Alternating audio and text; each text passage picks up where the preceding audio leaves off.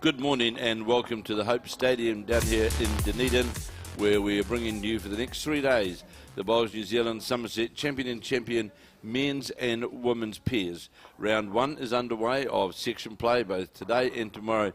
Both the men and the women will be playing various section play, and on Sunday we will be into post-section play. We'll have live action for you right throughout the 3 days. And this morning, sitting with me, I've got Andy Campbell with me from Tauranga. So welcome, Andy. And we'll have this first round action. And, of course, we'll have action right throughout the whole day. In front of you now on your screen, you will see the various games of which we are bringing you. And, of course, we're bringing you on the split screen method, which we used last week. So please excuse us for any errors that one may make, because we're jumping between screens, jumping between games, and the two games that we have got in round 1 this morning is from the Featherston Club in the Waitarere, the team of Rowe and Olivia Mancer. They're up against the North Harbour combination from the Birkenhead Club of Kirsty Hill and Trish Croot.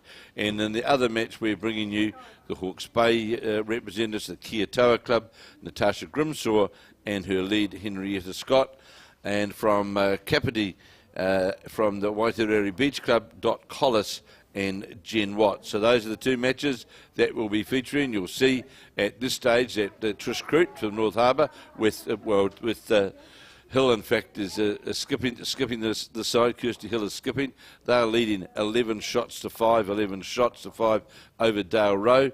And Natarsha Grimshaw and Collis are locked up at 8 apiece.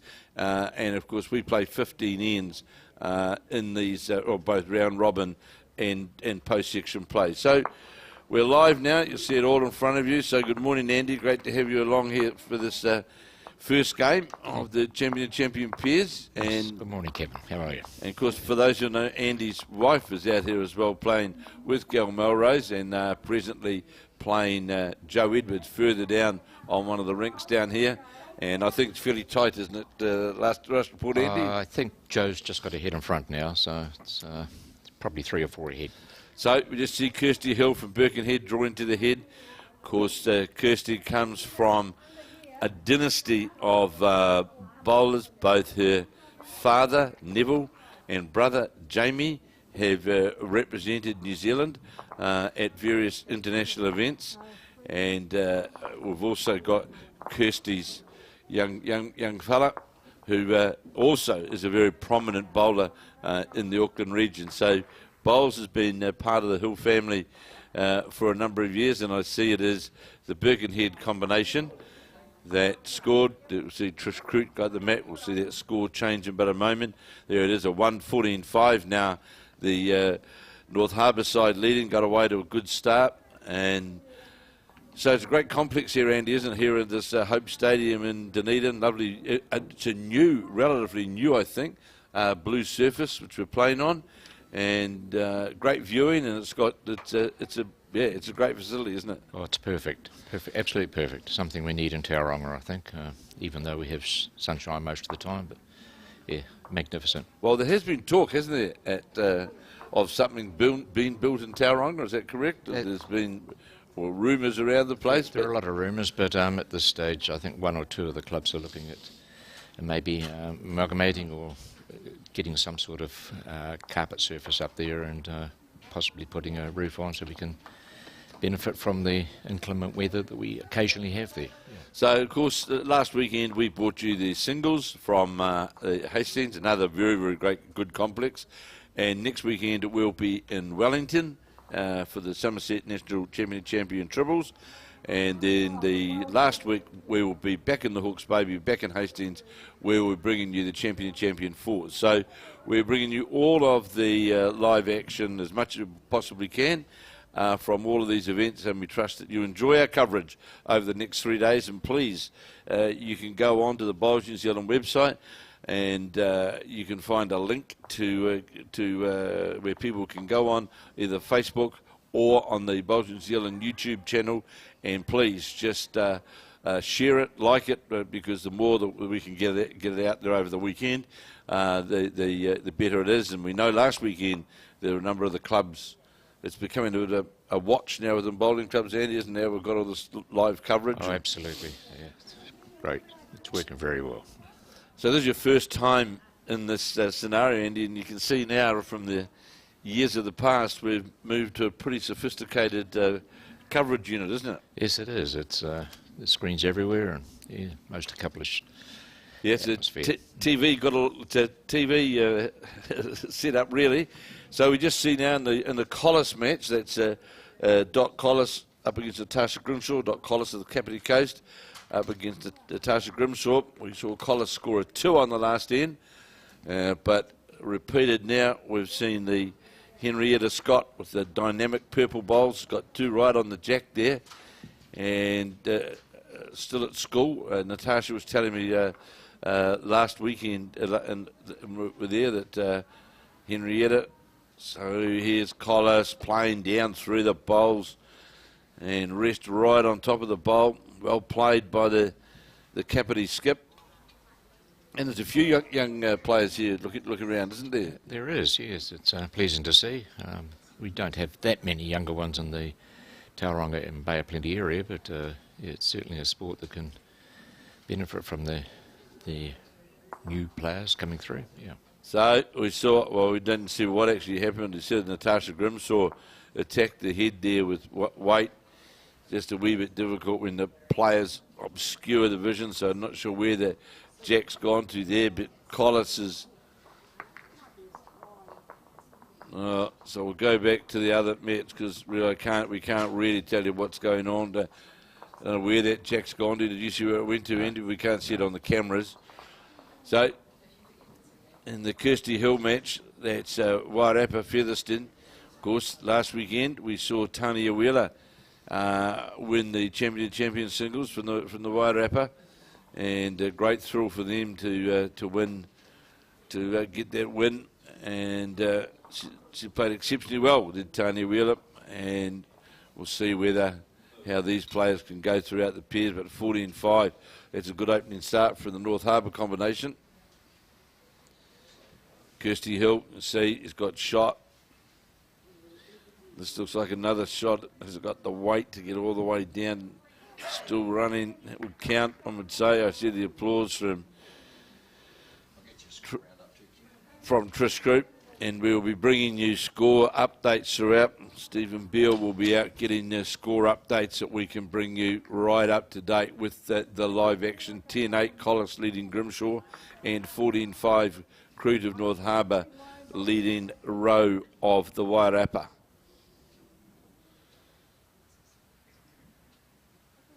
And just so as you know what matches that we'll be bringing you today, I can tell you on the split runs, we've got a big one on the next round for you. We've got Joe Edwards, of course, the former New Zealand player. She'll be lining up in the next game, as will Capill of Blenheim, Kitching of Timaru. Then we've got the Canterbury combination in round 3, up against the Tauranga combination, Gayle Melrose and Mary Campbell. And then we've got Invercargill up against Southland, up against Dunedin as well. So there's a full... We're doing our utmost to try and get coverage throughout section play of most of the combinations. So for the clubs that are people at home, Andy, it's great that they can, watch their teams in action, isn't it? Absolutely, yes. It's a fabulous service, and I think the split screen is streets ahead of what we had at the very beginning a few years back here. It's it's the innovation. Well, I think I'm right in saying the CEO of Bowls New Zealand, Mark Cameron, sort of pushed a wee bit for it. Last week was our first run at it, and it went pretty good. Yeah. It took a wee bit of getting used to it, but we're up and running now. And it was the Grimshaw combination that scored, because I see Natarsha Grimshaw's lead there. Henrietta Scott, the schoolgirl, the secondary school student, just delivered the jack. So here is Scott. By goodness, she's certainly of the younger brigade, Andy, isn't she? Yes. Yeah. Yes. But Natarsha, very impressed with her as a young up-and-coming player. She just goes by the head. Certainly, she had a green correctness, comes to the centre line, a couple of metres in behind. And, of course, Natarsha Grimshaw just going down last week, and so ever so narrowly, to Leanne Paulson in post-section play in the singles at Hastings, as we see this first bowl come in of Jen Watt. That's the Waitarere Beach side they have had a late replacement come into their side. Jen Watt's come in, the old capital C for COVID sort of arrived unexpectedly, and so Jen Watt has come in as a replacement to play with, to lead for Doc Collis. So we've got 18 centres represented here. Some, we would have liked more, obviously, but there's been a variety of reasons why various centres aren't here. And of course, in the men, we've had a defection, that being not a defection, one had to withdraw. That's the North Harbour side, Bart Robertson side, who of course last weekend was runner-up in the champion pairs. And Captain COVID arrived on his doorstep yesterday morning. And of course, at that point, too late to arrange a replacement to come in to replace Bart Robertson. So that's seen the North Harbour men's team have to withdraw. And these are the things that we're just faced with at this point in time. You watch this bowl here's a magnificent bowl from the youngster Henrietta Scott, right on top of the jack. Very good bowl. Good to see these youngsters, Andy, isn't it? Great to see them in action and at this higher level. It's great for them to. As Jen Watt, don't know if she's got the weight to get all the way up. No, she won't. Trying hard, and it is a lot easier now, though, Andy, with the commentating with all the coloured bowls now. It's fabulous. Yes, no black and brown ones anymore. No, it certainly makes life far easier than what it used to be. Yes. Mind you, in the old days on radio, it didn't really matter because no one could see anyway. That's right, yeah. Stu Scott, of course, the legend. I suppose he got it right. Obviously, we got it right most of the time. You never get it right all the time. No, you can't. No. And, but this new innovation now that we've got, and this is the first time I think Andy's seen that the operation that we've got at Bowls New Zealand, and it's certainly, it's like being at TV1 studio. It is. Yeah. Not that I've had that pleasure, but... well, it's not always a pleasure either, Andy. Yes. They only want you when there's something wrong. True. So, Collis skip, definitely one down, trailing Natarsha, leading Natarsha Grimshaw 10-9. There's a good bowl coming in here. Is going to get the jack. Yes, it will. Well played by the Capill player. Just did Drew and just managed to move the jack a couple of inches off the Henrietta Scott bowl. So we'll see Grimshaw on her backhand, trying to get down to that sit on the bowl. Is it wide enough? It's certainly trying hard with wide. Is it going to come back to the jack? Needs an inside slide. Not quite, but another bowl on the head. So Croot and Trish Croot, it's Kirsty Hill that's skipping, leading their match against the North Harbour, the Waitarere side. They're leading by 14 shots to 5, and another youngster there in the Waitarere side, Olivia Mancer, only a youngster as well.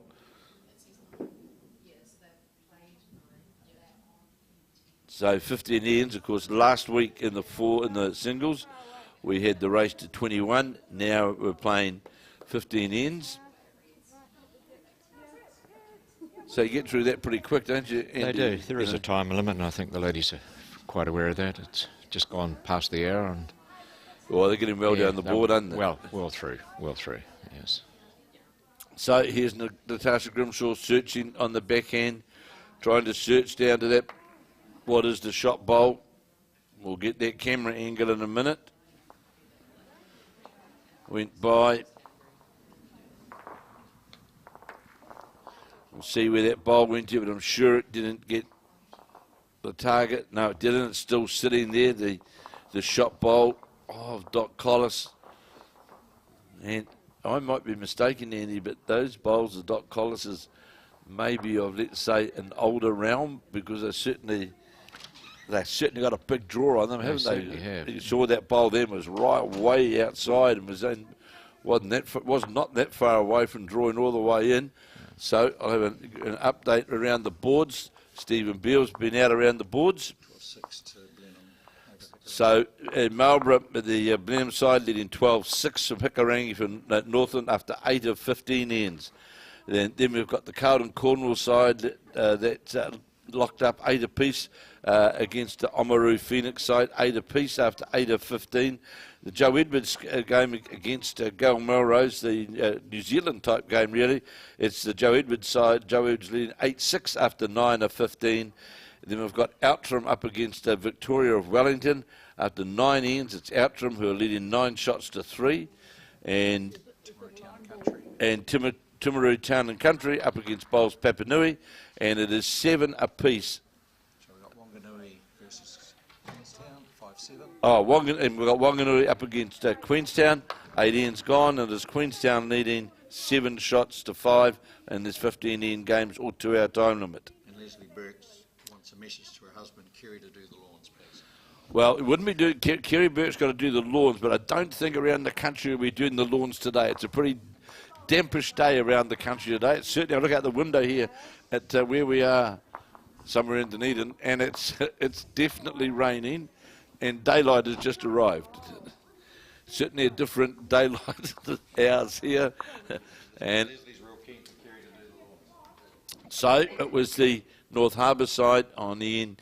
We'll see they scored again. They've jumped out to a pretty handy lead. Andy having that Yes. Trish Croot's side. Yes. They're out to a good lead, and it was obviously one to the side, the Capill side, in that last end. We'll check that up.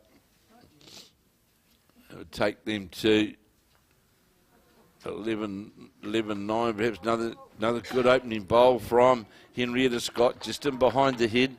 But the lead, Jen Watt certainly got one literally right on top of the jack. So breaking in towards the head now, not going to get inside the bowl of Henrietta. Henrietta Scott just drifts outside it. Scott again now on her forehand.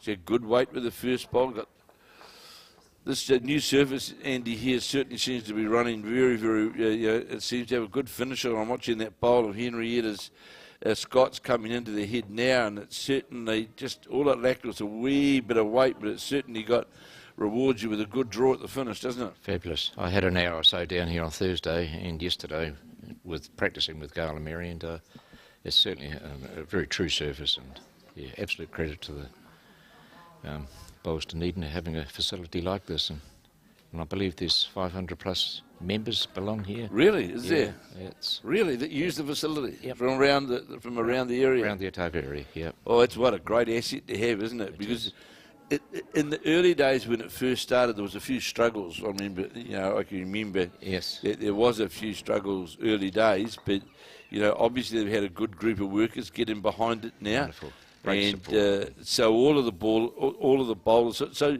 it's not a club as such; it's a stadium of use, isn't it? Yeah, absolutely, and they pay a fee each player, and I'm not sure what it is, but so they pay like a mat fee to play for an hour or something like that. I believe they pay a fee to join and become a member, but it's not a club such as the normal club situation. Right, so and of course it is the headquarters from Dunedin, obviously, for the PBA, the Professional Bowls Association. They host, and of course we're back here later on in September, I think it is. Yes, September. We're back here for the North-South match. Yes, and teams announced the other day.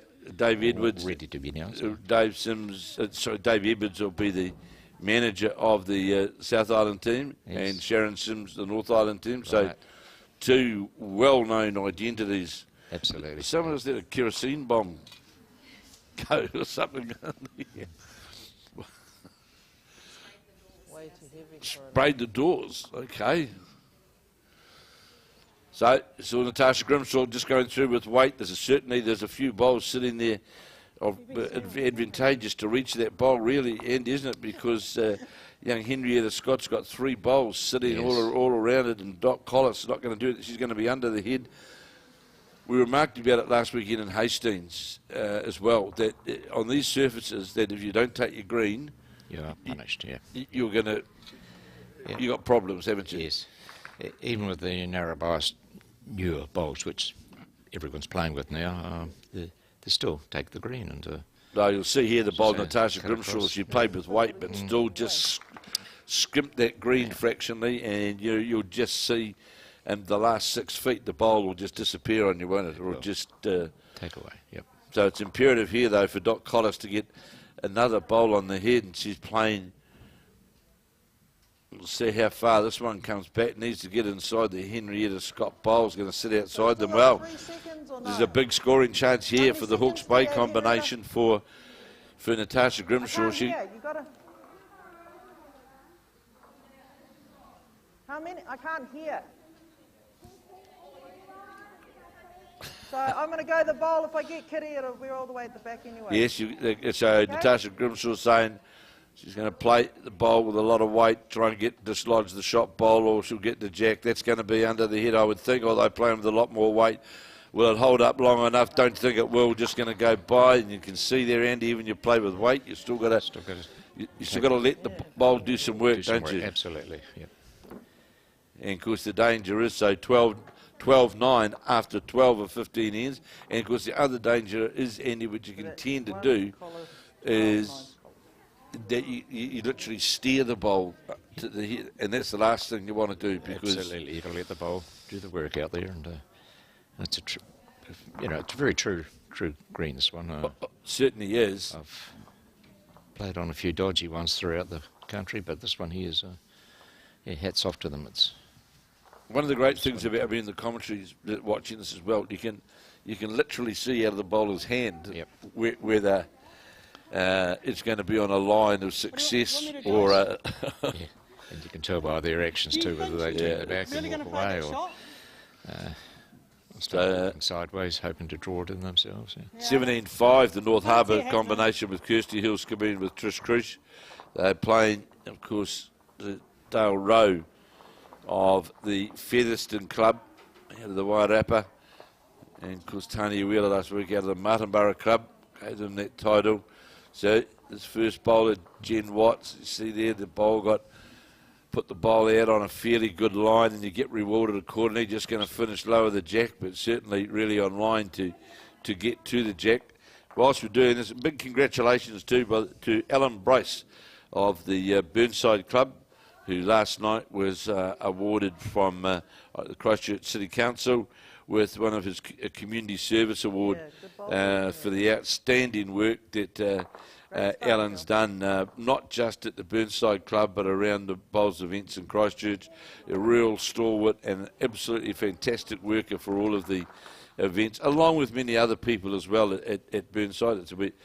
It's perhaps one doesn't need to signal, just talk about one person, because there's a number of people at Burnside who've done a sterling job over the years. But a hearty congratulations to Alan for a very well... Up to you. Which hand you going to for a very well-deserved community service award, and we hope you enjoy it, Alan. And we just saw the Croot hillside jump away to a 22-5, just picked up 5 shots over the Waitarere side, and we also saw the looking good. Look good for the Hawke's Bay side. Going to sit on the bowl after Jen White just got a touch on the jack. So, change of hand here by Jen Watt. One of the dangers as well, Andy, on this surface is that, and I've just seen it here, is a good bowl here, another good bowl coming in right into the head, and we'll draw another toucher.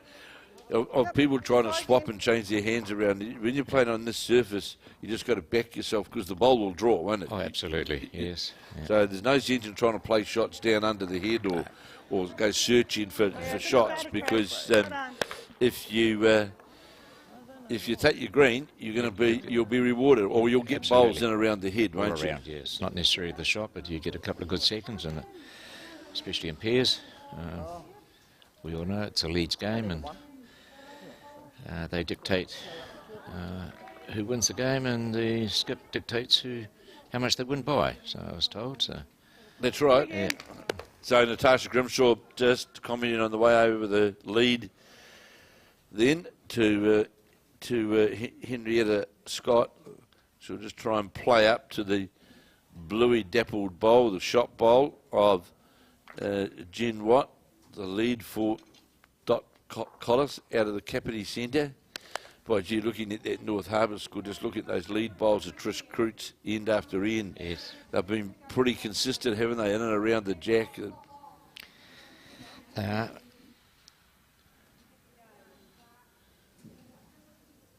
So, Doc Collis, this is another good bowl coming into the head. Is it going to get all the way down? Well, it will. We're well played by the Capill skip, but I'm sure now we'll see Natarsha Grimshaw on her backhand will endeavour to reach the jack, reach through the jack, play with weight to reach through the jack. And is it going to come back far enough? It's certainly trying hard to get all the way back to the jack. All but just went by. Very close there, Andy, to getting the ultimate result, wasn't it? It was very touch close on the jack. That'll be the next shot to play again. Yeah. Well, got everything to gain, hasn't he, now? Because put that back bowl in as well with that first bowl that she played there, just narrowly missing the jack. And we're seeing now that Doc Collis is heading for the forest, get a bit of cover. Get a bit of cover. Get a bit of cover down there, leading 12-9. And, 12 or 15 ends gone. You sort of, you just want to make sure this looks, unless it's got a lot more weight, this is going to be under the head. Needs a bit of luck. Might get a front slide, will it? It's only hope is a front slide. Might get one. Yes. Unsure there. Tipped the jack out. Definitely still one. Sat on the bowl. One and a measure, so it has just altered it slightly. And as you'll see here, Andy, it can be, with the camera angles, it can be just a wee bit deceptive. Quite deceptive, yes. Especially once the jack's been moved. And Yeah, if the jack's moved off the centre line, absolutely, it can make it. So we'll see. Change of hands here by Doc Collis. Went out on that wider side now. Now here's the chance Try for. again. Here's the chance here for that trail or jack movement. It's certainly got to be under the line. Yep. So as we said, that this is now in 13, 1 and a measure.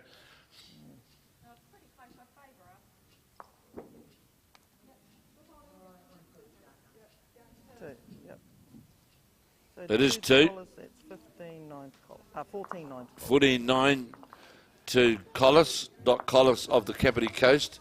49 leading Natarsha Grimshaw of the Hawke's Bay. And in the other match, it's the North Harbour combination of Trish Croot leading the combination with Kirsty Hill. And it's certainly it's one-way traffic over the combination of Dale Rowe and Olivia Mancer, another youngster. Well played there by the skip, though, by Dale Rowe. Got 2 lime green bowls right on top of the jack. Hill on the charge, going by, won't make contact. Just outside the bowl. Mind you, she got the back of the bowl as well. Andy could have shunted those 2 bowls out of the head, couldn't absolutely, yeah.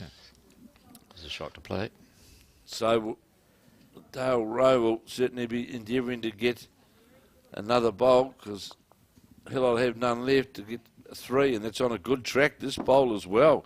This also is on a good line. It's going to just sit on top. But, well, could still well be 3, just if you'll see when they remove those bowls. Just 2 it was. 2 to Rowe, which makes it 22-7 to Hill.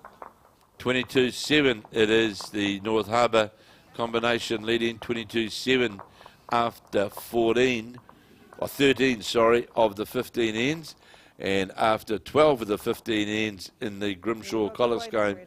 That's Grimshaw of Hawke's Bay and Collis of Capill Coast, and it is 14-9 after 13 of the 15 ends. So normally with pairs, Andy, it's 18 ends, isn't it? It is, yes. That's the more conventional, isn't it? Yes. So they're going to get well and truly finished in time here. Yeah. So the youngster trying very hard here for the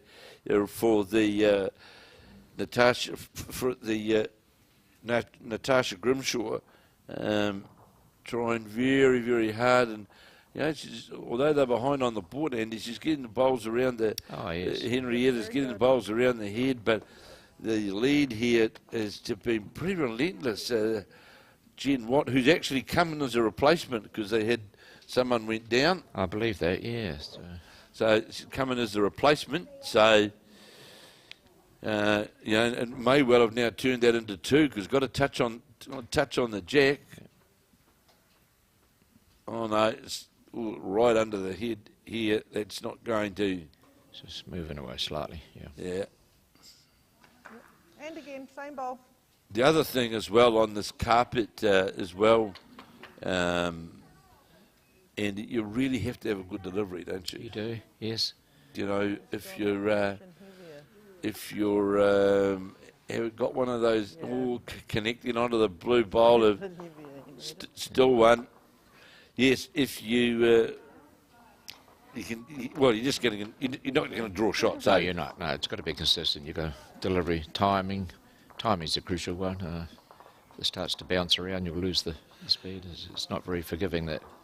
Because it's a concrete base, isn't it, I believe, this one? I think it is, yeah. Compared to, say, Pukekohe with the wooden base. And yeah. So you could get a headache here. You could. But the surface is wonderful. The colouring is makes it just good, isn't a it? pleasure to be out here. Yeah, it's good. Yeah. Very good. The blue. Yeah. Yeah, it is good. And of course, under the old surface here, we we had played the finals of Asia Pacific. Yes. Indoors here. Was Mary part of that? 2003 she was Asia Pacific's down here. Yeah. In Christchurch, I think it was, but she has played here, but with the old surface, not since the new ones. Yeah, it was when Marlene came here yesterday because they played here. It would have been at the same time, more than likely. I would think so, yeah. But it was the old surface. We see Grimshaw draw another shot there, so they're holding 2, maybe even 3. They're holding as we watch the bowl of trying to get. Got a bit of luck, really. Got a slide off the bowl. Yeah, come quick and come up and let me know what's happening. And one down, I'm sure we'll see on the everything here for her to play with reaching weight through underneath the bowl to try and get that shot bowl. Doesn't want the jack, needs to come back now. It's on a line to get to the bowl. It's got enough weight to hold up and get all the way down. Great shot. And how far it got 2 turns on the bowl. And we'll see what that does. No indication. So we've got an update on the scores. 14-6 to Blenheim over Hikurangi. 14-6 Blenheim leading Hikurangi of Northland. Oamaru Phoenix 13-9 up against Carlton after 11. 13-9 Oamaru leading Carlton. That's Andrew Kelly's mum. Andrew Kelly's mother, of course. Kelly about to jump on a plane and head to the Commonwealth Games. I need to know. Nelson 12, Tauranga 6 after 11. Nelson So 12, side hand this way. Tauranga 6 Tauranga 6 after 11. after 11 of So she's 15. high, she's high, isn't she? 4 up Yeah. over Victoria. Henrietta, stand by the high bowl for me, please. Come this side and give me. That was, the last one was 12-6 Nelson over Tauranga, then Outram 12, Victoria 4 Outram leading Victoria 12-4 after 11. after 11 of 15. Queenstown 12, Wanganui 8 after 11. Queenstown leading Wanganui 12-8 after 11. And Timaru 9-7 up against Bowls Pap after 11. 9-7 it is. Well, here's that in that last game, which was Timaru versus Bowls Papanui. Here's a big count coming up here. They've taken 3 out, I think, to date.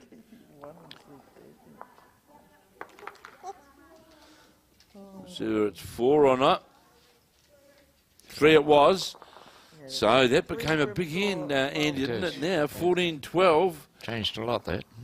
As we've played now, there's not much to go.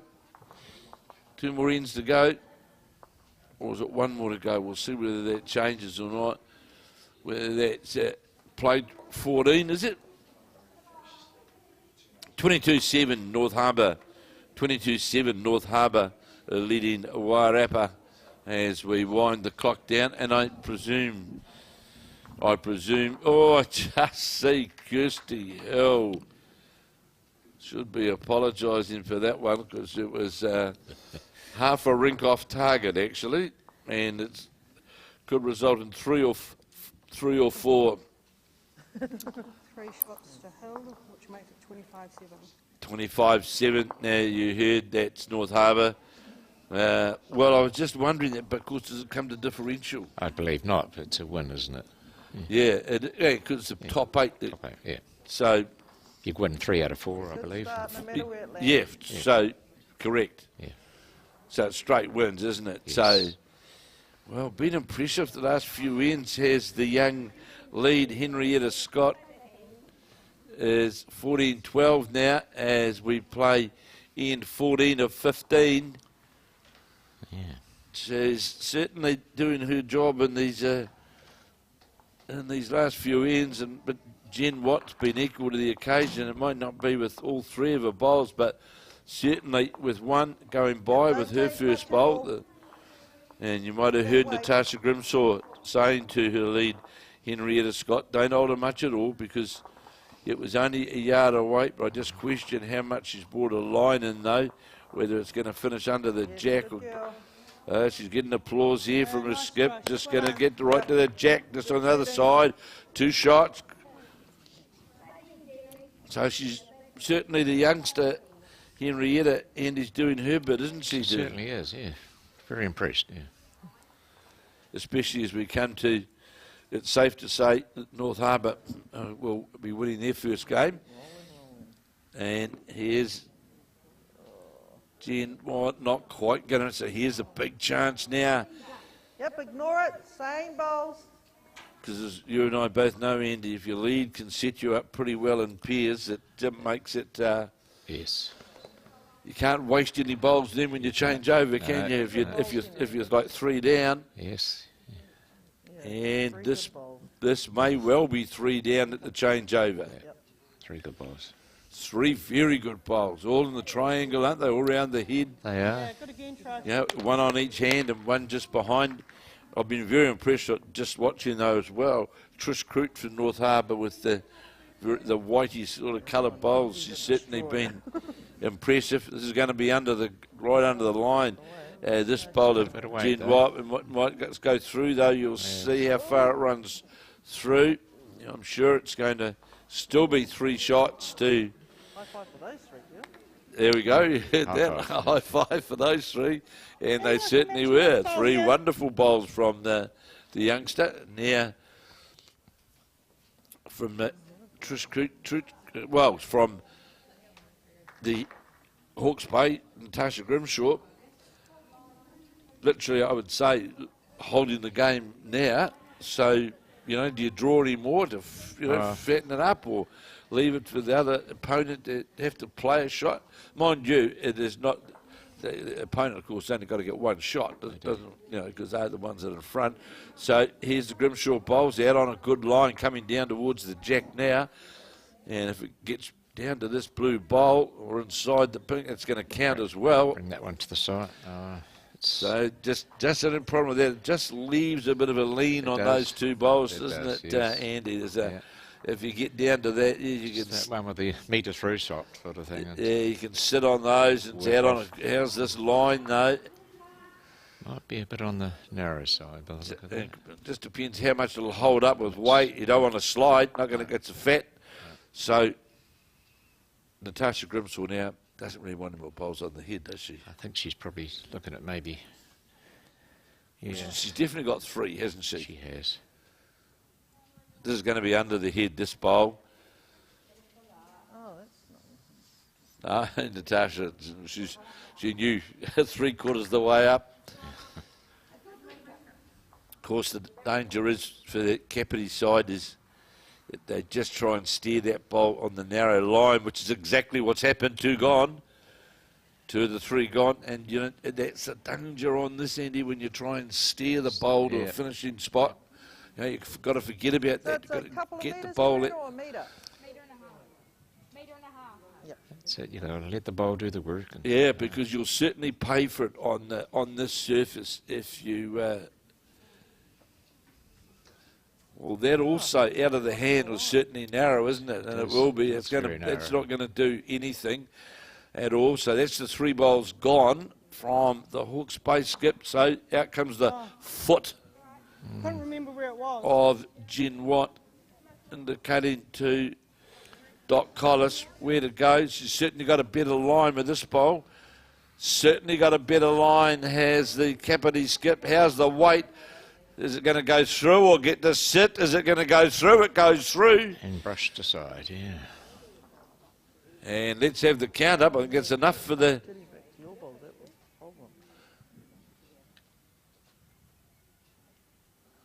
Well, they're just taking the 1 out, Andy. So far, yes. It's 14-13. 4 it is. Four it is.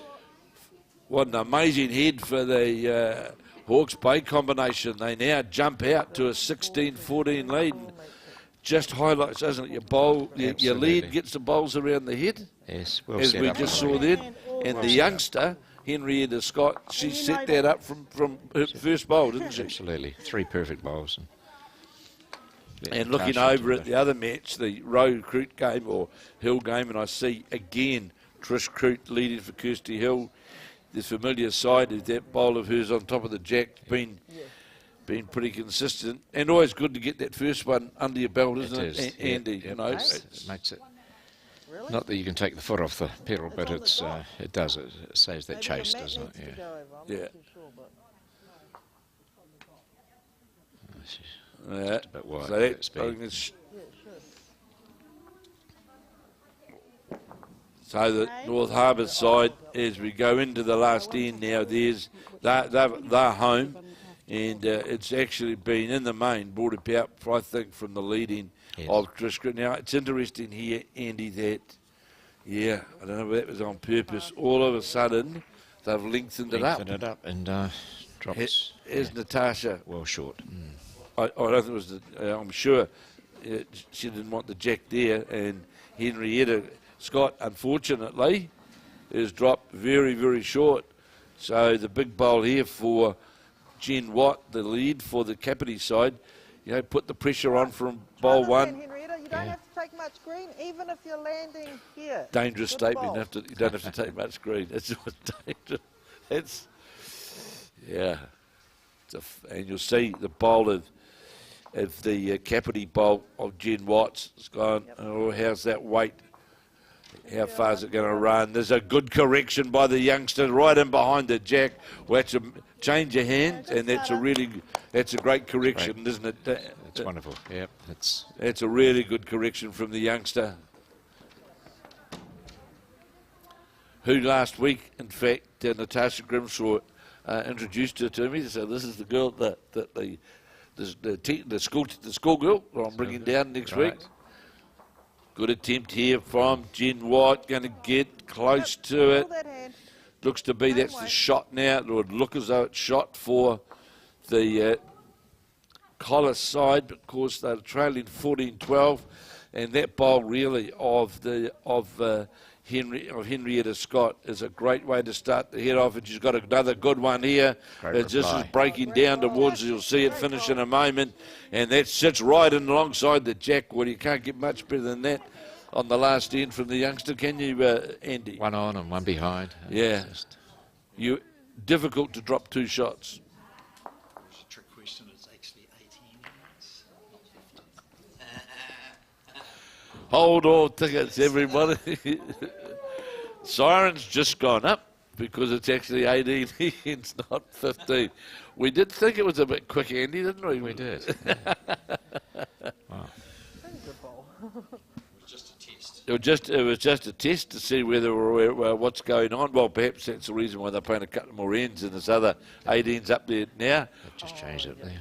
Well done, ladies. Yeah, get it to get them. So it's ironic, isn't it? Both these matches out here this morning, Andy, we've got two teenagers Yes. leading, haven't we, for We have. both the Waitarere side and the Hawke's Bay side. So great to see. Great to see, all right.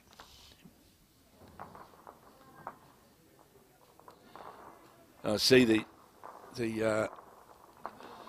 departure of one of the Cook Island teams for the games there, and a couple of youngsters in that. One ex-Aucklander, Jason Lindsay, and a youngster as well, Aidan Zitterstein from Taranaki. So yeah, they're a couple of real youngsters who will be on. Well, Jason's not so young now, but they're two youngsters in the international scene. And in fact, the last Commonwealth Games, Aidan Zitterstein and his partner got a bronze medal in the pairs. That's right. We were actually able to see that over in Gold Coast there. Yeah, super. So here's we see that.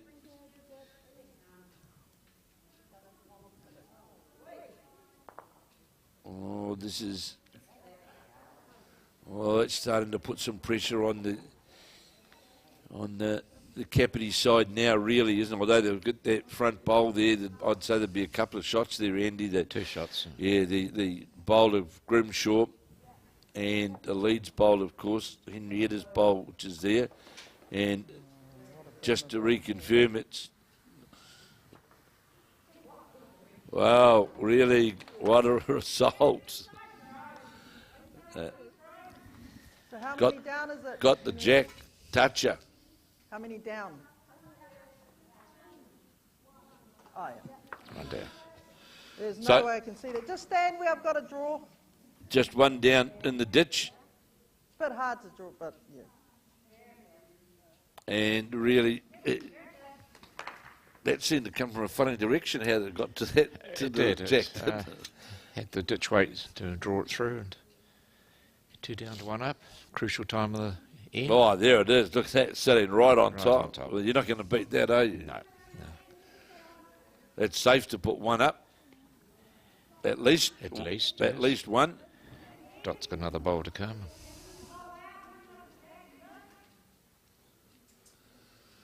And people watching, you got to understand when the jack goes in the ditch, it's somewhat challenging to get cameras over the top of, right exactly over the top to the positioning, because it's just that is somewhat of a challenge. One it is. 1 to Collis makes it 15, 16 to Grimshaw. Thank you, Natarsha, for keeping us right up to date, because we are fortunate, and we thank the players very much who are mic'd up as well, and they're keeping us up to date with the score as we go. So it is now 16-15. You'll see it clearly there on the board and behind us, the white board and behind us there, and that's 15 ends now Rowe, which makes gone it of 26-9 to Hill. 26-9 to Hill. In the other match, you'll see Trish Croot just putting those scores up. And 15 ends completed in this feature, in this match between Natarsha Grimshaw and Henrietta Scott of the Kiatoa Club in Hawke's Bay, up against the Capill combination from Waitarere Beach, Doc Collis and Jen Watt. Now, Waitarere Beach, Andy, is up Levin way, is that right? Yes, it's between Levin and Foxton. And it's on the beach, is it? Yeah, yep, right on the beach, yeah. Have played there a number of times many, many years ago, but yeah, very. And I believe they're holding New Zealand Clubs ladies tournament down there at the end of this year. Oh, sometime. right, okay, oh, right. Yeah, very. Henrietta. Anywhere around the Capill area is a very pleasure to play on. Another good opening bowl by the youngster. The last couple of years, Henrietta's been pretty impressive, Andy, She hasn't has, she? yes. She's, at the right time of the game, she's really got, that drawing game going very well. And of course, the last end, she changed her hand as well and drew, and drew 2 shots. So. Yes. So going by is the bowler Jen And Watts. Henrietta. Nothing wrong with that bowl at all. 26-9 is the Trish Croot's side, skipped by Kirsty Hill last of one. North Harbour, leading Yep. the Dale Rose side Pass the head. with Olivia Mancer Fitzgerald. of the Featherston club. That's be pretty handy with that directly. Perfect line, metre Absolutely. over the head. It's good.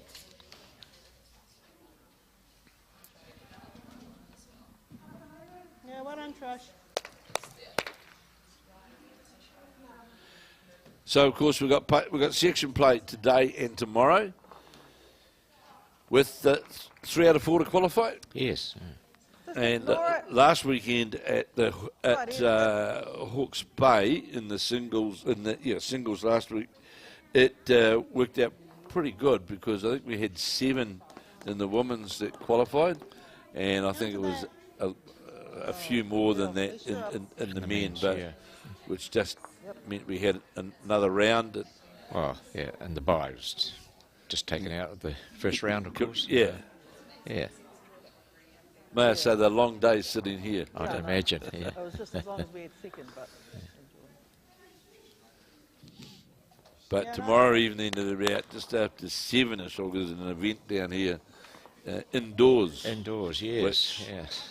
Will occupy my presence and enjoyment. I'm pleased you're there. I was there in Eden Park last weekend and thoroughly enjoyed it.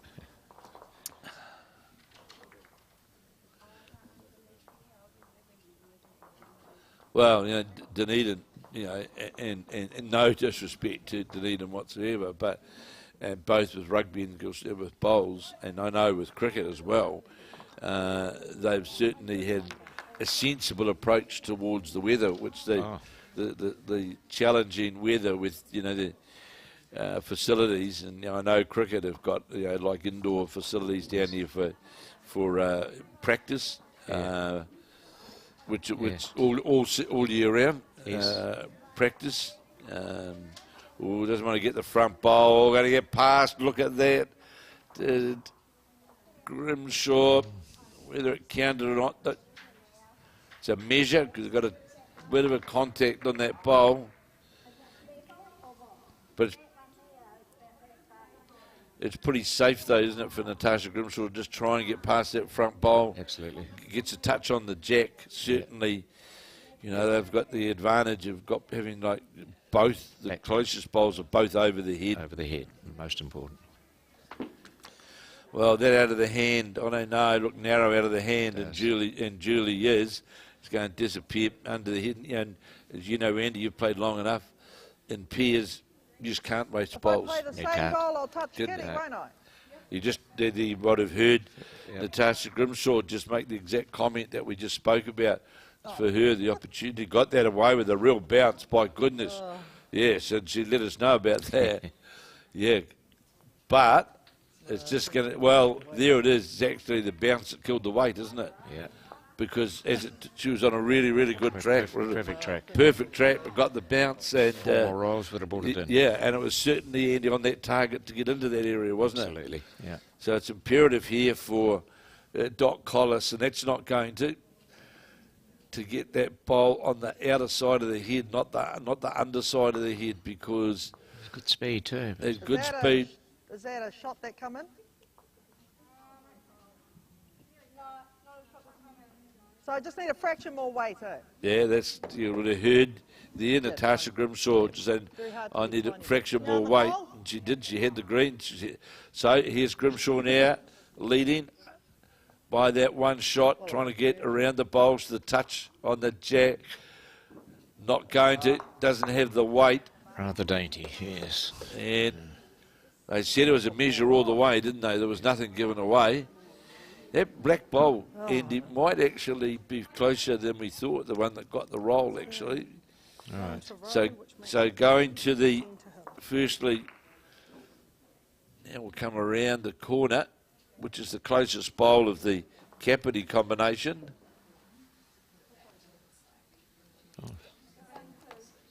It was that. Yeah, you hear Natarsha Grimshaw there, when you just looked at that other angle, then that's vital at this point of the game, isn't it? Absolutely vital, yes. Maybe with time up her sleeve, she may have come down from well, she's ruining it now. Yes, you can just hear that on the mic. You heard it on the mic, didn't you? Yes. Yeah, but just when they moved the camera around a bit, all of a sudden the angle looked slightly different, and yeah. So although the bowl was offline, it just made some contact, got a couple of rolls out of it. 26-10 now. It is Trish, Croot and Kirsty Hill of the of North Harbour, who are leading Dale Rowe and Olivia Mancer of the Featherston Club in the Waitarere, 26-10. Yep. And the next round that we'll be bringing you is Joe Edwards up against Lloyd of Queenstown, and Capill, which is in fact it'll be Gallop up against Kitching of Timaru Town and Country. So Jan Gallop is in that side, that Blenheim side, up against Kitching of Timaru, and those are the two games that will be bringing you in this next round. Been playing this hand really well. So Debra Lloyd and Jane Anderson up against Joe Edwards. Of course, no introduction needed for Joe Edwards, of course, and Kay Hammond. And in the Marlborough side, Coming well, Henrietta. the Marlborough side of Doc Capill and Jan Gallop Just out. up against the Timaru side, and that's the combination of Bridget Kitching and Arena Crabtree, and those are the two games that we're bringing you on this next round. And here's the update coming right now around the boards. So 10 minutes to go. 10 minutes to go, and it is Blenheim. That's the Jan Gallop side. Then Hikarangi of Northland, 17-11 after 14 ends. Carlton trailing Oamaru, that's Karen Hema up against the Phoenix side of Oamaru, 17-10. Nelson leading Tauranga, 19 shots to 8. Outram leading Victoria of Wellington, 13-8 after 15. The Wanganui Queenstown game, it is Queenstown leading that match by 14 shots to 11 after 14. And in the Timaru of South Canterbury leading Papanui of Canterbury by 11 shots to 9 in round 1. So back to the game here, and it is the bowl of Jen Watt. Yes. Shot. Needs to get inside, not going to do so. And there's two very good bowls there from Henrietta. Catches there, Henrietta. If you come this way, So, you can either sit the bowl. If you take Kitty, it'll go to us. so very nearly clear. Natarsha Grimshaw saying just play out there on your backhand. And see Henrietta get down to the jack. How fast is it going to come back with weight? Or is it going to go by? There's a great attempt by the youngster. Yeah, but it's at least She was only half a bowl away. She was, yeah. Henrietta of getting the perfect result there. 17-16, 17-18, and they'll get through on the clock, won't they? 'Cause Yes, it's about 9 minutes or so to go. so it's with getting just close. the skips bowls to play here, Yep. And there's another end after that. they'll get the They'll jack make it. delivered after that, won't they? Yep. Big chance here though for Natarsha Grimshaw. She can just sit that bowl, and it really Doc Collis. Just one on a backhand to nestle amongst those. Well, she needs to get another bowl on the head, doesn't she? Yes. It's Match those two yeah, big ones. because it is vulnerable on the. And I don't think that's going to come all the way back with that weight, is it? No, it's not. It's lower the jack. So here, Natarsha Grimshaw. Always best to get it with your first one, isn't it? It is, yeah. So here's Natarsha Grimshaw now. just you moved on. 26-10, Kirsty Hill in her game. Well, to me, just depends how that weight is, Andy. Looked to be light on the line, I thought. It is going Just to a be. fraction, yeah. But only a bowl, that's all. Another one on the catching pen, yeah. Well, the Capill side have got to get a bowl in amongst that nest of three, that little triangle of three there, Yep. because everything's certainly favouring the Hawke's Bay side. Any touch, better this line. looks a better bowl here, isn't Yes. it? This is a perfect bowl, going to sit Couple of set on down. there. And Yeah. Oh, it's not. well, still just the there, one, though, eh? Yeah. but Only it just missed it. so only an ounce of improvement does Natarsha Grimshaw need with this bowl here to get to the. That fraction wider, they won't come in. So just got it out on the wider side. Well, the reason why it didn't come in really, Natarsha, is because that's actually where you put it there, because it's actually come right back to the has. centre line. So Just that metre or so it through. just contradicts the statement, doesn't it? If you had it right, it would have come. It would have literally come back to where the jack is. Still got a bowl left though, one down, and it's Collis leading 17-16. This bowl is going to finish in a horrible spot for Grimshaw. She's got to now play. Got to play narrow weight down under the Narrow weight line. on top of that, yep. Yeah, she's got to play with weight through the bowls, doesn't she? With it That's is two down. it's two down. She's Well, just definitely drawn has to play with weight under the line. Yep. Well, so which side, Henrietta? I need to know which hand I'm going to play. Not that hand. No. No, not that hand. That makes it a very hard shot to play, really. Very Andy. difficult, especially Doesn't as it? she was so close with the other. Yeah, two on the forehand. the shot really, the best shot option. Yeah, the best shot option was down through on the other hand, wasn't it? Really, With a metre to her pace. Just correct. She To could Rowe, Yeah. which makes have played that straight line down under there. Yep. Had the back bowl. The back is the deepest bowl. Was that of Yes, Oh. Grimshaw's had the back bowl there. so you could burn. Natasha's was back and Yeah, could have burnt some burnt. weight there. Couldn't it? Absolutely, absolutely. When you look at it's the last end. She'll rue it now if it's only one. Oh, it is 2. So that's 2 to Collis, 19-16. 19-16 as we play the last end. 26-10 to Kirsty Hill and Trish Croot over Dale Rowe and Olivia Mancer. 26-10 as we come. Well, there's another score to go up on the board.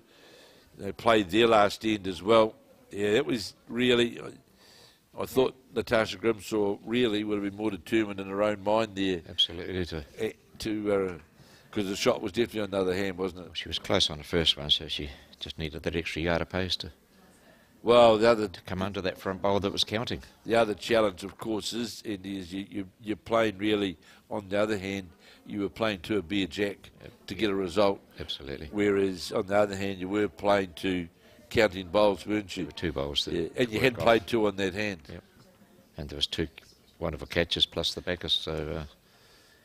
yeah, any weight would have been complimentary for them, wouldn't it? Absolutely. Especially at this stage of the game with 1 need to go.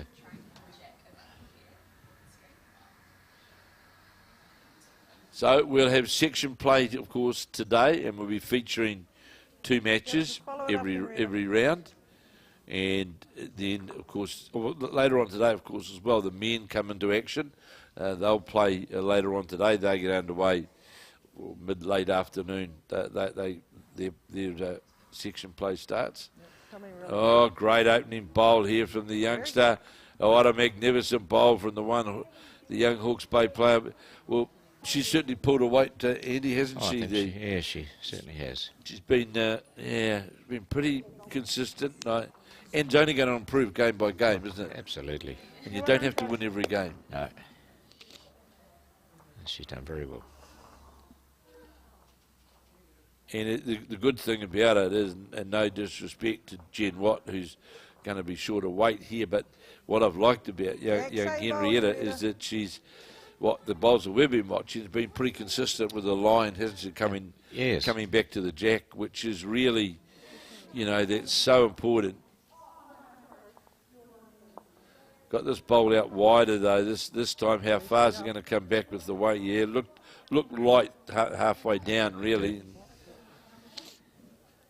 But, of course, needing 3 to tie, so that it really want Henrietta's bowl up on the head with this the next one, her 3rd bowl.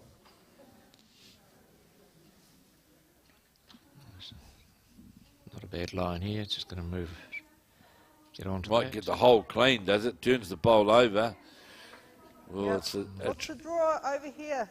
It's a triangle of mess there for the Hawke's Bay side to try and build a head to get to the 3. Going down the wide side. Yep. And we've got new helpers with us today from Bowls, Canterbury, and a young student here from Dunedin who are giving their time up to be with us for the weekend. And as you can see, Andy, that's they do a lot of work. They do. There's camera angles and for those who don't understand, in the old days we used to have to manually do the cameras out on the greens. Yes. And it's now all computerised here from this little studio that we've got. And the girls here can adjust the camera angles which are out on the green. Yep. And they can just adjust the camera angles accordingly to bring you the live action. And that's why when you see a bowl go or a jack go into the ditch, we have got the manoeuvrability to get a look at it. Not every time you can get it perfect, but you're certainly able to get a good view. Now, when people ask me, have we got, is this one thing that we've got a better deal than Australia? Yes, our coverage, our technical coverage is certainly, I think, is up with anything. It's right up with the best. Yes, I agree on that. Well, Bowls New Zealand have invested over the last couple of years a tremendous amount of money and time. You just watch that bowl, see where that bowl in Natarsha Grimshaw's finishes, but she gave it that twist at the start of the delivery, and 9 times out of 10 will finish under the line, and it did, but only just, to be fair to her. She wanted that bowl to be counting, sitting richly on that jack level blue bowl, to to give herself another a chance of 3. But of course, even now, if she was able to touch the jack, on the dead draw, she's not going to worry about turn that. Got a turn out of the blue bowl, Yes, did the Capill skip. Just got a tip on the. So it's only Natarsha's only got the one. Yeah, it just changed slightly the options of that hopeful jack movement. And this is what she's trying to play to. She's close. Get the back of the jack around the corner. Well, that's 2 for sure. So May got a chance to get in 3. Yes, they have.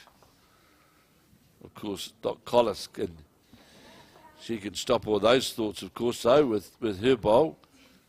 And it's certainly on a line to be able to turn something into the head. Just going to, turn the blue bowl of. So how are we going to get 3 out of that? Turn the Leeds bowl through the head. I don't know whether that was the intention that she was going for. She had the good speed to get But had the right speed, right, did you say? That's the only way, eh? Yeah. So, played out on that backhand with a yard of weight, chipped the inside of the blue bowl, and could lay 3. Yep. So, the Capill lead's not going to let us see it anyway. So, obviously it hasn't. So, it is a one shot to the Hawke's Bay side, not enough, and it will be 19-17 to the Capill combination from Waitarere Beach. That's the side of Doc Collis and Jen Watt up against the Hawke's Bay side from the Kiatoa Club. The youngster Henrietta Scott leading with Natarsha Grimshaw, and it was the Capill ladies that got their first win, the first win. And in the other match where we had the Waitarere combination from Featherston, that being Dale Rowe and Olivia Mancer up against the North Harbour combination of Trish, Croot leading and Kirsty Hill skipping. It was the Kirsty Hill skip side who ran out the winners quite convincing. So, Andy, really, that game, that Hawke's Bay Capill game could have gone either way, couldn't it? Absolutely. It was one of those one-bowl result games, wasn't it? It was, yes. It was very, very close there, and a couple of executions of 1 or 2 shots there were quite crucial towards that. Yeah, it was just a couple of bowls in the last 2 or 3 ends, wasn't it? So it. Thanks for coming along here, Andy. Thanks for sitting with us. Hope you enjoyed covering this first match at the Somerset Champion of Champion Pairs here at the Hope Stadium in Dunedin. There in front of you, you see the games that are coming up on the TV, and there they are in front of you, the next round that we've got there, the 10-20 round, and we'll be bringing you all that live action. So this is Kevin Hickland and Andy Campbell at the Somerset National Champion and Champion Pairs, and we'll be back for round 2 very shortly. Thanks, Kevin. Well done, Lena.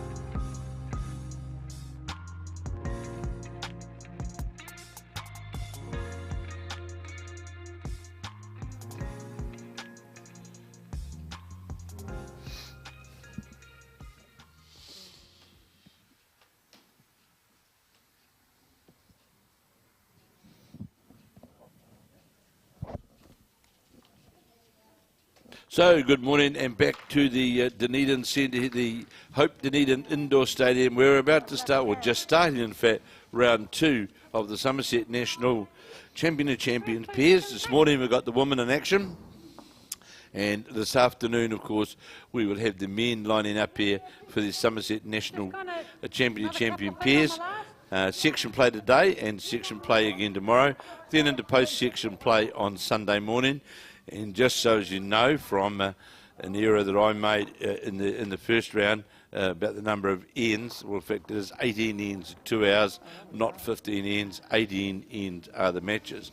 The two matches that we're going to feature this morning are that Murray Glassy here with me from the Hawke's Bay, who will, of course, later on today be playing in the men's pairs with Dean Drummond. The two games we're going to feature is the Marlborough combination out of the Blenheim club, Capill and Jan Gallop. Very, very well-known game. Name is the Gallop name out in Marlborough. Up against the South Canterbury combination of Bridget, Kitching and Sarndra and Sarndra Cleland from the Timaru Town and Country Club. The big feature match, I suppose you could say, is out of the Nelson from the Nelson Centre and the Nelson Club. The former international player, number 1 bowler in the world, Jo Edwards, and her partner Kay Hammond, and they'll be up against the Central Otago combination out of the Queenstown club of Debra, Lloyd and Jan Anderson. So I've got Murray Glassy here with me. Welcome along, Murray, and all set. Well, you'd have played on this surface, of course, a number of times with the PBA. I have, but it was green the last time I played on it. Well, of course, the new surface down here, isn't it? And you know, you had a roll up on it yesterday, and You had a quick 20 minutes. And but it looks good. Oh yeah, it certainly plays well. I mean, it's like any green, line and length. Make your adjustments. Correct, and it's a good pace too. Yeah, it is. It's Good nice. pace. So the Jo Edwards combination with Kay Hammond leading, they opened up with a 2 over the combination of Debra, Lloyd, skipping and Jane Anderson. And of course we are, now I haven't seen that before. Now Murray, is that jandals? What are those? I think they are, yeah. I've never seen that before. That's the first time look, I've never seen that footwear before. No. If you can imagine in the days gone by of the women umpires, what would the reception be there? She wouldn't be allowed to play, probably. That's a first. She's got the Waikiki jandals on. Yeah, I suppose you can buy them. They sell them in Australia like that. I see a lot of Australians playing in jandals, but There they are. So that's the side. Capill and Jan Gallop of Marlborough up against Bridget Kitching and Sarndra Cleland of Timaru Town and Country, and you'll be able to watch both all the action. 1 in gone in the Edwards game. They scored a 2, and there's 1 in completed in the Capill Kitching game. And we'll get that score for you in but a moment as we see now the lead for the Central Otago side, Jane Anderson on the backhand. And I might be, I'm not sure whether Jan Anderson played last. I got an idea she might have played in the singles last week at Hastings as well. I think she did. Yeah. I think I remember seeing her. Yeah, You bet your life's going to be close. so there's Jo Edwards, of course, as well. Very commemorative here with Jo as well, because her nephew, she's got a special emblem on her bowls, which she used recently in the Bowls Premier League. Nephew Benji Reid is the poor Philip. He's suffering a pretty traumatic health condition at present, and Jo has been helping to fundraise to assist him, and done a wonderful job. A number of bowlers I know have opened their wallets up at various times, and Jo's bowls have got that special emblem on them. So great to see Jo Edwards back in action. Oh, yeah, the goat of women's bowls in this country by miles, but I'd say. Certainly, Jo's, we can go back a number of years when Jo, of course, first internationally represented New Zealand, and certainly, as you rightly say, mate, she's certainly one of the greats. You know, we sit there with so many and it's interesting, there's a number of past New Zealand players, Millie Khan, Marlene Castle, who have won down here on the old number of titles, in fact, down here on the indoor circuit for various events. Of course, we played in Asia Pacific down here in clement weather. Had to move inside, and Joe sits right up there, doesn't she, on top of the ladder insofar as the women's bowls are concerned. Just arrived is... No, I won't say anything. He's the goat of Dunedin bowls. I'm not saying a word, but I know he's going to somewhere, Birmingham or something, in a couple of weeks. I suppose he's getting acclimatised today. Don't know, but Mike Kernhan will be sitting in this mic alongside me in the third round, and he won't argue about it because that's what he'll be doing. All right, so good to see Mr. Kernhan arriving here before he embarks upon the excursion to Birmingham. And second end here of this match with Joe Edwards and Kay Hammond, just asking how far short she is with her. So you'll see Edwards trying to draw around her front bowl. So it's Joe Edwards' bowl just lower the jack, and it was Bridget Kitching scoring a 1 on that first end over the Capill side. Edwards certainly out on the wider side. We'll see how far this comes back, Murray. We know it gets a big draw. Yeah, really. It's probably overweighted. Yeah, it was more overweight. It was actually the line, wasn't it? It wasn't far away. So the girls from Central Otago, from Queenstown, trying to get up to play, turn their own bowl into the head. That's what they're endeavouring to try and play to. Just going to go by with weight. It certainly had plenty of weight on it. Joe Edwards now will just try and drop past that black bowl, because that was the line, and it was just that yard of weight really at Murray, wasn't it? That just pushed it a wee bit past the head. There's the. It looks like she's holding one. It does. Brought that line in though significantly with this bowl, and will come in under the head with shorter weight as well. So the new carpet here seems pretty good, or the feedback, the blue carpet. It is. It's all the carpets in the UK are blue, so I suppose it's come into line with them. So you're off to the UK this year? No, they haven't won anything this year. I've been a bit of ill health for a couple of years. So, that's right, you were, mate, and you're back into full swing now? Sort of 80% probably. Good enough, just keep out of Dean's way and he'll draw the shots for me. So 80% better than where you were though? He was almost 0% at one point. Yeah, so it's 80, you take 80%, don't you? Yeah, definitely. Yeah. So the PBA finals, are they when? Well, the first weekend in September. Down here? Nainai. Nainai? Yeah, Nainai. Right. Well, sensibly, its centralised location makes it better, really, doesn't it? Oh, it does, but we generally share them around different venues. And of course, a new surface at Nainai. Yeah, it is. I played there the first time it opened, I think, whenever that was, 5, 6 years ago, but I haven't played there since. Well, all the feedback is that the new carpet is very good, and I'm sure it will be so. There's the lead for Joe Edwards. Kay Hammond just finishing lower the jack. 3-0 to Edwards after 3 of the 18 ends. And it was on the other match I just hear, it's the Blenheim side or Marlborough side. Score a couple, I think, was the call. That's the Gallop, Jan Gallop Capill side.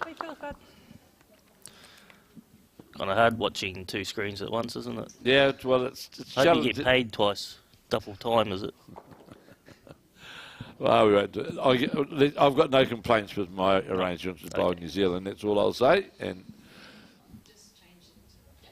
no one gets rich out of it. No one gets poor out of it. Right? That's, fair enough. And I enjoy travelling around the country with Timaru and the team and bringing this live coverage. And the split screen, of course, is new. Last week in Hastings was the first. Was the first attempt at it, and we'll just in but a moment get that change on that scoreboard of the Capill Kitching game. We know I think the indication was, Murray, it was 2, wasn't it? Looked at, yeah, looked Pretty good to. prep. To 2 Capill. to Blenheim. Yeah. So the opening bowls from the K Hammond, the lead for Joe Edwards. Here's his on the backhand, long-time player out of Nelson. A very, very good record in that. It's a pretty strong combination, isn't it? K Hammond and Joe Edwards, to be fair. Yeah, That's that'd be hard to beat. you would, personally. yeah. If you get on at the TAB, they'd be. Oh, as short as Winks, probably. They would be as short as Winks. It's absolutely right, mate. It's and because Joe Edwards, very, very much a carpet exponent as well. She's won the Marilla. So- They play that. So Well, Mike Kernan, she's won. Mike Kernan enjoyed our company for about 5 minutes. He's gone, It's heard enough. making very, very rude signs to me on the way out. But that's okay. I'm used to it. Of course, Mike will be the high-performance manager for the New Zealand team when they embark on the Commonwealth Games in about a few weeks. I see some of the teams are now arriving in the UK. New Zealand team not yet departed.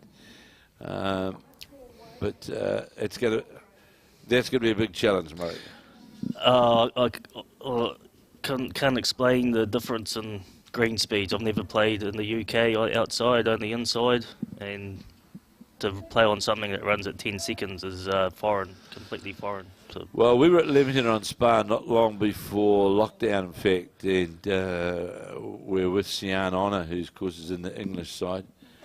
And their endeavour was to get Leamington on Spa to 12 seconds, and which would be flying for UK conditions.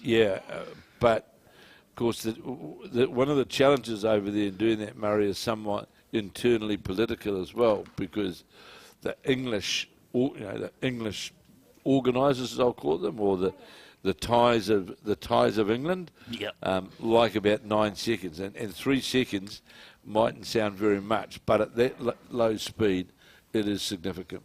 9 seconds doesn't sound particularly fun. And that's about 2002 in Manchester. It was about 8 seconds. Remember the New Zealand women, Joe Edwards and Sharon Sims, they did well over there, but it's hard conditions. And the other thing is, of course, you come up against, in the Commonwealth Games, you come up against nations where they deliver you the unexpected, and mainly because of the speed of the greens. It is, yeah. So the Central Otago side holding shot here. You see the black bowls. Well, I think we're fortunate here, really, Murray, because both of the players from the Central Otago side have got they've called one of them purple. There's XG black and SR purple, but the leads are purple bowl. The SR Very dark purple. Yeah, very dark purple, more to the black purple, I'd call it, wouldn't you? Yeah. And a skip, of course, Debra Lloyd's playing with XG black, so you're there. Very easy to determine really what's going on, isn't it? We see Joe Edwards down on the head on that tighter line. Let's get that camera coming down now. We'll go by just slightly. Strange thing about that with Joe, and she knows only too well that she knows the draw shot is really around that front black bowl, isn't it? Absolutely. She drops around that front bowl and by a metre would safely have shot. On the wide side is this bowl from the skip from Debra Lloyd, and it is 1 to the Queenstown combination. Of course, Queenstown got a very good artificial surface themselves, not indoor, but they got a very, very new, good artificial surface down there. Indoor would be pretty handy down Queenstown. They'd go off, wouldn't it? Yeah. Central Otago. Murray, you've got shorts on. We're in Dunedin. It's about 3 degrees outside, all right? But you don't intend to be outside for long, do you? No. No, it's not. What's happening out, that's what's called an Arctic blast, which is which is going on outside, all right? So 3-1 it is in the game, the Edwards Lloyd game, and 2-1 Capill leading. That's Dot Capill of Marlborough leading Bridget Kitching of South Canterbury, Timaru Town and Country. 2 shots to 1. As we see on the backhand is the Central Otago lead, being Jan Anderson. And as you know, Murray, from a carpet player, if you don't take your green on these surfaces, you're going to get Punished. big time, won't Yep. you? Yeah, you got it. Yeah, definitely. And whereas sometimes on the, we'll say on the natural surface, you can play a narrower line, you can steer your bowl a wee bit down towards the target. You can. You can't do it on the, you can't do it on carpet, can No, you? no, not at all. As we see on the wider side is Kay Hammond bowl as well. All over it, bud. The weight, you just heard Joe Evans say the weight was all over it and just needs just the line. So Debra Lloyd was finishing on the other side of the jack was. You see out of the hand, you know, that I always work very much on the hand, and you'll see just at the delivery point there, you see that hand just dip in. Very good bowl, finishing on right level on the jack. And as you know, Murray, for a number of years you've played that, the margin of error, once you start to dip that hand in, Yeah, it's you're not going to finish on the right-hand side of the jack, No, are you? That's, Okay, bud. and you hear Joe Edwards saying then, a good track here for her lead. And just trying to encourage that Kay Hammond bowl up towards that jack, and will do Very so. good. Unfortunate, it got turned the bowl over, so will be shot. very good. See Joe Edwards applying the chalk, and in the other match, it is the South Canterbury side that have just scored again from Timaru Town and Country. Yeah, double jandals. Double jandals. Well, you would call them jandals, wouldn't you? Because they are jandals. They are gentle. They're jandals, yeah. See if you can finish one on the side of the head. Can you imagine, Murray, and I'm not going to mention any names here at all, but some of the past administrators of the game, if you turned up in jandals and you were out there... You wouldn't be playing. That's for sure. You'd certainly be in the naughty boys or naughty girls corner, wouldn't you? Yeah, I'd be asked to leave. Okay. So, Kay Hammond, you heard Joe Evans, well played there, just came back over the head, because the only way that the side, the Central Otago side, can score is to get some movement on the shot bowl. And you find on the carpet, Murray, there, if you want to move bowls around a wee bit, you do have to play that extra, or just a yard of weight. You do, yeah. You have to. You can't. Otherwise, you just rock it. You You just don't rock actually it. do anything. And that's the sort of weight that we're just talking about, yeah. isn't it? Yeah, you have to be more positive. Yeah, you see that bowl of Debra Lloyd's going past through the head. Perhaps not with that amount of weight, but you certainly have got to be with confident weight to get through the head, don't you now? You do. Here is Edwards, who I'm sure Mike Kernahan would still love to have Oh, in that Commonwealth Games side, wouldn't he? He'd still love to have the Queen of the Green out there representing New Zealand, but everybody comes into a time, doesn't it, where you just want a break, I suppose. Travel the world. Murray, I know Stay at you're home. also a great Taranaki rugby supporter. You know that they've got the most number of players in the All Black squad, don't you? I didn't know that There you go. They have. Second shot. Check up through the records. at the moment. The current All Black side. Well, Oh, three perhaps now, Barretts, I suppose. well, perhaps now with Josh Lloyd being out with injury, right? But when that side was announced, most number of players in the All Black side, So all they're from one Canberra up all Blackland. night? Unbelievable. Do they play for two Kappa? Coastal, isn't it? Barrett brothers. Coastal, Spotswood old boys. Yeah. No blue and whites. But in saying that, the two Kappa are leading the Taranaki competition. Oh, well, that makes up for it, I suppose, Kevin. So here is Joe Evans, that familiar, Pick it up. looks afterwards. Good last bowl. Jack on the run. Where's Jan Gallop? Of course, the Gallop name, that's a good bowl where Joe Evans has just gone directly in behind their head That's the ideal position there, isn't it? Yeah, it sort of stops opposition from playing too much weight. Well, she can't play too much weight because really. She'll go more than one She'll down. go more than one down, absolutely. So trying to reach up to get a turn onto those front bowls. They need to come close. back. Yeah, a bit of Need inside. to get an inside Deal. slide. Does. Stands the bowl up. Is it enough? It's hard to tell on camera, Okay, but it looks Hammond like it is. looking a really, really good look at this to see whether it's tipped the bowl up enough. You can't measure it, Kay. Well, you know, if this is England or Australia, you know very well that they would be, regardless, they'd be playing to get, because with that back bowl going in there now, Yep. if we're not sure who's got the shot, Joe will have a look. I just saw Kay Hammond indicating we're one down. I think she said she's one up. I mean, we're not The- going to lose out without. Yeah, that's just what we spoke about, Murray. That's the logical shot to play, isn't it? It is, yeah. Get jack movement, because that bowl will either get jack movement or a yard of weight, and that side bowl could in fact spring out of the head, It will, yeah. because it's sitting up. It's not. It is, yeah, it's touching, so I'll just... It's certainly not sitting down flat, so it is sitting up. So reaching it with a yard of weight through can dislodge the bowl totally, or get jack to move. And Edwards down on that hand, trying to get what she's close to going to get the wrong bowl, unfortunately. Oh, and that couldn't have worked out worse. That was bad. It's really unlucky. It could be 3. I think it is. It's, Oh, I'd be careful there, lady. uh, Trying to move that bowl, Just a way to go. because any movement there, that bowl would have yeah, would have. tipped over. It had to be blocked. Through to Queenstown, they lead 4-3.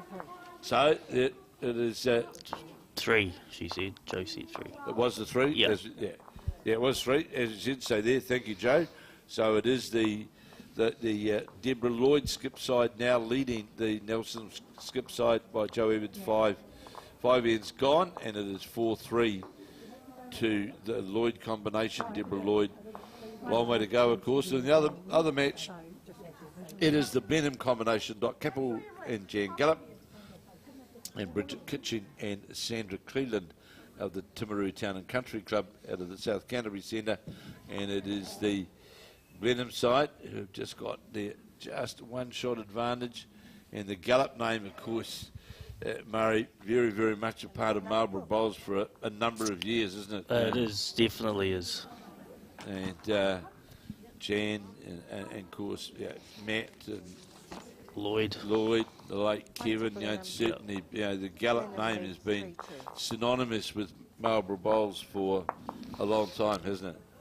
Definitely, probably 40 plus years. Yeah, a at long, least. long time. The Gallop name has been there. But, my goodness. And of course, playing for the men here today, later on today, is Morris Symes, who, of course, has just recently moved to Taranaki. That's right, I heard he moved back home. And greenkeeper at Fitzroy, the old the combined East End Fitzroy club. Yep. And he's the greenkeeper, the new greenkeeper. He started, because I see he's already won the tournament down there last weekend. So, You got Brett. so here's the opening bowl of Kay Hammond. Great start, bud. Just ideally in carpet, Murray, you sure jack level to jack level bowl, but carpet you really want to be a bowl over rather than a bowl level or low, don't you? It absolutely. Jack level bowl is something easy to beat, sort of. It's a target, isn't it? It is, yeah. It gives you a larger area to get to. And of course, Very close, Brett. Reach yours, bud. so you hear that Joe been saying it's close for shot, and talking to her lead, Kay Hammond, draw inside. If you just beat your own, it's the target. Looks to beat on that good draw inside. How far is it going to come back? Well, I don't think it comes back that far. Should get to her own bowl, I to think. get to her own and just, yes. So because your skip that you play with, Dean Drummond, who commentated the game with me last week, about to, after the triples, of course, jump on the big silver bird. Yes. And move to the coast, Gold Coast. Over the pond. And we're joining up with a fellow, well, in fact, at Musgrove, there was 4 Kiwis there really, with the arrival of Dean, of course, the club manager there, which he was retiring club manager, and has been the club manager there for 20 plus years now, and former New Zealand player Brian Baldwin, and of course Gary Mancer, who won the national peers with a number of years back with Brian Baldwin, he's there, and current New Zealand squad member and winner of 2 Queensland titles this year, Chris Olivia. So Dean will be joining up with them, and of course they did very well last year in their first year in the Premier League pennants. They got through to the finals, so I'm sure Dean will enjoy the competitive nature of that, the Queensland Premier League. Oh, he will. He'll absolutely thrive, I believe, in the conditions there. And he might even have a drive at Musgrove Hills. Oh, that'll be good. We've got to have something to fall back on. Yeah, so you can't get rich out of playing bowls unless No. you're Aaron Sheriff. So good bowl there from the Murray. That was a great bowl, really, Murray. Just cut Tipped your own bowl in. tipped the bowl right in front of the jack. Just cut that vision line off, doesn't it, for Joe Edwards to get to the counting area. So Edwards will try and draw down.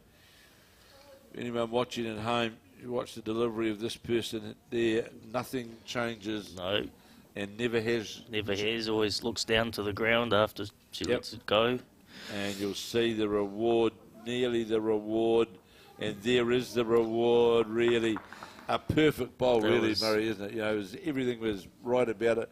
Feathered the shot bowl, but not got the result that what Joe Edwards after. But it's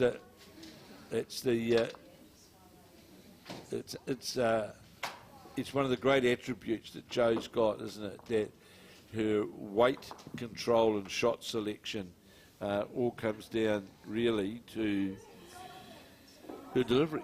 It does. I mean, same thing every time. It's the only way you can correct. So Joe Edwards now going to try and play down to the shot bowl on the back end. They've got 2 bowls in over the head there, and that's the advantage on carpet. If you get them in over the head like this, and you can, with a yard of weight, you can turn the bowl over. The jack will certainly, and in this case, favours the Joe Edwards. Oh, this is close. This is close to what we were talking about. There it is, just what we were saying. Played with that weight through the bowl, sure, there's plenty of room, but it's about shot selection and weight control, Murray, isn't it? And a lot of people would fly at that trying to get a result, but played it perfectly.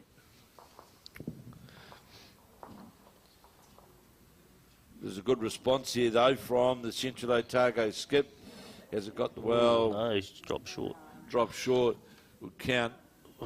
And I'd never give Joe Edwards a metre to draw the shot. No.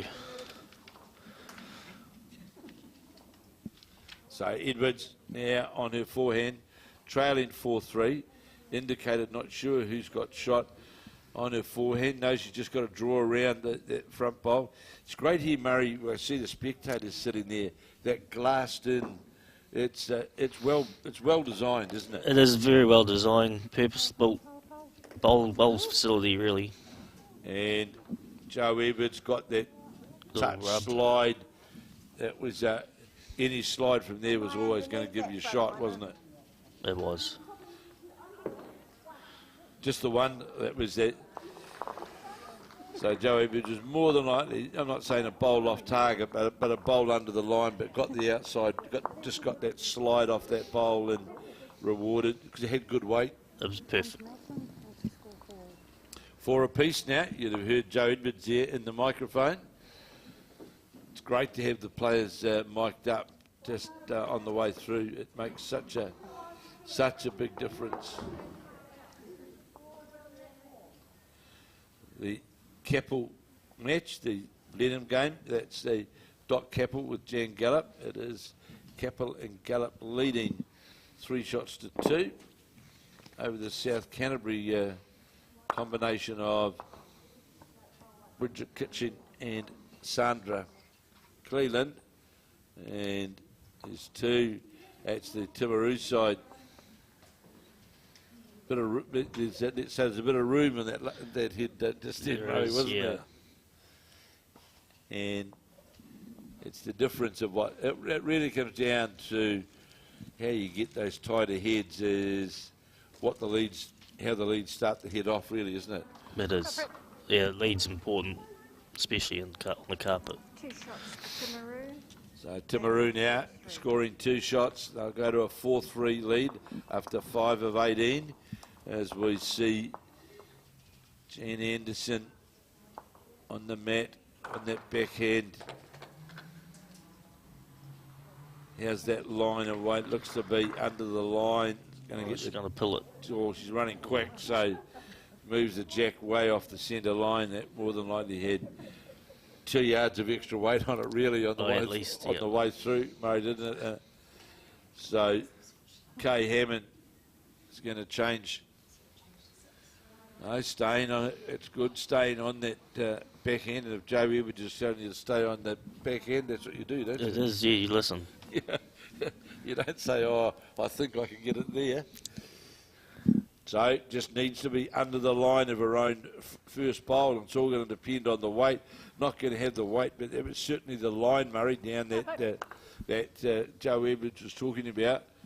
And you see the jack's been moved significantly off that centre line by Jan Anderson.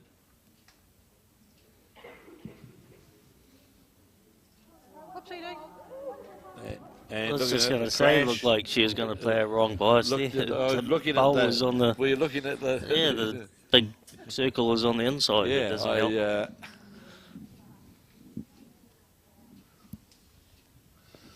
I remember playing at Marilla in an Australian player that shall remain nameless, having to get into the locker room before play and change them over, or change the stickers over. And this Australian skip got out on the rink and couldn't work out. First 2 were inside out. And of course the number was sort of been clued up beforehand. What was yeah.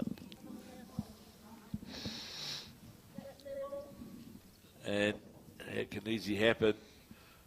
So made amends here, though, I think, with her last bowl, going to get the jack on the way through. That's pretty good. There's the lead there. That's good. Well played from Jan Anderson. And right back to where their own bowl is. And it's a difficult head now, really, Murray, isn't it? Because the jack's been moved right down deep on the back of the green. And, well, difficult for our cameras as well to get that direct view on that head, because jack's been moved and bowls have been drawn accordingly. But Edwards, I'm sure, will be in the area. Here's Jan Gallop on the backhand, 4-3, leading for good track. Dot Gallop. How's the weight? Those have got enough. No, it won't.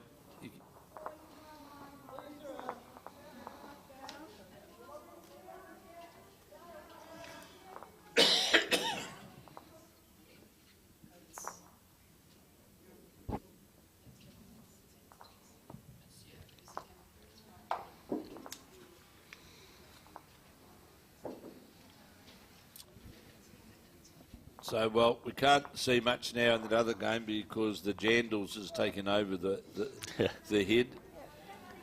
And still looks to be, could be 3 shots now. Thank you. Let's just have a quick look at that camera round on the Joe Edwards game. Could well be 3 now to the Lloyd side, to the Central Otago side. Joe Edwards won't have the weight here, I don't think. Murray, has she? No. Oh, it's surprising. Yes, it is. Did it look like it halfway up? Came a lot what a bowl. fell out. It's only one down though. It's better than the 3 she was. Oh, well, Joe Evans is smiling. I think I think she was surprised as well how far it got up because, well, trying to play the Joe Edmonds bowl out of the head there was the Central Otago skip, and just in fact got her own, and are now 1 to the Nelson side. So you'd have played that shot? No. No. No, fortune favours the brave sometimes, but not that time. Yeah, but I think also you've got to look at who you got coming behind you. And, you know, you can... Joe Evans isn't the sort of player who you leave a metre to, is it? No. And another bowl on the head. So, well, still determined to... I suppose a bit of protection then now, trying to get to the jack She's close. Jack in the ditch. Bowl. Superb bowl. Great bowl. Magnificent bowl. And duly applauded by Joe Edwards. She knew what she was doing. She absolutely had the line perfect all the way to get to the jack line. One would think it was a couple, Murray, wouldn't you? At least 2.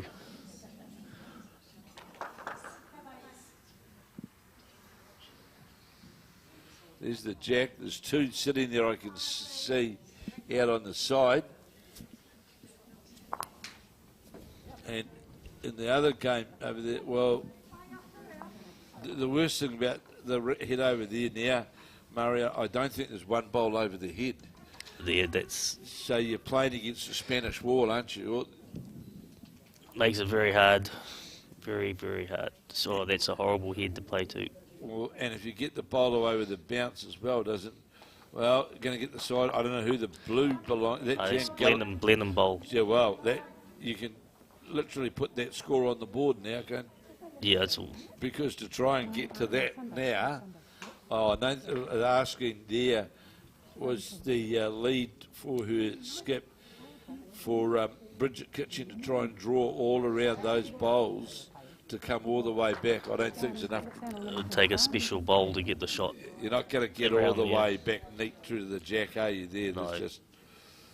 And now on the Blenheim side, already if they beat the black bowl out to the jack level bowl out to the side, could just about make it correct. Where Jan Gallop's asking the jack to come to the bowl to come to now on that backhand side. You draw inside that, you just about draw a counter. You should do. It should count inside the black bowl. Well, it's got it out on that wider arc. It just depends what the weight's like on the way. It's not going to have the weight, but my goodness, that's the line, isn't it? That was the line. Just needed a metre on the way through, would have come all the way back, and that's 1 to the Blenheim side. So that locks it all up. 4 apiece now after 6 of 18 ends. My goodness, here's joined by another of the illustrious, what do you call them? The alumni of the bowls in Dunedin. David Archer, who most people bow when he arrives. He's up there with Kernahan and the sort of Scott brothers. The Scott brothers up there of the higher echelon of Dunedin bowls. So I'm not sure what happened there. They pushed. Yeah, I don't know what went on there. The umpire in that measure, because that's the bowl that they took out. Yeah. So because they're already taken 2 out over they here. have, yeah. So I assumed on that it was 3. But it's there they call 2. So it is the side of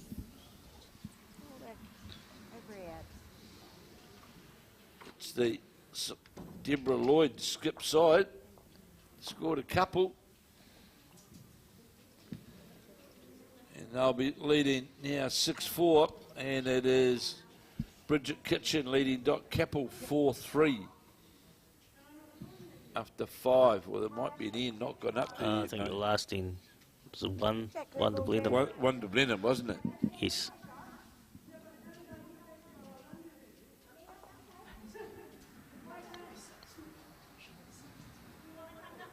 So here's the opening bowl from Jen Anderson. They got that nice draw back to the jack. That's where that's a bowl jack high, so that's good opening bowl. Kay Hammond, long-time player out of Nelson. Have a number of Nelson titles next to her name for sure. Looks on a good line. And Joe Edwards likes it all the way down. Is it going to get all the way down to the jack? Very good, bud. Yes, it will, but just finishes jack low. And of course, husband Dave Edwards just been named in the last couple of days to be the South Island manager / selector for the North-South match, of course, which we were going to play last year, but we got COVID out. And Sharon Sims will be the men's, the North Island side. And it will be teams of selected teams of 8. And I know there's some stipulation around selection of you've got to have it's one para player in the 8. Okay. One aged player like me, right? Me. And an under 25 player. Okay. I think that's well played here from. That's what you want, isn't it, Murray? Those two bowls of Kay Hammonds are literally, you could say, leading wise, perfect. It's very good, very good. Finishing on the centre line is paramount on carpet. Yeah, well, you've got to get back to centre line, don't you? There's just no. You're just not going to build heads, are you, unless you're back at that centre line. So here's Debra Lloyd making a good attempt, but needs to hold on. We'll hold on. Wow. Sits inside. Looked as though it was going to finish under. Be second shot, I would say. So Hammond will stay on her backhand. Remembering Joe Edwards won her first match. And at some point we'll update you on those first round results of winners and losers in that first round. And Kay Hammond knew straight away there that that was heading in the wrong direction. Steve Beale here with an update on around the greens. And 6 ends gone in the Thames Coast match up against Victoria of Wellington. And it is Thames that are leading 8-4 after 6 ends. Birkenhead, who we know had a win in their first game out in front of us here. They're playing Hikarangi and Northland. 6 ends gone. And it's Hikarangi that is leading 6-5. In the next match, we've got Kiatoa of South Canterbury, who lost their first round. From and by Hastings. goodness, they've Kiatoa from Hastings. Kiatoa, oh, that's Natarsha Grimshaw. South Canterbury. Oh, there is too, isn't there? Yes. But this is Natarsha Grimshaw leading bowls, Papanui 12-2. Very impressed, by the way, with Natarsha Grimshaw's young lead, the secondary school player. Henrietta, yes. Henrietta played very, very well. You know, She did. Played really good. Tauranga up against Featherston, and it is Tauranga who are leading 9-1 after 6. 9-1 after 6. Dunedin playing Invercargill. That's the deep south playing the deep south. And 6 ends gone. And it is the Dunedin side leading 6-4. And then we've got the Kapiti side up against Carlton Cornwall, Waitarere Beach. And it is Carlton, it's the Karen Hemaskip side, who, by the way, won the Auckland pairs, triples and fours. So will be in 3 events. Lisa Bordeaux, who lead here, will be in 3 events because she was in that side. Yes. Also, Linda Ralph, who was in the singles last weekend, yep. she'll be in 3 events as well. And in the fours, the only change is Karen De Jong comes in. Between the 4 of them, they won all the women's champions. That's a great effort. Great effort, isn't it? Yep. So Carlton are leading the Kapiti Waitarere Beach 7-6 after 6 of the 18 ends. And it is a 1. Looks still holding the 1 is the Joe Edwards combination. Oh, it may not be. Jack got moved. You would think She must be holding you'd to play by there. that Then. shot, the way how that shot's been played out there, I agree, Murray. And yeah, that's over the head, and any movement back onto the jack, the jack is likely to head back in that direction. You've got to be playing with really. I think one of the learning things on carpet, Murray, is that when you want to play weighted shots, you've got to be pretty decisive about Yes. more than less, isn't it? Really, You do, yes. to get that movement. Otherwise, they'll just sit and rock. They'll won't just they? sit and rock, yes. One down. So Joe Edwards now on her backhand, trailing 6-4 as we come to the end 8 of 18. As we watch the Edwards bowl now, trying to draw around, they're not going to have the weight, but certainly set the bowl out on that big wide arc. And it was the one, looking at the second, just the one. So 6-5 now, 6-5. It is the side of the side skipped by Debra, Lloyd and Jane Anderson of the Queenstown Cup in Central Otago, up against from the Nelson Club from Nelson, Joe Edwards and Kay Hammond, and it is 6-5. Yes, one to go up there now. So it is 6-5. 6-5 to the Central Otago side. And in the other match, the Blenheim Gap match, and it is 4 apiece there. That's up against the South Canterbury side. That's the Capill skip side out of Marlborough from the Blenheim Club, up from playing against the Bridget Kitching South Canterbury side from the Timaru Town and Country. That's the name of the pass, Timaru Town and Country.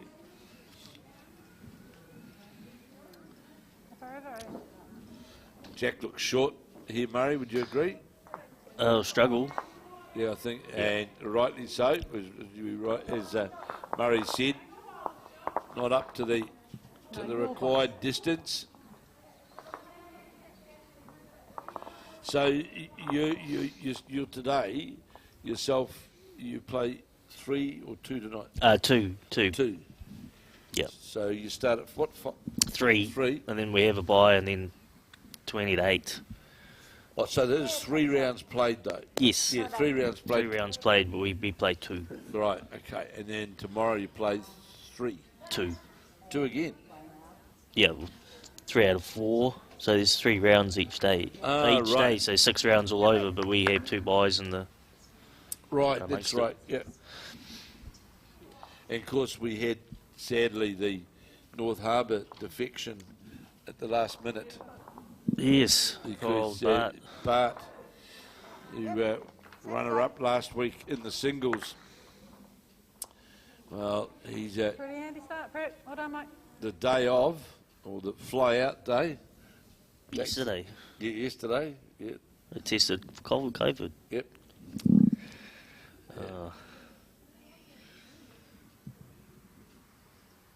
He'll have to save himself for the triples, because I know he's in that one as well. In the triples as well, is he? So he's had a pretty good year, hasn't he, at North Harbour? He's clean. I think he's cleaned most of them up. Yeah, he certainly has. Well, it's like that Carlton women's side from Auckland. Yeah, exactly same. They've got the 4 players won Everything. all 4, which is pretty mean achievement, isn't it? Especially in Auckland, obviously being the largest centre bowler-wise, it's quite a great effort. It certainly is. Yep, try that again, Jan. So here's Kay Hammond trying to get past the front to the jack, close Very to. good. Close to, from just goes by, won't mind that. And have you been to the Nelson Club? Have you been? No, I've been to Stoke. Well, so Nelson's a one green club, and nestled right in behind the cathedral, just in behind the main shopping area. Oh, okay. And it's in it's like a park. That's really what it's like. It's in like a reserve, a park, and it's one of the oldest clubs, and they've had an influx, just the one green, and they've had an influx of members, and yeah, it's a very social and enjoyable place. Oh, I could imagine. Big swoopage.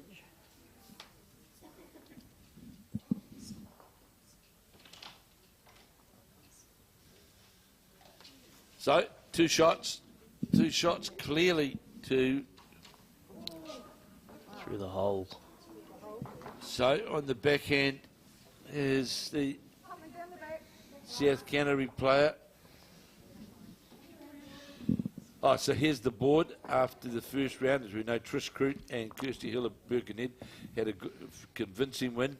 The Timaru Town and Countryside, Bridget, Kitching, Sarndra, Cleland, they were winners, as were Joe Edwards and Kay Hammond, of course, of the Nelson Club. From Outram, we had Christine Wood and Janet Swallow. That's a name that's been around for a while. Another very prominent player. Oamaru Phoenix, Gayle Douglas and Kerry Kelly ran out the winners. And Dot Capill and Jan Gallop of the Blenheim Club, they also won their first round match. So we'll be updating throughout the day. Dot Collis and Jean Watt of Waitarere Beach were winners.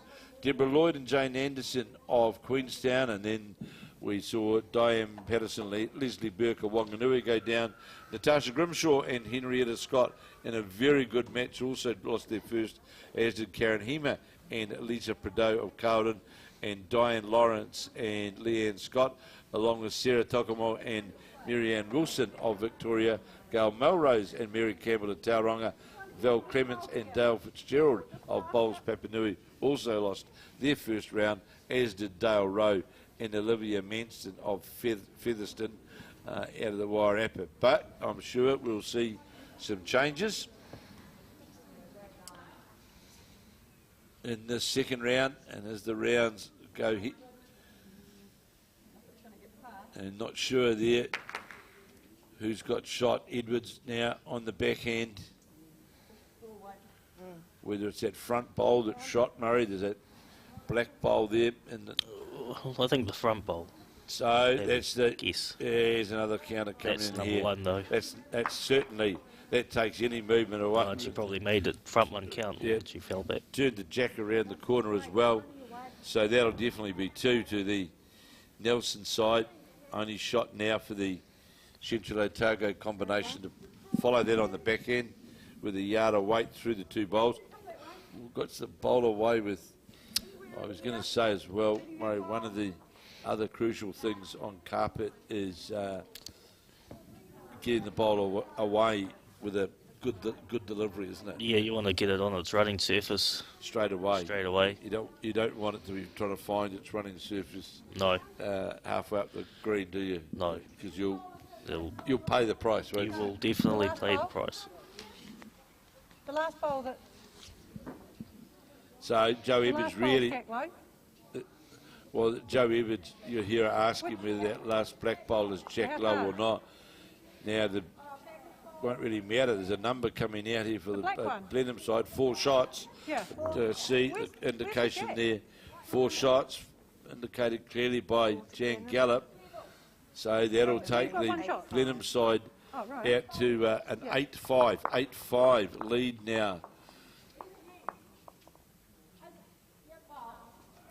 Keith Slight, I see, sitting up there as well. See him in the Wanganui. We play him last game today, actually. Keith. Keith Slight, another former New Zealand player, played for many, many years. So long he played for with the great Peter Ballas, and a great draw player is Keith Slight. Joe Edwards just going by just over the head. Just the one down was the call from the Central Otago from Queenstown side. Now trying to get that reach through the bowls. I think you need a wee bit more weight than that, Murray, wouldn't you, to get Yes. that reach through the bowls? It's very ineffective last bowl. Yeah, it's so it was the call, just the one, I think. So if it's just the one, 9 ends gone, halfway mark, and one it is. I heard Joe Edwards, thank you, Joe. And now 6 apiece after 9 of the 18 ends, I think it is. And in the Marlborough game, the Marlborough South Canterbury game right next to us, it is Marlborough, the side of Capill, Gallop, leading Bridget, Kitching and Sarndra, Cleland by 8 shots to 5. And we'll keep bringing you updates as well from around the green. If Steve Beale will be getting those updates.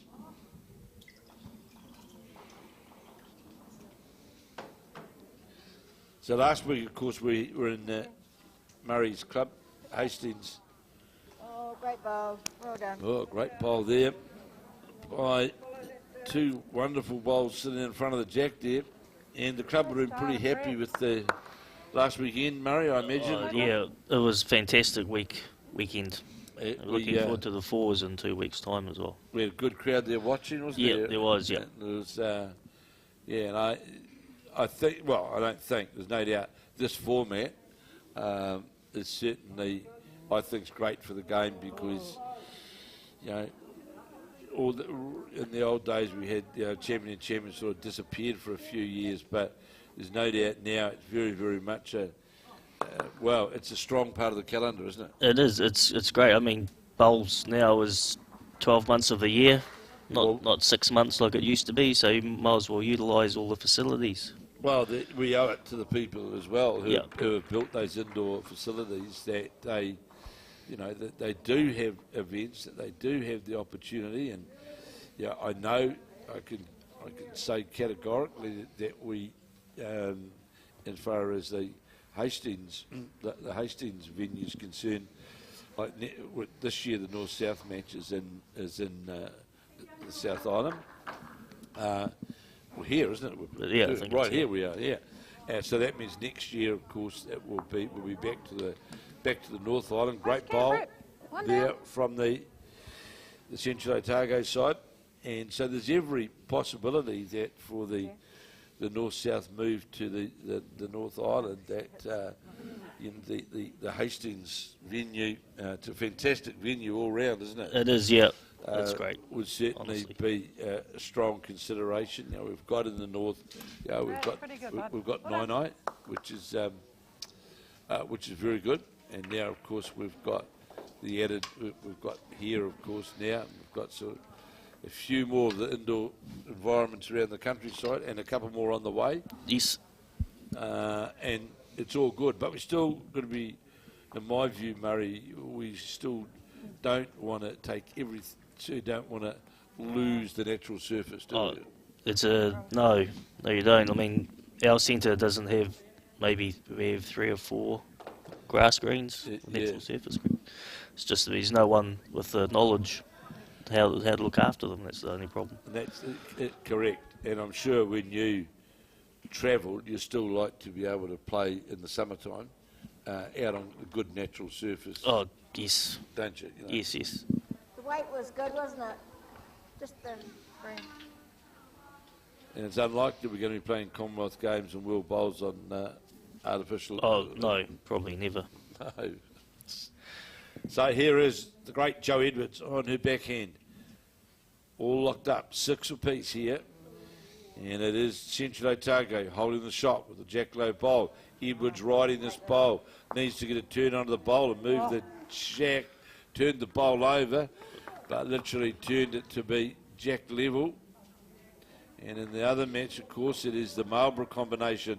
Capill and Jen Gallop leading Bridget, Kitching and Sarndra Cleland of Timaru Town and Country.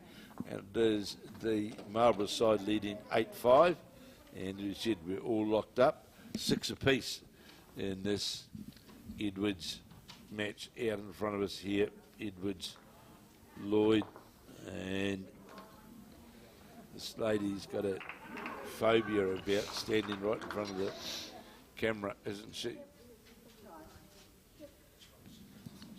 She doesn't make a very good window. No, it's still. So, need.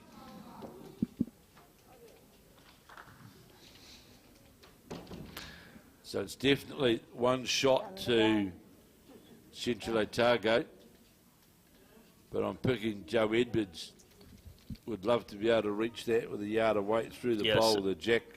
And there's a good line there under that jack low bowl is certainly a good line down there. And Edwards played it. I don't think she'd attack it with that much weight, to be fair, and fell off the target.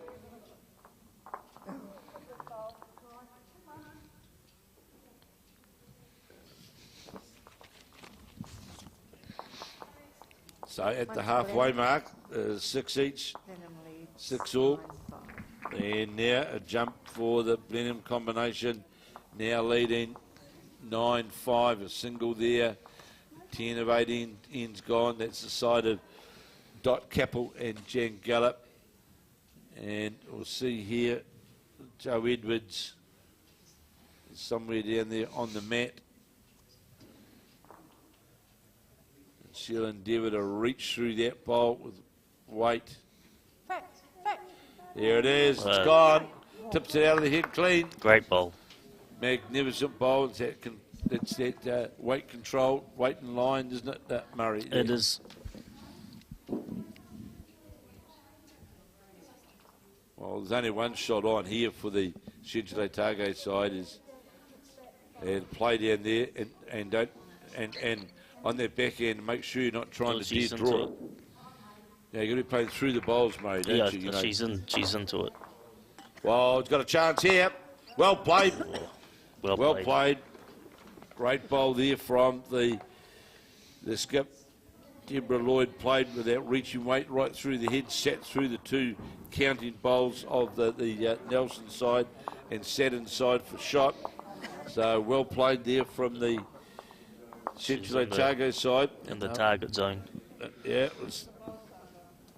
And They now lead 7-6. 7-6. Joe Edwards right on the mark, isn't she? So you can hear Joe Edwards in the microphone. Do you hear it? I do. Well, that's I good. can hear her, yes. Because that'll be you in a few rounds' time. I might be on TV or it's on the screen. Well, I don't know. That's up to these good people over here. Just looking out the windows to see whether the southern sun has arrived. No, it hasn't. It's still, I'll say this, I think it's fair to say, Murray, it's far more comfortable inside than outside. Would you agree? Much more. Certainly, there's no blue sky out there, is there? No. It's all grey. All grey. So, the Joe Edwards game, it is Debra Lloyd leading. Bring it down there, bud. One shot. And to be fair, both sides have played some pretty, what I would say, big bowls in these first 10 ends. Bring Yonan. Yes, they have. Played those conversion shots. And,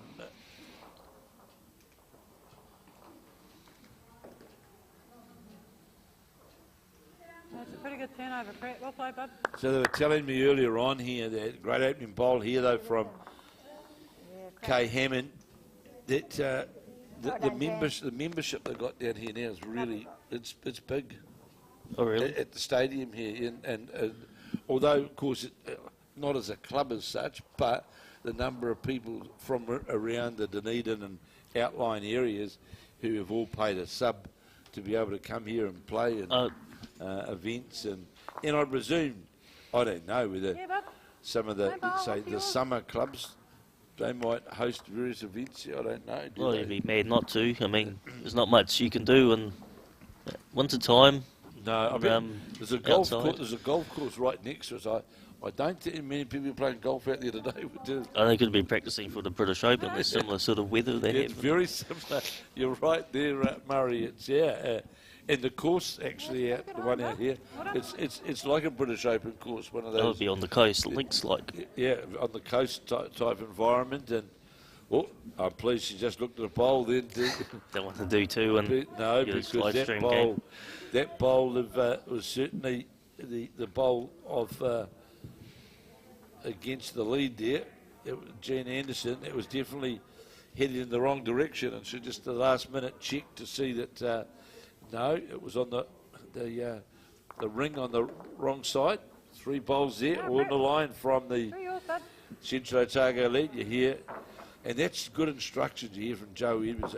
play through your bowl. So as you're getting into the target area, you're reaching, and that's the key on carpet, Murray, isn't it? You got to keep playing through.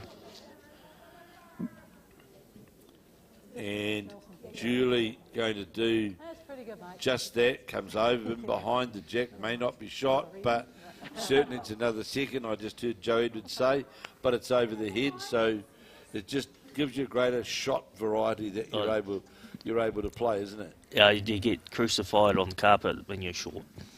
Yes, you certainly do, and it takes a bit of weight to move a bowl as well. It does. Unless Yes. the bowl's sitting up, but, Yes, yep. but if a bowl's sitting on its flat, it does take a bit of movement, doesn't it? So here is Debra Lloyd. He's played some pretty good bowls. And this is Just pushed their own ball in again. this just going to get under her own bowl, going to get to the jack. Oh, That sits on what was the possible second shot bowl of the Nelson side. Edwards now will be on her backhand. Plenty of room there for Joe Edwards to draw to the bowl of Kay Hammond. Sort of good Anything track. inside that will count. This should finish. Jack high on the other side of the head, sits on that bowl. Yep. They'd be more than happy with that. And from our angle, Murray, that would looks like 2 shots. yeah, it has to be 2. So on the forehand now is Debra Lloyd, and needs to get under this it's her own bowl. bowl she's It's her playing. own bowl she's playing too. Oh, got an inside round the corner slide. It's the old adage, you can't get lucky if you're short. No, you can't. And that actually moved around 3 It bowls, went didn't around, it? yeah. So Edwards now will try and reach through that bowl, everything to play for. So on the backhand, Joe Edwards will try and reach through. Now you notice, Murray, as well, is on this side of the table, look, see, it builds up throughout the day. We've got, see, 3 bags of all sorts of niceties. So here's Joe Edwards trying to reach to the jack or shot bowl, close to get the jack, just touches the jack, moved it around the side, hands on hips. She knows that. Oh, there's some other culinary delight just arrived over there as well. There's a cheese roll. Oh, but they're coming. Don't worry, mate. They're coming. They're coming. So I think that, the indication here from Debra Lloyd to play through on the forehand with that yard of weight again, to play through with some more weight through that bowl, got nothing to lose by reaching under and She's close, very close, turns this bowl through, gets it. She actually got an unlucky result. She was very unlucky. Played the bowl really perfectly to what she said she was going to do. 11-5 now, 11-5. It is the side of Doc Capill and Jan Gallop leading Bridget, Kitching and Sarndra Cleland of Timaru Town and Country, 11-5. Joe Edwards here trying to add to the count, with it being 7-6 to the Lloyd side, Lloyd combination. Joe Edwards coaxing this bowl on to get around and all the way down. Will it do so? Oh. Don't know. Well, so one's taken out. Just the one. 7 apiece, all locked up. 11 ends gone, and it's 7 all. One to Nelson. So it's now extended. Besides the scoreboard, the food choice out here is now moved to 1, 2, 3, 4, 5 choices now. And one end it went from 3 to 5. And it will grow. Oh. But it's all healthy. It's all healthy. Especially the potato chips. That one was it was a green taste, salt and vinegar. Something it doesn't looks like peas. Oh, pea snaps. Harvest snack pea snaps. Oh, vegan. Oh, my goodness. Oh, we're really getting. So, Jack's been delivered 7 all. Capill of Marlborough leading Bridget Kitching of South Canterbury by 9-5. And in the game with Joe Edwards and Debra Lloyd, were all locked up at 7 apiece. And really, a bit unfortunate there was Debra Lloyd. Could have got a good result for herself. Instead, dropped the 1. No one's been dropping big numbers, though. Really, No, not in that game, no. Good opening bowl here from Kay Hammond. And it's about that consistency around the jack, isn't it, really, Murray? On the back end now is Jan Anderson. And here, another update around the boards that Stephen Beale's just brought into us. Thames Coast up against Victoria or Wellington. 11 ends gone. And it is Thames Coast who are leading by 14 shots to 7. 14-7 is Thames Coast leading Victoria of Wellington. Birkenhead of North Harbour. A different game this time. Very tight encounter over the Hikarangi combination. 11 ends gone, and is Birkenhead leading 11-10.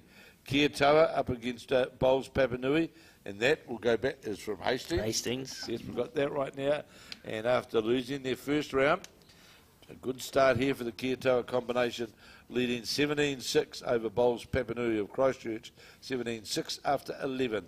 In the Mary Campbell-Gayle Melrose match, it's really jumped out, blown out. It's the Tauranga side now leading 16-2 over the Featherston combination. 16-2 to Tauranga, remembering they lost their first game to Joe Edwards. And then we've got the Invercargill combination up against Dunedin side, and it is 10-7 to Invercargill after 10 of the 18 ends. And in the Carlton-Cornwall match up against Waitarere Beach of Kapiti Coast, it is Carlton leading 11 shots to 9 after 9 ends.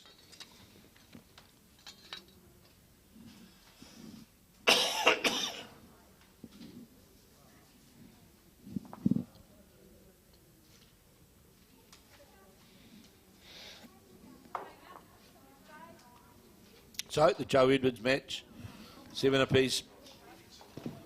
On the backhand is Debra, Jan Anderson, and looks to be out of the hand, looked under the line, but will draw the shot under the line. So even Joe said it well.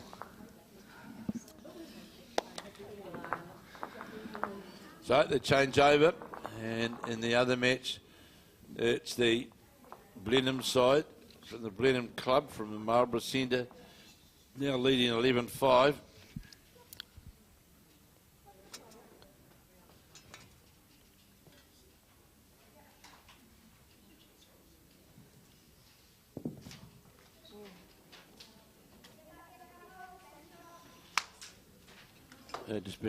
Just got a note come through. My PA back in Auckland, her husband's just been had Mr. C visit him. So she just tells me she'll be working from home for the next week. Oh no! So it's an everyday occurrence. So you see that Jack's been moved and it's shot to the Central Otago side. On the backhand is Jan Anderson, a skip, trying to add to the count. It's going to fall low of weight and under the head. And Joe Edwards will endeavour to follow that bowl, take the bowler's place, or get some movement of the jack. The main thing here, Murray, isn't it, that not to be short of the head. That's the your seat. That delivery of Joe Edwards, just with her delivery and where her hand sits, the bowl naturally goes out on the arc. It's never going to be inside, is it? No. It's always going to be, although it's gone by and over the head. And just a small point there for people that might be watching it, that with the delivery that Joe Edwards has got, the likelihood of under-greening is somewhat remote, isn't it? It is, yes. It's pretty much textbook. So, on this bowl, another bowl, good bowl here from the Central Otago skip. But what it does do, it gives Joe Edwards a good line under that bowl of the jack, doesn't it, really? It does. She might be tempted to be a bit quicker for her two back ones. Yeah, she's got two back ones, and it's a... And not sure whether she indicated 1 or 2 down then, but Joe Edwards can reach with weight. I can tell you that it is Timaru Town and Country that just scored, trailing 11-5 in the other game on the screen. So Edwards now, yes, certainly on that tighter line with weight, close. reaching through, Very close, Jack back, It's a great sits, bowl. Pass that superb one. bowl, 2 shots. Great bowl. And that's, as you said, Murray, you could sort of pick that line. That was and had the advantage as well of those two. But in saying that, the good thing here for Debra Lloyd, she can literally play the same line, same way, line. and to the jack, can't she? And she's doing just she's done that. it. Going to get the Oh, she outside might- bowl. Chip one out. Took one out, just the one down. Anything. So it was well played there, really, Murray, by both skips, wasn't it? It was. They and the Debra Lloyd was only half a bowl away at the most of getting the really That's all. perfect result. Got one of the counting bowls, 7 apiece now. So Oh, I think it's 8-7. yeah, there's 1 to go. You're Yeah. right. You're right, Murray. There is 1 to go up for the Nelsonians. But that shot that Joe Edwards played just is, from a coaching point of view, is just textbook line and wait to get a result, isn't it? It is. She played it well.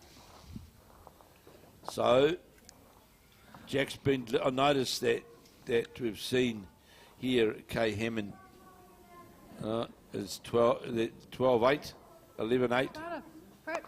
Blenheim leading in their match. But I noticed the jack length's been altered quite a bit here now, Murray. It is. Which is, I thought Joe would be more than happy with it. Jack right down the back. Mm. Good opening bowl here from the Central Otago lead. Gets a touch, it just goes by the jack.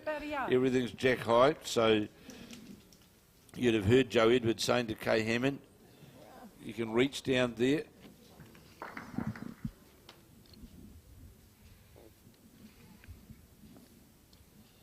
$11-8. It is Doc Capill of the Blenheim Club from Marlborough leading Bridget Kitching of the Timaru Town and Country representing South Canterbury. Under the head and light. It's interesting that bowl then of Kay Hammond. It's really the first time that she's underground. Changed her hand though, to be fair. Yep. But one of the really good points for Kay Hammond so far in this match has been her consistency of line. You know that, and it will both. We're going to get another fortuitous slide off the inside there, Hammond bowl. So Kay Hammond will now stay on that draw line. You see, looking at where the line is on her forehand. She's very diligent, isn't she, Murray? Looking at not just jumping on the mat and delivering a bowl. She's looking closely at where I have to go. She is. And we'll see if that worked. Well, she certainly got the bowl out on a wider arc than what first bowl was. How's the weight on the way down? Hasn't got the weight. Sorry. Asking too much. So now on the backhand, we'll see Jane Anderson.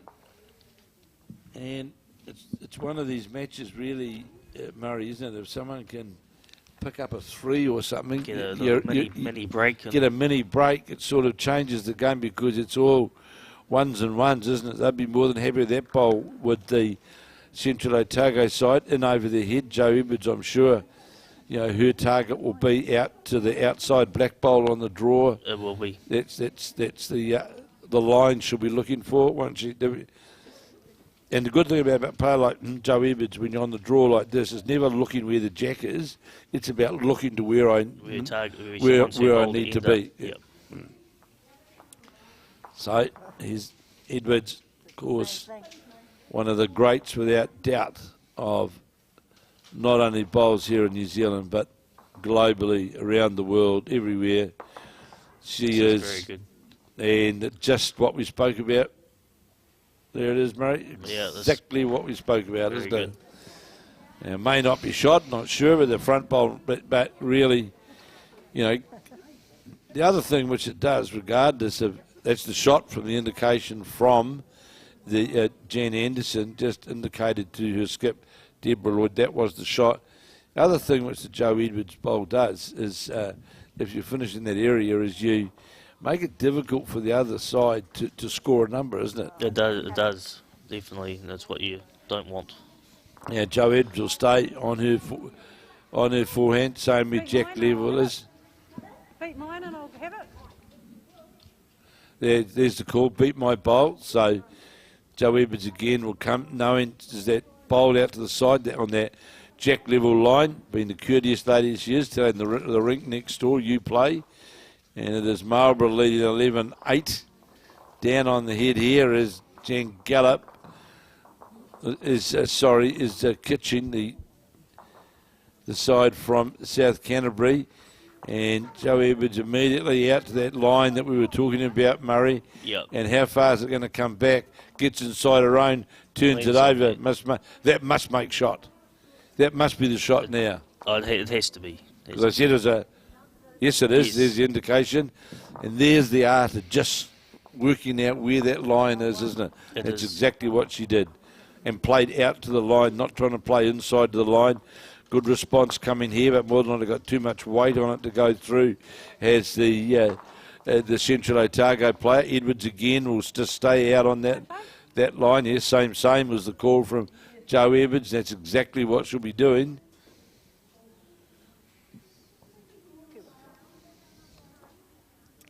And if you watch the Joe Edwards on the mat, everything, her preparation, everything, bowl by bowl, never changes. No, that's key. Never ever changes. Stays exactly the same. And there it is again, out on that line that we were talking about, Murray. It's on that same line again.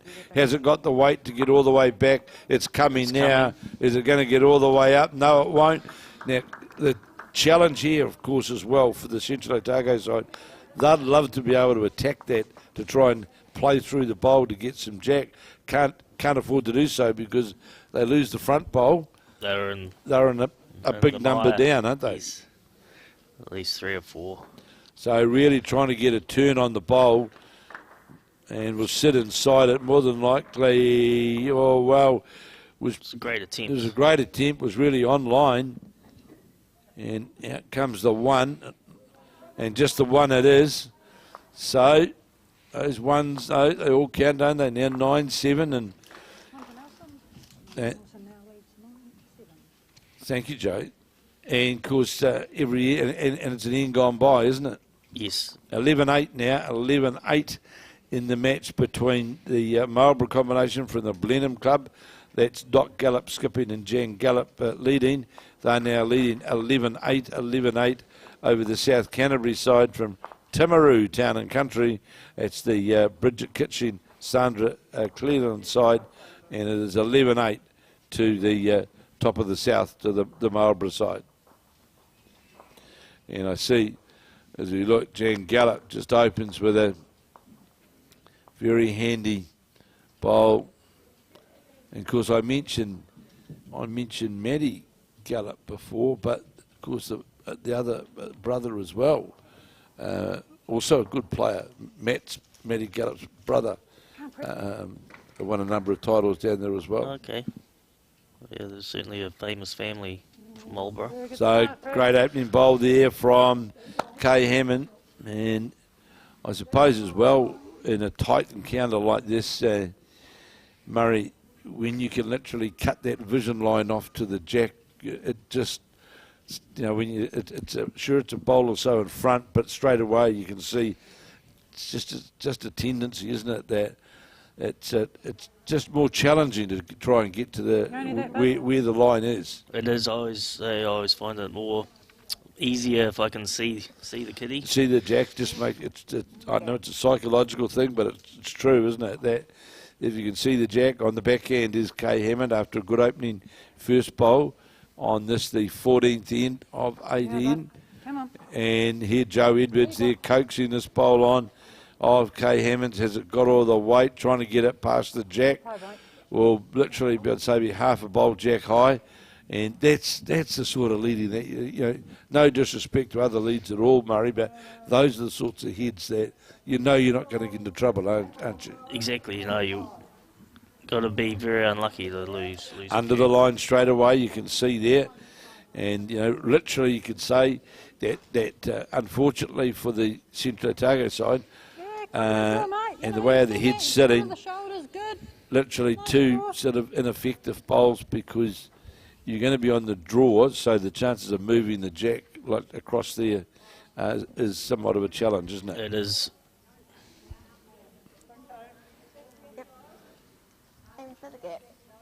And they'll be quite happy with this bowl of... That's a pretty good set, bud. Well Yeah, Kay Hammonds gets a metre over the head, which is what they want. So it's imperative here that for the Central Otago side that they get a bowl finishing on the backhand side of the draw on the rink. The two bowls to date have actually finished on the forehand side, and that's going to be exactly the same. So literally, sadly, the Central Otago side change over with a nothing head. Got to get that green right, don't you?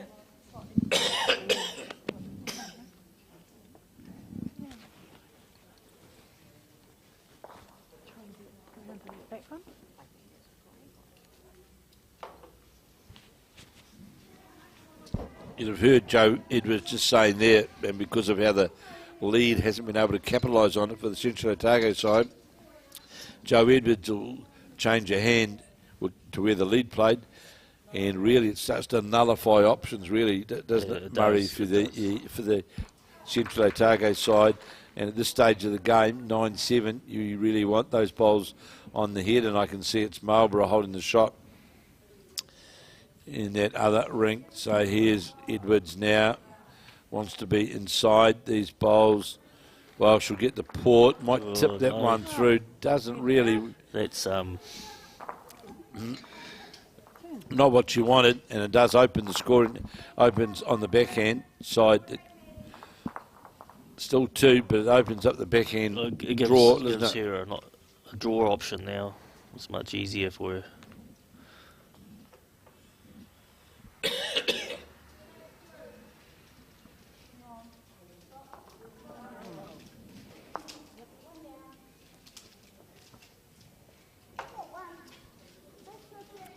Great attempt there by the Central Otago player, and I suppose what it does do as well, though, it does strengthen there. They got there is a Nelson bowl now over the head on that line. So Joe Edwards, you can see she's altered that line, be inside the port, trying to get down to the bowl. Not going to do so. But I suppose also at this stage, Murray, you're leading, 9-7, another end gone. Another end. And if you can hold on to it, it's one the opposition don't score on. You're not going to drop a big number. No. So great effort here. Not going to have the weight though, is it, to get to trying so hard. Yes. Well done, well played from the Central Otago skip. Debra Lloyd set over the bowl. That certainly looks like shot. Just might have made two of it. Could be two. Well, here's the chance, though, for Joe to play through the bowl, isn't it? Through the bowl, just a fraction over the draw, gets jack movement back on that hand, of course, is all in favour of the Nelsonians. It is. Yeah. Oh, don't hit that thing.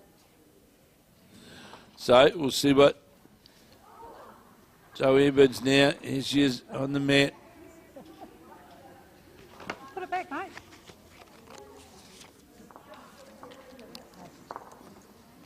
One to Blenheim. One to Blenheim now. They jump out to a 12-8 lead. 12-8 at 13 ends gone.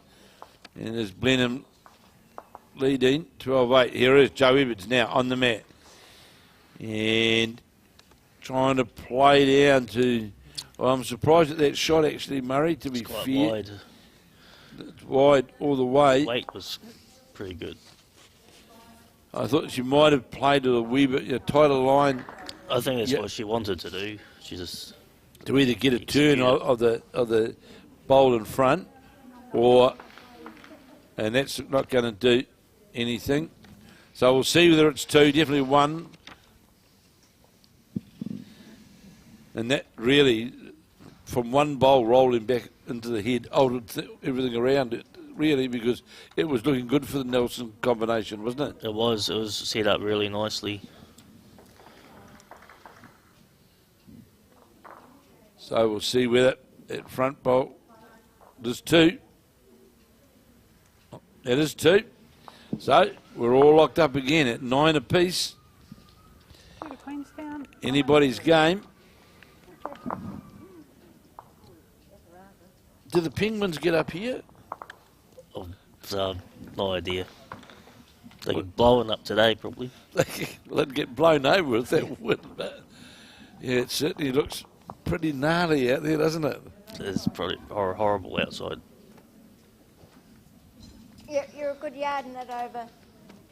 So it's the side of Doc Capill and Jan Gallop of the Blenheim Club in Marlborough. And you'll see there on the right of the screen, leading the South Canterbury Timaru Town and Country side of Bridget, Kitching and Sarndra, Cleland. And it is the Marlborough side who are leading 11-8 as we play the 13 of 18. On the mat now is the lead, Jan Anderson, who's on the back end, 9 apiece, 14 of 18 on the back end.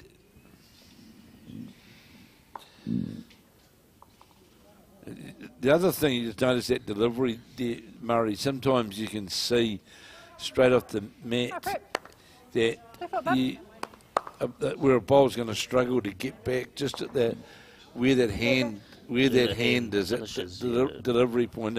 I know it sounds all technical, but it just makes a difference, doesn't it? It does, yeah. And you'll see there, Kay Hammer, we don't know what the weight's like yet, but certainly where the hand was situated at the delivery point was always going to get the bowl out, coming into the head, not going away from the head. Yes. Change of hand here by essentially Targate, lead from Jan Anderson on the forehand, thinking that the Kay Hammond bowl well lower the jack, but is in the direct vision on that run line back to the jack. So here is the lead, the essentially Targate lead. Man, this is on a good arc to the jack. Going to get past the front bowl. It will and get all the way down to the jack front toucher. It's great. Oh, well, take the green, get reward, isn't it? Great, but it is. Yeah, look, I think we play 2 down there. If we hit that, we've got another. Yeah, trying to beat that one. It's yard short, but. I think that was the change things. I think Joe Edwards was really saying to we can still play another one down here and just see. But, you know, providing, of course, that Kay Hammond gets over the head, it leaves a shot for Joe Edwards, doesn't it, on the other hand. And the key thing is, of course, at this stage of the game, this is a real... It's a great well, it's a good bowl and a bad bowl. Right? Well, not a bad bowl, unlucky bowl, right? Yeah. Because it just with that turned the bowl over, got second shot, but just cut that vision line off, didn't it, Murray? It's very hard to score now. Because even with 4 bowls to play, it's still going to be hard to score. With that before then, the jack was clear, visible, wasn't it? You could reach down, just on the draw, just reach down, turn the bowl through. But when... so now, of course, becomes the opportunity of the Central Otago side for Jane Anderson to build on that advantage of that frontline toucher. And he's going to get... That's a good home, come around the corner. Great place. Great place to finish. So you'll hear Joe Edwards saying to Kay Hammond, just get to the bowl, turn it over a couple of times, turned inside the head. Man, look at this. Catering Unlimited's arriving, mate. The cheese rolls have come out. That's got out on the wide side. So as they change over, Murray, for the Central Otago side, that head's set up pretty good, isn't it? It's one on top, one behind. Perfect.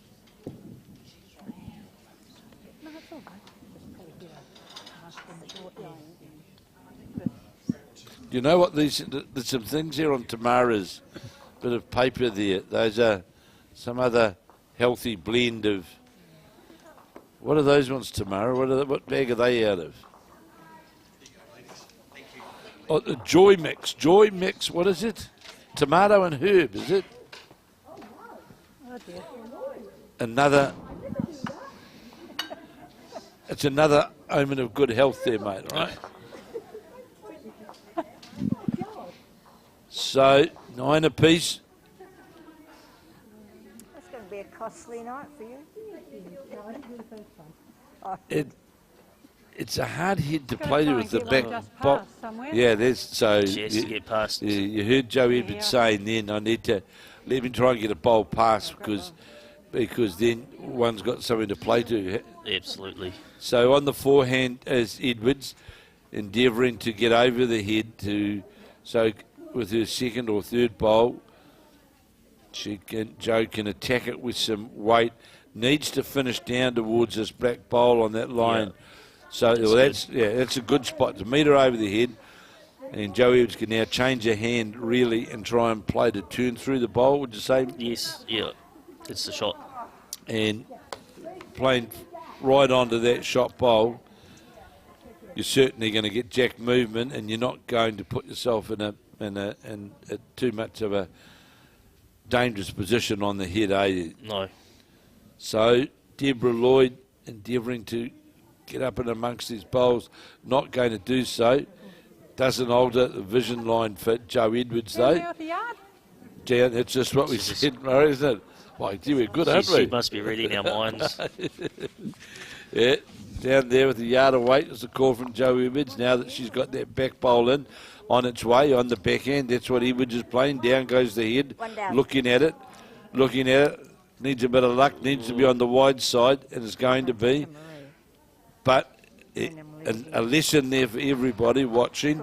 You notice that Joe, she knew that bowl was a wee bit wide, but she stayed down, watched, so she knows now where that line is to be. That's under the head. Yes.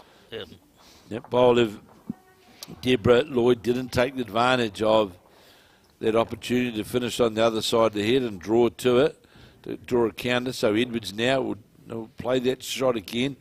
She'll hold that same weight, try and bring that line in fractionally to get down to the shot bowl. On the backhand, she can get to that bowl. She's certainly tightened that line up all right. She's over-tightened it, to be fair. Doesn't want to turn this bowl too far, will it? Yes, it may. Ran into one of the black bowls, the county, the outcomes, what is the shot? Now I think it's only one. Just the one shot it is, 10-9. 10-9 to the Central Otago side. It's out of the Queenstown club. On to Queenstown. I'll lead 10-9. Debra Lloyd skipping and Jane Anderson leading up against Joe Edwards skipping and Kay Hammond representing Nelson out of the Nelson club. And it is the Central Otago team now leading 10-9. Now, things have changed next door as well. It's tightened up, isn't it? It certainly has. It's Capill side must have picked up a 3. The Kitchen side, Bridget Kitchen, must have picked up a 3 at least on that last end. And now there's only one the difference. It is the Marlborough side of Doc Capill and Jan Gallop leading Bridget Kitchen and Sarndra Cleland by 12 shots to 11 as 15 Ian's gone. You see the bowls there. If you look at that head up flying through there, Murray, which one sort of early comment would be there's lack of green being shown, and they'll. Yeah. And over the head is the first bowl of Jan Anderson's by about a metre. Leaves plenty of room for Kay Hammond on that favoured backhand to draw down to that jack, which has been lengthened up a wee bit. And how far is it got out on the wide side right at the start? How far is it going to come back? Don't think. There it is. It's over the head, metre over the head. But you can improve easy off those lines. You can when it's like that. On the forehand. Okay. No. And just as Joe Edwards and her lead, Kay Hammond, are favourites for the peers, the man sitting next to me, good bowl there from the Central Otago side, the man sitting next to me here, Murray Glassy, playing with Dean Drummond. Certainly one of the favoured sides, favoured combination in the men's pairs. The Somerset men's champion and champion pairs, which will get underway this afternoon. 3 o'clock, is that around about? 3 o'clock kick-off. And who's first up? You don't know? Yes, I do. We play... What, you need the program, mate. John Carruthers and from One Tree Point. Well. One Tree Point. Yeah, well, John Carruthers. He's been around a few places over the years, but now living up in the north, and always a tough competitor. I think you've got to play there, bub. Close hand. Joe Edwards desperately now saying, right, need to get a bowl, change your hand to that forehand side. Nice smooth delivery. Always nice to see you. Kay Hammond certainly gets the bowl away out of the hand well on a good track down towards the jack. It's going to hold all the way up. It's going to be close to getting the jack on the touch on the way through. What a magnificent bowl. Change the hand. Draws a toucher. Great bowl. Right on top.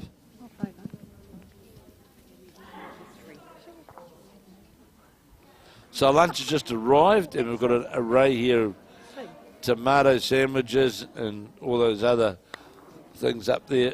Cheese rolls. Those bags of health up there.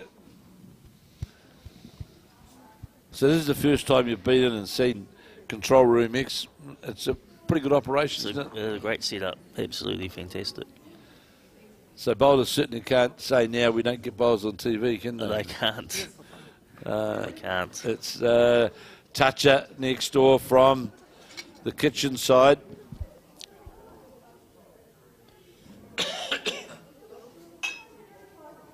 Great attempt here.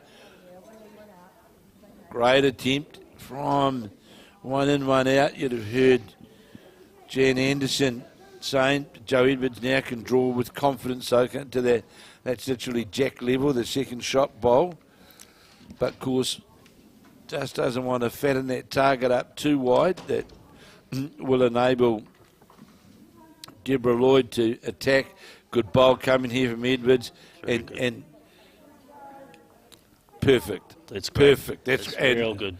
Really good. I was just going to say, Joe won't mind if she gets another bowl inside that line, because there was a danger, of course, of just a trail. But how those bowls have fallen there. On the charge is Debra Lloyd. Might get her own bowl now on the outside. Got her own bowl out. That's close, but it could also. I think she's 4 down now. Because, again, if your lead doesn't get them close, when something like that happens, you can be looking at a big number. You can. Pretty quickly, can't you? Yes. Like one bowl can just make such a big difference. Edwards here, trailing 10-9, holding at least, well, it's interesting. Edwards now going that backhand, and knowing that she doesn't want to fatten anything up in the target area, and knows that she's got literally a metre to get into the count, and She has done. that bowl I'd say, Mo, would be in the count. So big pressure here on Debra Lloyd. Well, this is going to cut the count down. This is a good. There's a very, very good bowl, and It ran a long way. ran on a bit, but I'd favour 3, I reckon. Wing bowl, third shot. Oh, she's got a bowl to play. So Edwards now will more than likely go back. She is going back to the forehand. No more bowls to come from Debra Lloyd, so the draw's open there now. It is. On that forehand for Joe Edwards to take advantage of that. You can see the two coloured bowls, the Maroney coloured bowls, and this is breaking down. She'll be disappointed by that. She'll be really disappointed there. Gives herself a slap. She knew straight away that it was going to, on the narrow side. So out come the two that we knew about, and the jack level. You're right, Murray, that jack level bowl Well, they're indicating the back bowl, but you're looking at the camera angle, which is always hard to go by. Onto this one. You would favour Well, yeah. the Jack level bowl. Doc Capill, Jan Gallop up against Bridget, Kitching and Sarndra, Cleland, and it's 15 ends gone, and it is the Marlborough side now just leading by that one shot, 12-11, 12-11. Out comes the measure, goes around to the Jack level bowl. That's the Nelson bowl. Well, I think this might be more than 3, actually. They've taken the third, so that one's in by miles. And it is. 4. That's 4. So that's, I know Joe Evans will like to bowl to count, sure, but 4, 13-10, right time to score it, isn't it? It's game, pretty much game, but it's that mini break. There's only 2 ends to play, and Well, we've got 3. We said it was going to be, if someone got a mini break, you can literally, we just saw, that's literally, well, it makes it very, very difficult. Doesn't make it hard. So Kay Hammond delivering the jack. Joe Evans still preferring that much shorter length. You'll see the spots there.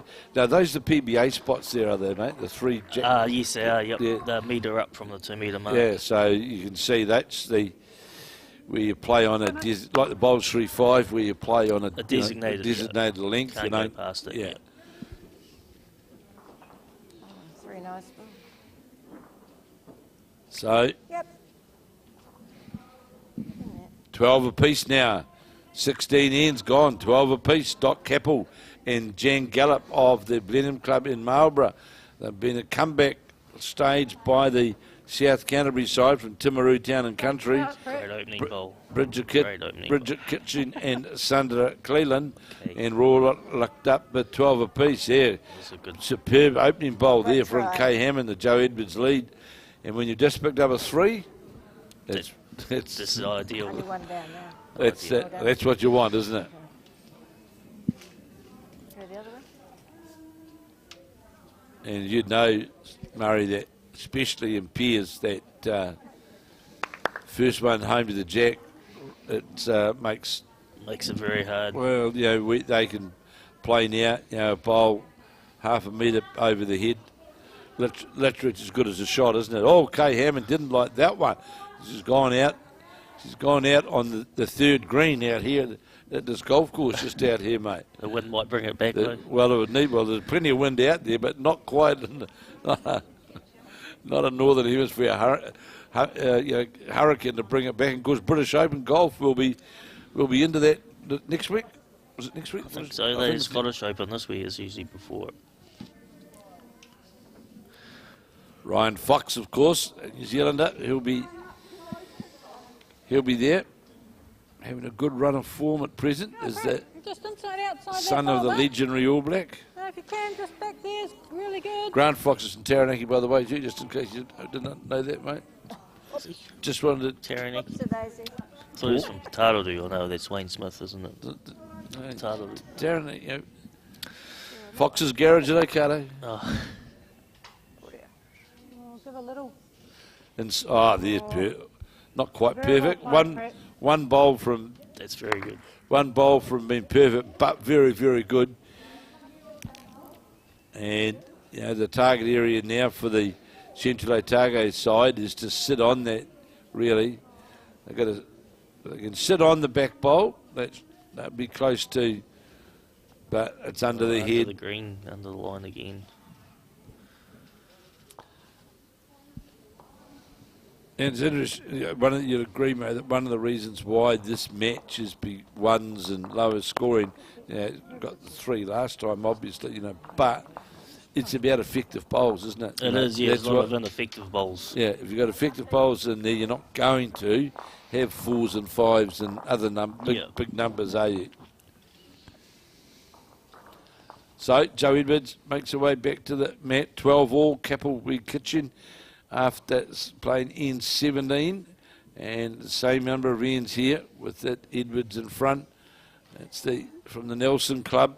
Joe Edwards leading 13-10 over Debra, Lloyd of the Queenstown club, and she'll be quite happy going out on that wider side, long as, which Joe Edwards is duly doing, long as she knows that she's over the head. Yeah, it's good. Good spot. Meter over the head, nothing wrong with that. Jack movement is favouring the Nelsonians, Central Otago now.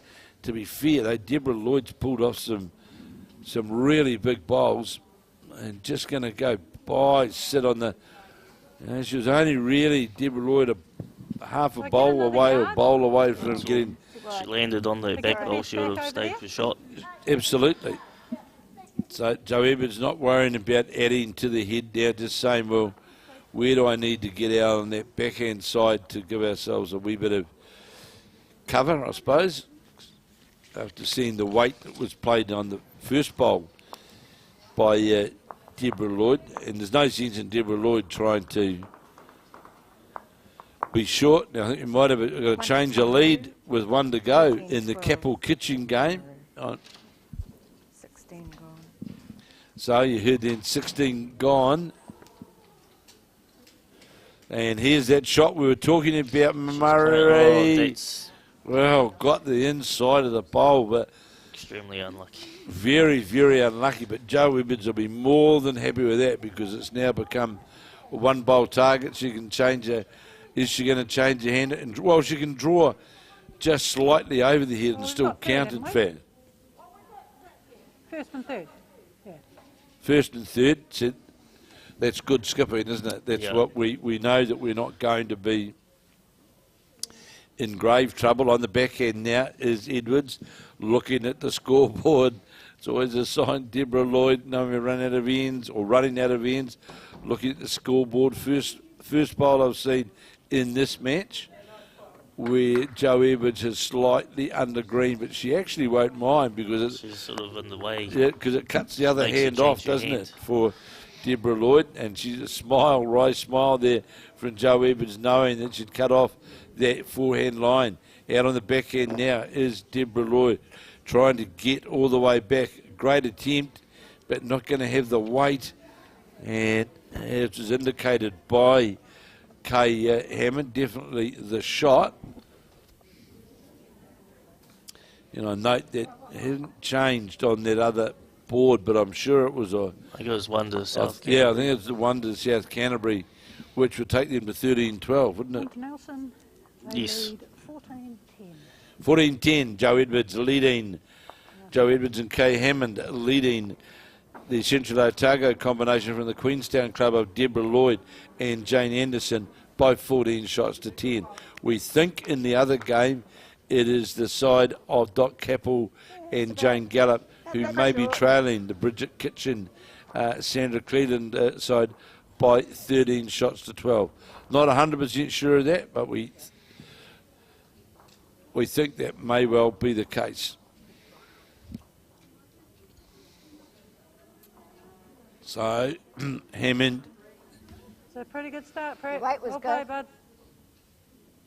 Yeah, it's a good opening bowl. Just a couple of bowls, jack high. And, of course, we do play a 2-hour time limit here as well. That must be close. Must be getting around the clock now. Must be getting down. So, Jane Anderson, good opening bowl here from Anderson. Needs to be inside. Just going to go by a bowl. And You had the perfect weight. Joe Edwards saying again, same again, she'll be happy if she can get a bowl out. Just at this stage of the game, really, Murray, when you've got that lead, you just want to be like over the head, don't you? You don't want to be. Don't want to give up opposition a chance to pick up numbers. Jan Gallop 3 down, trying to get to the jack. Does so. Draws up front, toucher. 3 down. Here's Mike Kiernan just arrived, no doubt, having a lunch. Beautiful. Compliment to Bowls New Zealand, no doubt. Yeah, you had the right weight the first time. Yeah. Oh, there were, because Mike's got difficulty with his hand. It didn't reach down for far enough in his pockets. So, good bowl here, toucher That's on a the good trail. From the Just Central pass the Otago jack, side. Don't be charging. Joe Edwards just saying to Kay Hammond, don't be charging. So that other game now, it's really going to be really tight over there, isn't it, in the Capill Kitching game. If they hold on to that one there. Be all square playing the last. On the backhand is Kay Hammond, ideally wants to be over the head. Not going, may just get past it. No, it's not. Gets a front bowl. Oh, this is better. Oh, is that it? Very good. That makes it hard. That's didn't mean to go there, but be quite happy with that. So is it to the bell, do you know, or is it one end after the bell? I think it's to the bell. To the bells. This will be their last end. So this will be their last end. So if that's the case, then well, we're not sure about that other board there, are we? But we know that Gallop's holding the shot.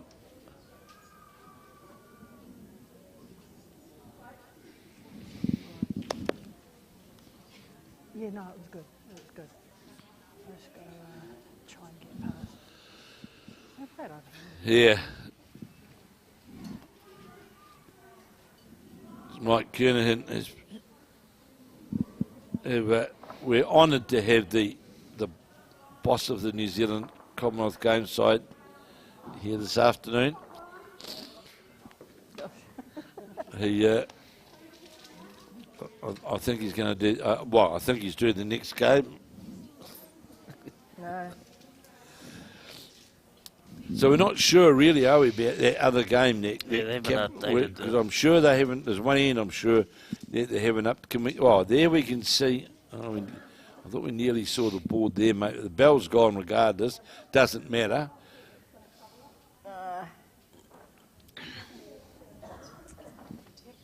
So at this stage we know it's the bowl of Jan Gallop's that is in fact the shot, that the blue bowl.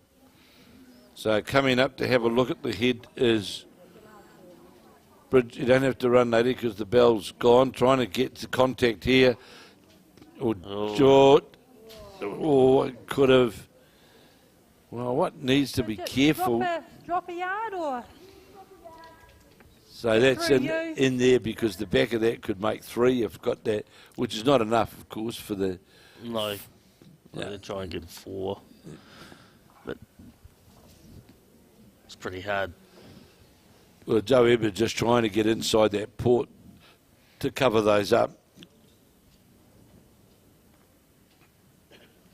But she played this very well. Yeah, covering the 2 blacks. Well, that's perfect. Any chance has just gone out the door, Murray, isn't it? Perfect. So trying to reach the head, play through the bowls. There's Lloyd, that's well under the head. It's got steered under the head.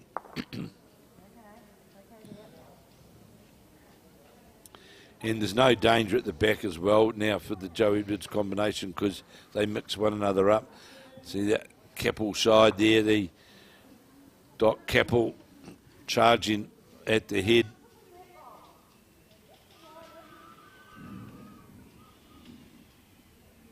There's just a slight breeze passing by them.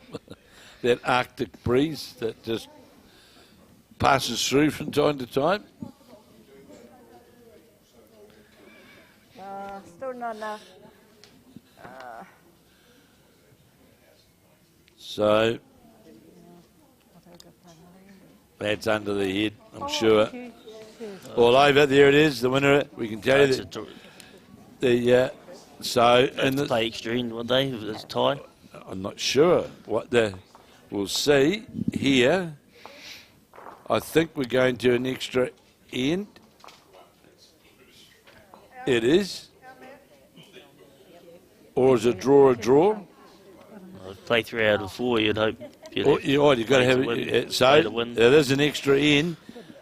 So I can tell you that Joe Edwards and Kay Hammond have defeated Joe Head of Nelson. They've defeated the Central Otago combination out of the Queenstown club, Debra, Lloyd and Jane Anderson by just 15 to 10. Yeah.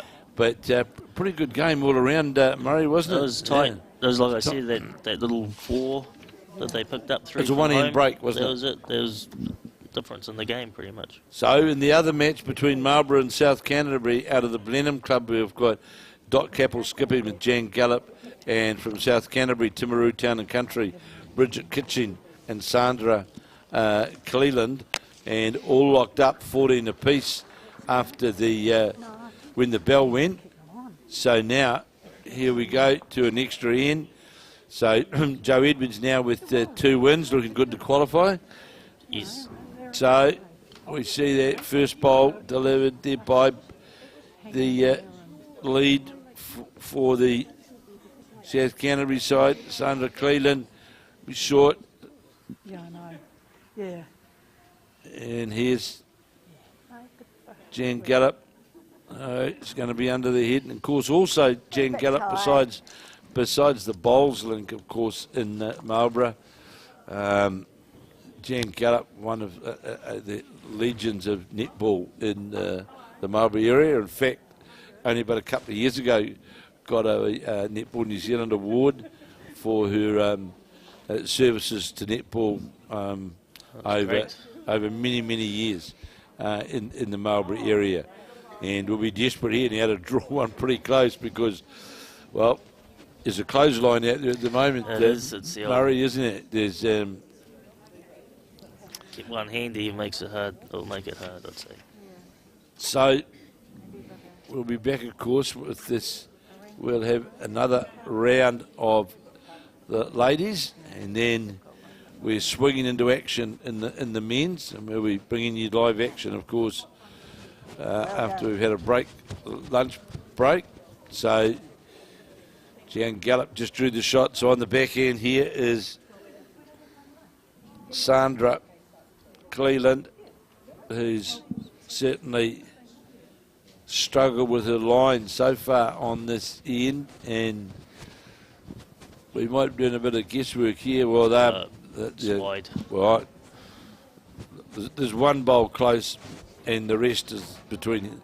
Well, the gap's between with Dunedin and Timaru, mate, isn't Almost. it? So, Jan Gallop here on the forehand with her last bowl can really, I'm not going to say lock the game away, but a front toucher here or one literally right on top would certainly.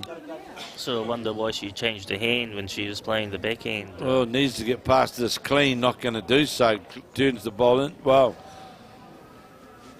it's. I can hear Ned because Joe Edwards has still got the microphone on. I can hear she's having a toasted sandwich for lunch. I can hear that.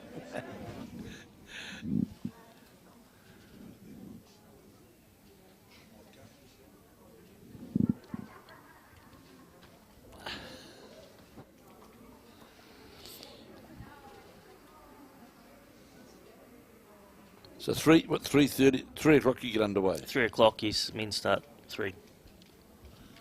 I told you two couple were leading the Taranaki Championship. He told me, yes. Good, Very proud. Long as you know, right?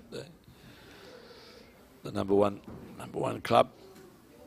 So on the backhand is the skip here, Bridget Kitching. It's on a pretty good bowl here. This is a pretty good bowl, 13 apiece. Bowl. There's a toucher, front toucher. Yeah, they don't come any better than that. That's why I was wondering why Jan played her forehand with her last. That's what she should have done. That should have been the shot that they should have been trying to close the gate, don't you? Yeah.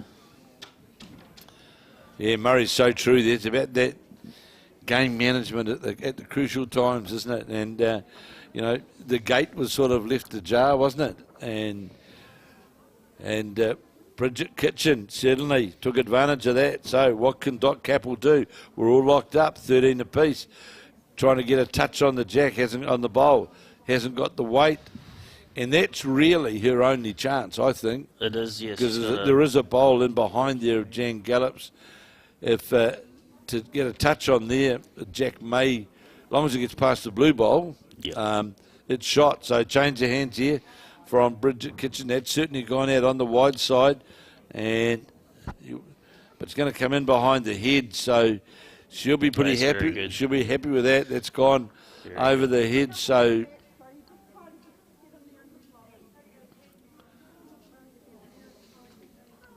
The key thing is you got to play. Make sure you're at the head, aren't you? You know, and certainly wanting to play with reaching weight up to the white, try and get Jack movement. It's going to get possibly the Jen Gallop bowl on the way through. Needs to sit on. She finished past the Jack, so it gives herself a show in the with her last bowl. And it's only a one. Well, yeah, you got to play that hand really, mate, don't you, to get that. She's stuck playing that now. Yeah, there's no other option on the other hand. So Joe Edwards, we know, is unbeaten. After that win, they require one more to make their way into post-section play, which is a Sunday. And this is going to be... Well, I think she's trying to put the old block in. Neither one or the other. Key thing here for the Marlborough side is just don't be short. And you make contact, who knows where the Jack's going to go. She pop it a couple of feet, she'll end up with a... So here's Doc Capill, as Murray said, trying to get the Jack to move a couple of feet. Needs to get past, clean these front bowls, not going to do so. And there it is, it's all over. If... the gate got left slightly ajar, didn't it? And the first bowl, Bridget Kitching shut it straight away. Drew Ritchie a front toucher. So that gives the South Canterbury side from the Timaru Town and Country. They've had a 13-12 win. That's Bridget Kitching and Sarndra Cleland. They've had a 13-12 win over Doc Capill and Jan Gallop of the Marlborough Centre from the Blenheim Club. And just to confirm that the other game we had on the screen here was the game between the Nelson Club side, Joe Edwards and Kay Hammond, and up against the Central Otago side from the Queenstown Club, Debra Lloyd and Jane Anderson. And it was Joe Edwards and Kay Hammond that ran out the winners, which, really, to be fair, Murray, was a one-end result, wasn't it? It was at 1-4. It was nip and tuck all the way, wasn't it? It was, yep. Singles and twos, and we said all along in the commentary that somebody, it was the one who could get that number, that break, which they did by scoring that 4, that is going to run out the winner, and that duly happened for Joe Edwards and Kay Hammond. So my thanks to Murray Glassy, who's been with me throughout this round, and we'll be back shortly, and the next rounds that we'll be bringing you is Gayle Melrose and Mary Campbell of the from Tauranga Domain, up against the Auckland combination of Karen Hema and Alicia Prideaux out of the Carlton Cornwall Club. And no, is that right? And the games we're bringing, and Christine Boorer and Janet Swallow from Outram versus Val Clements and Dale Fitzgerald from Bowls Papanui. So we'll be back here shortly to bring you round 3 of the Somerset National Women's Champion and Champions here from the Hope Stadium here in Dunedin. This is Kevin Hicklin and Murray Glassy, and we'll be back shortly.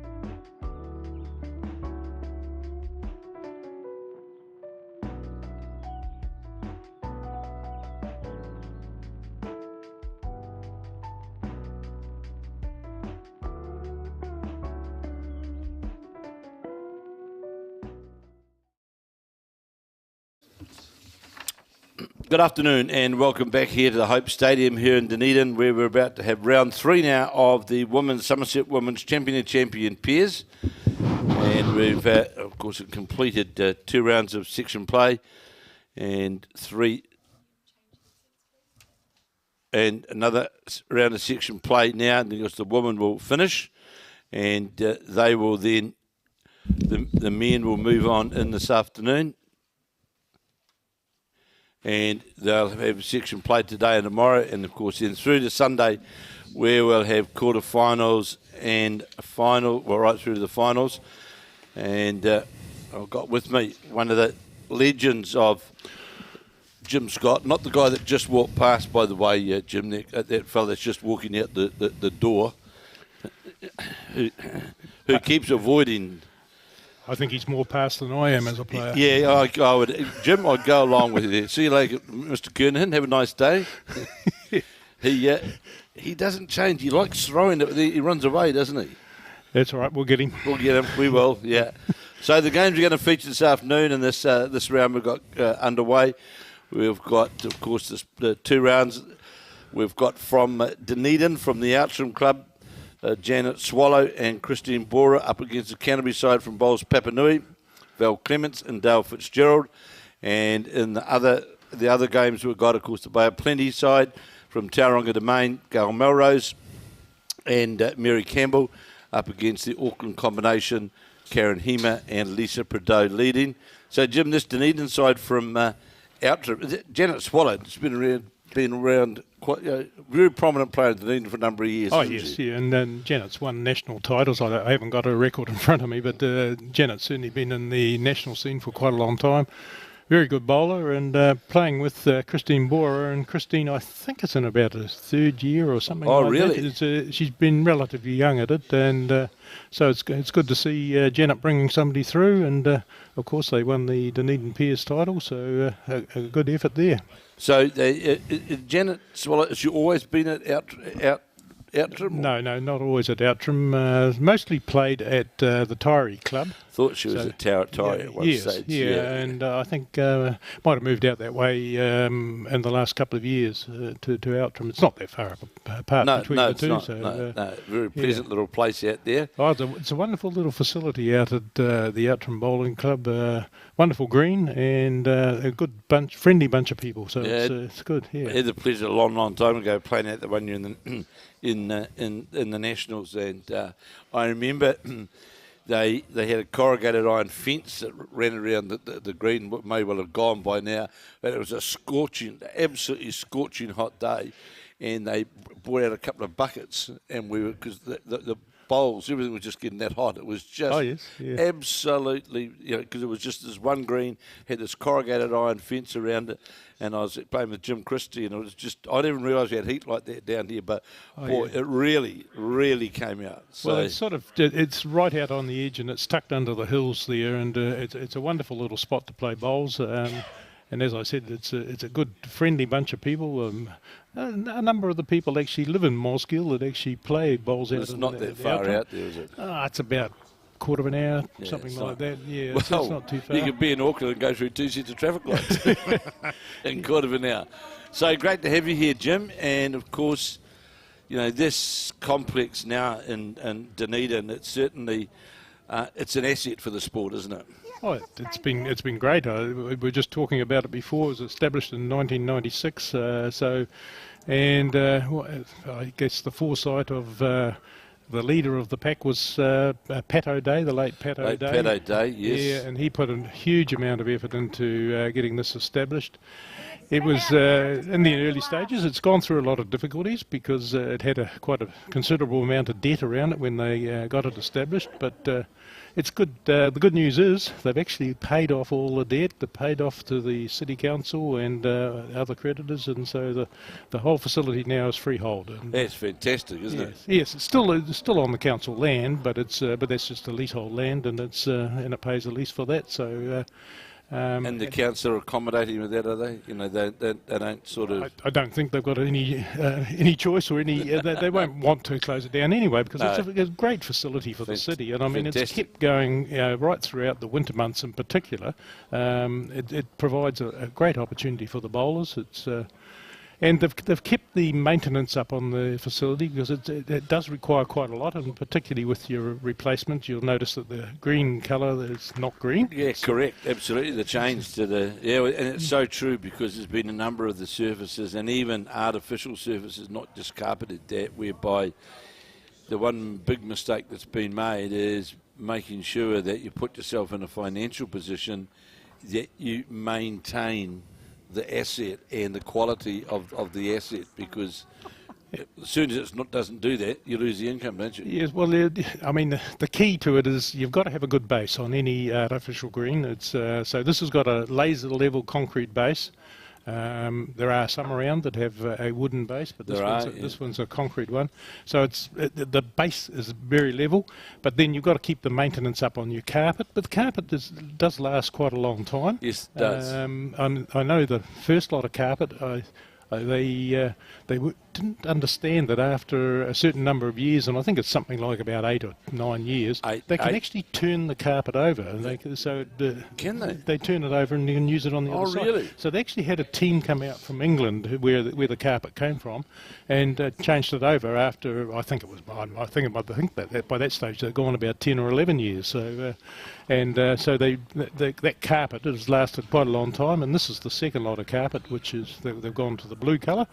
And so it'll get turned in due course as well. So yeah, it's a great facility, and certainly, well, we've seen it now more and more. You know, it's interesting talking to Murray Glassy in here before. In Hastings now, there is only 4 natural surface greens actually now left in Hastings, because they've got the indoor complex, of course, at the Hastings Club itself. The rest are all now literally artificials, and there's only 4 natural surface greens left. I find that a little bit of a shame. Oh, so do Kevin, I, absolutely. I agree.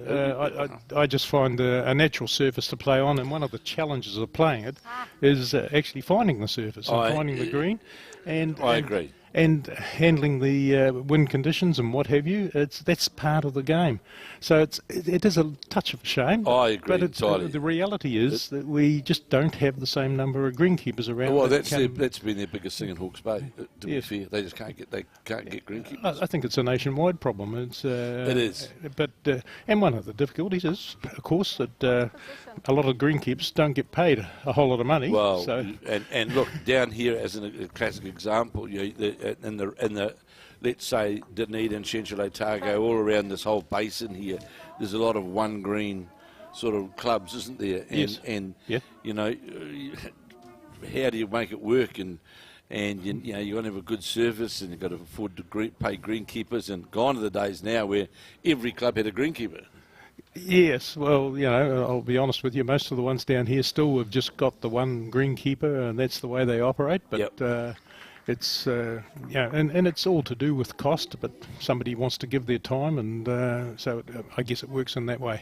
Well, to be fair, in Auckland, we've got the struggle as well, and you know we've got some very good greenkeepers up there, but you know it's how long we can maintain the number of greens that we've got.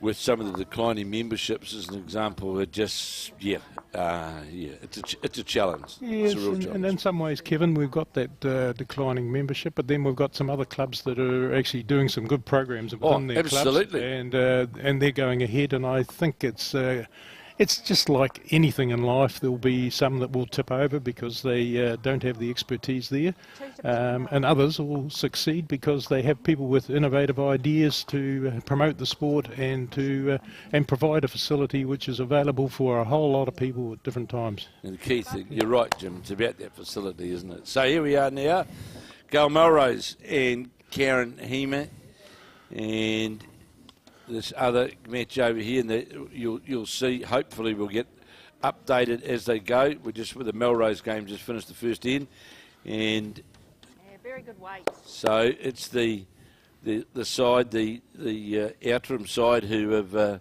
opened up 3-2 lead over the Canterbury side of Bowls Papanui.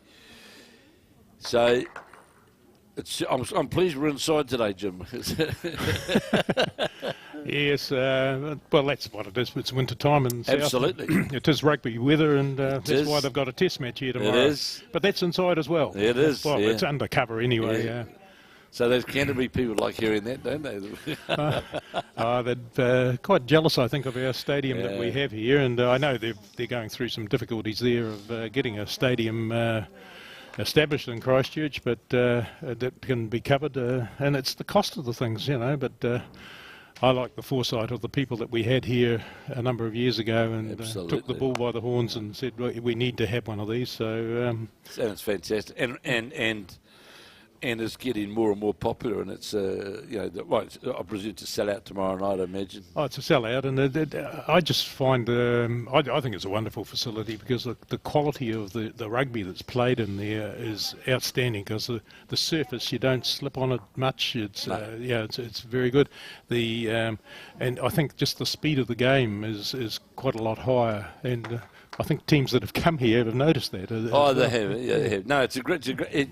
And of course, it's a multi-purpose stadium as well because it's used for concerts and other things as well, isn't it? Well, so you need to have that because otherwise you just don't get enough income. But I guess, and we're like everywhere else. We've been hit in the last couple of years. I don't think they've got a concert coming later this year. And that's the first one. I think it's all close on 3 years since they had one. And that takes that puts a big dent in one's cash flow and revenue, doesn't it? But it makes it difficult for them. Yes. But that's the same in our bowling fraternity as well. It's just we need to keep that cash coming through the tills so as we can improve and create better facilities. Well, fortunately, we've sort of been able to. There's been some clubs. It's certainly been a struggle. And really, overall though, the sport's come out pretty good. But we need to get through this and have a big summer coming up next year. So Melrose and Hema leading the Karen Hema side. Interesting, the Carlton Cardinal side here, Jim. Gayle Karen Hema and Lisa Bordeaux lead. They won the Auckland Champion fours, triples and pairs. Gee, that's a wonderful effort in one season. They won all three. Yes. And also with them is Linda Ralph, and as well, who's playing in the triples and the fours. So of course, Linda Ralph got runner-up last week in the championship singles in Hawke's Bay. So she was in the winning Carlton side for the triples and the fours. So there's three of them that have won 3 out of 4. And Karen De Jong, well-known name in the Auckland area. Karen comes in the fours, but they've won. They won all 4 events. And of course, Lisa Bordeaux's partner is down here defending his title. Leif Selby, of course, he's an ex-Australian player. He won for the 2nd year in a row the Auckland champion pairs. So, yeah, it's wonderful effort. And you talk about players that have won, a number of events, and of course most of these come through from the champion of champions in their centres. So they've won all their club stuff, and then they've won the centre championship, and then they come through and play on this national final. But there's also, you have a lot of open events in the centres, and you talk about people winning 2 or 3 in a year. We had Oliver Mason from down here this year in Dunedin, and he won the 4 of the open events, so the open singles, pairs, triples and fours, and I don't think anybody has done it previously. That'd be his first, surely, wouldn't it? I think you so. would think so. I don't know whether there's too many centres where it's happened. I'd suggest with something like Bill Clements or David Files' record in their centres. Certainly, yeah. They might have. Well, I see one of the champion events coming up. It might be the pairs, and there's one of them definitely where I see the name Bill Clements. Bill, he's been around for years. So, on to this game between Hema and Karen Hema and Gayle Melrose. And, of course, with Gayle Melrose is Mary Campbell, former New Zealand player, originally out of the Manawatu, now living in Tauranga. And they got beaten by Joe Edwards in their first match. And one. But one of the things we've watched very closely here, Jim, is that it's certainly, which is great, it's certainly a service that if you don't take your green, you won't get rewarded. If you take your green, you'll get rewarded. Well, that doesn't change in any game of bowls, does it? I mean, No. it's. But the good news here is you've got no outside factors, such Correct. as your weather. It's warm in there. You'll notice most of them are in shirt sleeves, so it's a warm facility. But you've got no influences from the weather as you're playing bowls. You've got no excuses, Kevin, and no, you haven't. for bowlers like us, we need excuses. So that's why we're not there, and these folk are.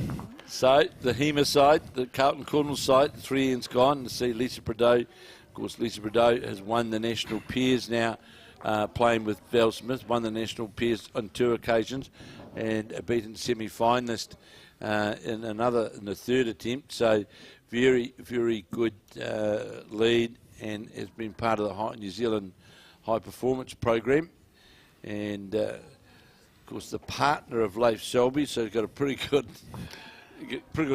coach in the lounge, haven't you? Oh yes, yeah, and I think she played a lot of bowls over in Australia, didn't you? Absolutely, at Merritt St John's Park. Yes, yeah, and I presume that's where she started. I'm not I think so. sure. In fact, and played in the club over there with Val Smith and Joe Edwards, when Joe was flown over before, flown down from Pine Rivers, and they all played together. Now, St John's, one of the two, either St John's or Maryland's that they played in, and Lisa's son, in fact, Bo, he won a New Zealand Peers fours title, playing with Rowan Brassey, won the fours in Taranaki, and he's just been named in one of the Australian emerging players squad only but this week. So, yeah, Bowles is pretty much much of the family, but a good Kiwi girl. Yes, returned home. And in the opposite team, and with Gayle Melrose, is Mary Campbell, of course, and Mary's been around the bowl scenes for I don't know how many years. Originally from the Manawatu, yes, and now is up in the Bay of Plenty. Been there for a number of years, and from an interesting background with her bowls, because she had hip problems at one stage, and she rather than she changed some things, she actually delivered off the wrong foot. Correct, she did. Because her hip wouldn't work, Correct. and it looked so unusual for her. But once she got a new hip, it's made a big difference for her. And absolutely, like she's been prominent in New Zealand bowls for a long time. One back-to-back New Zealand peers, playing with Sharon Sims a few years back when playing out of the Manawatu. So and now of course Sharon Sims is one of the selector, manager, or you want to call them, for the North Island side, which is going to be played here, and Dave Edwards, the southern selector. Those 8-person sides about to be announced very shortly. So the other thing on this screen, and it's a lesson to these players, that you've got to be playing through the. You got to like trying to dead draw all the time, beer to the jack is just. You got to be prepared to play with that yard all the time, don't you? Yeah. Well, it's to do with the pace of the green. Correct. And it's look, I'm not 100% sure. Haven't been out there and timed it, but I would imagine it's around 15 seconds. You'd imagine about, normally they're about 15. Yeah, it might. It does vary a little bit. On warmer days, it doesn't seem to be quite as quick, and then on the cooler days, it's quicker. Well, it's interesting. We had a situation last week in Hastings in the champion singles late in the afternoon, and the players remarked about it afterwards. We saw the green slow down by a good second and a half, because it was making a difference of about 4 feet on the finish. Yes. And the players remarked about it that it happens. It's very hard to pick, of course, because you can't. There's nothing physical. It's a bit like COVID. You can't see it. Don't mention it. It's a COVID-free. Well, it's nearly a COVID-free room. No. Tamara's had her turn. I hope it is. Yeah. Nowhere. But we had yesterday, because Bart Robinson, who was runner-up in the singles last week, was, let's just say, just about to jump on the plane. Oh yes. And test and fill in off colour, test, bang, and so thus he's not here. Yes. And that meant the North Harbour side had to pull out. So, Well, it gets difficult because they can't get a player at late no, notice not like that. that. You know. No. And a lesson here, Jim. You'll see Karen Hema. You know, you got to take your green on this surface, don't you? You do on every surface, but you're certainly not going to finish on the right side of the jack by trying to play steer bowls under the head, are you?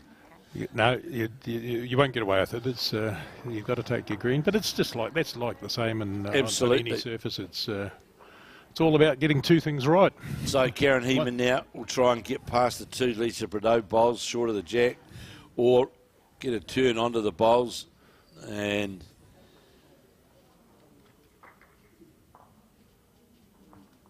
see Hema on the forehand. And it's interesting, Jim, I was about to say just before the bowl was delivered, you can very easily see here when you're sitting in this position here, that bowl, just from the way how it was out, you can tell out of the hand that was always under the line. And, yes, and not going to get to the centre line. And didn't seem to get the weight in behind it, which so not at all very important. But that's like all. You just got to keep your follow through going. Absolutely. So, Gayle Melrose now trying to get past these front bowls where it will count if we can get past the bowls of Lisa Bordeaux. No, it doesn't. Just fattens up the Chinese wall in front there because, you know,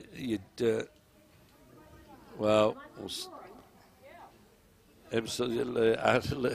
Hello, I think we've got a bowls going off. What's going on here? We got Mary Campbell. Well, you'll see the split screen. It's can be quite challenging. So Karen Hema definitely got to endeavour to get either through the Karen Hema bowls or around and past them to draw all the way back. But I know it's a good drawing service, but I don't think you'll come back from way out there, and it won't. Mary Campbell acknowledges that very early in the piece. Looking at this point, as it would be the Gayle Melrose skip side, it would be holding at least two shots, I would say, on the forehanded Melrose. And how far is this going to come back? Mary Campbell trying to encourage it to come back. Don't think it'll do so, though. And in the other match, it's the Dunedin side from the Outram Club, Christine Boorer and Janet Swallow, who are leading the Canterbury combination from bowls Papanui of Val Clements and Dale Fitzgerald, are 4-2. What sort of membership would they have at Outram, Jim? Oh, you've caught me on the hop there a wee bit, Kevin, but at a rough estimate, around about 40 to 50, somewhere in that bracket, I would think. 60. 60. 60, there we are. So 60 male, female, what's the makeup there? Both. Doesn't know. We're getting some information, but we haven't got all. But if it's around 60, at one stage there were quite a lot of female members in the club. I'm not too sure that they may have outnumbered the males at one stage, so I'm not sure whether that still is the case or what the current. But it's it's certainly not a big club, but it's. But as I say, it's a happy club, and that's good. Well, one of the joys of and hopefully again next year, one of the joys of when they had the Nationals up in Central Otago was getting out and about to all of those greens, those one green clubs all around the province was certainly. Well, I think it's. I just think it's great for the Nationals. Yes, yeah. To get out and. And in years gone by, you wouldn't have got out into the country areas like that. I mean, it would focus around the four main centres generally, but then there was a move away, and they had some in Palmerston North, and so in the Manawatu, some in the Waikato, Taranaki we've had since then. But I think it's just centres that got to have the facilities available so as they can cater for it, and that's the most important thing. So 8-2 to the Dunedin girls. So good start here, Jim, from the ladies from Outram. It's a pretty It's a good start. 4-3. The Gayle Melrose combination just picked up a 3 then over Karen Hema. 4-3 after 5 of the 18 ends. Yes, a bit of an 8-2 lead by Christine Boorer and Janet Swallow, so that's a great start for them. So any minute now we'll have flashed up for us. You'll see the sheets come up for the progressive score after 2 rounds. There you are. There's the North Harbour side of Trish Croot and Kirsty Hill, who won 2 from 2, as have Joe Edwards and Kate Hammond, and Bridget Kitching and Sarndra Cleland from Timaru Town and Country, 2 from 2, as have the Capill side from Waitarere Beach, Doc Collis and Jean Watt, 2 from 2. Natarsha Grimshaw, of course, from the Hawke's Bay, and the young secondary school girl Henrietta Scott of Kiatoa. They've got at a win and a loss. Av has Christine Boorer and Janet Swallow of Outram. The Marlborough side of Doc Capill and Jan Gallop have had a win and a loss, as have Gayle Melrose and Mary Campbell, as have Debra, Lloyd and Jan Anderson of Queenstown. And then the combination, the Thames Coast side, they've only played the one. They've won 1 from 1, as have the Oamaru side and the Invercargill side of Glennis Paisley and Pam Calder. The Carlton side, Karen Hema and Lisa Rideau, who have got this game out in front of us, they've lost both of their first games, as have the Hikarangi combination of Diane Lawrence and Leanne Stewart. Sarah Tokomo and Marianne Wilson of Victoria and Wellington have lost both of theirs, as have Dale Rowe and Olivia Mancer of Featherston in the Wairarapa. And just playing the one game, and playing also in that category is Val Clements and Dale Fitzgerald of Bowls Papanui in Canterbury. And the one, just playing the one game, was Diane Patterson and Leslie Burke of Wanganui, and they also had a loss. So 2 rounds completed, and of course it's 3 out of 4 to qualify. So teams in post section early, Jim. Yes, well, it's but I've seen teams win from losing the first game and scraping through, qualifying, and then go on and win it. So it's the stability over a long period of time. It's not just winning every game. You don't win the Melbourne Cup on the 1st of January, do you? And you don't always win it in the first 200 metres either. Absolutely correct. Absolutely. So 4-3 Gayle Melrose, Karen Hema. 8-2 is the team from Outram leading Christine Boorer and Janet Swallow, leading Val Clements and Dale Fitzgerald. And that's a handy start for the Dunedin girls from the Outram club. And I take it the maroon, that's the Outram coloured. Certainly is, Kevin, yes. Yeah, they've always had maroon colours. So we see it is in the Melrose game, it is in fact Gayle Melrose and Karen Hema who are holding shot. As you'll see, this bowl breaking its way. There, the Lisa Rideau bowl in the centre of the line of 3 there is the shot bowl. Now tell me, this Dunedin side from the Outram side, because Janet Swallow, we know all about Janet Swallow, and it played for Dunedin for a number of years. Oh yes, well, look, a number. You're trying to test me to say but way before I came here actually, yeah. And Janet was in a. Just trying to recall, did she win a National Force title way back? The name definitely, the name Janet Swallow is well known in the. Yes. And what about Christine Boorer? This is the 3rd year player, you say? I think she's in her 3rd. It's something like that. But she hasn't played for that long, I know. And but it's developing a good record for herself in the early part of her career, which is great for her. So it's still Karen Hema holding shot in the Hema v Melrose game, and here is Janet Swallow now on the back end on the mat, getting the bowl out on a pretty good arc. I think they're holding 4 shots. It looks like it here, Jim, doesn't it? Doesn't have the weight, but I don't think it. I'm sure that's definitely 3 of Janet Swallows' bowls, and that's the Leeds bowls there. Yes. So, yeah. But we're just not sure what's past the head. And can't see the back of the head. Correct, Jim. We'll see here. The lady from Bowls Papanui can do to try and rescue the. Well, she's going to certainly cut some out and may get to falls in. Would have got to second shot. In fact, will still be 2, I would say.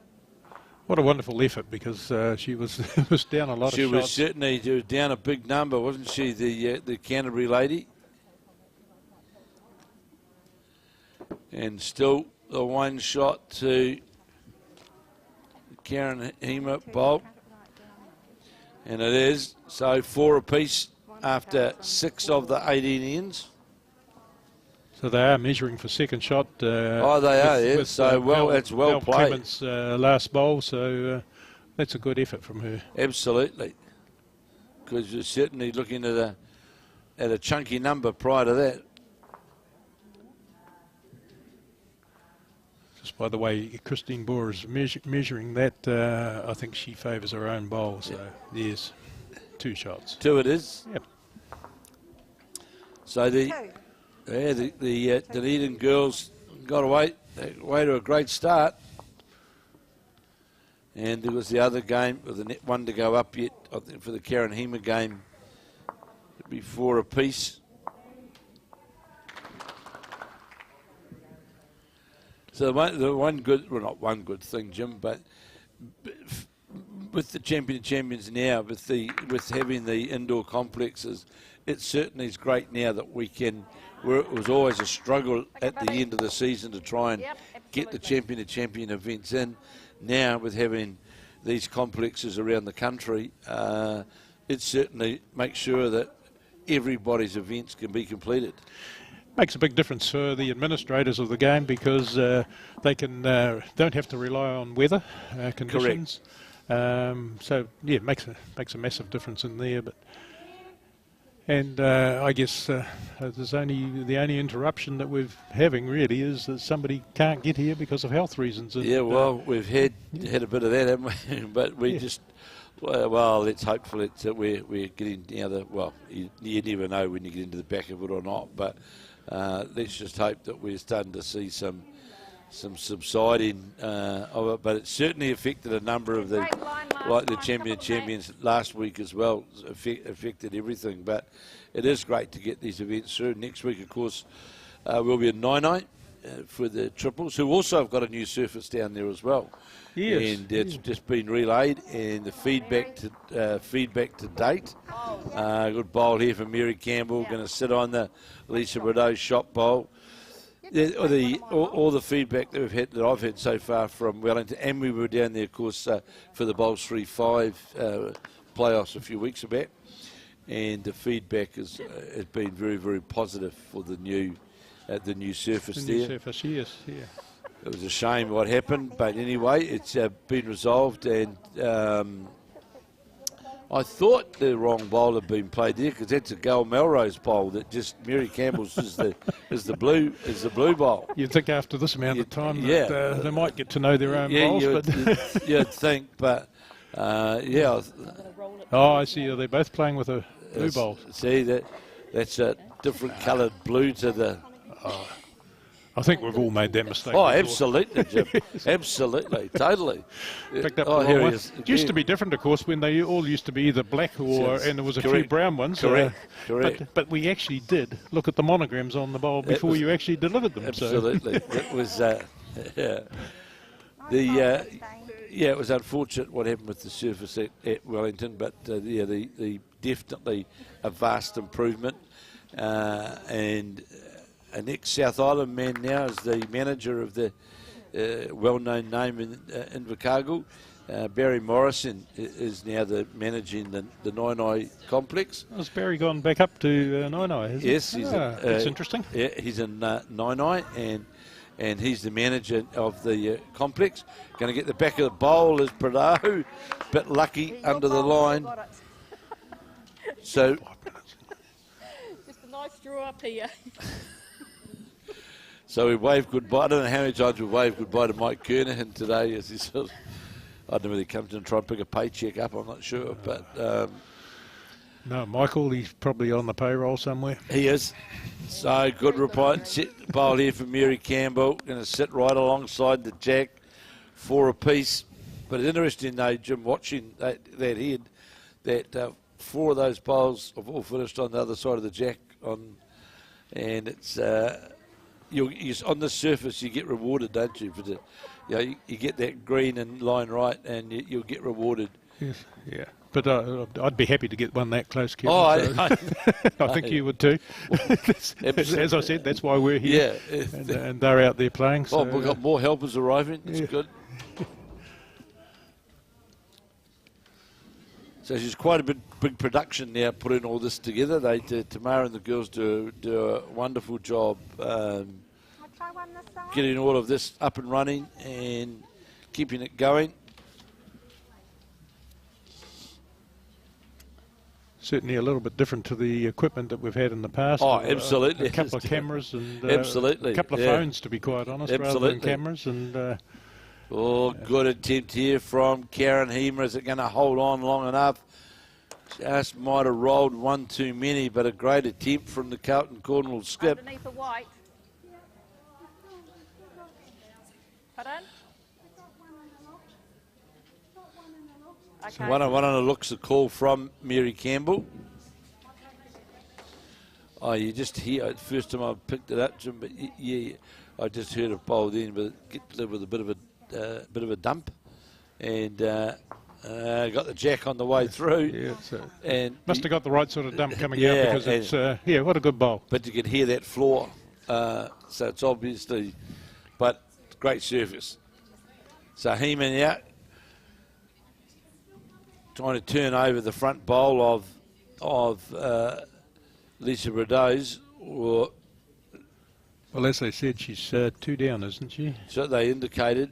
Yeah. Coming back now, will it come back all the way? Has it got the weight to get all the way down? Has it got the weight to get past and all the way down? No, it didn't. Well, they could have done with another couple of feet of weight. Was certainly on line. Gayle Melrose, of course, been part of the Bowls New Zealand setup with the high performance program for a number of years. Don't ask me what they do, but I. So trying to urge that bowl to get up a city. Don't think she'll be able to urge that one enough. No, that's not going to do any urging. And here makes 2 of it. Does that Clements there? It's another shot for sure. 2 Val Clements drawn 2 shots there. 10-4. There'll be a welcome 2 shots as it well. Certainly was, because certainly been struggling. So here's Heeman now on the backhand, trying to get down to get some turns through those bowls. She got enough weight, Kevin? No, she hasn't, and that's the old story, Jim. Sadly, that you can't turn bowls through if you haven't got any legs, isn't it? Yeah, dead right. Got to have the weight right. Got to have the weight right. As we say, there's only 2 parts you've got to get right, and one's weight and the other's green. Absolutely. So it's quite a simple game, but it's we just make it more difficult, of course. We do. So, Gayle Melrose, you heard that straight away. She said that's gentle, and as they come to the end of this, in 6 of 18, there's 1 and a measure was the call on the way through, what we heard. So we'll see in a moment. Did they concede 2 pretty quickly there? I think so, yes. That's what it seems. So they've just completed that 6th end. Kevin, just in the other games, have they been getting through the 18 ends at all? Or? There was a couple of games. Well, the last game we did, it was the 18th was the bell. Was the bell? Yeah. So that they got right through to, and I think in the main, I think in the main that they've got through. So two Gayle Melrose and Mary Campbell, 6-4 now after 7 of 18. And in the other match, it is the the girls from Outram, Christine Boorer and Janet Swallow, who are leading Val Clements and Dale Fitzgerald 10-4 after 7 of 18 ends. Good opening bowl here from Mary Campbell, who's former New Zealand player, as Jim said before, and spent many years playing with Sharon Sims, winner at that point at the Northern Club in Manawatu. Got it. So Lisa Prideaux just going to finish a couple of bowls. Jack Lowe. Yeah, 2 very good opening bowls. So. Well, Yeah, the old I think story, so, yeah. Jim, you get bowls in around the head like that. The result either way is going to be not a big number, is it, in most cases? Well, what you tend to see is if your leads get their first bowls close, you tend to see a much tighter head. Absolutely. And it's and I think it's just makes everyone concentrate a little bit more. Hello, what are we going to see here? Mary Campbell on that narrow side near and into the back of the Lisa Prideaux bowl. It was interesting. Mary changed her I hands was just there. going to say, I wonder why she... And she'd played a good bowl with her first one. Yeah, and these services, I think you've got to back yourself rather than if you take your green, finish out. That's. I don't think that it's a green that you need. These greens you need to swap and change around. Lisa Prideaux, is it got enough weight to hold up on the line, getting down to her second shot bowl, turn it through for shot? No, it won't.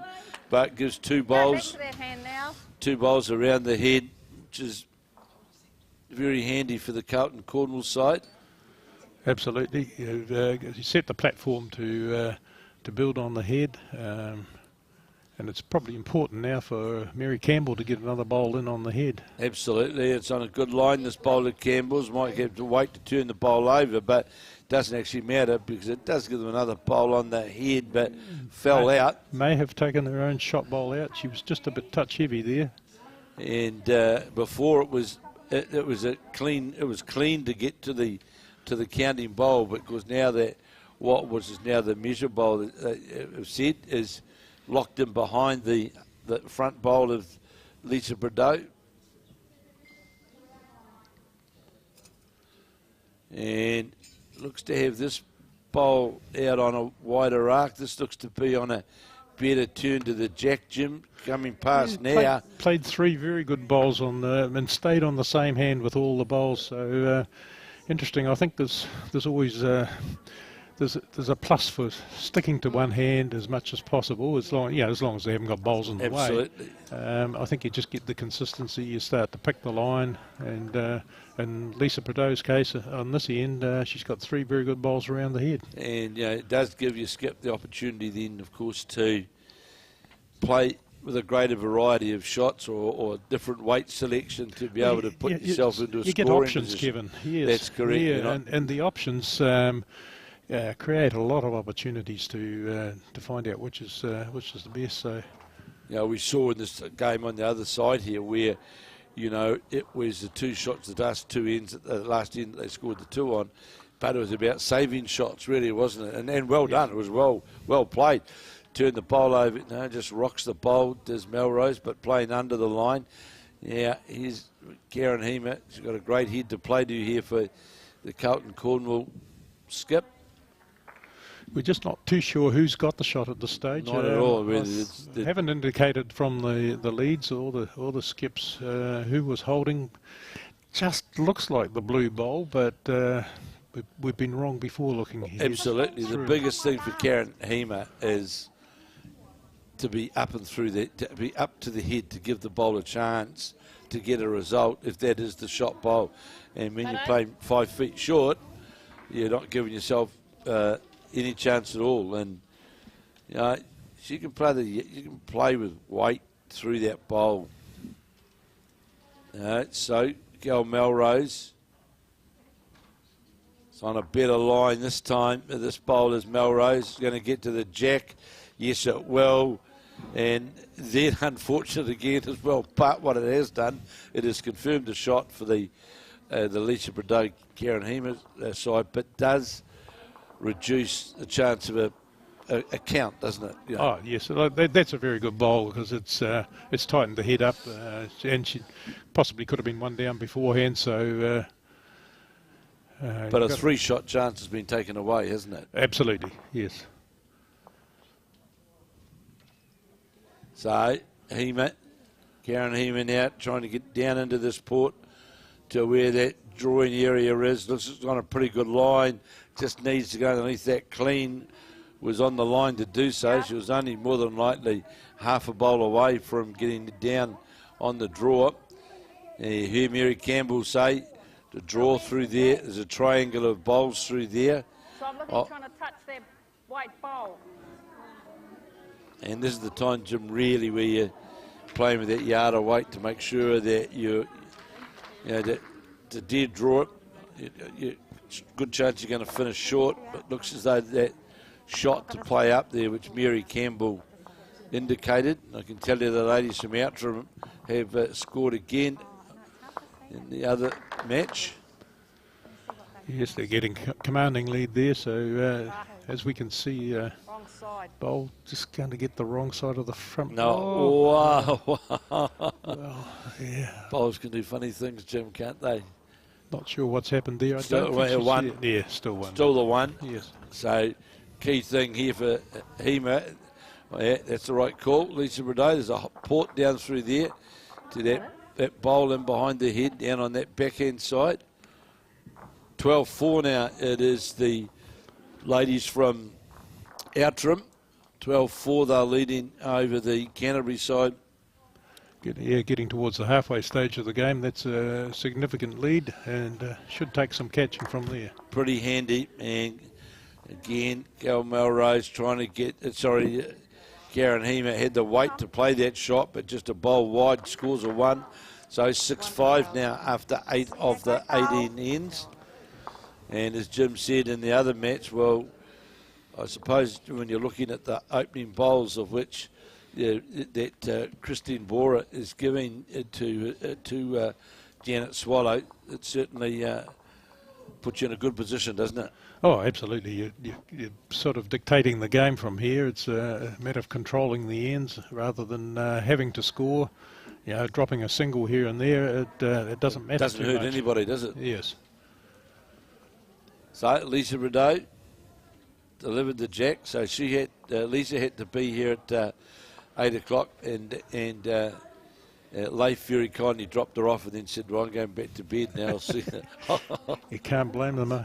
I'll see you later on this afternoon. I've got the Nelson ladies are staying with us at home, so that's great. And but I must assure you, they were up early this morning, and so made sure they got some decent, healthy breakfast. Oh, that's good. Well, I know that Ruth would look after them. They'd be well looked after. So opening bowl from Prideaux, just creeping down towards the jack. It's pretty handy. A couple of feet lower the jack. Yeah, but a good starter. Gives you something to work on. So Mary Campbell, as Jim rightly said, when playing out of the Manawatu, played a lot of her bowls with Sharon Sims, and they were a very, very, very good pairs combination. And for Manawatu, of course, and that winning national pairs. And then Mary did have some matches for New Zealand and wore the blackjack. Yes, I'm not sure whether she represented New Zealand once she moved to Bay of Plenty. I'm not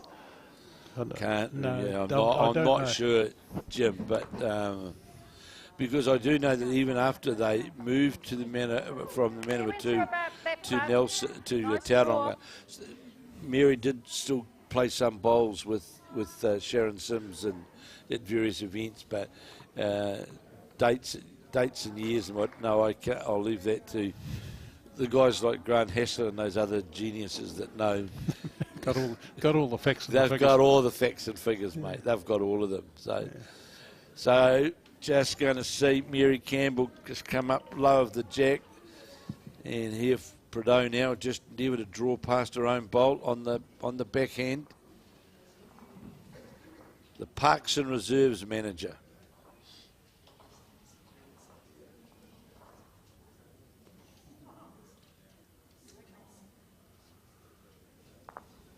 And was living up until recently on Waiheke Island. Oh, yes, Yeah. they moved. Yeah, they've moved into town, moved into Auckland now. Good bowl here from Lisa Bordeaux. And behind the head, well, Can you see it underneath there? It's just the a job drawer. opportunity It just came got up for something to sit on. Layford Auckland Bowls, Oh, I see. Yes. which he's taken as the, and I think it's a great appointment, full stop for the sport, as sort of coaching, development, high performance, a range of things at Auckland Bowls. And Leif's joined on a full-time slide to the jack by Mary Campbell. Wasn't going to be that far away. Yes, so Leif's now full-time at Auckland Bowls, and really I think it's fantastic that Auckland Bowls, for so many of the younger guys especially, can have the experience, knowledge and everything else of Leif Selby and around the clubs of Auckland. There's not many times you get an opportunity to get somebody of Leif's quality and experience in the game. Like he's, I don't know how many years he played for Australia, but I can recall I played against him way back, probably close on 20 years ago now. Yeah.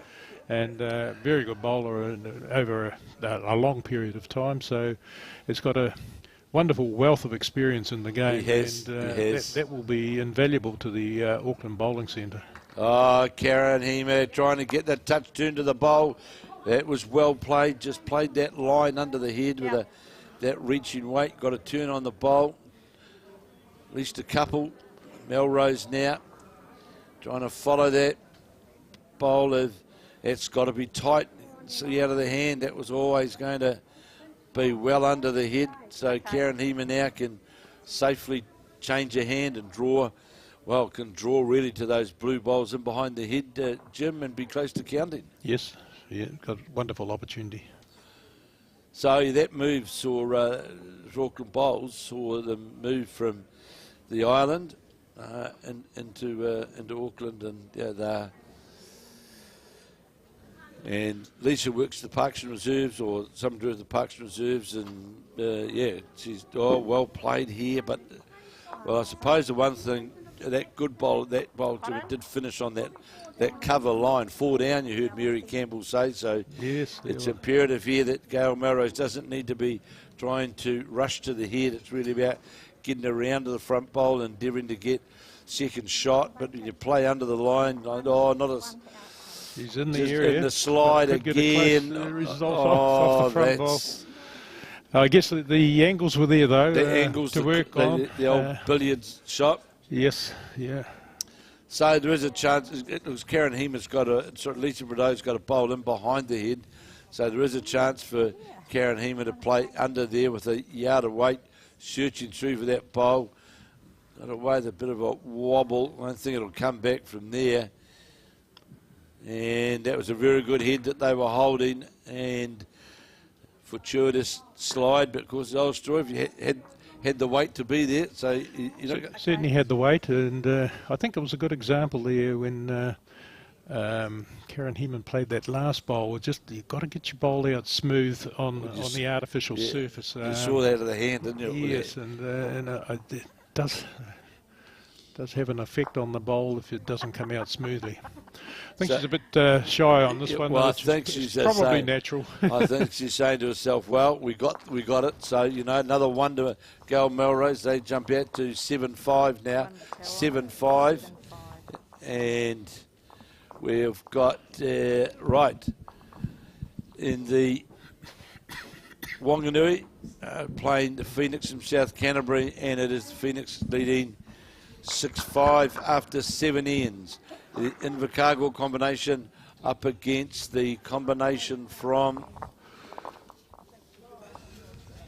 just excuse me here, I'm a bit lost here. Waitarere. It's the Waitarere, which is in the Waitarere in the Capity Centre? Capity Centre, yes. yeah. So 7-3 to Invercargill. Timaru up against Thames Coast, and it is the Timaru side leading 10-6 after 7. Birkenhead over Queenstown, and it's the Birkenhead combination skipped by Kirsty Hill, leading 11-6 after 8. And it is the Joe Edwards skip side, the Nelson combination, up against Featherston, and it is 9-4 to the Joe Edwards side. And Kiatawa, which is the Grimshaw skip side, they're leading 9-4 after 8 ends over the Blenheim side. So getting down halfway down the track, and pretty important round here. We saw Mary Campbell then draw a front toucher with her first bowl, and Lisa Bordeaux just going to a meter, and on the backhand again will be Mary Campbell. Kevin, you mentioned before some of the scores there, and you've got the Wanganui team playing against the Phoenix team, and Wanganui, I'm not sure what club they're from in the Wanganui. Is it the Wanganui club? Might be. Wanganui. Anyway, the Phoenix club, that's an Oamaru club, and they've got, in that team, you've got Kerry Kelly is in that team, and that's Andrew Kelly's mother. Right. And Kerry, I think, has the most centre titles of the woman in North Otago, so it obviously runs in the Kelly family. It obviously runs in the Kelly family. Yes, yeah. The Wanganui combination is Diane Patterson and Leslie Burke out of the Wanganui, the Wanganui club. Oh, yes. Lovely club up on the hill in Wanganui. But yeah, the Kerry Kelly, Oamaru Phoenix, and so another good second shot there from Lisa Bordeaux. That Mary Campbell bowl, of course, locked right on top of the jack. It's a gentle draw. No, we're up. That bowl of Lisa's that far behind. So, Mary Campbell now will stay on that backhand side. 12-4. 12-4. It is the Outram side. Just slipping by the head is Mary Campbell, but that's fine. Now, Lisa Bordeaux now endeavour to try and get to that Mary Campbell bowl sitting right on top of the jack. Play down on that forehand side. And each one of the two bowls so far, Jim, are right on the centre line, aren't they? Now it's just a matter of getting that weight. Yes, certainly. Yeah, that's getting good green, which is most important. Oh, got good green again here on this third bowl of Lisa Bordeaux's. Is it going to get to the jack? Yes, it will. What a superb bowl by the Carlton Cornwall lead. Now, three very good lead bowls there, really, Jim, aren't they? Oh, absolutely. Yes. All sitting on the line, and yeah. And Lisa Bordeaux, but Mary Campbell won't be disappointed because she's got second shot, I believe, and also has got two bowls in behind the head, so has given her skip something to play. Absolutely. But the nice thing about Bordeaux's bowls is to see that slight adjustments, just that it's really about thinking about what you're doing, isn't it? Oh, what an excellent bowl with her last bowl. I mean, Mary Campbell had a wonderful shot there, and to draw it off and perhaps trail it no more than 6 inches or 6 inches around about, isn't it? Just I was going to mention these how many centimetres, but I'm just having troubles with those at the moment. No, we'll forget about that, Jim. We'll just stay on it. We're quite happy, mate. We're quite happy. I hope our listeners understand what the inches are. Well, most of them are our age group, Jim. So, just going past was Gayle Melrose, and as Jim said, deep down on the rink, there they are. There's three bowls sitting there, and really, Gayle Melrose was pretty close to that trail on the way through there. Well, I think she's got the right weight for the shot. It's absolutely. Just got to fine it up a touch. You wouldn't. The umpire there, by the way, Michael Ayers. Michael Ayers. Now, where is he from, by the way? Plays out at the Fairfield Club. Well, my goodness, he travels around because when we had the last nationals up in Central Otago. That's right. Yes. Michael was involved. Well, he's got his international umpires accreditation. Right. Okay. Yeah, and he was involved, or has been involved in the, I think it was the World Bowls when they were held in Christchurch. Christchurch. Yes. Yeah. So It gives a lot of his time to bowls and to the umpiring side of it. Yeah, it's great to see, because I've seen him around, and well, I think he's fully retired now, and so he probably will get more time. yeah, well, there's going to be a bit of work opportunity for umpires, of course, coming up in the next couple of years here, because with the World Bowls next year, of course, will be in Australia, and we've got a couple of big international events coming up in Australia, whereby there'll be the call, as has been in the past, for internationally qualified umpires to participate. And the World Bowls you're talking about, and that was the one that was cancelled, was it last year? It was deferred? Well, the whole calendar's changed around, so the Asia Pacific has gone by the wayside, and the World Bowls will now be every 2 years. Oh, is that what's happened? That's the, yeah, so the Asia Pacific, I believe, has come off the calendar, and 2 years, so... is that a permanent thing? Look, Jim, to be fair, I'm not sure whether it's a permanent thing or not, but that's certainly it's interesting that World Bowls, literally World Bowls headquarters, is moved to Australia, or is moving to Australia, and because the president of the chairman of World Bowls now is based out of Australia. Yes, and I think the Bowls Australia have taken some leadership role in yes, there. They have, and so Bowls Australia will be Bowls Australia doing literally part of the management, like administration management, so to speak, and really, us people living over this side of this, of course, it's a positive move. I think it's. Yeah, I can imagine. It was run in Scotland, wasn't it? But absolutely. I can imagine the English and the Scottish probably not quite so happy about it moving to the Southern Hemisphere. It's interesting. All of a sudden, you get an Australian sitting at the top table, and now, of course, Brett O'Reilly has now joined the Melrose here, looking to get a shunt. Well, that could have also... She actually feathered two of the bowls. Feathered the white bowl up in the front, and then feathered the blue one as well, and she was probably deserved a lot better out of that than what she got. It was close to a very good result. So Brett O'Reilly's now joined the board of World Bowls because of the Australian Darryl Clout taking on the top man's role.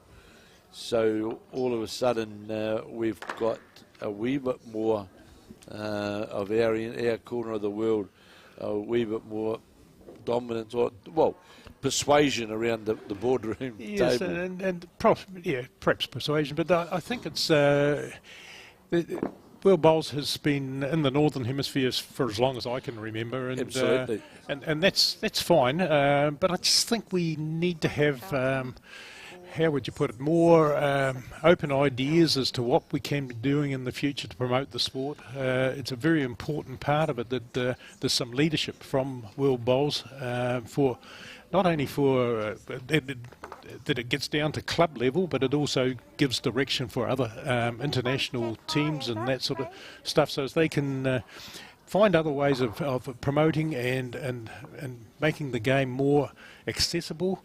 Like, we have had a drop-off in bowlers over a number of years, and there's been very good reasons for that. You know, the working climate has changed, just the emphasis on the game, but it's just good that we've now are thinking of other ways that we can get out there and promote the sport. So it's always good to see new blood coming through. And I think really, Jim, it's at the right time because, and I'm not trying to be totally patriotic in saying this, but New Zealand and Australia does lend itself, and we've seen it, for example, with live streaming, etc., lends itself very, very much to 365 days of the year playing possibilities, which is another big plus. Absolutely, yes, yeah. And we can bring the game into the lounge, so to speak, Yeah, the indoor game basically was started in the UK. Correct. And they've done really well. They've got a lot of indoor facilities, and if you get up into the Scottish area in particular, and parts of Ireland, I mean, there's reasons for the indoor game being very strong. Whether it's in the summer or winter. And so they led the charge way back many years ago on developing indoor facilities, but it's well, we can see what's happening in New Zealand now. You know, we're getting more and more of them, and that's a great thing. It's interesting. I see they've just started on the Royal Oak facility. Yeah, the Royal Oak facility that's underway. But we just, I suppose you could say, being a purist, but we don't want to lose what is the game. Well, they're all part of it, the indoor and the. But it's a matter of getting the mix, isn't it? The blend. It is, but it's wonderful to play on a natural surface. And, absolutely, it is. And I mean, Australia has the climate. We've got to say it. It's got the climate all year round, correct. And particularly in the Queensland area. In fact, it's probably better in our what we call our winter months in the Queensland area for bowls. Because they get less rainfall in the winter, and their greens run very good in the winter time compared perhaps to the summertime. Their greens tend to do the opposite of ours. Their greens get quite heavy in the summertime because they get more rainfall in the northern areas. They do, and I know, for example, at Musgrave Hill up in the Gold Coast, and Brian Baldwin was making that comment to me last year. In fact, that they more than likely have got a couple of second difference in speed between winter and summer, and it's better in the winter. Yes, yeah. Well, and you have a look at their program that they run. A lot of their bigger events are actually run through the winter months. Absolutely, they are. And they tend to. You talk to the bowlers, some of the more prominent bowlers over there, and they will take time off in the December, January, February period when the greens are a bit slower. And it's a time also for those clubs to prepare their greens through for the winter playing time. I think the other thing about moving the world bowls to New Zealand, well, to Australia, our neighbours, but I think what it also does as well is that the New Zealand Australia got bigger clubs, they've got bigger events, and it just seems to be, and to me at this point in time, just seems a good home. Yes, it's. I'm not saying forever, but I say it's a good home. It's interesting what has happened with a lot of clubs, and look, Australia and New Zealand, and I think the whole world has gone through the same scenario with bowling clubs, and when we had decline in memberships, and just some of the clubs that didn't have a program which was suitable to as much as play as possible throughout the year. So I think it's just there's been a lot of change in the way we've looked at what we can provide and when we provide it. I agree, and I also think in saying that, Jim, and I know this is harking on about the past, but I also think in both New Zealand and Australia, we've seen a different type of administration around the top table, and I think that also creates positives as well. Yes, well, it's once again you change some other people, and sometimes the thought process is quite different. Absolutely.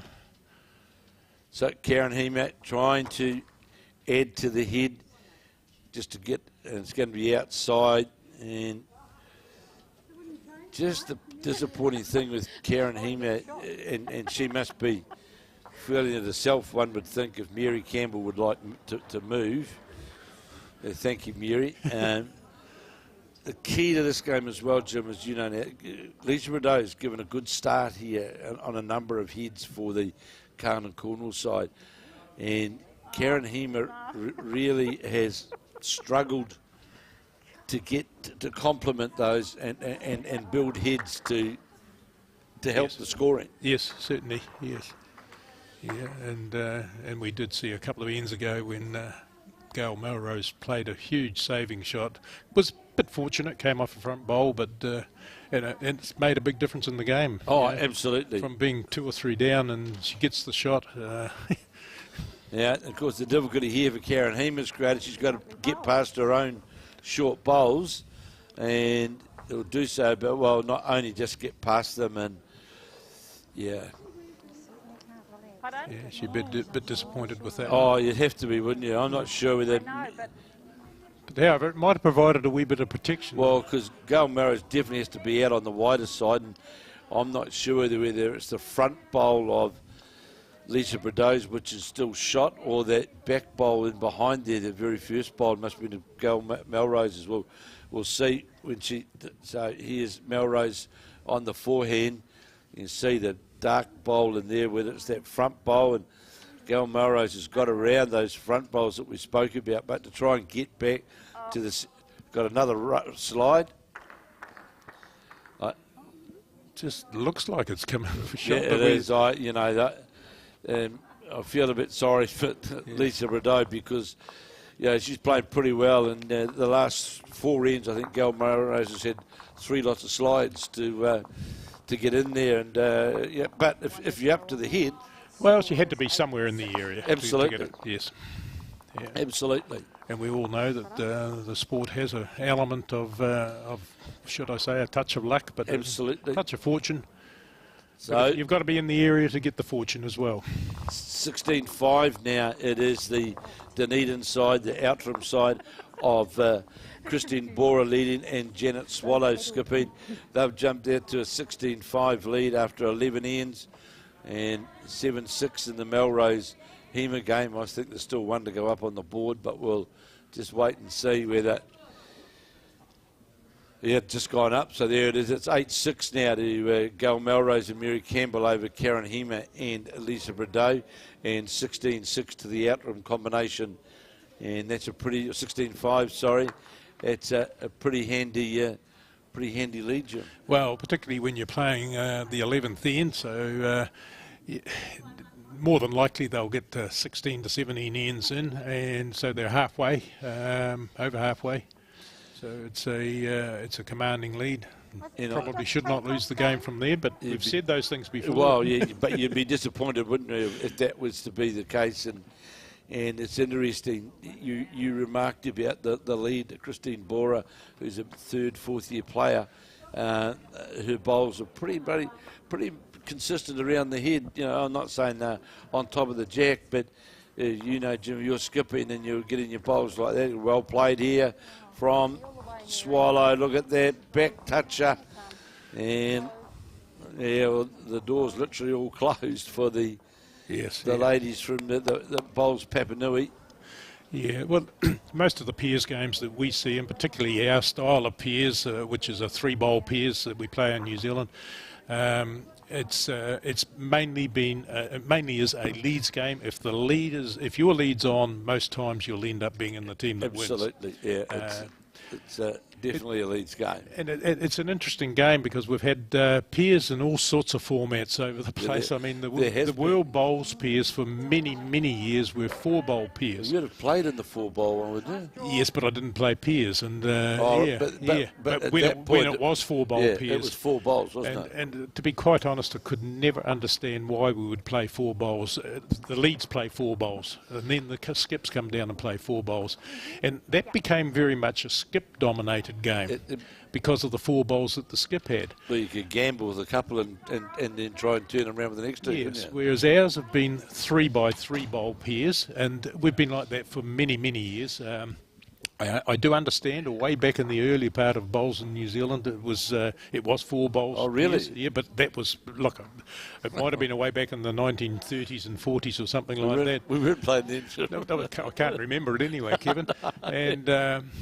And of course Australia, they play most of their bowls are 4 bowls, but it's played 2-by-2. So the lead plays 2, and then they swap ends, and then the skips come down and play 2, and then they swap ends again. So it's a very big, long game. Well, it is. It's interesting because I watched the Queensland pairs semi-final and final, because young Crystal Lee was playing in them, and I forget the chap's name he was playing with. He played for Australia, and they only played 2 games a day.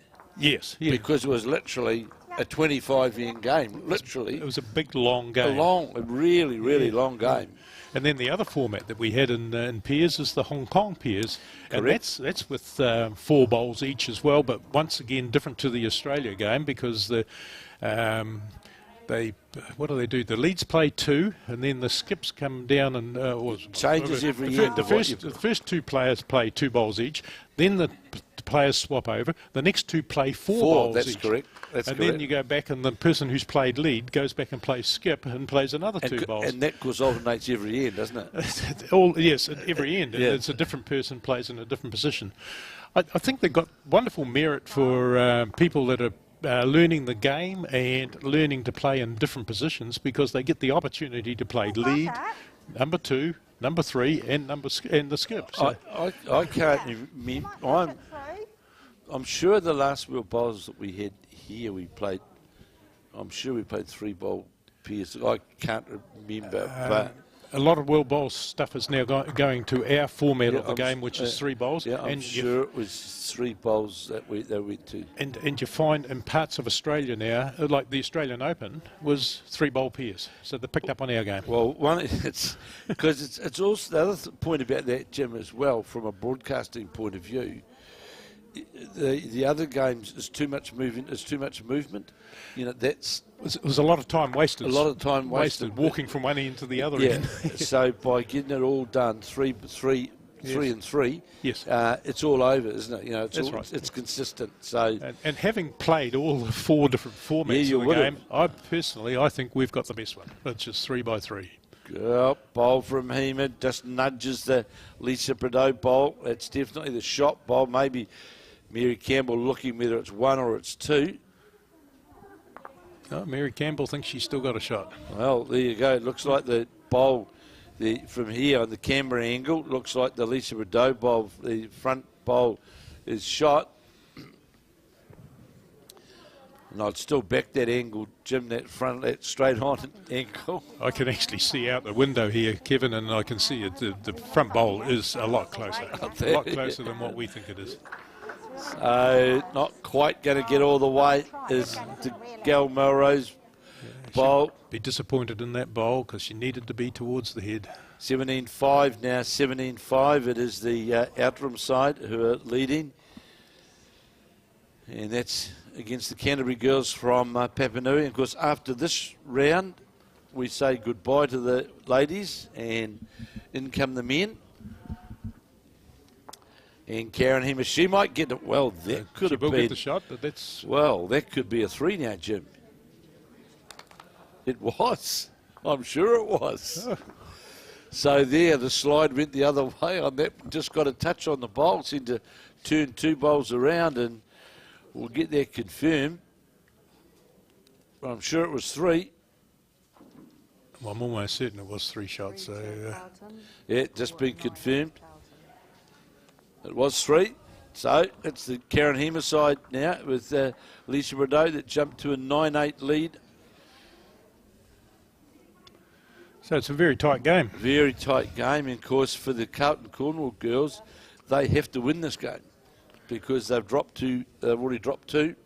So 3 out of 4, and they get 2 goes tomorrow. Well, no, they'll be gone, won't they? I think they're out of it if they drop 2. Kevin. Yeah.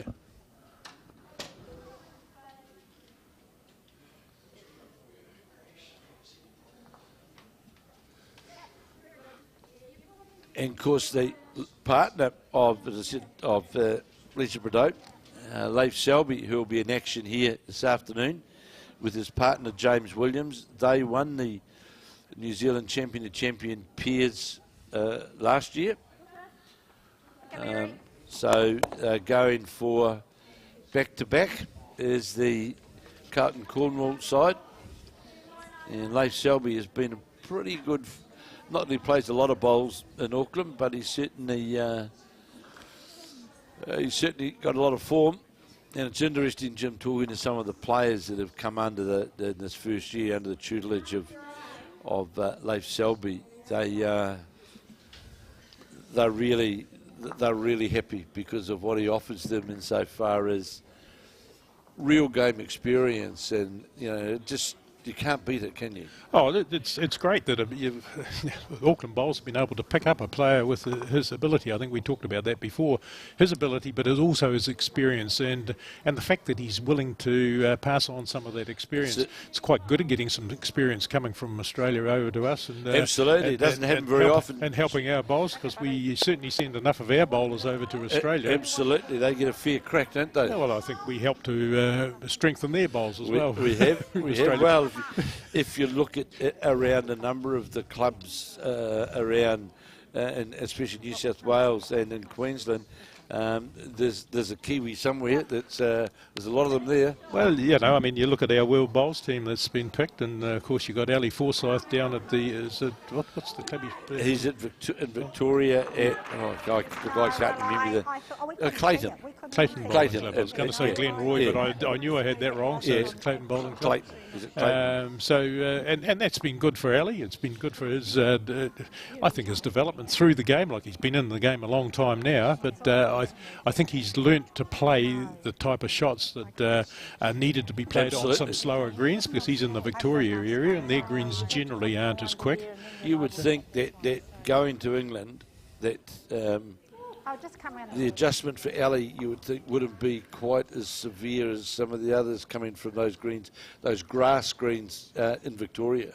Oh, look, there's no doubt about that. Of course, when they get in the middle of their summertime, they play on the greens do get a wee bit quicker. But he will have had opportunity to play on some greens down around the 12-second mark. Absolutely. Not quite down at the 10-second mark as to what they perhaps could experience when they go off to Birmingham very shortly. Well, no, in fact, we were at Leamington prior to COVID. We were at Leamington on sparring with Sian Honor, who's in the English side, and she was saying to Marlene and myself that it's 10 seconds that they're sort of ideally looking at. That's the pace of the greens they expect. Yeah, yes, that's what they're looking at. And it becomes a different game. You actually play a different type of bowl. That's hard to explain, but on our greens you would tend to draw to the head more often. On the heavier greens you tend to be playing a touch of weight, making sure you're just reaching it all the time, because it is very easy to drop short, particularly with our deliveries. It's very, yeah, well, and I suppose if one talks about deliveries, with having Mike Kuhn involved with the team, if there's one guy who can sort of sort out deliveries and get things right for a lot of players in that domain, he's certainly up there, isn't he? I think that's why he's there, is to help them with that process of making sure that they're playing through the head all the time, rather than absolutely. Because when you can play through with a couple of feet of weight and you hit a bowl and it just stops. Stops dead. Absolutely. Whereas on our greens, you know, sometimes you want to play with a metre of weight and it becomes too much weight, particularly if you start picking up the jack, you know. But you do the guys going to Australia. We've had in the last couple of years with the pennant bowls over there, like Shannon McElroy's been over there playing pennant bowls in Australia. Gary Lawson's been there playing pennant bowls in Australia. Yeah, young Chris Lee, for example, at Musgrave Hill, and he this year's picked up 2 Queensland titles. Mind you, playing in the pairs with. Playing the triples there, and Sheriff, it's a pretty good. He hasn't gone in light there. No, they won the triples and he won the pairs this year as well. And also about to join them this season, Dean Drummond from the Hawke's Bay. He goes. Dean moves over to in 2 weeks' time, and he'll be based at Musgrave Hills, and he'll be playing in the Queensland pennant. Next season. Yes, yeah, and I think it is good for our players to get over there. I mean, it's not so long ago we had the Test series that was played, and they played up in the just up from the Gold Coast. They played where they prepared the green. The green was a lot slower. Now our Kiwi guys and girls didn't perform as well. No. I think that's not a bad thing.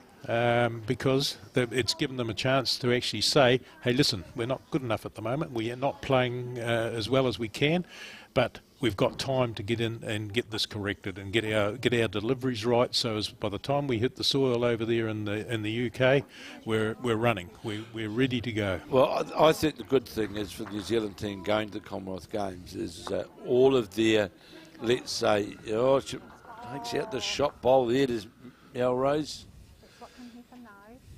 Yeah, so to be fair, the Carlton Cornwall side really, they're just not good enough bowls on the head, really, to be fair.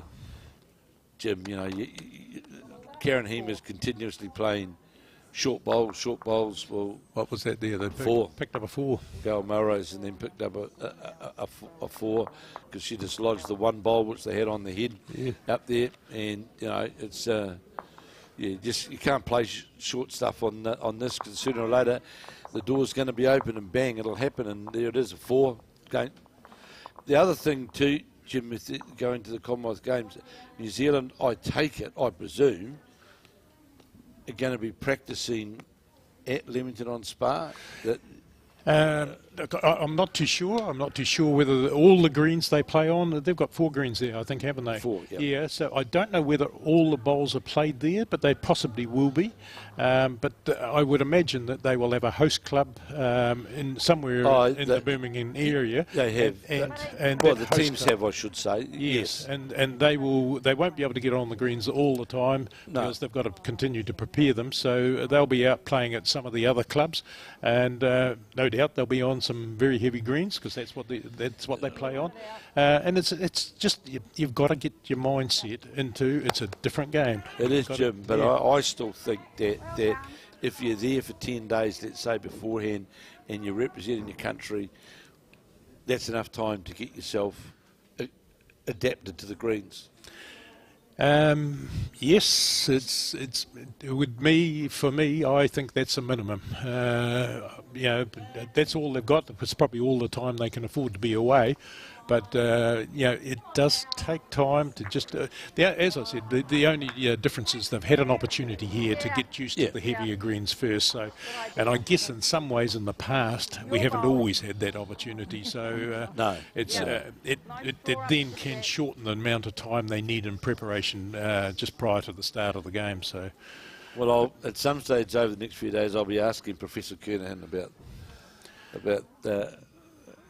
that, but look, they couldn't have a better guy to prepare themselves for the Commonwealth Games, I don't think.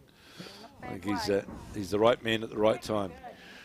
Oh, well, we always wish the New Zealand team all the best. I mean, that's what we want is our players performing very well, and to be quite honest, we expect results because we absolutely we've been we're in the top half dozen countries in the world in bowls, and that's a good spot to be.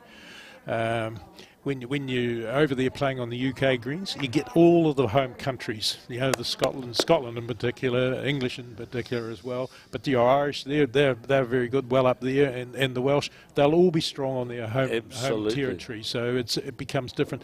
And then you get the countries like of South Africa that come over there, and they're used to playing on a heavier green as well, so they haven't been perhaps quite as prominent in the last a couple of events they've played but we know that they can. But they can do it, and so and in the past you've had Hong Kong has been a very strong area. It's not quite, I don't believe, as strong as it used to be. There used to be a big British influence in there at one stage, and that was. But you also got Malaysia. Well, Malaysia had come on, they kept coming on, but they've been around quite a while now. So and they're playing on the heavier type of surfaces as Absolutely. well. Yeah, so it's just a matter. We just got to spend time on them, and let's hope they can go well. Oh, we all wish them all the best. And it's it's 2 weeks where you're on the greens all the time, playing two disciplines, and we wish them all the best.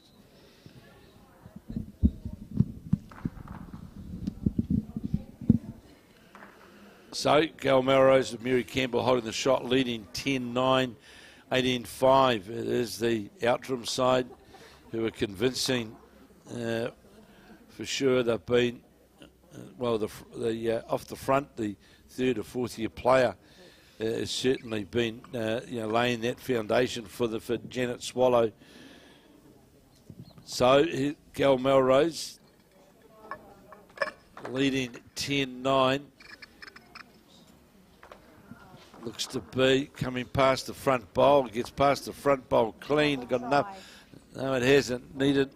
It's still hurried on at the finish, but still need a couple of more rolls. Yes, it could be counting though, couldn't it? Yeah, it could well. It would be counting, I would say. So, Karen Hema here. It's at the point in time where you got to be. If you're the skip, you've got to be scoring, converting. You've got to be definitely two. Can very quickly run away from you.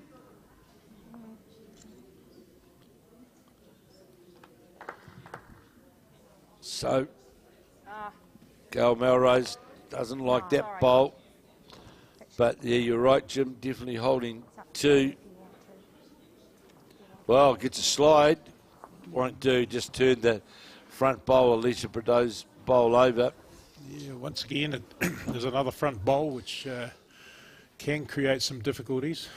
Just interesting what sort of weight going to be playing here. Yeah, certainly playing down with weight again. Trying to draw through, get through, or not draw through, run through that port, but is it going to come back? Yeah. No, it's not. It's outside again. Once again out on the wide side, yes. Yeah, I'll try and get there. Yeah, well. Karen Hema wouldn't be happy with those two bowls because they haven't altered the head in any way. Not at all. And it's really just a really adjustment of that line that Gayle Melrose endeavouring to get a bowl over through the back of the head. I think you're right, Kevin. I think she's got to get one past the head here. Because can't quite see on our screens. Hello, they're helping us out now. Let's have a look. Well, it's a wonderful spot. That's a great spot because there's a bowl of Alicia Bordeaux's back there as well. But really, that's a shot committed twice now. So Karen Hema. Well, I don't think there's a lot to come and have a look at, Jim. Well, I think she's got to play the same shot, but absolutely just get the line a lot tighter. That's and, right. Needs to come off the second shot bowl, the lighter blue-coloured one, and try and get off that one across to the other one. Well, it's important for her off the mat that she's not trying to take that line out. She's taking that line in here. That's instead of that's just taking the. And if you're fortuitous enough to get the inside of that bowl, sure. But if you're playing with that weight, you've got to just make that vision line of yours off the mat. So if you're under that line, you're definitely going to get contact with something, aren't you? Yes. Yeah, and it'll depend a lot on what happens after that. Because if the jack goes back, it could go to either of the back bowls there. So here's Hema. She hasn't tightened that line up, hasn't changed it all. Three bowls, all in the same spot. That's really disappointing. Two shots. So Wanganui's side, they're leading now over the Oamaru Phoenix at the side with Andrew Kelly's mum in there. Well, they're leading, Wanganui leading by 13 shots to 11. 13 shots to 11 after 13. The Invercargill side, they're running away with over Kapiti Coast at 22-5. They're in front after 14. The Timaru side, they are leading 15-10 over Thames Coast after 13. Birkenhead, that's the side of Trish, Croot and Kirsty Hill. They are leading the Queenstown combination 17-12. And Nelson, all locked up. Nelson v Featherston. There you go, 17 apiece after 13 ends. And that's when we were looking before, it was 9-4 to the Nelson girls, the Joe Edmonds skip side, back to 17 all. Well, it's a great turnaround from the ladies from Featherston who've been really struggling in the first two rounds. And there they are, 17 apiece. And Kiatara from the Hawke's Bay, that's Natarsha Grimshaw up against the Blenheim side, Jan Gallop combination, and it's Kiatara of the Hawke's Bay leading 16-13 after 15 of the 18 ends. So coming down towards the back of the game now, 14-9. Well, the Gayle Melrose, Karen Hema side, really, if you don't score here, yeah, it's starting to get to the crucial stage. It is. You actually have to score to stay in the game. You've got to score, and you can't be a metre short. You've got to be giving yourself, no one tries to play short, of course they don't, but you just got to be making sure you're giving that bowl every chance to get up to the head.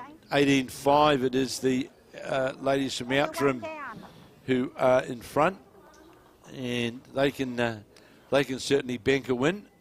Mary Campbell sitting just alongside the jack. Another good bowl by Mary Campbell. Certainly is. A big thing here for Lisa Bordeaux that's on that forehand side. She's got to be up through the head, got to make sure that reaches that target area where the Mary Campbell bowls are. And that looked narrow out of the hand, just sort of seemed to move inwards, and that sure enough, it's going to finish on the outside of the Mary Campbell bowl, tips it over. Well, that certainly hasn't helped. That hasn't helped at all to get to that jack. Only way they can get the jack now, really, Jim, is on the other hand, isn't it? Well, it looks the shot looks better on the backhand. Depends what happens here, what Mary Campbell does with her last ball. Well, she's going to be up and around that bunch, isn't she? Going to sit, in fact, on the shot bowl, turn the jack over. And you hear Gayle Melrose saying very good leading, and it is. We'll get that camera down over the top of that head in a moment.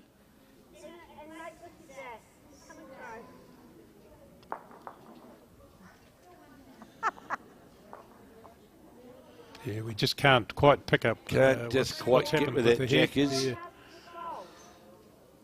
Oh, there we go. So, well done, girls. There it is. Well, Lisa Bordeaux's got to be playing for the jack, doesn't she, Jim? Certainly has There's to that port be. through Got to be there. playing through there with weight. Absolutely. Pick your weight and play through there.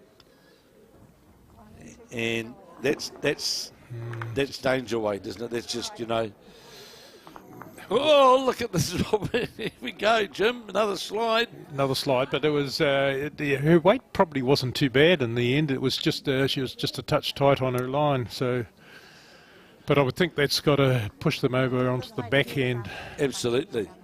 Certainly for the Melrose team. But the Karen Hema side got to score this end really too. Can't let them get any further ahead. Yes, and I think Gayle Melrose will be trying to put a bowl, but just try and either turn the shot bowl over or just get in behind it. Well, if Gayle Melrose got him behind there and say the 2 metre mark, she's literally just give them a bit of cover around there. Because at this stage, it's not like they're going to drop a bundle the way how the head's set up. And they will be thinking of that as well, Kevin, because just trying to limit any damage. If they do drop a shot, they drop one rather than dropping 2s and 3s. So there's Gayle Melrose, as we said, trying to get right down near through the back. And certainly went deep down on the ring. In fact, now Hema has to be right through this. And you're far better to play with that aggression weight on your foot right at the start of the head. Don't leave it till your last.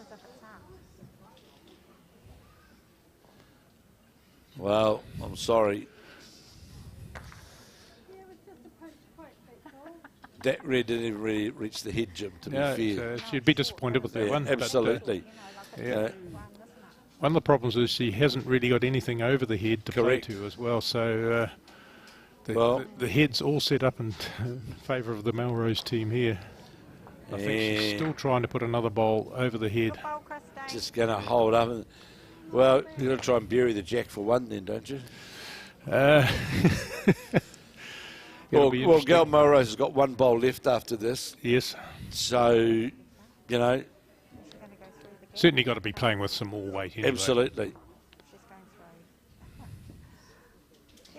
And really playing with weight, that weight to try and get to the bowl, the Lisa Bordeaux bowl, and you've got to play it near, Jim. You can't. Once again, she'd be disappointed that she hasn't got more weight. I think she's trying to play a too precise a shot. Absolutely. Trying to promote the Lisa Bordeaux white bowl just short of the head, whereas I think you've just got to take your chances and you've play got with to try and bury the jack.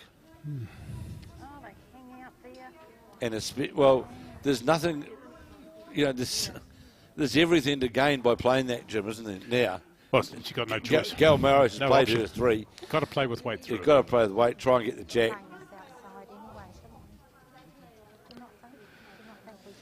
Yeah, I think Karen Heem is well aware of what's happened and that she hasn't played with enough weight. And nearly threw a wrong bias. Just turned it over at the last minute. nearly had it inside out. Now you've got to be playing with a lot of weight right through the... Well, we'll see what that weight does. And no, that's going to be on the outside. It's another couple to the, I would say, it's another 2 to the Melrose Campbell side, 16-9. You're looking pretty safe, starting to look safe now as the clock winds down as well. Yes, certainly, because you've now played 14 ends. There's only 4 to go, but I'm just, I think the time might get them. They won't get the full 18 ends. No, I don't think so. Yeah. 16-9, you just heard it then, 18-5 to the Outram side. And the next games that we'll be bringing you, we've got another... Oh, no, we... So...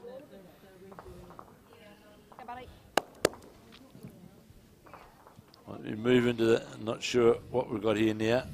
We'll just have to wait and see. I see, Jim, unless I'm mistaken, yeah, that... and that's great for the Oamaru Phoenix. I see that they've qualified for both the men and the women. There's not a huge number of clubs in Oamaru, but yes, yeah, Oamaru Phoenix. Yeah, that's playing Lim from Papakura. Yeah, that's because there's Morris Symes playing there. Yes, yeah. So good effort from Oamaru Phoenix, both qualified for the final. Yes, the number of clubs, unfortunately, in the North Otago area have dropped back a little bit. They've lost a few. The Western Club was the last one to go about 3 or 4 years ago.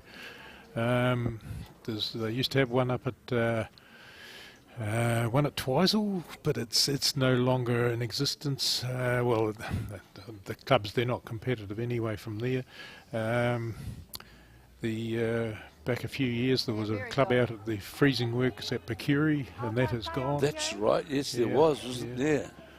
There's there was 4 clubs in Oamaru at one stage. There was the Meadowbank and the Phoenix. Well, Meadowbank's well known, isn't it? They've been a well-known club. Do you think, Jim? And I hate it's always a contentious point, but you know, there are you got Central Otago, North Otago. Is it just the 2? That's the 2? No, there's South Otago as well. South Otago. Yes. Yeah. And Dunedin. Dunedin. Yes. Yeah. The difficulty has been is the travelling distances. Yes. What happens in North Otago now, and some of their competitive play, they're playing with against South Canterbury teams. Right. So it makes you wonder that at some point they may combine and end up as one centre. Don't know. It's entirely over to them what they do. South Otago is once again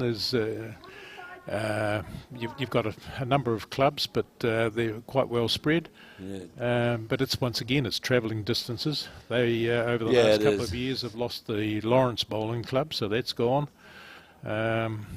And then Central Otago, well, it's probably a growth area if anything. Well, it seems to be. Yes. Well, yeah, and particularly in the Queenstown Lakes side of it, it's growing. So Hawaii, that comes under that area, so they're more prominent than what they used to be.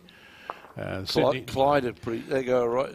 Yes, well, you got you got Clyde and Alexandra and the Alexandra RSA. Yes, yeah, and then you've got Roxburgh. They've lost Miller's Flat over the last 3 or 4 years. They've gone and combined them with the Roxburgh Club. And down on the Maniatoto, there's still 5 clubs left there, but you know it's more the area where the population is moving to, which is the Wanakas, the Queenstowns, the Alexandras, even Cromwell, I say, is increased in population, and so you've got a couple of clubs there. You've got the Bannockburn Bowling Club just out of Cromwell. Bannockburn, of course, still there, isn't it? Yes, yeah. Marvellous bowlers from the Bannockburn area. There's a bit of history there, Jim, isn't there? And good history. Oh, it's a wonderful area. Yeah. Wonderful area. Yeah. Of course, the Scott name in that region, that Central Otago region, in those halcyon days, it was Was Scott. Oh, they did have a few of them up there at those times. There's not quite so many left now. There's basically only Sean, I think, is the one. Sean and his brother Paul plays a little bit, but there's not the same numbers that are there. Yeah, there's certainly. If you didn't play a Scott, you hadn't had a good day. There was a lot of other good bowlers from There Central was, Otago. certainly was. Go back a number of years, they won the Central Otago men won the Inter-Centre, and that was the final was played at Clyde. So yes, they were good. They were great days of those. Let's say those where and geographics does come into it a lot. We were talking about, in fact, just the other day. We've got, believe it or not, Waikato, who are struggling in numbers, but it goes right down to Piu-Piu, Tigawiti, Piu-Piu, so Mangakino, so it spreads Tokoroa. Sure. So it's a big area. Geographically, it's a big area, yes. And more than likely would be, except possibly for the far Northland, which are the smaller clubs. Waikato had the biggest geographic spread, and have been presented with. It's harder for those, even in Hamilton now. The big complex that was built at Hamilton City. Yes. Gone, closed. Is it finished? Finished. It's all. Yes, that's all. It's all across from Rugby Park. That's all gone. It's all weeds. That's a shame because tragic. I don't know whether you can recall they used to have the Super 8s. Oh, that was fantastic. And that was a great competition. That was absolute great event. The Super 8s. That was held at the in Hamilton. Oh, at that big, the big Hamilton City Club. And it was Super 8s. I think was the old Rothmans in the centre was fantastic. We all agree with that. But the innovation of the Super 8s, I thought, was it was great. It was fantastic. And in fact, I didn't know it had happened in German. A good bowl come in here from Hema going by, though. Marley and I decided we were in Hamilton, and we went for a drive around there, and all long grass and nothing. That's a shame, isn't it? Yeah. Well, particularly the effort that they'd put into developing that complex. Yes. And when we first started that Super 8s, it was I'm not saying brand new, but it was a fairly new club, wasn't it? Oh yes, the building itself was a new building. Yeah, absolutely. Yeah, and so it's a shame, but I guess that's life, and we've just got to move on and do better things somewhere else. Well, yeah, it's pleasing that overall, the first year into COVID, that we did show net playing-wise numbers, was one of the few sports that we actually had an overall 7% increase of affiliated, fully paid, subscribed members, which was pleasing. That's great news because I mean that's and all sports are struggling with their numbers, and it's a whole complex of things. It is.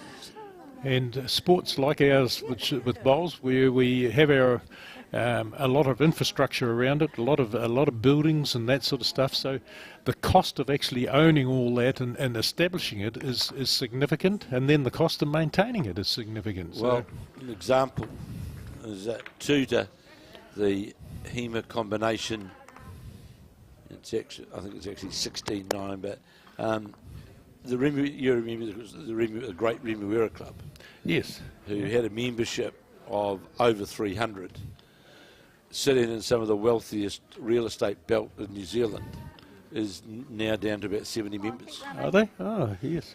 And have got an outdoor artificial, got a covered, what they actually just put a cover over one of the two artificial greens, and they've got two natural surface greens out the back. And and Bowls New Zealand are the same opinion, as are Auckland Bowls. What a fantastic property it would be to buy, to turn it into literally a headquarters for bowls. It could might cost a few dollars though, Kevin. It might, but in saying that, the real estate in that area is pretty expensive. It is, but the thing is though, Jim, what's the value of the real estate if it's not being used, so to speak? That's right. You've got to use the facilities. It's got to be used, and it is fair to say that Yeah, bowl. I can't, of course, as a life member, I can't say the number, of course, but Auckland Bowls do have a pretty healthy investment, so to speak. Well, and that's great, you know.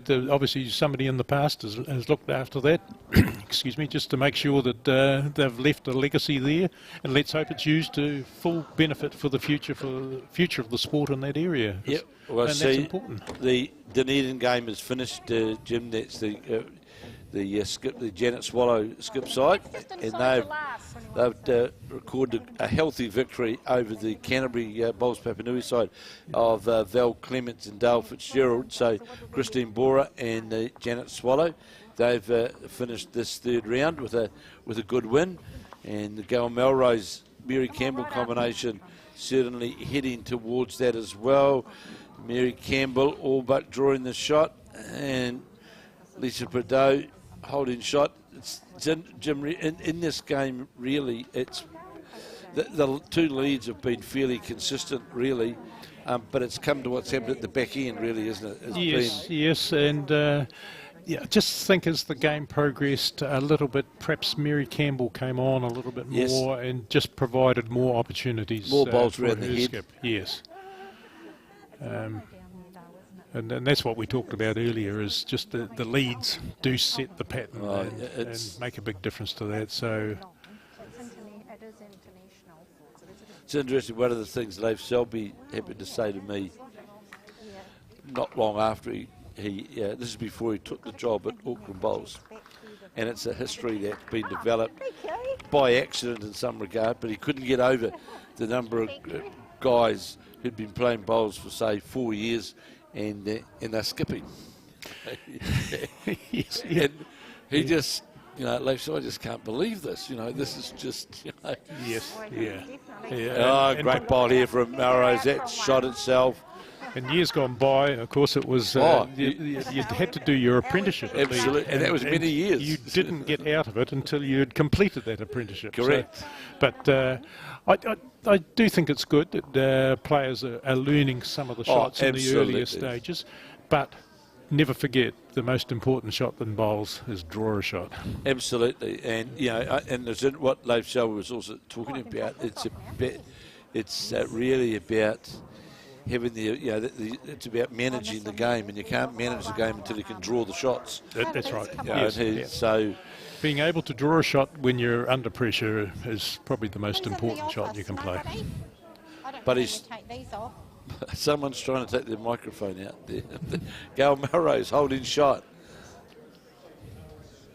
Leif will be a big bonus for Auckland Bowls and our young players. And he's already got a group of younger players, I believe, that he's working with, etc., that he's spending time with, and he's got the other thing is that he's got a great nature in himself that he carries with it, and all of that is a plus. But we should be talking about the other centres as well, Kevin, that they need to perhaps take some of the lead from what is actually happening here by employing somebody to develop the players, to get them learning the right game to play at a competitive level, at the top level of the game. I agree, and I think, for example, at some point in time, I imagine that Ali Forsyth will come back from Australia, right? I imagine he will, right? And these are the sorts of people that, and I'm not just saying Nellie Forsyth as a person, but we need to get and I agree with you, we need to have half a dozen Leif Selbys, for example, around the country who can really help to promote and be respected in what they say. Correct, yeah, and it's a matter of putting some resources into those areas, so spending some money wisely, so as it's actually helping the game and helping these players to become better players, to better understand the game, and then when we get them to the international level, they actually can produce some rewards for our country. And that's where in the last few years Australia have had a bit of a break over us, haven't they really? But what I will do, I'll have a talk to the CEO of Sport New Zealand and see if she's got... Yeah, it's not only comes from Sport New Zealand, it also comes from initiatives in your local area as well. Like, I know in Dunedin they've just appointed, we're in the process of appointing somebody to come in and help with the development of the game. And that's good, but it's on a part-time basis, and that's limited because of the resources they've got. Yeah. But let's hope they can actually get out there and source some other resources so as they can expand that role and develop it a whole lot more. Well, a plus for Wellington, like Blake Signal coming back. Blake's taking the job up at Wellington Bowls. And I'm not 100% sure of what the brief of the job is with Bowls Wellington, but having Blake, a former international player, been involved in the professional scene with Richard Gervin, going Nelson Bays and the other club that he's been involved with, I think is good for Wellington. And you know, we've seen, for example, the development like at Stokes Valley. There's younger players that are coming through. And players like Blake Signal sort of coming back into that realm, I think, will be a plus for Wellington. Oh, it'll definitely be a plus because I think he's coming in as the executive officer for Bowls Wellington, but he may have a different brief to what the previous executive officer had. Absolutely. It may not be an office brief. And I'm sure that he will want to bring some of the experiences that he's witnessed when he was in Nelson Bays over in near the Newcastle area in Australia. And hopefully he will have had the opportunity to learn some of the Australian way, perhaps, of how because they've had development officers in their bowling clubs. They have for a long time. Their coaching structures have been very, very sound over many, many years. And let's hope that we get guys like Blake will come back, or other bowlers come into these roles, and we can provide a paid employment for them so as they can actually help our game for the future. Yeah, and I agree 100%, and I know already in Auckland, just from talking to people, that the nice attitude as well, which Leif brings, supported with experience, international experience. You just can't beat that. Well, you can't beat it. You did right. Like, I mean, the sport just needs to continue to develop and needs players that bring ideas and bring fresh ideas into it. I'm good bowl here from Prideaux through the port, right onto the jack. Lisa Prideaux's actually played, as is Mary Kemp in the latter stages of this match, played pretty consistent really, Jim, but it's just about building heads to get shots, isn't it? And converting. Right. Yes, certainly is. Yes. Yeah. So the men arriving, they'll have a couple of trial ends, no doubt, and a few trial ends. And I see Pat Houlihan sitting down there, one of the, been around this area a long time, hasn't he? Yes, comes from, he actually is representing the Clyde Club in this event. Oh, really? He actually plays at Clyde and at Alexandra. He's a very good supporter of both clubs, and I mean that in a lot of ways. He not only his playing experience, but he's in a business area. He's in the process of developing a big retirement home village out of Clyde, just on the outskirts of Clyde, so between there and Alexandra.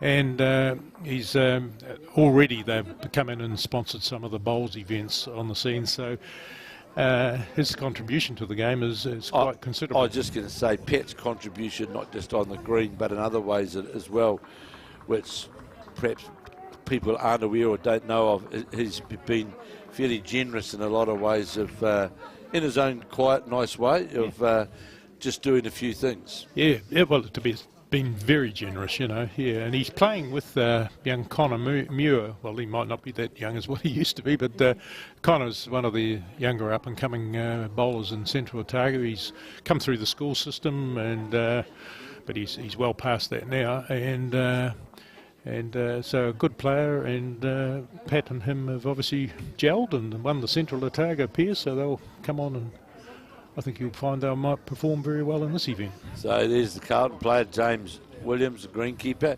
who will be with Leif Selby defending their peers, which they won, I think it was in Invercargill last year. They won the national champion peers, and it was literally the one. It was the only club event last year that Leif Selby played it. Is that right? Well, that's not a bad effort then. Playing one club event and going through and win the New Zealand title. Yeah, he did. Yeah, he did. Yes, So, well, the Southland, of course, they've got that cupboard facility at the Waverley Bowling Club, and what a great asset that is to the Southland. It gets well used too. Yes, and they need to be well used. Flip turning the bowl over to Melrose. Well, when it's going for you, and it's certainly. But I do think that they've outplayed the Carlton girls, mainly in there. They're big in the shots around the head and being able to convert and take advantage of that. It's certainly, Kevin, and certainly in the second half of the game, it's been more of the Gayle Melrose, and there we are. So there it is. As Jim said, it's all over, and the Bay of Plenty girls from the Tauranga Domain, and you might remember this guy, Jim, the ex-CEO of Tower Insurance, Paul Hunt. Paul is now looking after Tauranga Domain. He's running the office for Bowls Bay of Plenty, and recently just won his first Tauranga or Bay of Plenty title, and he's been behind the rejuvenation of Tauranga Domain. And these two girls, of course, Gayle Melrose playing out of Tauranga Domain along with Mary Campbell, and they've defeated Karen Hema and Elisa Bordeaux of the Carlton Cornwall Club in Auckland. And in the other match, we saw the Dunedin side, the Outram side of Christine Boorer and Janet Swallow. They defeated the Canterbury side representing Bowls Papanui, Val Clements and Dale Fitzgerald, and they won that really convincingly, Jim, didn't they? They certainly did, yes. They jumped out of the gates and just continued on. And so that brings to the end of the women's section for today. My thanks for having Jim Scott with me here this afternoon and reminisce on a whole lot of things, because we've been around a while, Jim, haven't we? We sort of travelled all around the world there at one stage. Absolutely. But a pleasure to be with you, Kevin, and good luck for the rest of it. Thanks very much, Jim. Great to have you here. And we'll be back later on this afternoon when we get the men's play underway here at the Somerset Nationals Champion and Champion Pairs here in Dunedin at the Hope Indoor Centre here in Dunedin. This is Kevin Hicklin and Jim Scott, and we'll be back when play resumes.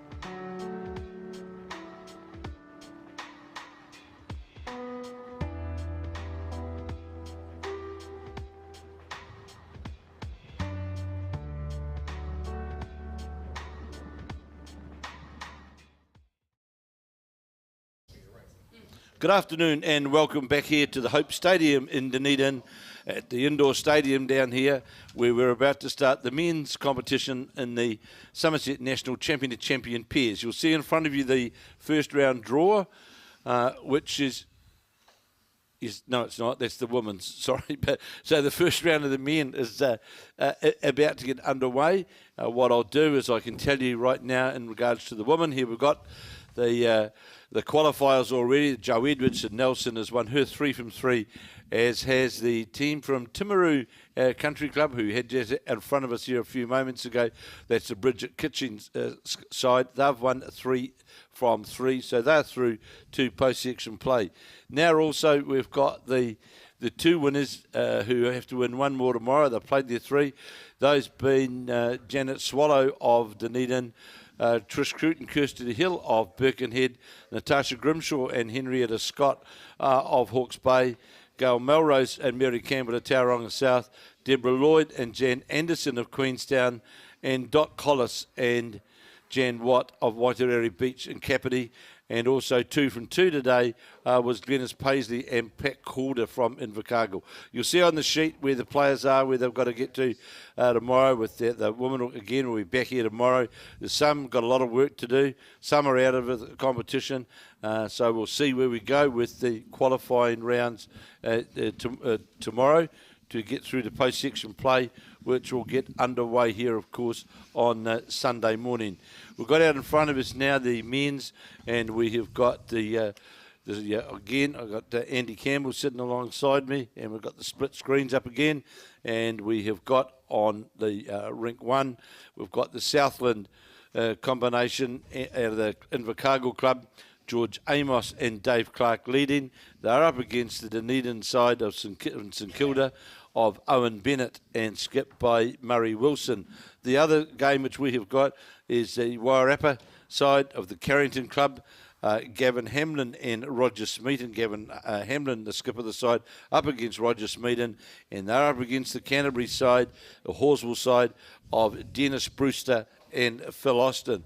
Those are the 2 games which we'll be covering. You'll see them there in front of us. Now remember, of course, if you're watching this, and please share this with your friends, or whoever, the more the merrier, can enjoy this live coverage from the wonderful Hope Stadium down here in Dunedin. And I've got with me again for this afternoon round game, the first of the men's, Andy Campbell. So welcome, Andy, and now into the men. Thanks, Kevin. Yes, and we need the indoor rink here today, of course. It's Wellington, it's Palmerston North, it's all sorts of weather This out is there. Arctic. Arctic. It's close to the Arctic, and it's very, very cool, and also very, very wet. So. Well, yeah, if we look outside the windows here, and it's nice to know we're in a nice spot here, because it's certainly rough out there right now, isn't it? It's just after 3, and it's street lights are on already. And remembering it was still dark at 8 o'clock this morning. It was, yes. So we're limited in the hours of daylight, aren't we? Yes, Not going to say sunshine, but definitely daylight. Precious, but worth it, yeah. So there's a set of orange bowls out there. They are very orange, those bowls. That's for sure. That's an orange bowl. And there's 2 more rounds which will be live streamed to you this afternoon as well, or this evening. And then, of course, we'll be back here tomorrow where we repeat things, and then post-section play getting underway on Sunday morning through to the finals, of course, which will be on Sunday afternoon. So we've got the game here in front of us, the first screen of George Amos and Dave Clark of the Invercargill Club out of Southland.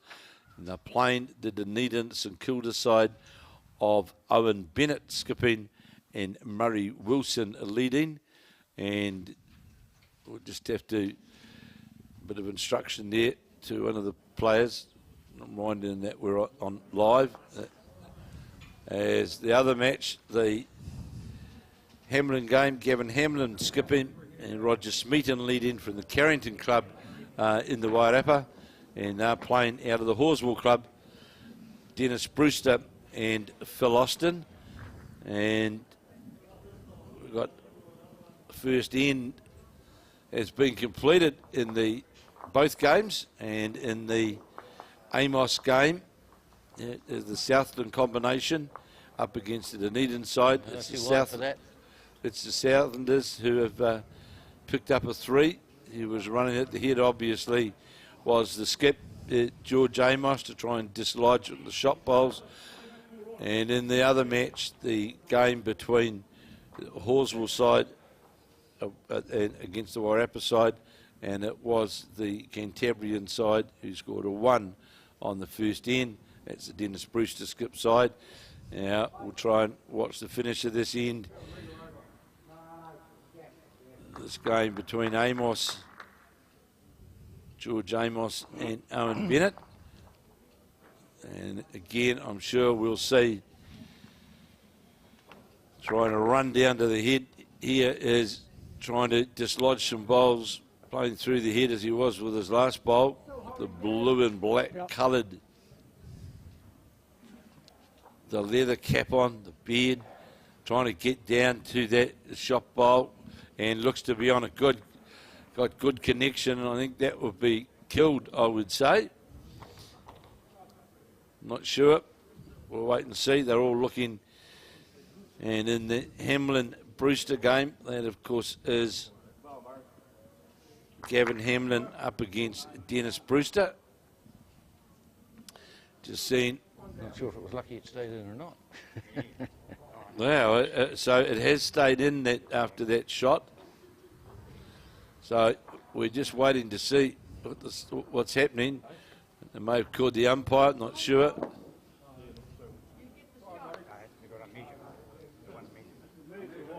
Yeah, they're waiting for the umpire to measure it. And there's the umpire who's en route. And we'll just see who's... One to the Wairarapa, it's good. That's the Gavin Hamlin skip side. They scored a single. It takes them to a 2-0 lead over the Dennis Brewster skip side with Phil Austin leading.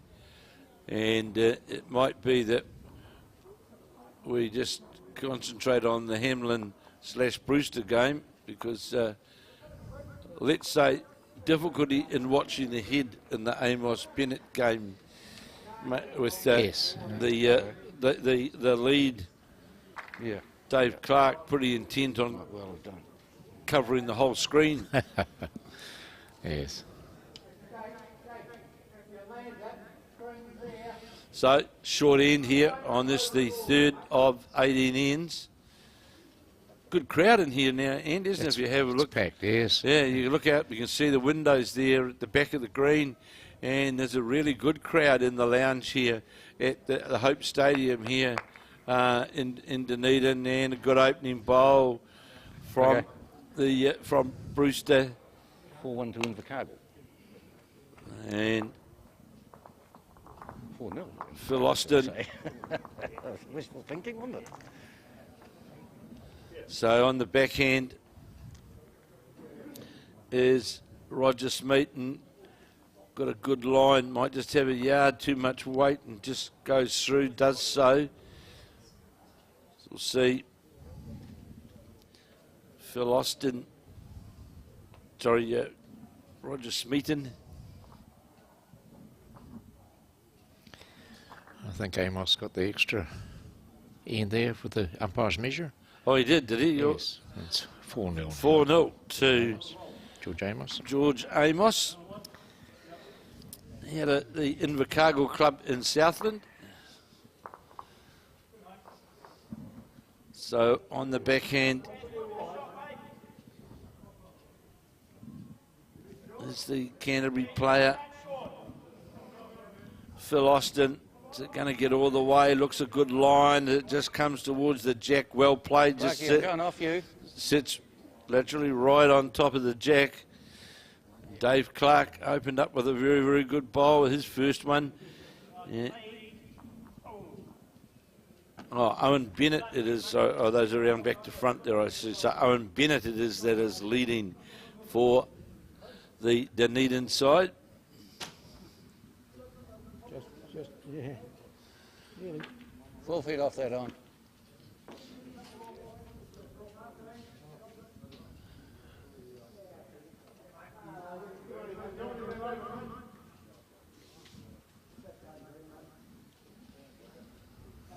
So Owen Bennett, the lead here out of the St Kilda club. Another toucher, that's 2 in a row. Oh, it is Murray Wilson skipping, Owen Bennett leading with the orange bowls. Yeah, Just going to a go pace, by. Kill going. Line's good, mate. Couple of metres.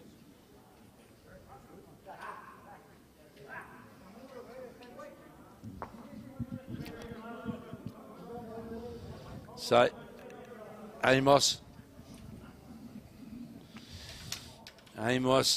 he's opened up very, very good for the Southland boys, and got 2 right on. They're 2 very good bowls, Andy, 1 behind it, and really putting the pressure straight away on the.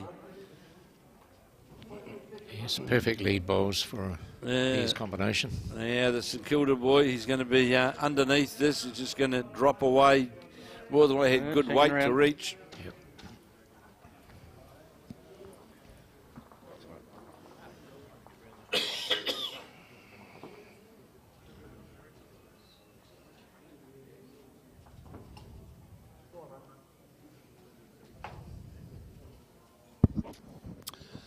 So the skips change over, 4-0 to, in the first game there, 4-0 to George Amos and Dave Clark over Owen Bennett and Murray Wilson.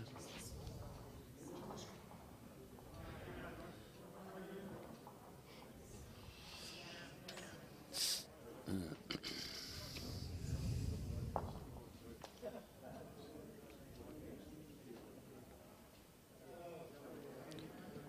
a great shot through there, very inviting.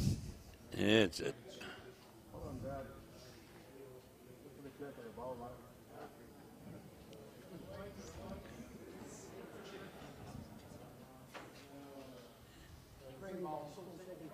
So my apologies, I said those are in the wrong way.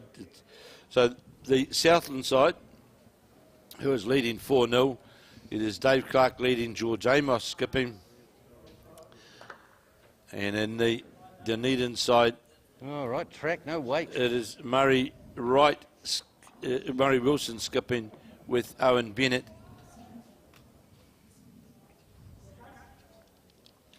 Yeah, shall I try and play through it a bit?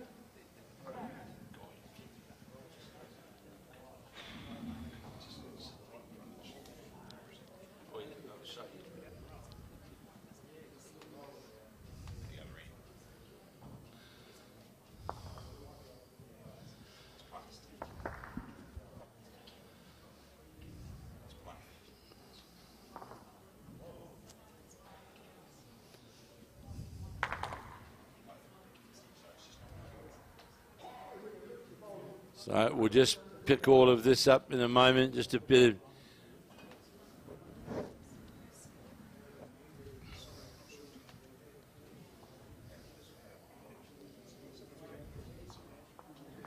Well, there's a bit of luck over there. Jack got moved around. Sometimes.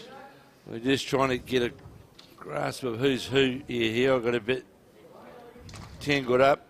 And in the other game, of course, the Waitarere Canterbury game, it is Gavin Hamblin skipping the Carrington Club of the Waitarere with Roger Smeaton leading and Dennis Brewster skipping the Horswell side from Canterbury with Phil Austin leading. And it was the boys from the Canterbury side that scored. We just got to bring that scoreboard up onto here.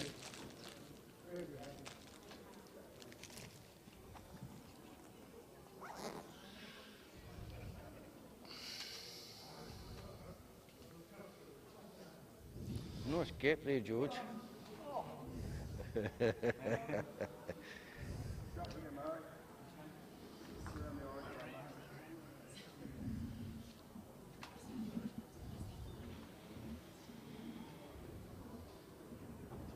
So Murray Wilson, the skip for the St Kilda side. Around it would be nice. Under it'll do. And he's going to come under. Has it got the weight to sit and get shot? See what the story is in but a moment.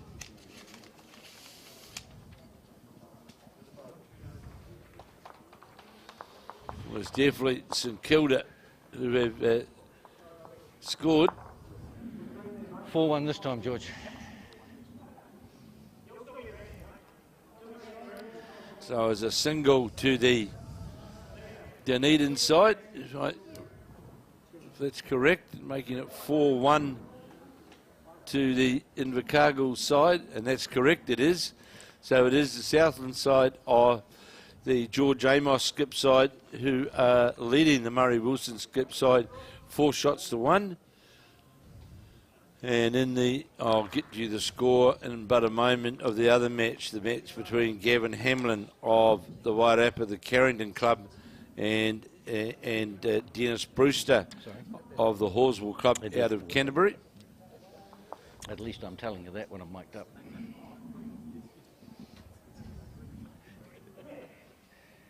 I don't drink any more and I don't drink any less.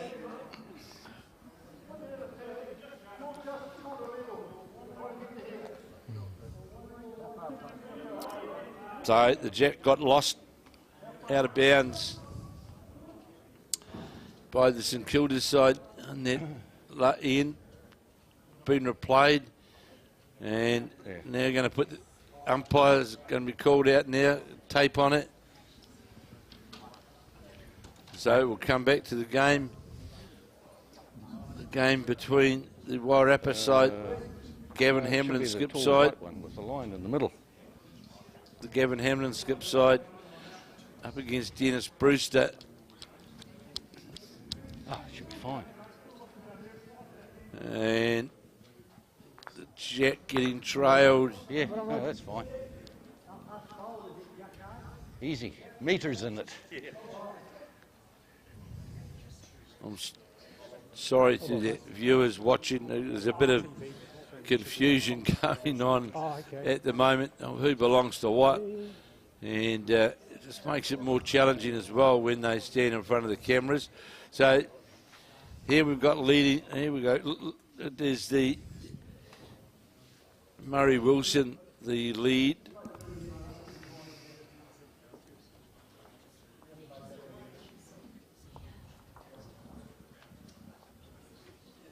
Very good, So Owen Bennett is the lead for the St Kilda side.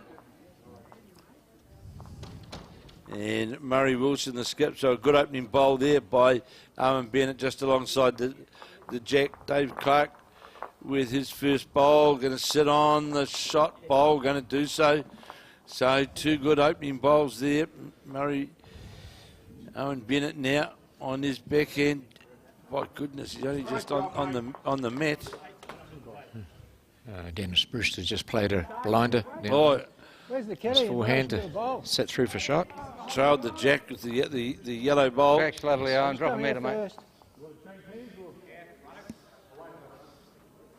So Owen Bennett here just a metre over.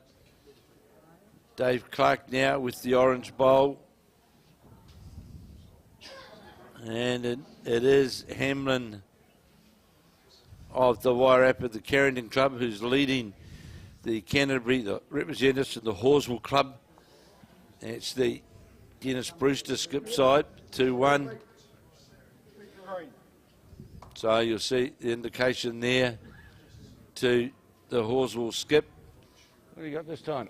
To Phil Austin to stay outside that front bowl and just draw down behind the head. Great effort. Has he got the weight to get around the bowl? No, he's going to run. Turns the bowl into the head. He had to be outside that, Andy, didn't he? He did. Just around it would have been perfect. Yeah, it would have been a perfect line to get down to that bowl. But it is 1 to the... You're human after all, Clarky.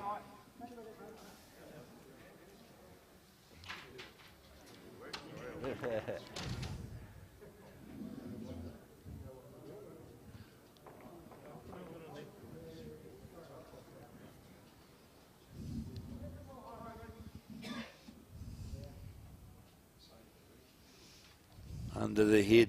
Waitarere player might sit on the pole. No, he doesn't do so. Holding one.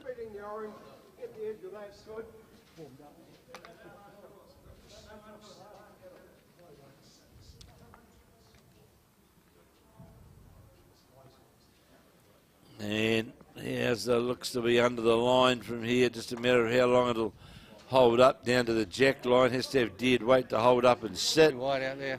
Sorry. Just, well, it may well count.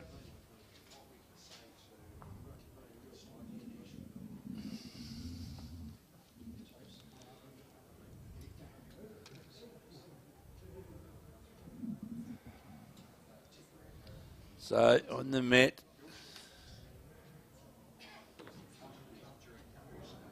with they're very yellow bowls. Very yellow. Yes. It's got the shot, needs to get under this bowl. Just going to get caught up. Just going to go. Not turning. Not turning enough, but definitely.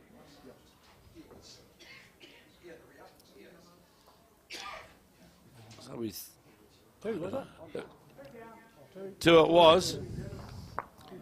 Two to the yellow ones. Two to Dennis Brewster.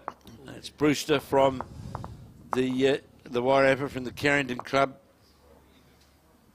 No, it's not, from Canterbury. So I'll just check with Andy. That was two to Horswell, wasn't it? Yes. Yeah, it was, yeah. So that'll take them to a 3-2 lead. Jack's been delivered, 3/4 length head. And look, we'll just forget about the other game. I'm sorry, but we really can't see the heads. So it's difficult enough. So we'll just forget about that game between Amos and Wilson.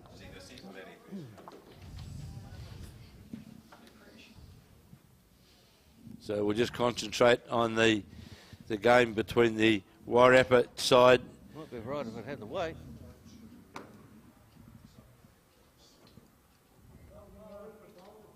Another wasted track. So looks on a good line, this lead bowl. And they're going to get finishes. Jack level. Dennis Brewster, Give us one, George. Roger Smeaton. 4-2 Southland after 4 ends.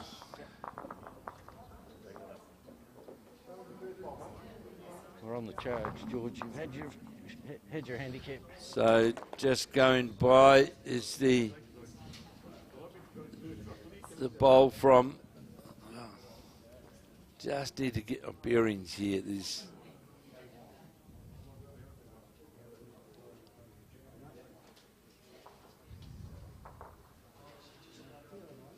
So this is the Horswell lead. Phil Austin. Right on the button. And sits right on top of the jack. There's the Phil Austin bowl. Two good bowls from the Cantabrian. Because they lead 3 shots to 2. Very good, Arn. 18 inches, mate. And would more than likely may well be second shot. But Phil Austin saying to Dennis Brewster, just stay out there on that line. And he's certainly got it out on a good line, and he doesn't just how far is it going to come back. Just a bit more speed on it. Oh, he won't mind that if it's over the head. It's great ball. It's a metre over the head. Nothing wrong with that.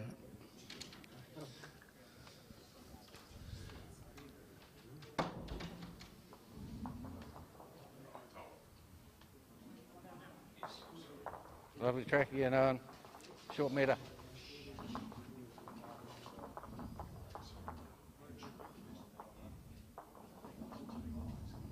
Just going by is the. Just went by. And now the Cantabrians having a good look at the head to see what they're going to play.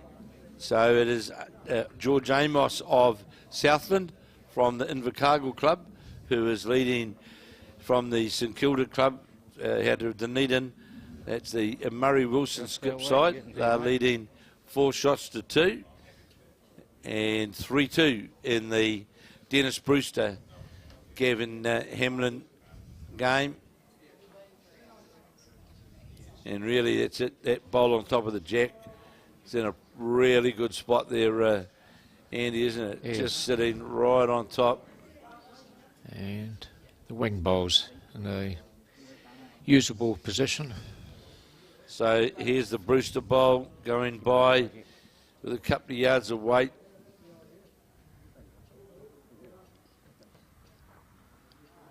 So it may well be 2. It's hard to say on that angle. That jack level bowl, not 100% sure. Just need to be careful playing this hand though, that I don't give them a shoulder to work off. Oh, he's going to finish inside the bowl. That'll, I think that's in a pretty handy position for the Waitarere player. Just checking the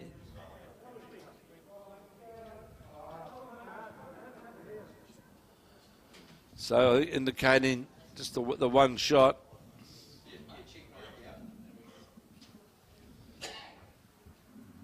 Just this ball going to come back all the way. This is another good ball coming into the head here. Sitting jack level, counting for sure. Now sure you play down there with weight. One would think, Andy, trying to reach through. They're 1.5 metres through the head there. Through those bowls. A couple of catches behind there. It's on its way. How long is it going to hold up? Those starting to dip now. Might get the back of this bowl and no, gets the front of it. Well, that's not a good result, really. Holding 2 is the call from Phil Austin. And he doesn't mind whether Dennis Brewster, in fact, goes over the head. He's not too...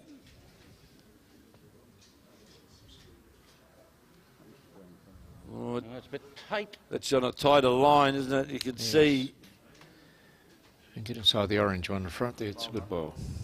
And he'll do and get a touch. Well, he's put up a reasonable target now. So. Well, you've got to be attacking that with weight. Absolutely.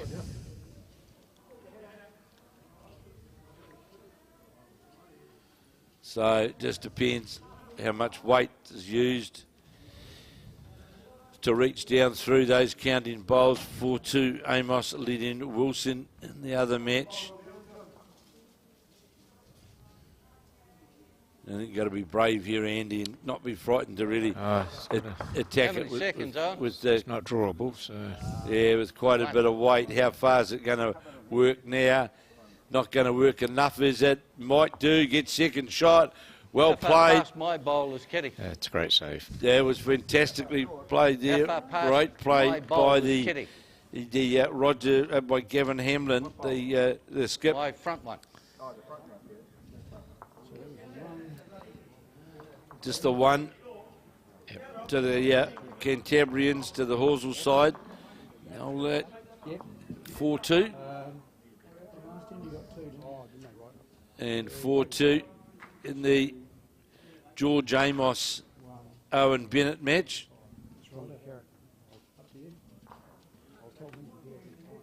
Yeah, okay.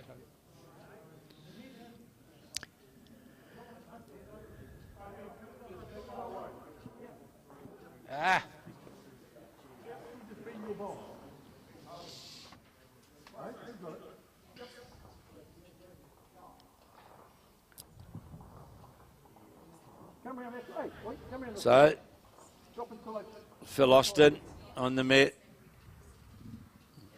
on the forehand.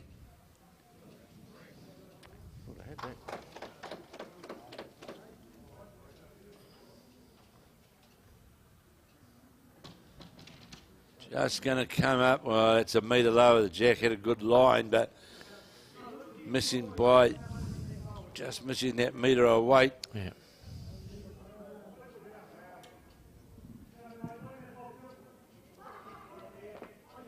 I like that last bugger of mine. I thought it was So- just going to sit on the kitty.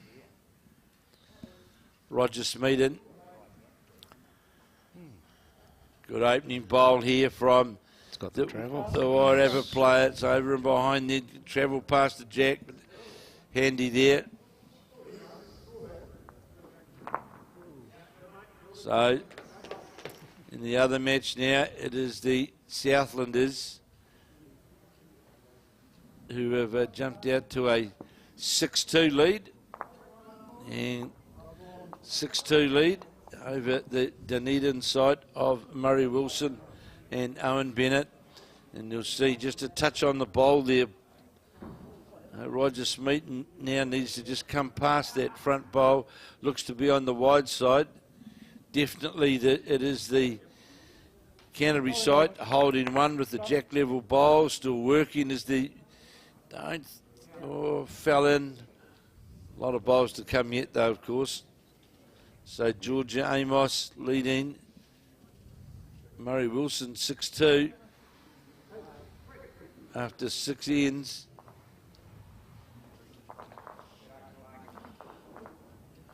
And this bowl of the lead, Phil Austin in a good place, just come past the shot, but well, may well be the shot bowl. And got this out on a good arc. Here's Roger Smeaton. How far is it coming back though? We'll go past. It's a lot of turn there. A lot of turn coming back towards the centre line. And that's really, it's a measure there, Andy. Would you agree? I would agree there. I think that's what they've decided at the moment. And 6 more bowls to come. Yeah. the Southland man, their lead there, Dave Clark. My goodness, he's been pretty consistent. You've got another one locked right on top of the jack. Certainly putting pressure on the St Kilda side. So on the mat now is beautiful track. With your third one in the middle, only 2 feet. Dennis Brewster with the yellow bowls on the forehand. Needs to get down towards the jack past his front bowls, is going to do so. How far is the running to the jack? Going to run right to the jack. Sits right on top. Well played. Yes, could have made 3 of that. Could well have. The side bowl and the bowling behind you. We still got second? Not now. Third? Not now, you haven't got third. Which one's second? Yeah, very good. Good bowl there from Owen Bennett. As you'll see, the lead for the St Kilda side. Just move that jack just slightly around the corner. So really, Kevin Hamlin out of the Carrington Club can't really attack that. So on the mat is the Waitarere player. On his forehand, on his backhand, sorry. Trying to get down and amongst these counting bowls, as Andy said, it could well be 3. It's certainly 2. And that bowl there won't change.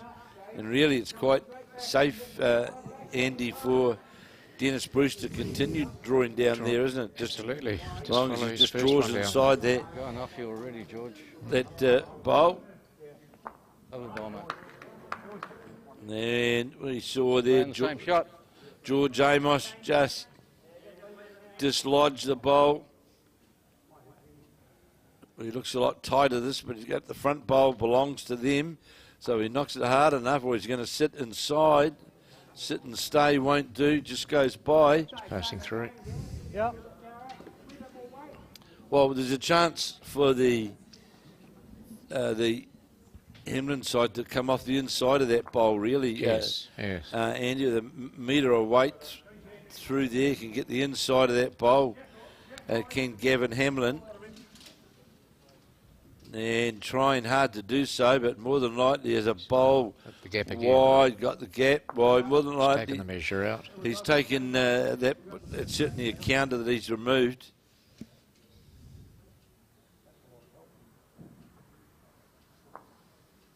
Oh, that really didn't help me, George. Yeah, I can't see it on that hand now. I'd have to come down through here.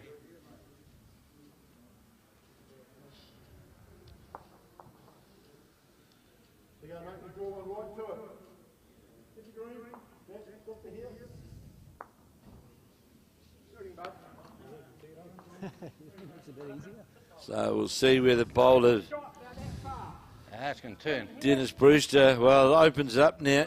On the other hand, there, well, same hand, sorry, for the Waitarere man, for Gavin Hamlin, but at least you can see the jack now through that line, can't he? Yes. So just play with confidence, make sure your reach on the backhand is the and the trail is directly to his bowl. May be a bowl too wide, is going to be, and so it's always on the wide side, really. A little quicker wouldn't hurt, would it? Let's go 3. It is a 3 to the Cantabrians, and they jump out to a 7-2 lead, and 6-2 in the game versus the Invercargill Club side, skipped by George Amos, versus the Dunedin representatives from St Kilda. And here's the St Kilda man trying to play up to the shot bowl. Well, he got, it's going to be an interesting. I'll take the luck. Yeah, take the luck. There's a bit of luck there, but he was up to the head, so gave it every chance.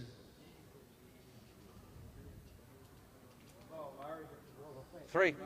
So it was a 3. So We'll definitely take the luck. that was a very fortuitous turnaround, and it takes us to 6-5 now. 6-5 to Southland after 6 ends. So Southland leading. That's the George Amos skip side leading over the St Kilda side. Skipped by Owen Bennett, 6 shots to 5, and the Brewster side of the Horswell Club in Canterbury. They've jumped out to Andy 7-2. That's a pretty good start, isn't it? It's a handy lead. Just past the third.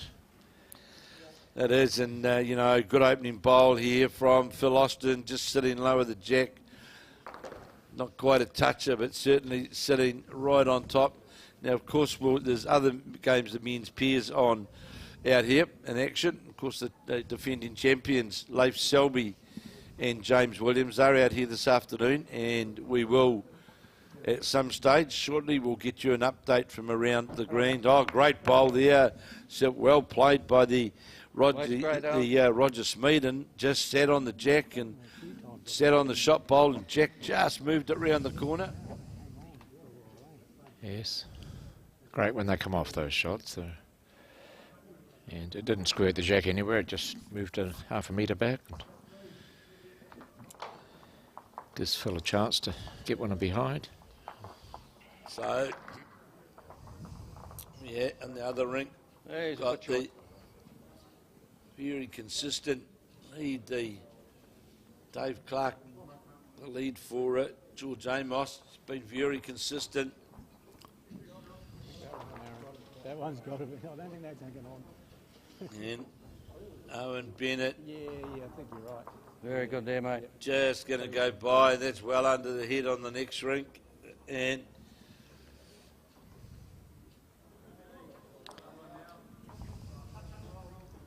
so on the back end is Phil Austin. Sorry, it is Phil Austin. Yes.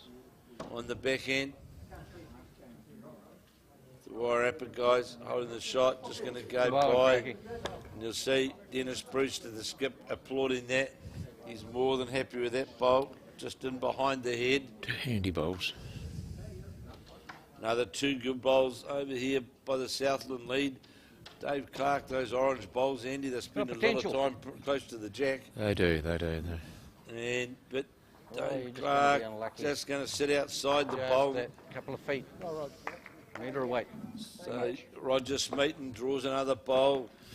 What's happening here as well, if you look at that Roger Smeeten game, where that shot is just finished, Andy, your next shot on that hand is neither round or under, is it? It's splitting or it's splitting both sides. Working off either of those two front bowls, yeah. Especially with the catches there, and I think Dennis with his bright yellow bowls will be looking at that. Yeah. Very inviting.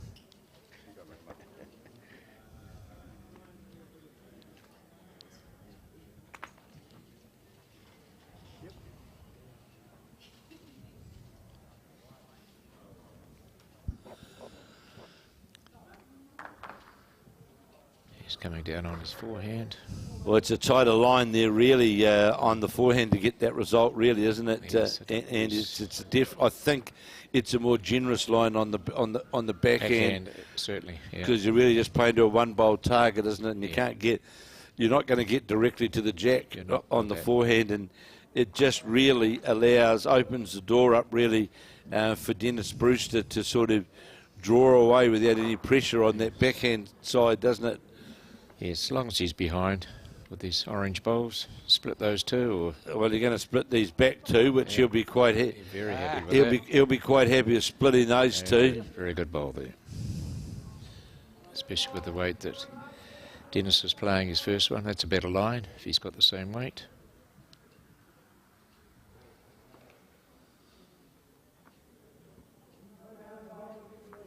Oh, he's got it clean. Yes. Got the jack. So Hamlin's bowl is second shot there now, so it was a good position for the orange bowl. Get round, you reckon? I think Phil's having trouble with his touch. Dennis has been playing so well today, he's running out. So endeavouring here is Gavin Hamlin to get around those front bowls, which is, the draw is obviously around those front bowls, and trying to come through them, won't do so. He's just going to run into one of the front bowls. Not going to alter what's on the head at all. No. Yeah, call there to the Dennis Brewster, right, Featherston. That's a safer hand. It is. Literally, if you're outside that bowl, Andy, you're going to be close to counting, aren't you? Would be. Yes, tasty draw out there. He's changed his mind. He's coming on his back. So he's got to get inside mode. Just to make sure that he gets past that front green one. He's going to come in the other way, down past the front green. This is well played. This is very well played. Tidy ball. Sits just alongside the jack. And, of course, from the mat, I don't think you'd see the jack clean, would you, from the mat? I think he's got a swinging on his backhand through here now. We'll take the luck again. So it looks like a 1 to the Dunedin boys over here at this stage. A bowl to come, though, from Murray, always going with weight to that bowl, to the outside bowl. Got it clean. Well, we'll see what that does. 2 was the call. Here's Gavin's bowl coming through here. This is well played well played down through that narrow port.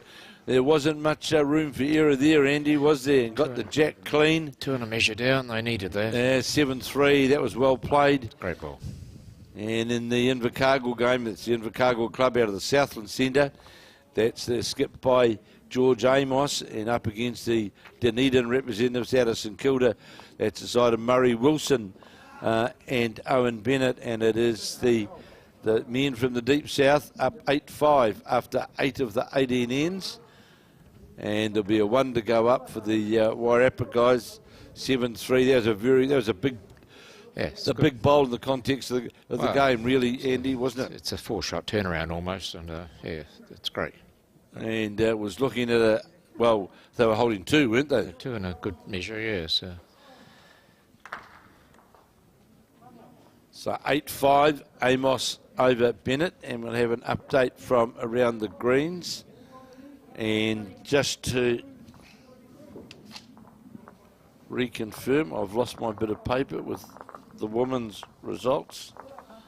It's all right, I'll get it again later. You stay there, Clarky.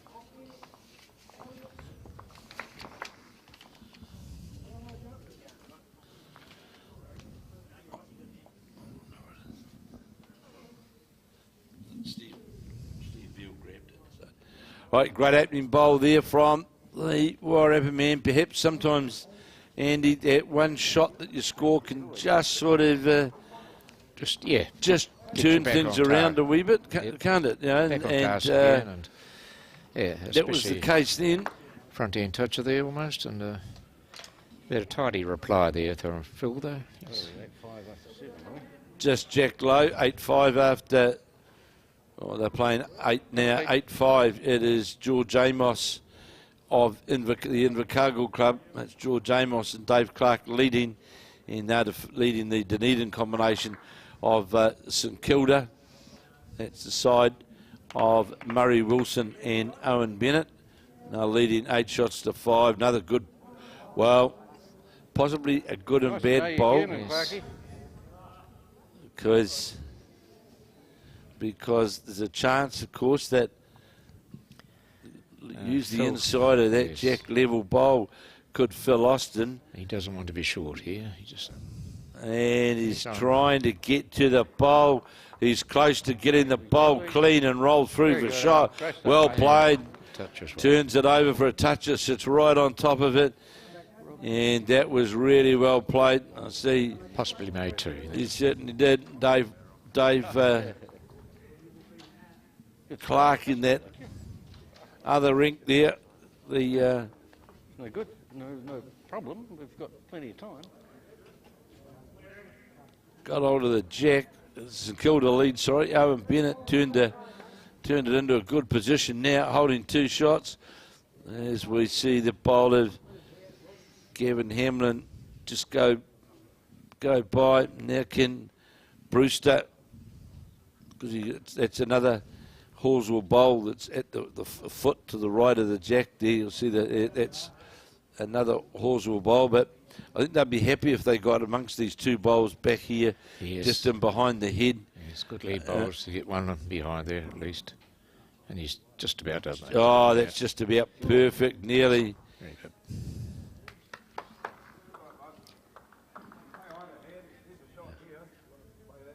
So it's that's a very, very good bowl. There's a good shot down there on that backhand trail. Yes. For Roger Smeaton, the Waitarere skip trailing 7-3.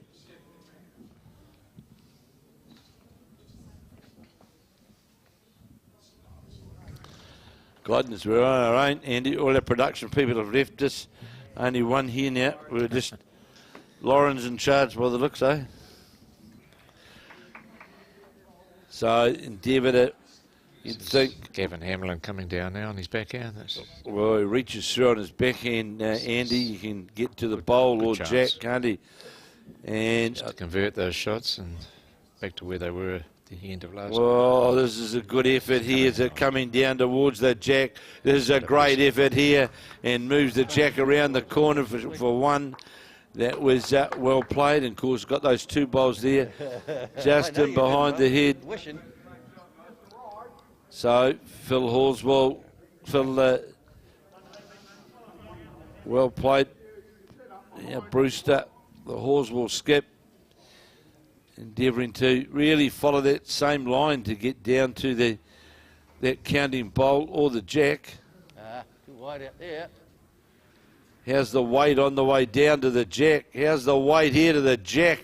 Look at this, around the corner and made shot of it. He has to. Well, we saw 2 wonderful bowls from both skips there. Really, the first bowl of Roger Smeaton's and that bowl of Gavin Hamlin's. And then the repeat from Brewster. Dennis Brewster, yes.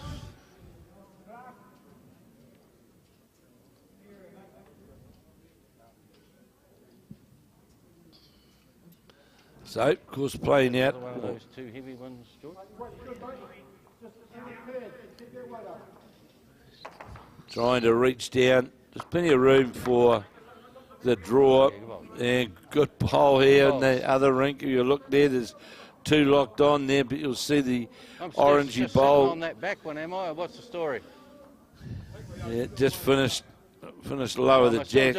Was short was Dennis Brewster.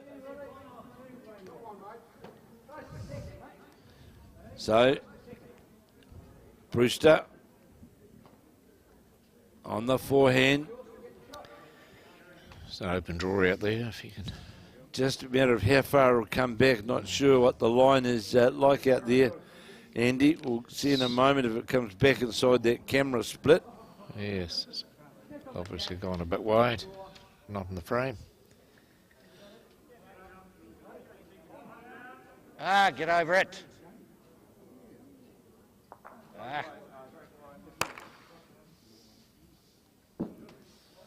So 9-5 after 8.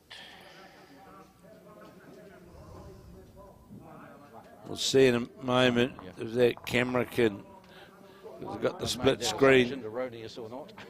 When the jack gets right out to the side, can just make it difficult to see. Is it? Appears to be there on the screen. Oh, it's a foot. It was a foot. I thought it was a bowl. Yes. Oh, there it is. There's the jack level bowl, or slightly below the jack, really. Just a. And how wide is this bowl? How far up are you? Oh, it looked narrow all the way, and then you'll see the. You're right. No, fine. It's well up. So, having a It's well up.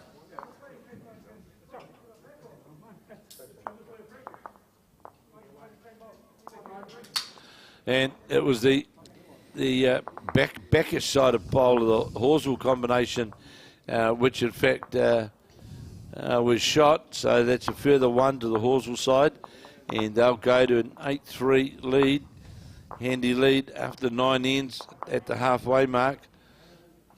8-5.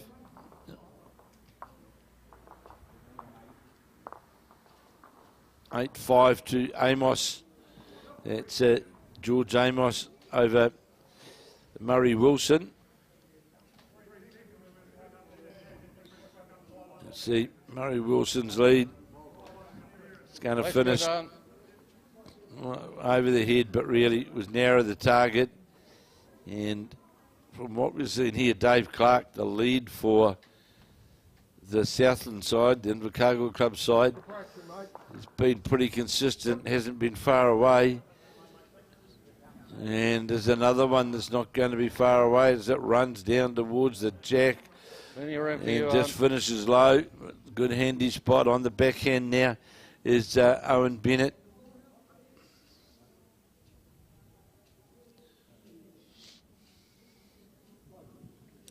(8-3). It is Gavin Hamlin, Dennis Brewster leading Gavin Hamlin, and it really comes down to off the front Put the again. third one in the middle. 2 feet. And those bluey ring bowls which are there have been pretty consistent.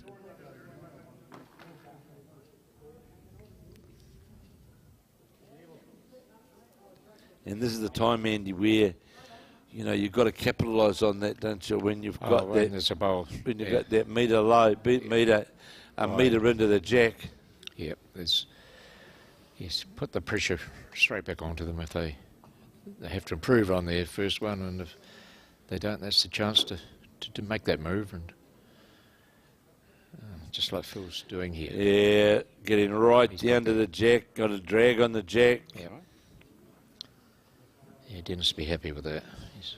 And moved and just moved it slightly off the centre line, and that changes weight and line fractionally. It does, and that Roger's first bowl there is probably in their eye now as well, so they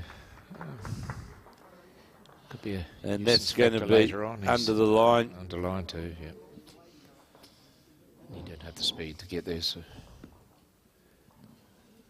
9-5, George Amos of the Invercargill Club, 9-5, lead in. The Murray Wilson skip side from the St Kilda Club. Halfway mark on both games. And there's another good ball from Phil. Just work its way around. And that's going to come right in behind the jack, 2 in a row. Yeah. It's two very good lead balls there. Yeah, it's pretty handy. It's a good start. And because they're going to swap over and really, unless something happens here, but the Waitarere side just not getting bowls on the head to play to. And they're not. It makes it more difficult. There's a bit of Better bowl here is going to get the line. The jack going to go by. Is it just swooping down past the jack?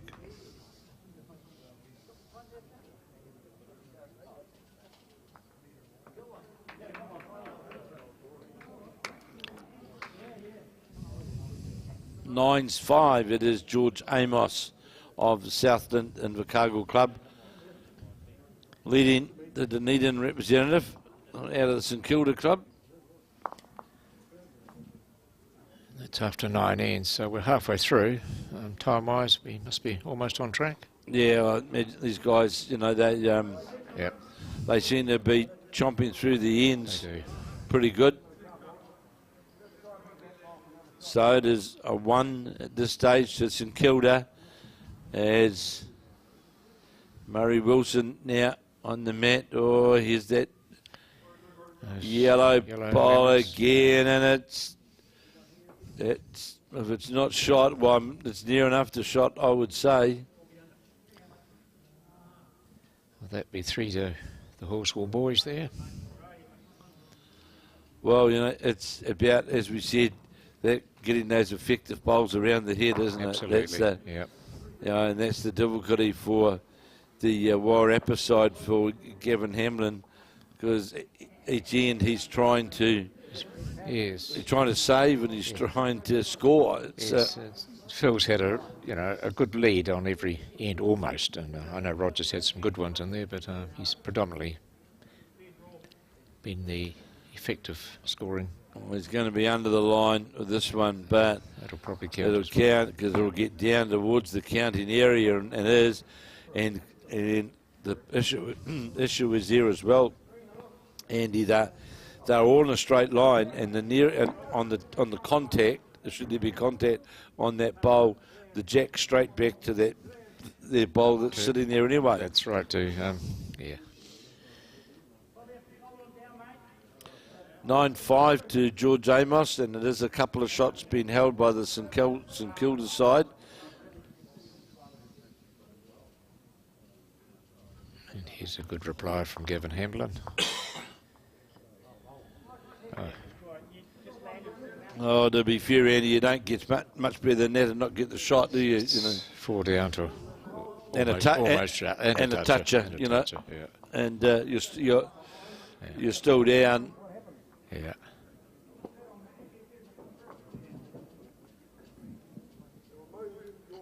I think Dennis has possibly got a... Oh, if you can swoop down there, could well sit the bowl. That was 2 to the... No, 3 it was to the Dunedin side. So now 9-8. 9-8 it is the Southland side.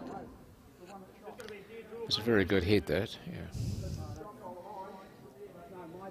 That shot which they're calling onto there, I think that's still the right shot to try and sit on the yellow, but it looks to be under the line. It doesn't want to hold up to the bowl because it could well give that shot away, or he moved. Wow, it's amazing that he was able to move not far, but got a touch of the orange bowl. Gavin's bowl there, yeah. Which was literally hidden behind the shot bowl in the jack, wasn't it? But he managed to, the back of the bowl managed to get a touch on it on the way through.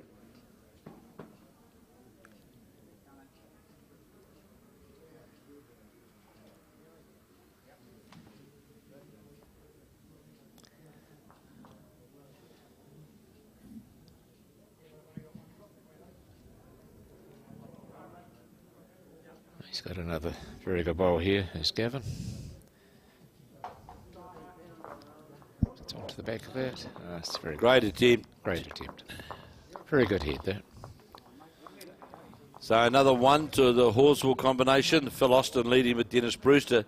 They'll jump out to a 9-3 lead now after 10 of the 18 ends, and 1 the difference now in the George Amos game of the Invercargill Club of Southland, with David Clark leading up against Murray Wilson skip side, with Owen Bennett leading of the St Kilda Club here in Dunedin.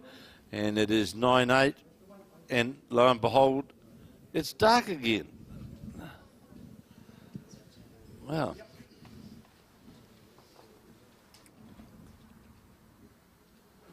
Quarter past 4. a very good reply from Owen. I must say, Andy, Yep. it does spend a lot of time dark. It does. But one could say in the summer it spends a lot of time light. Almost. It's lovely. Yes, we started out in the dark this morning. We'll certainly be going home in the dark tonight. Certainly will.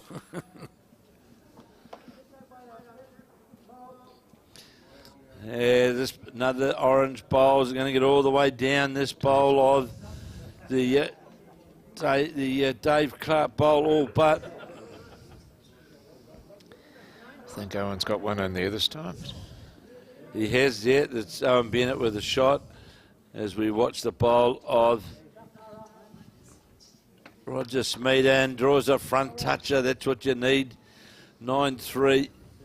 But this Horsell side combination, Andy, they're pretty consistent, aren't they? Very consistent. I happened to be down here yesterday and the day before, but I watched them having a little bit of a roll up together, and yeah, they very complimented each other. And well, Dennis Brewster's played some big guys. Bowls already in this game, and that, although he didn't get the shot, just moved the jack slightly off the shot bowl, so just leaves a wee bit more room. Absolutely. For his skip, for Dennis Brewster to get down there, and he. So much easier when you can see the jack instead of it hitting Absolutely, like that. than it being covered up. So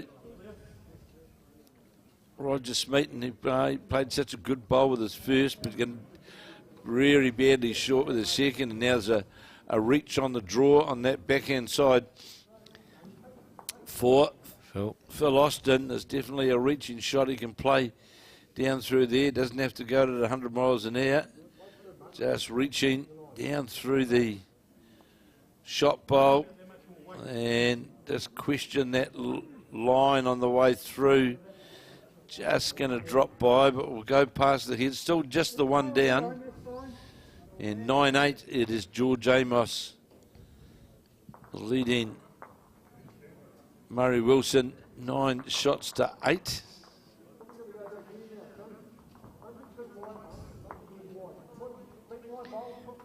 Looks like Rogers.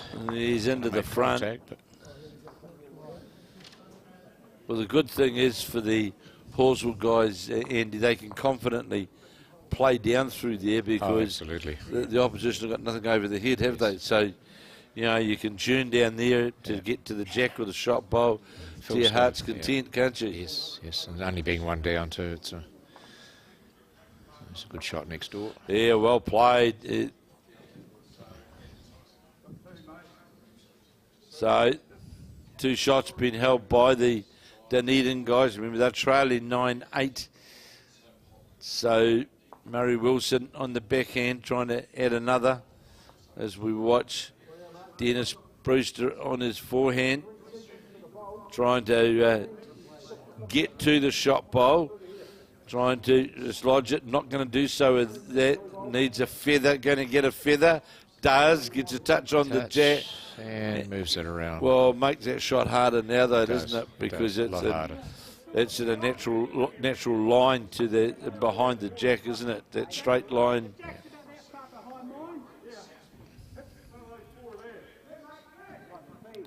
So both skips sort of pondering what shot to play. Remember, this is the first round of the men's pairs. The women already have played 3 rounds on the charge. And trying to get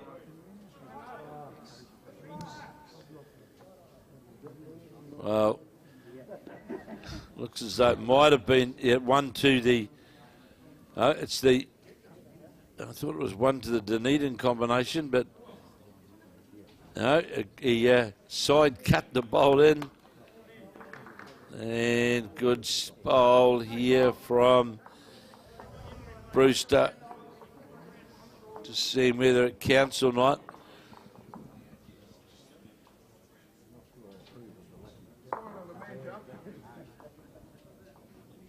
So, in a measure, is that the call?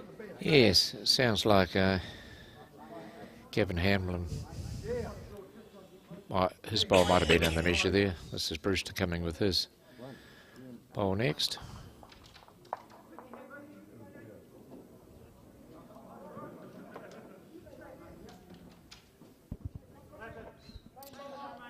So with the yellow bowl going to be on the wide side though, just swing by. As I see in the other match, Owen Bennett now it is.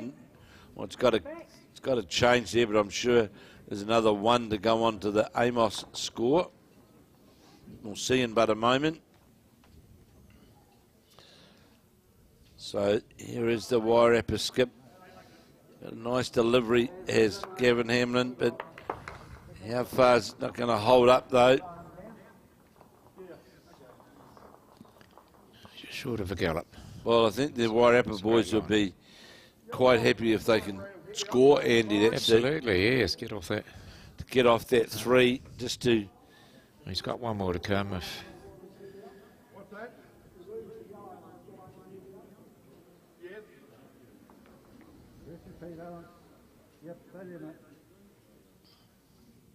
So it is George Amos leading now 10-8 after 11 ends. And we saw the charge at the head. Well, no, we didn't. Sorry, we couldn't see the head. But charged at the head, dislodged the jack, did Dennis Brewster. And we'll come back down now and see, try and see where that jack is. Here it comes down now towards the ditch. Just trying to get that camera all the way down. Mine's the closest, right? So we can't really tell you what's going on that head with the Brewster Hamlin game, except that the jack be in the ditch. There's the jack in the, you can see it there, just to the right of the number.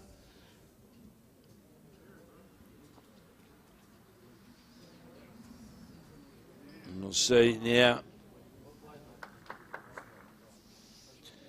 There's applause. I'm picking someone's drawing the shot down there. Well, they didn't. They ran into it. So I'd be disappointed with that, wouldn't they? it looks like it was one to the Waitarere boys.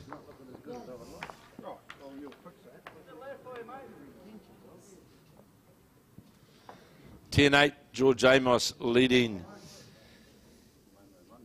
this match over the Murray Wilson skip side from the St Kilda club here in Dunedin. I can tell you that it is St Kilda at the skip changeover who are holding 3 shots. So here is Wilson on the backhand. He'll be happy if he can just get in behind here if he's over the head. Well, he ran by a wee bit, but the problem for the Southland side, they got no bowls really on the head. And Gavin Hamlin picked up the 1 there for the Waitarere boys. So just the 1. 11 of 18 gone. And you'll see there's the 3 shots that are definitely sitting there. And obviously Murray Wilson's gone to visit his grandmother or somebody. Don't know, very...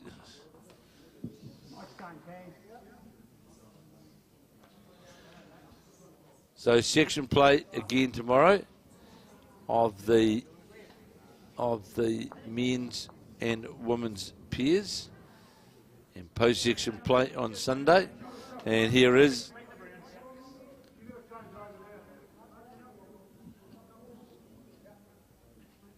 Murray Wilson on the forehand, trying to add to that really nice nest of 3 there, created by his lead, Owen Bennett. He went, there he is, in behind the head.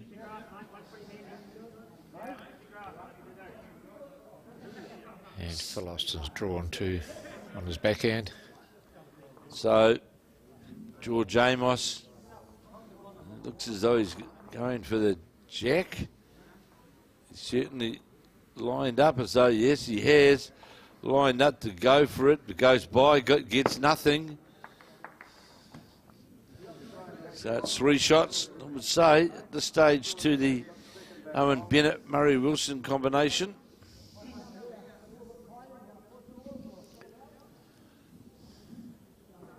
It's a great ball there from Roger Smeaton too. Just split the head up and could well be shot. Yes. Well, his shot sitting jack level. And so George Amos now trying to draw a counter. Again, that's just over the head.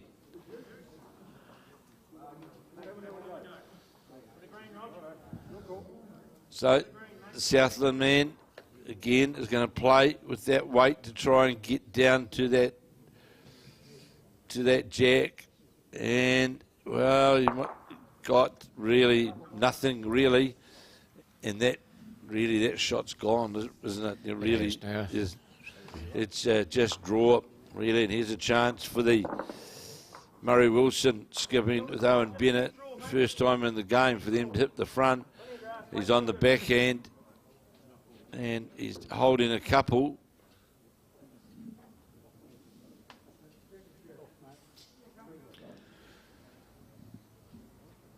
Got enough weight to get all the way down. Don't think it has.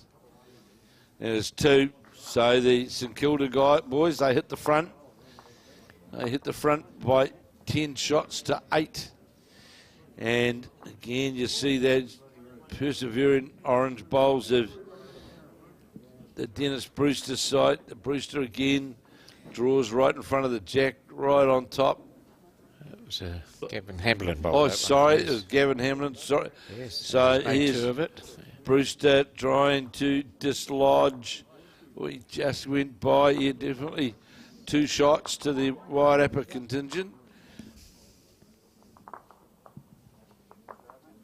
Gavin Hamlin again now on his forehand.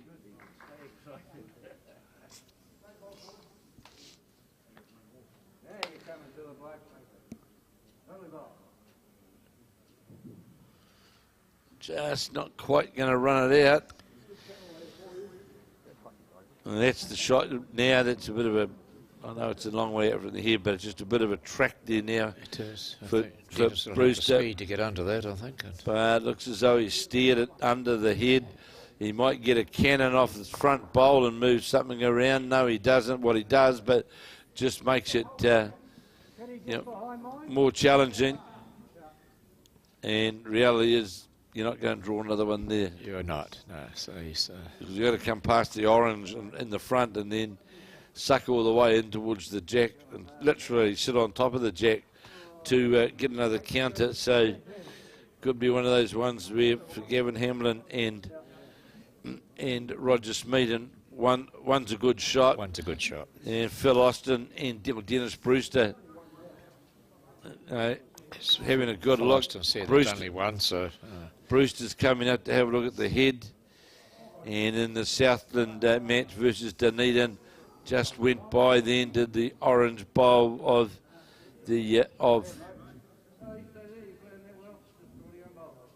Dave Clark, who has been pretty impressive up against the Owen Bennett, and it's Bennett holding shot. And just going to go by with weight going right down towards the 2 metre mark and jack, and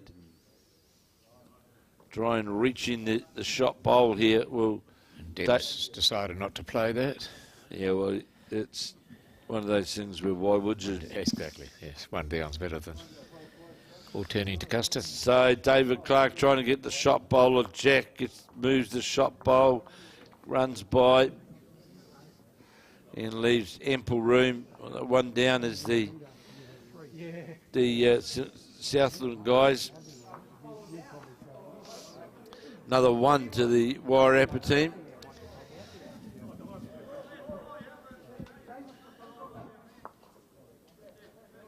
So 9-5 it is. So what can Roger Smeaton, who's played some good bowls, but just not overall consistent with his three.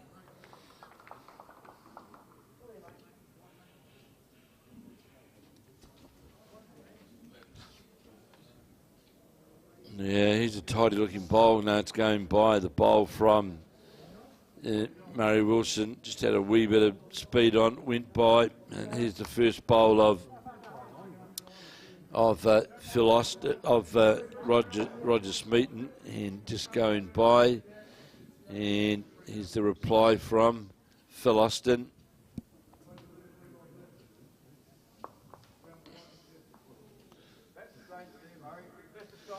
Well, here's the weight. It's on a good line. It's on a good line. Just a couple of feet of weight. Still there. It's about that short.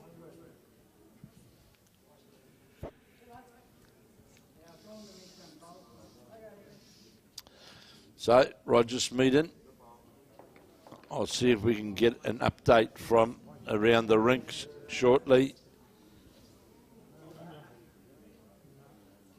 Going to run into the front bowl against him is the bowler, Roger Smeaton.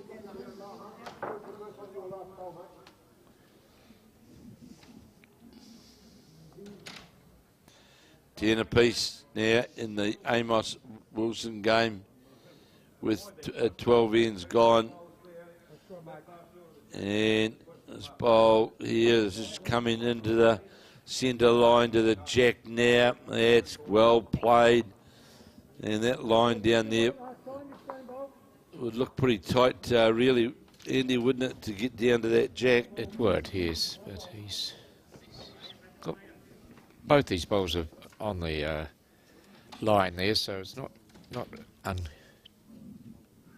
of to really to repeat, and he's done it, but he's got the speed, too much speed there. So here's just some very quick updates from around the greens of the men's pairs, and I can tell you that it is the Johnsonville side, it's the Rob Ashton skip side, up against Takaro, the Manawatu, and there's the Rob Ashton skip side, who are leading by 15 shots to 3. 15 shots to 3 after 11 ends. And in the Carlton game, that's the defending champion, Leaf Selby and James Williams. They're up against the Geraldine combination, and it is 15-11 to the defending champions from Carlton. Paikakariki from the Kapiti Coast up against Pat Houlihan and the Clyde combination. Well, it's Paikakariki, just the barest of 1 point, leading 10-9, 10-9. And I think the team that will be hard to beat in this, the Murray Glassy, Dean Drummond side of Hawke's Bay, playing the Northland side. That's Johnny Carruthers skip side. And after 11 ends, it is 18-5 to the 18-5 to the boys from Hastings.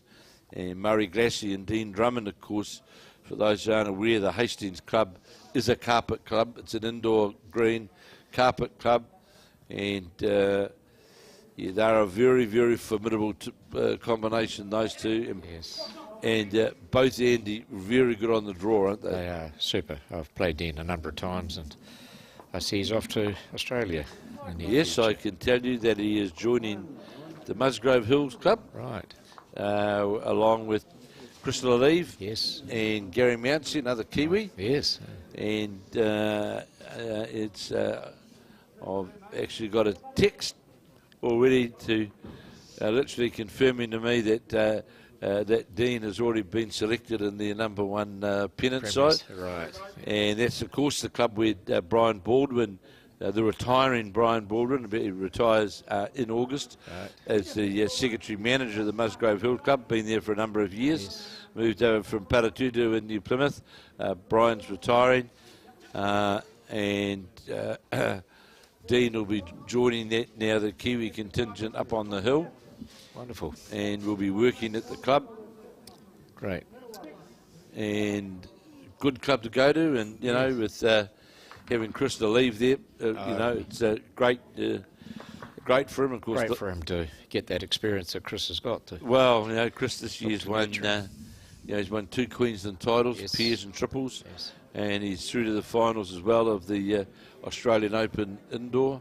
So, yeah, he's had a pretty good year. Yep. And the Musgrove, the Hill, this was their first year just gone by in the Queensland Premier League. Right. And they made it through the finals weekend, through the grand final weekend.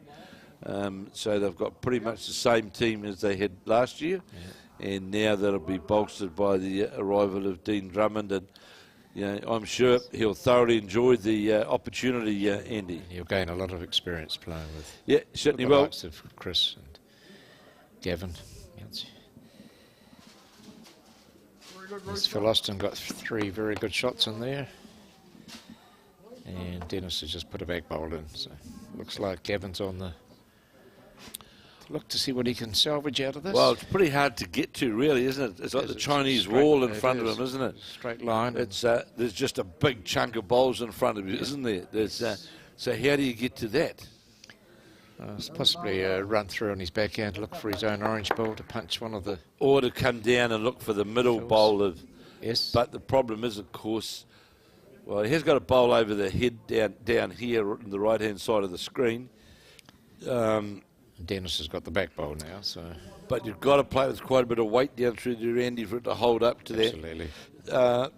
hold up to that centre line. So... I must, on day, well, it's day 1, isn't it, 3, thank our team here. Captain Timaru does a wonderful job getting all this production together and ably assisted this weekend by Erica, Emily and Lauren. And it's, as you can see, Andy, you saw this morning, there's a lot of work going on. These girls are on the cameras the whole day, and they do a wonderful job. Led by Timaru, who's certainly, yeah, she's fantastic. Yes, great team. Oh, and of course, just what we said, there's a couple of gaps and you got them. Ably assisted, of course, by Steve Beale, who's somewhere out here with all his old Dunedin mates. No, he's not. He's been working, he's been doing a whole lot of things. And of course, Crashlander, who's the brains behind making sure everything runs smoothly in these events. So it's a great team here from Bowls New Zealand, who certainly enable us to bring all of this live coverage. Right. That's a great bowl there, and behind the head from the Horswell skip.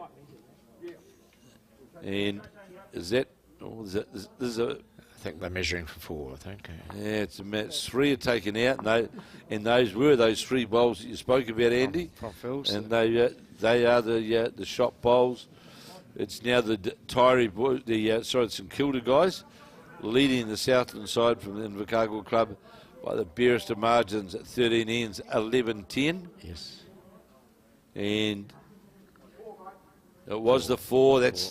That's a pretty big break at this stage of the game, isn't it? Stage of the game. 13-5, and it just shows how important that lead is, isn't it? If they give you that good start.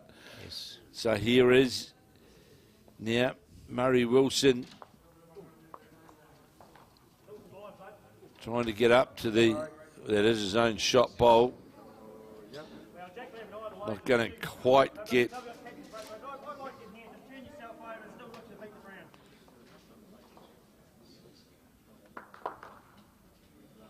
So another full day tomorrow, so we'll be underway at 8 o'clock tomorrow morning again. And please tell your friends to jump on board. They can share this coverage, they can subscribe, and it's all there.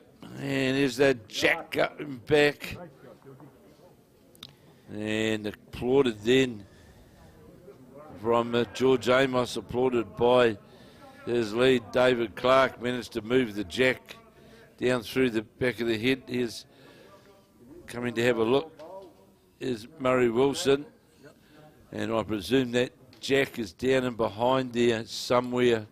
Yes. We'll might get a look in a minute. So on the mat is the Dunedin skip from the St Kilda Club there, sitting right alongside the George Amos bowl. He just managed to get a drag on the jack through that paw. So Murray Wilson now endeavouring to come down. We'll have to get around that front bowl, I think, to get shot. That's the bowl of Owen Bennett's. Not going to have the weight, going to get tangled up on the front on his own bowl. So there's pretty open draw to come down through on the backhand for George Amos after moving the jack with his first. Interesting, we go back quickly to the Hamlin-Brewster game. What we are seeing these last few ends, though, Andy, is that Phil Austin he's hitting it up, really isn't he? Putting the pressure on. He's really putting the pressure on. The last few ends, there's that jack again around the corner. Yeah, he's really putting the pressure on the Waitarere boys with consistency, isn't he? And he's got the shot again. Roger's just pulled up a bit short on that one. Just drop a yard and his last to be right on it. Well, Phil Austin would dearly like to get past just drop past his front bowl on the draw. He'd be very happy with that. And he's getting applause, and that's exactly what he's done. And of course, the trail of the jack has now been cut off on one hand, really. You have to be under the head on the... So they've sort of made it very difficult for themselves, haven't they? Have the Waitarere guys... Unfortunately, Roger's second bowl just on that line to the jack, isn't it? Yes, it is, yeah. And this will touch and feather off. Yep.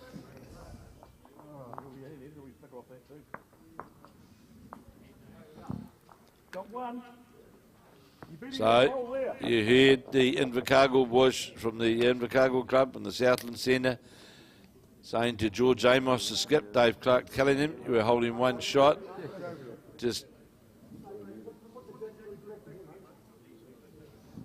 So, conversation mid-green here to sort out what they're going to do, but the leading at the moment from Phil Austin is certainly... It's laying a very strong foundation for the Horswell side. And I hope my good friend Zumi, Paul Matheson, I hope you're watching, the Mayor of Horswell.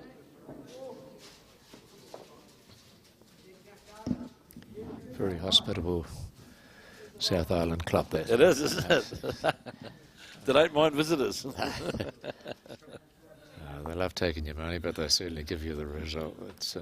I spent a memorable hour or two there in the Nationals a couple of years ago. And this is tightening that end, this access to the jack up, really, isn't it? It's lower the jack, that bowl of Dennis Brewster's, but it's just tightening all those lines up to get down to the jack as well. So makes it more difficult there for Gavin to get in. To make sure he reaches. Well, he's got to reach. He's got to try and hold the ball. If he doesn't, of course, the bowl's not going to hold up, is it? And that's exactly, didn't have the weight. So this is a big end now because that's definitely 3, and it's a pretty safe draw shot down through there around the front bowl, the already counting bowl. And good to see Bowles Nelson already applauding the first day results of Joe Edwards. And Dennis has found the gap there nicely. Yeah, well.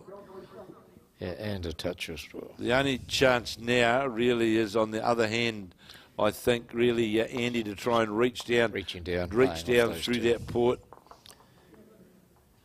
If he plays that shot, he's got Phil's certainly front bowl to ratio, but he's trying to play down to get to the jack on the forehand. Very narrow gap, that. Very narrow gap, and really, he might be fortuitous here. He was. He saved a lot of shots because that second shot.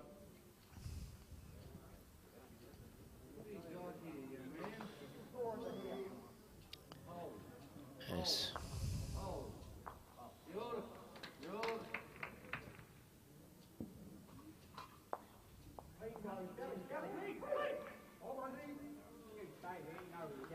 So holding the one, the Horswell lads, and they're going to lift jack level. Won't count, but I don't think you'll be too concerned about that, really. I think I'm holding one. It's up to Gavin now to change the head. Well, he can't lose his own bowl, can he? Can't. That's the crucial thing. Gavin Hamlin definitely can't lose his own bowl, because I think that's it's a 5-shot. If he chips his own out, if he gets weight onto his orange bowl, could squirt the jack. But I still think the best option's down on the other hand, to be fair. I don't know what it looks like from the mat. Yeah. But there we go. Gavin agrees with us, he Andy. does, yeah. As long as he doesn't get the wrong side and chip his own out. And well, he's got to play with. If he play well, the chances are that if he does that, the orange bowl's going to lock on one of those bowls that are just behind the head. Yeah, he won't go too far. And if he plays with weight back to his lead's bowl back here, back to Roger Smeaton's bowl, so it'll hold up through that narrow port. That's his best chance to get down to the jack. 11 all now in the Amos Wilson game. It's tightening. 11 all at 14, and of course, as far as Dennis Brewster's concerned, he'll be quite happy. No, he's playing. Well, this is his hard shot to try and get down to the yellow bowl. They've got to get through that really, really narrow port. But this is a valiant attempt. This is it's better than a valiant attempt. Unlucky. Desperately unlucky. Wonderful shot. Applause for that. That was an outstanding shot, because he took really the low percentage option through that port to try and get there. Played it so well. Played it, deserved the shot, but it's a 1 to the team from the Horswell Club in Canterbury. They now lead 14-5, and we're on the 14th in the other match. That's the game between the Southton side and Invercargill Club, with George Amos and David Clark up against the Dunedin side out of St Kilda, with Owen Bennett leading and Murray Wilson skipping.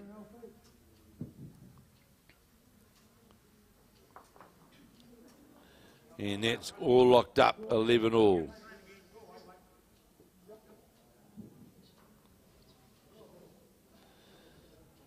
And we've certainly seen, I think, Phil Austin has set the last 4 or 5 ends. He's really set things up. He's put so much pressure onto the he certainly has. boys that it's an example there of his bowl counted, even though it was 2 metres behind the jack. Well, the really good thing that I've noticed, it really as well about Phil Austin's bowls, is that they're continuously coming back to the centre line. They're very seldom. Haven't seen many of his bowls, Andy, actually inside the centre line. They're coming back to that centre line, and if you're always coming back to the centre line, not running away from it, you've just got the chance to build up heads. He'll get the side of the jack, move it sideways across. Well, the Waitarere lead, Roger Smeaton, just got the outside of the jack. Yes. And Smeaton again on his forehand. And just when I say about the tighter line, he's tightened his loss. Phil Austin's bowl coming down there now, and he's dropped. He's lost everything then. Lost his speed and his line a wee bit there, Phil. Characteristic. Yeah. Here's Roger. See if he can amend. And first. It's a 2 to the Dunedin side. In the other match, the Owen Bennett with Murray Wilson skipping just scored a 2 then. This is getting to that real tight part of the game. Takes them to 13-11 as we play the 15th. That's the game against George Amos and Dave Clark of the Invercargill Club out of Southton. And 14-5 now. It is the Horswell combination of Phil Austin leading and Dennis Brewster leading the Waitarere combination from the Carrington Club of Roger Smeaton leading and Gavin Hamlin. And they're leading 14-5. And here he's made amends, Andy, with his second bowl. Has the lead, Phil Austin, got one either side of the jack. Yes. Puts the pressure straight back onto Roger. Certainly does. Very good, mate. Very good. Love your work. So this bowl of just going to go by the bowl of Roger Smeaton, but still it's over the head. That's but Yes. they're at the point now. Really, they've got to be scoring chunky numbers. Yes. I think the end before last when Gavin had played 2 magnificent bowls to reduce the score from 4 down to 1 down, and then trailed the Jack. Still went 1 down. Yeah, turn around like that. It could have been 13-6. Ended up 14-5. But it's just it's about getting the bowls around the head early on in the head, Absolutely. isn't it? That's making the big difference. So what we've got here now, we've got numbers have increased. 1, 2, 3, 4, 5 bags of health goodies. 5 now. 5 bags of health goodies. And a can of Coke.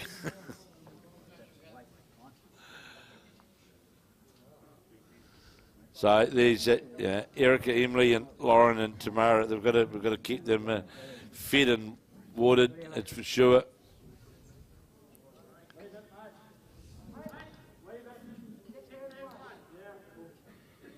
So on the forehand is the Wairarapa lead, and he's down on the head, and looks as though it needs to be underneath the count. Doesn't do so. Goes by with a wee bit of weight. May only be 1 down. And I can tell you in the other match, it is the Dunedin side, the St Kilda side, who are holding the 1 shot, the Jack Level shot bowl, and Dennis Brewster didn't like that one. Didn't like it at all. But no danger, nothing done.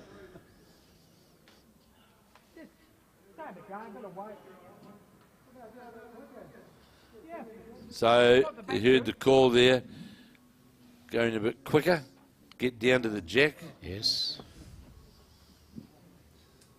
And he can afford to do so as a fairly, doesn't have to really play a tight line down there.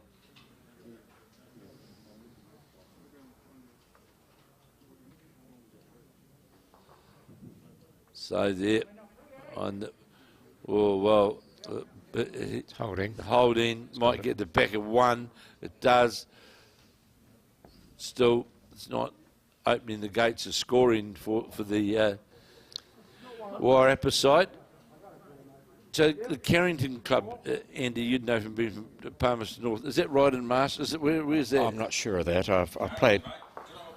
It's in Carterton. Carterton, there we go. From it's the background. Carterton, yeah, okay. From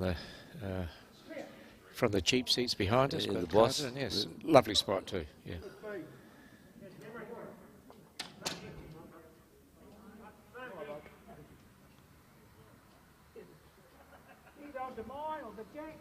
So you hear the call there from Roger Smeaton. The 1 down it is. It's just definitely 1 to the Horswell combination. Has a glance to the scoreboard, how many ends to go. And yeah, well, when you starting to run out of numbers, it just makes it that much harder. And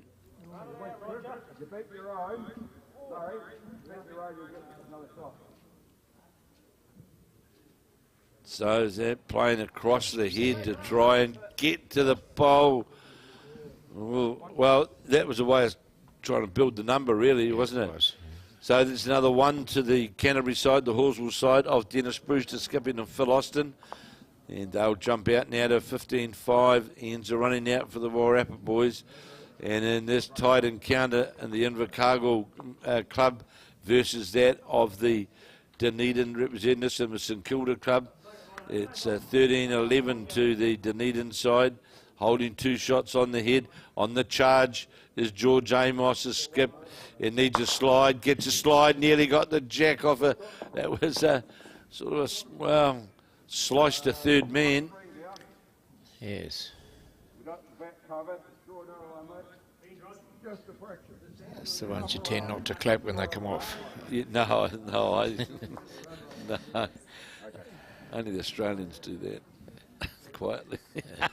I didn't hear that, no. Or do they clap? All happened to us all. Well, they clap the jack going up. They do. So here's chance here to draw another shot for the Dunedin side for Murray Wilson, the skip.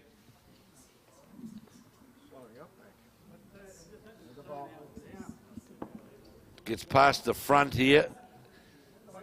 Yeah, that'll count.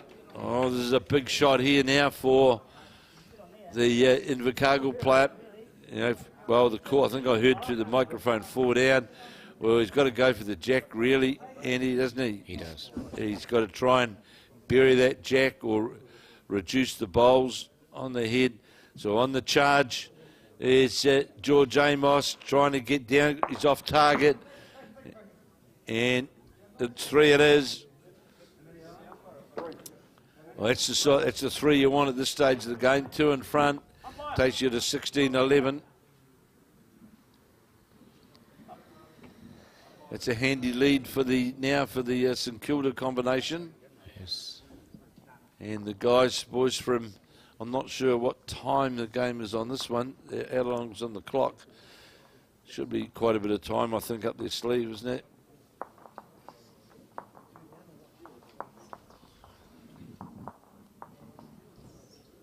It's 2-hour time limit, of course, all 18 ends. I'm picking they'll get to the 18.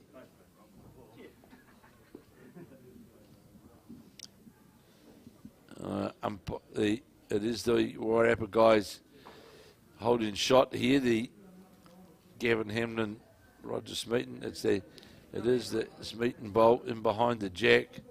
And that's. They need big numbers. They do. They need this fours. one to count. And the Southland side, they'd certainly like to start scoring again. Good opening bowl here from Owen Bennett. Just sort of a couple of feet, but directly in behind the jack.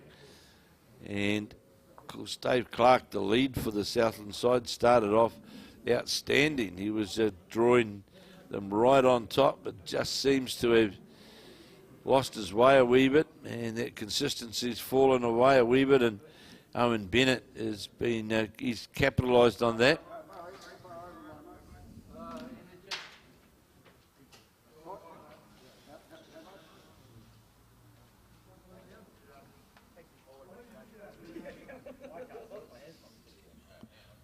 And you'll see there again, Andy, there's a big crowd, good crowd in there in the club rooms, isn't there, in behind there? Yes.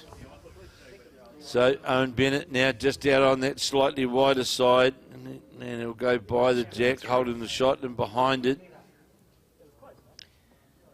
And here's Dennis coming in to save. This goes by. Still it's the 1 down. 1 to the Carrington club. This is where Gavin's got to get a couple of handy ones in here. Certainly does. He's got to give his skip a chance, doesn't he, to build ahead.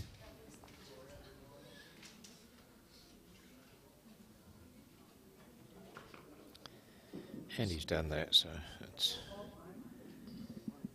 2 to Waitarere.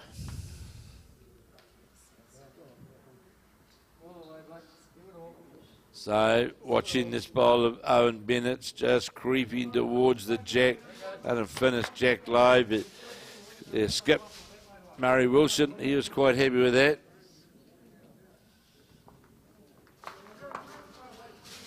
Good saving bowl there from Dennis Brewster. Finishes literally jack level. Just amazing how Dave Clark, the lead for George Amos, early on in the game, he was peppering it, wasn't he? Peppering there. Yeah. Now he's sort of just, all over the place. Just that pace there that Gavin's ball went through. Looking whether he's got second or not. Just the one. Just the one it is, so he'll be quite happy at this stage to be just the 1 down. That's not going to damage things too greatly. So here is Murray Wilson on the mat from the St Kilda club here in Dunedin. On the backhand. Got that ball out, looked to get out pretty well out of the hand, looked to be on a good line out of the hand. He hasn't got the weight though, certainly wasted good weight. He had a great line out of the hand. And this should make 2. Yes. for the Waitarere boys. And then looking at that third between the yellow bowl and orange bowl down there. Out comes the tape.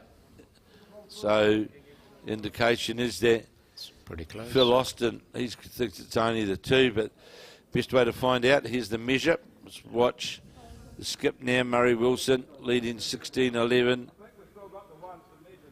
And we'll just see that tape will go out to the yellow bowl net now. Well, that looks like three.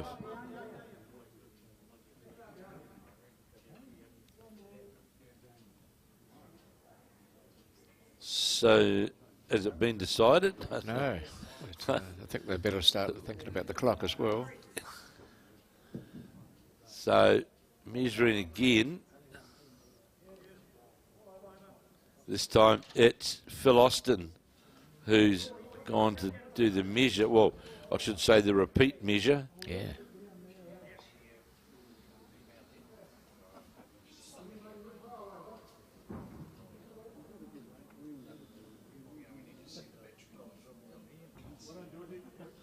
So, called the umpire. George Amos just drew a toucher, and you hear there's 3 shots to the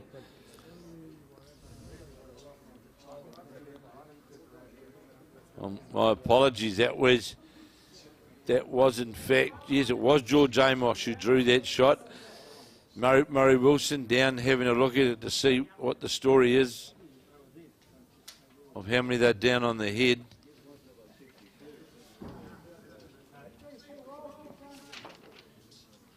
So on the backhand is Wilson, definitely down after that trail of the jack on the backhand by Amos. So what can Murray Wilson do? And he's on a good line. Is he going to get the bowl? Turned it, not enough though. Got the outside of the bowl, 16-11. Leading is the Dunedin, the St Kilda side. And was it 2 or 3 in there? That was the 3 in the finish, the umpire's measure. So the Waitarere boys are trailing by 7 now. 15-8.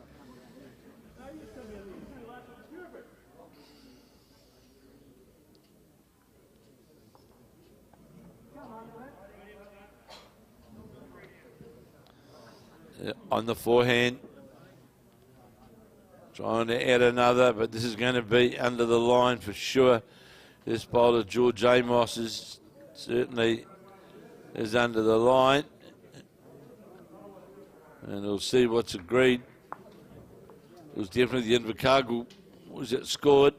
We might hear in the mic in a moment.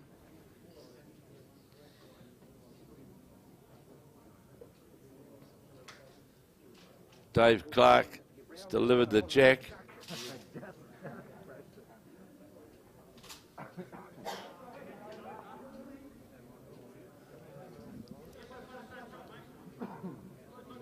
So we'll find out in but a moment if they could. His mic might have gone flat. So I was saying it was the 1, 16-12. Yeah. Good opening bowl here from Dave Clark and gets a trail of the jack at the same time.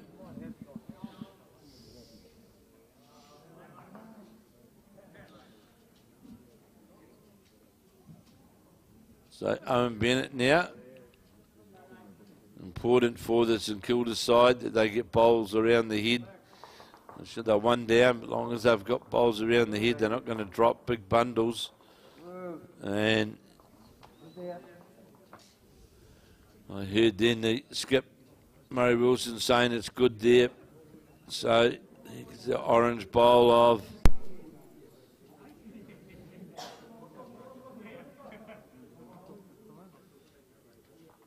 and it is again, it is Phil Austin holding the shot with that front bowl. And yes, it is. Yeah. Yes, they didn't indicate, but So on the backhand is the Dunedin man, Owen Bennett. Yeah, trying to get down to sit on the bowl. That's well played. That's well played. Just certainly still one down, but you know, can't get a much better spot than that, Andy, can you? When you're in front, sure, you're one down. Yep. Time's running out, ends are running out. So well played by the St Kilda player. It's Dennis Brewster coming up. He might be a bit fragile and weight, isn't he? Yes, a bit dainty there, but. So another good bowl here.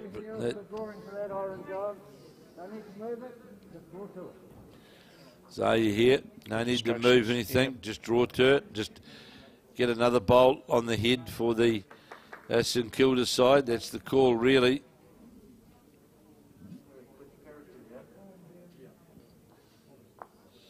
And Hammond just ran into the bowl. So can now Dennis Brewster add to the count. Just got to get onto those front ones of Featherston's. Yeah, well, he's going to get that front one and finish on the other side. And that's the shot. Sort of cover the jack up. That's more than likely a couple. Just the one down. Just the one's the call.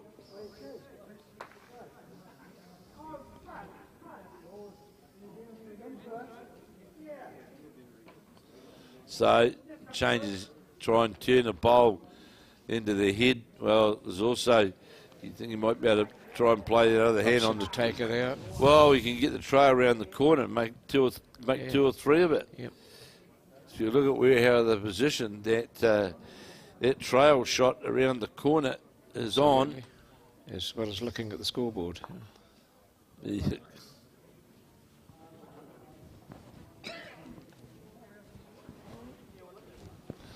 Coming through that, and that's the one's the call. It's 1 to the Hammond combination. Now trailing 15 shots to 8 as we watched Dennis Brewster shooting, got that bowl out on a wider line. Needs to work now under the head on dead draw weight.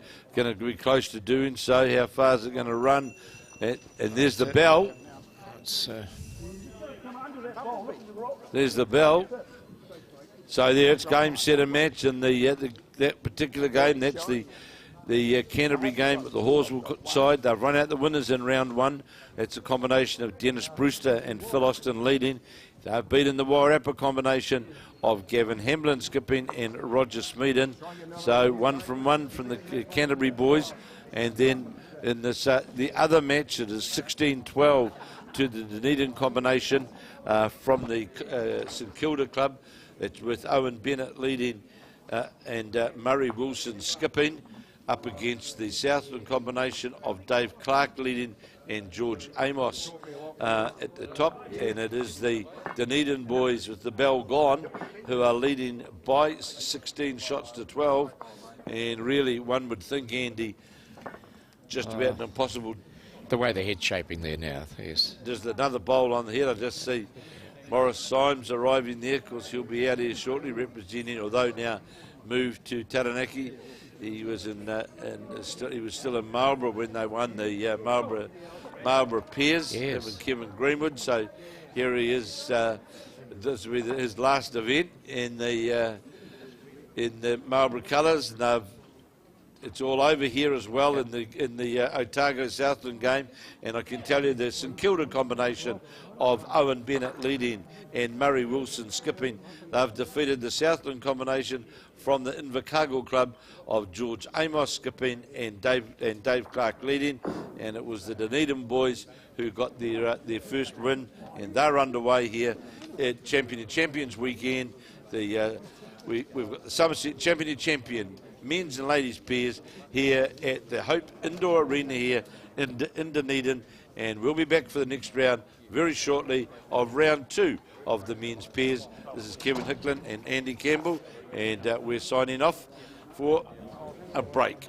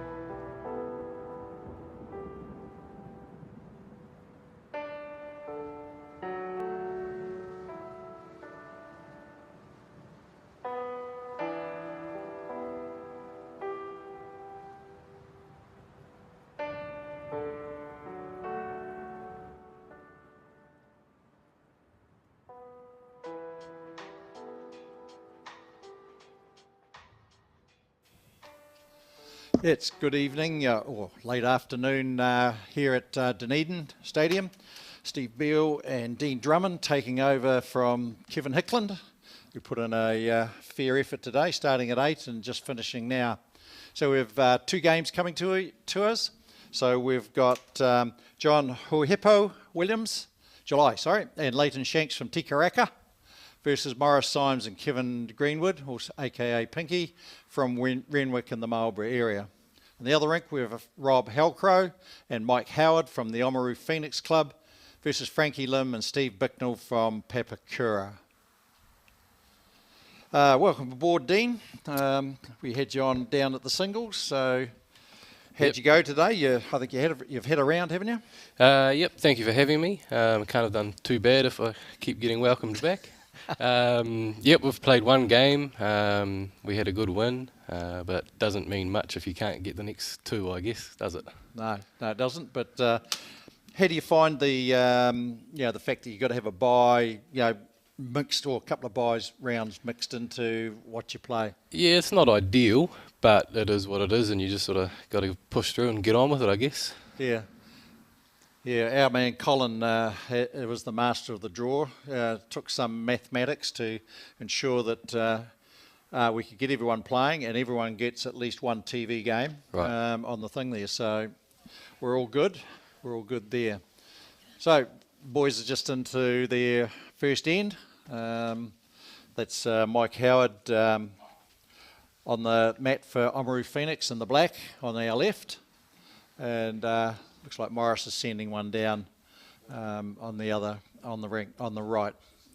So what have we got here? So Mike Howard and Rob Halcrow of Oamaru Phoenix are playing with the black stickers on their bowls on our left, and Frankie Lim and Steve Bicknell have the white stickers. July and Leighton have the black stickers on rink 2, and Morris and Kevin have the white stickers on that. So that'll just help you identify them, team, and we'll just see what happens here. Not sure if July changed the thing there against Morris. Those angles are a bit deceptive, aren't they, Dean? Yeah, they certainly are. You sort of got to refrain from calling too many, otherwise you'll get made to look a fool at least once or twice. Certainly will. Morris looks like he's out a bit high here, but we'll see what he does. Good speed for it, just a little high. You're right, yep. Okay, so we're going to first test with the boys where they give us the information that we asked them to. We've mic'd up each one skip in each game to keep us informed as to the running total and the scores.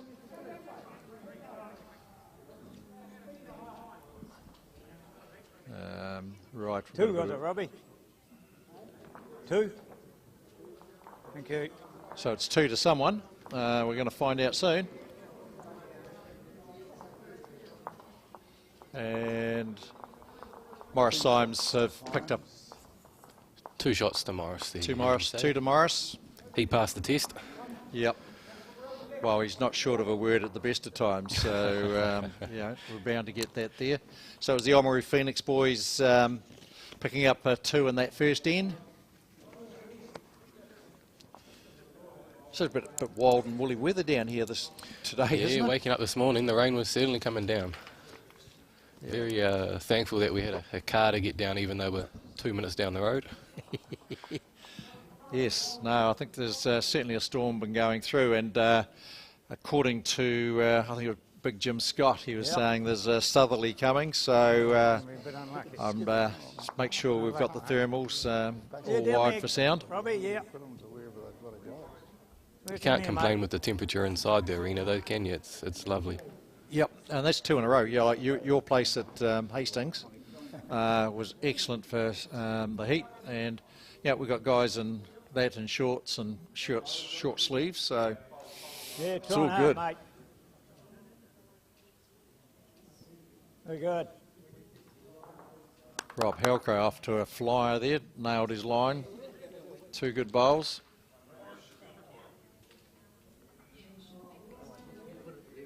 I changed, mate.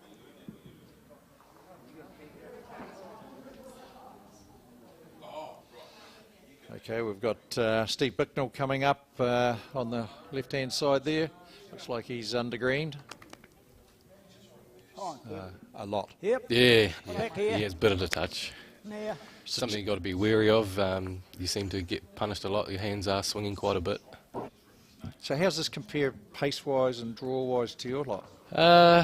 I think it's probably a touch slower than most of our rinks at home. It's probably more along the lines of our rink 1, which is a little bit slower. So it's probably similar to that. Draw line sort of varies from rink to rink, I guess, but you know, pretty similar, I guess. Not too different. No. And how do you find the big blue versus the green? It certainly hits you in the face when you have your first bowl, doesn't it? It's a little bit different. It does take a little bit to get it adjusted to it. I think that's sort of the lighting as well is a little bit different than our house. Yeah. Here's Steve Bicknell coming down to try and cut the swelling, but actually kind of made it just that wee bit little tighter. bit worse, yeah. Tightened it up a bit. Well done, mate. Okay, Morris happy. That's always a good sign. On the right.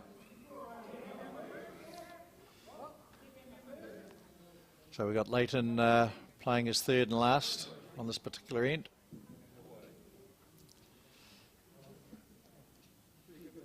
He's somewhere in the zone, isn't he? Looks very close. Oh, did that just... Yeah, just wandered through.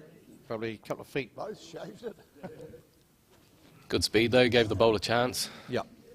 Well, he's finishing good spot there, so gives July some opportunities. Yeah, exactly. Good bowls on the other rink by Mike Howard.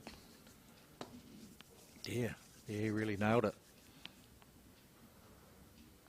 No, that was Rob doing that. Mike's, he's skipping. Oh, they've switched over. They've switched. The classic thing, you write all your stuff down and they go and screw the scrum. It's typical. Don't know if he got himself in the way there. Looks like he's coming the backhand again. Okay, see if July can fix what.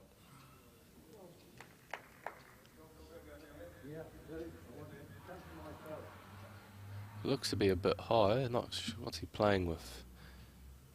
Arrows. Just on the draw.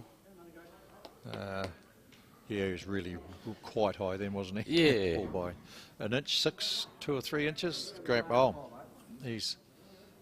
Morris is just going to have to reach up, but I don't think he's got too much in the catching pen there, really.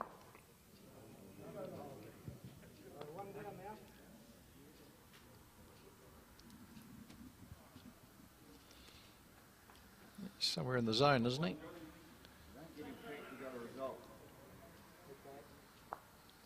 Yeah, just unfortunate to find the bowl. Yep. Yep. Yeah.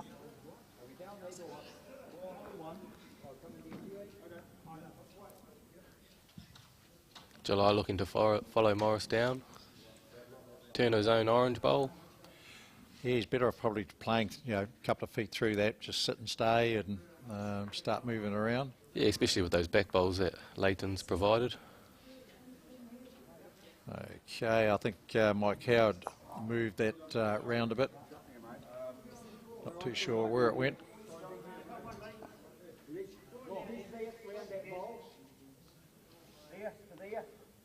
I need to get something behind, mate.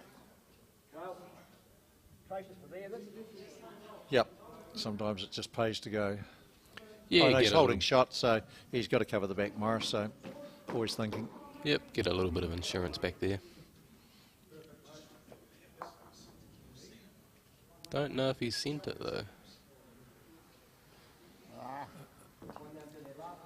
No, he's given himself a telling off, so big chance for July here. There is. You can play with that with virtually any weight because he's over the top, catch his outside orange. Yeah, it's at 2 ends here. A little bit of a grimace. Yeah. It's not far away, it's just about a weight, isn't it? Yeah. Oh, unlucky. He's Probably a yard short of weight. Yeah, probably just a touch. Yep. 1 to Morris. Okay, so it's after 3 ends, it's 2-0. 3-0 to Morris. And on the other rink, Frankie Lim's on the board, so tighten the belt up. He's good. He's on his way. Yeah, the red dots. Always a relief when you get that first one on the board. It becomes a worry when you're getting deep into the numbers, isn't it? It does. Quite right. Well, Very good starter. Touch up. Very good.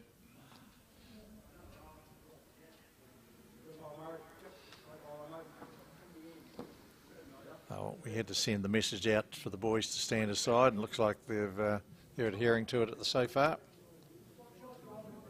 Good weight, mate. yeah. Good weight, Sure, generally mate. code for you muck the line up, brother. Yeah, yep. Was a lovely weight. Like we say, the hands are swinging quite a bit, so if you just pull it a little bit, it does swing across. And it seems to be as, just talking out there, the green's just changing a wee bit as the temperature changes and later in It's all the right evening. there, mate. Yeah, it looks to be pulling up a little bit. Yeah, We had a roll last it's night, down quite a about way. 7, and yeah, it was a bit of a push to get it down there. Yeah.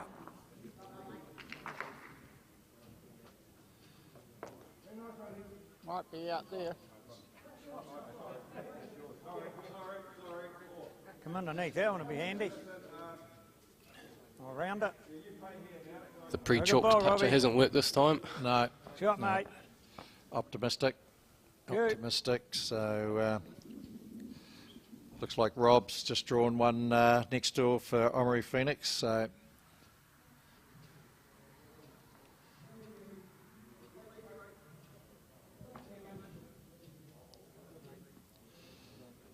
Two down, mate. is Oh, he going wait. to hold for it? Wait to there. Oh, we got enough of it. Yeah, same again, mate. So Steve Bicknell, Yeah, does it? racing draw shot, I would suggest. Classic, never wide, not too wide, and not, Yeah, not and short. Not short. Okay. Well played, Kev. You see Kevin draw a honey there after being 2 down. Drags it for a couple himself. Yeah, super swoop. Good stuff.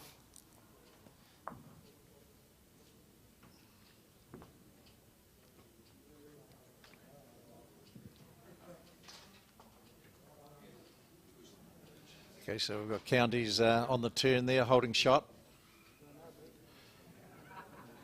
With Frankie Lim. Not going to hang on, and Yeah, with Leighton, Yep. just that couple of feet short of weight. And like your track, like the game is about playing through the head. Yeah, definitely. Yep. Giving bowls a chance to get a result. You try and dead draw things, you sort of, as we see, just pull up a little bit short. Yep.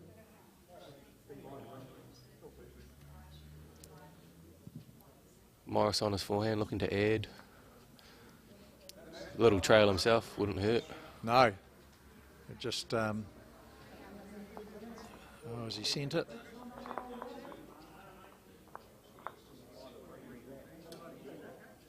Might have provided nuisance value, maybe. Well, it's forced July's hand to the open one anyway. Mm. Whereas he had a couple of options under that other hand, so yeah, sort of a bad bowl good. Yeah.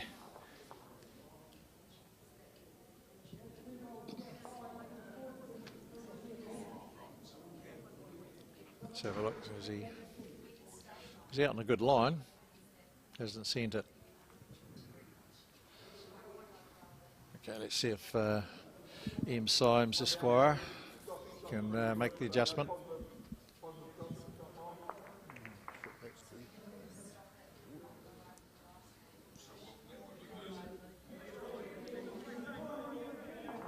Looks a better club. Oh no, just died in. Probably was, just ripped that little bit at the end, didn't it? Yeah. So he'll still be holding one.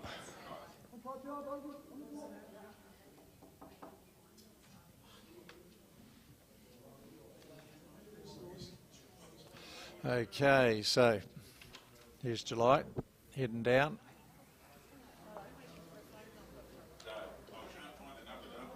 I think he's died as well, is he? Has to. Bowls really seem to be drawing back to the centre line well down that hand, don't they? They do. So Morris can play sort of any weight with this. As long as he gets round and drags it, he can make yep, nothing come for to short. He's on a tighter line, yep. Sorry, mate. Yeah, we're giving himself the double teapot here, no doubt. I can vouch from experience, Morris doesn't like short bowls. Don't know if anyone does, do they? No. And I think July's just giving him the big follow. Yep. Okay, so on our left, must be starting their fourth end. Are they? 1, 2, sure. 4-0 signs after 3 ends. So it was 1 to Morris, 4-0 after 3.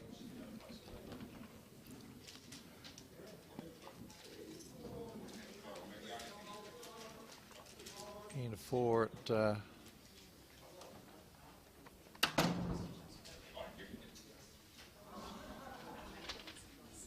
we're just not too sure of the Frankie Lim game.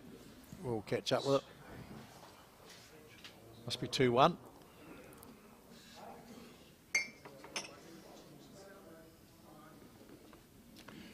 Yeah, good ball, mate. Yeah.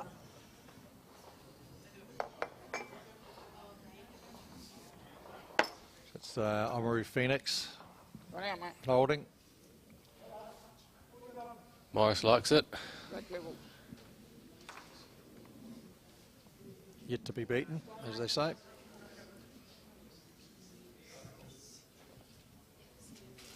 Yeah, about that much on your last. Steve Bicknell with his orange bowls. Don't often see that. See the fixed stance, Yeah, didn't that's move right. his feet, only Okay, bowls yeah, with his yeah. arm there with Rob. There's no step There you there. Guess it's whatever works for every individual, isn't it? Oh, it is. It is. I remember some years ago they used to have trying to get everyone to look the same and Hello, mate. with the technique instead of working with what works Yeah, exactly. and works consistently is the key. Doesn't matter how you get it there as long as it comes consistently down. Yeah, as long as you do the same thing every time, isn't it? Yep. Yep. There again, mate. Yep.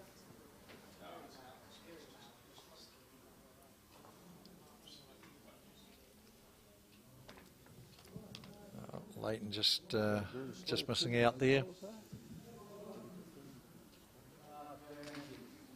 But at least he gave it a chance. Yep. Yeah.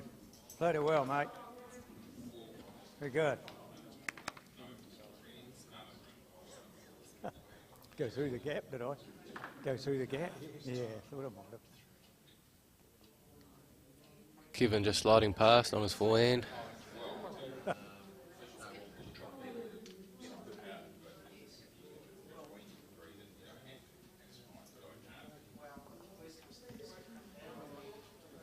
We're just not too sure of the score on the left there, so don't read too much into it, folks. We'll get an update. I thought I mic'd up Frankie, but It looks don't like really see it. 5-2. I think I just saw the scoreboard. Ah, There yep. we go. There we go, 5-2.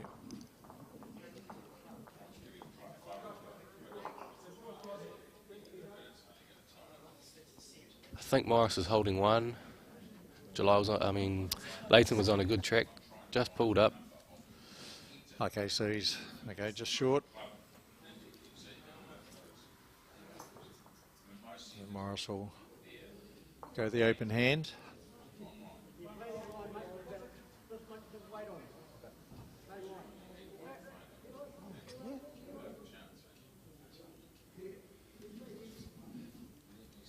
I can tell you this is very unlike Morris Symes. His weight control generally is impeccable. Yeah, just taking a few ends to get used to it, I guess, eh? Yep. It's always good when you jump onto it quick, but... especially when you're on TV. Yeah, and everyone's a critic after that. That's right. Okay, here's July coming down with his orange bow, and he too's short. Yeah, the guys are finding their line pretty well, just missing that pace at the moment. Is he round? Wonder who put that there. Yeah, it was nothing. There's no need for us to comment there. Morris said it all. But July's just got to reach up through his two bowls. Yeah, exactly. He's got everything to achieve, doesn't he? Through the orange or Leighton's bowl. Even get to the red. Looks to be tight. And light.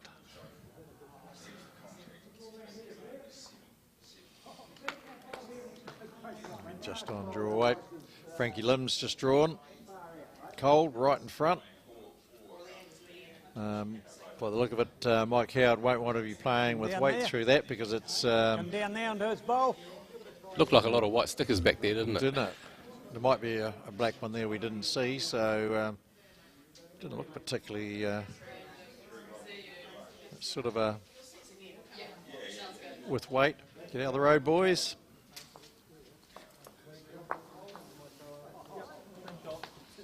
Goodness gracious me. A little bit of fortune there, I think. A little bit. Just trying to be polite. Well, they say good things happen when you're up, but oh dear. Okay, July's given this a chance. Just depends how far he moves it, and he got it a bit too much. One white. And the boy's just looking at the second one. He wants to get the measure out by the looks. Yeah. No, couldn't convince himself. Yeah, with this time limit of 2 hours through the qualifying, folks, it's 18 ends or 2 hours, and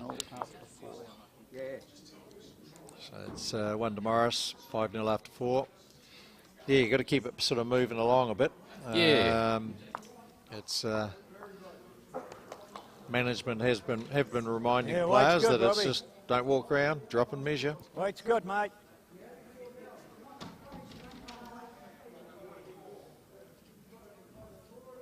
Morris will be happy with this little bit of a lead. Nice way to start. Yeah. That's their first game too, isn't it? Yeah, yep. Yeah. Hard too. Yeah, both had a bye in that first round. Well, yeah, it's not a bye as such. They don't get any points for the byes, folks. It's Move. it's just that to get the number of games again, in where mate. everyone gets 4 games, and with 21, well, it was actually 20 in the end because of Bart Robinson, runner-up in the singles in Hastings last week. Managed to get tackled by COVID yesterday, so he wasn't able to make it, and wasn't able to get a sub and replacement down in time, so which is a shame for him because he had a very good year, as we know. Yep, he was in great form last week, so he would have been really looking forward to this, so it is a bit of a bummer. Yeah. But unfortunately, it is the world we live in these days, isn't it? Oh, is it what? Is it what? So, yeah, and we take a pretty liberal interpretation of substitutes and replacements just because of this. It's you can have all great intent of what's going on. You know, just talking to the local management of the indoor complex here, and they're going, all the way. Every week they run leagues, and you know they can lose 2 and 3 teams each week. Yeah. So it's just very hard to plan for and have it, but it's just a matter of tolerance and beat the last just one, you common count, sense Kev. really about, you know, things around that, so it's been good. Driving at it. Yeah, not bad though. Not bad. Looks like Steve leaned into his bowl a bit there for the county's team from Papanui, playing with the white stickers and orange bowl, as you can see on screen, looking like a holding shot. And across the other side we've got Kevin Greenwood, Pinky as some of us know him as, holding shot there, and certainly one in the bin waiting to catch. Leighton looks on a good line here, just if he runs the trip. Well, it's at least a worker, if it ain't there. Morris is happy, he's got the shot. Oh. No easy way in with those bowls on the forehand side.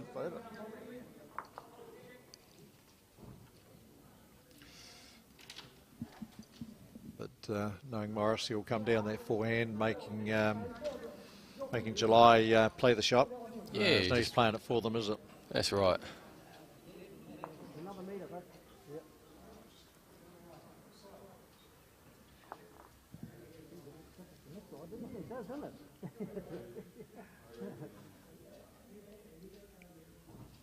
Morris looking to come round the bowls. If he gets round that, he's... Look to have good speed. Yeah. You wouldn't have been unhappy even to get back to Pinky's bowl in that back at sort of 7 o'clock. Yeah, would have given another one catching, wouldn't it?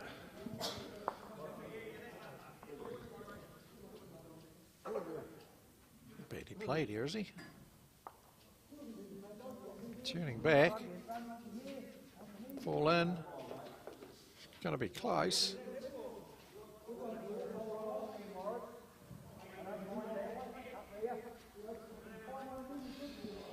So is Kevin just asking for under that red bowl with the sticker? Just trying to get to the jack.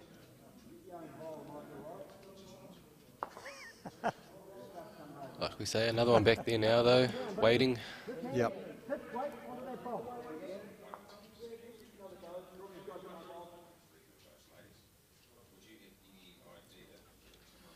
Well, let's see what July can do.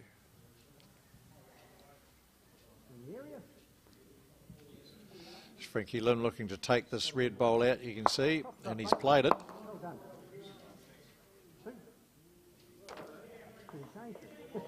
Great bowl from July, turning Leighton's bowl up. Could be a couple. And from Tikaraka, July and Leighton, have you managed to get over there and play or have a look? Yeah, so Hawke's Bay and Gisborne quite often play rep fixtures early on in the season, so I have been lucky enough to get up there and play a few times. Lovely place, lovely greens. Yep. They're the typical country club. Yeah, they really look after you. Yep. Oh, they know about hospitality over in Gizzy. Maybe with the exception of Steve Goldsberry or something, but I'm sure you listen, Goose, so couldn't resist the opportunity.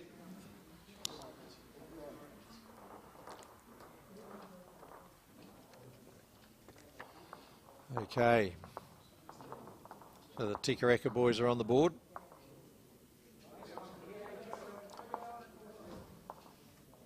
Look to be two, but we haven't quite got any indication yet. It was two. There we go. We heard Morris. Yeah, it's pretty well jack level, Robbie. That'll give them confidence getting on the board. Well, especially if they can just change that length, the fraction, and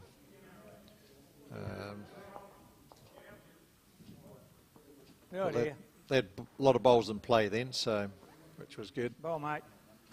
Yep, look, they brought up the mat a little bit, and Jack's back to the tee.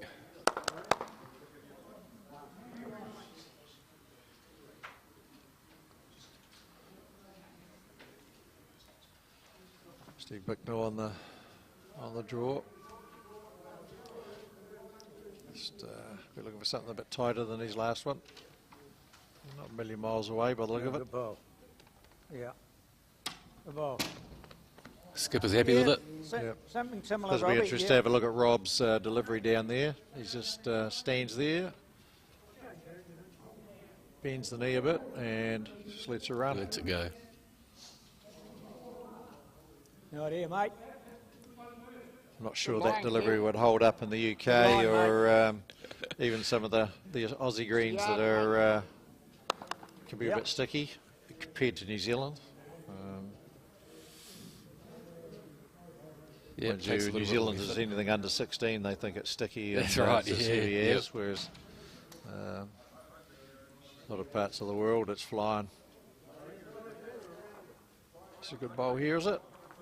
Yeah, great bowl. Brilliant. Steve Bicknell. Trails the jack for 3. I did try and time it out there, and I got about 15 and a half sort of thing. Come in underneath it. I'll bring your own in. Hope you did it to the 27 metres, was it? It's amazing the number of people said they haven't quite got where the measurement is. It's Well played, mate.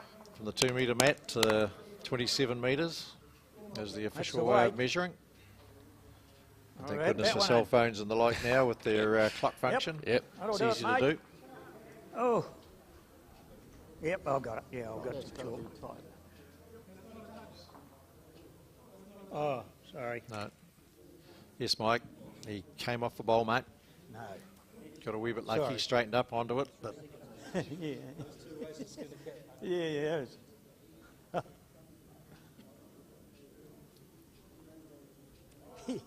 Don't know what I was thinking then. I thought it was a touch, wasn't it? Yeah, you know what I mean? Yeah. Losing it.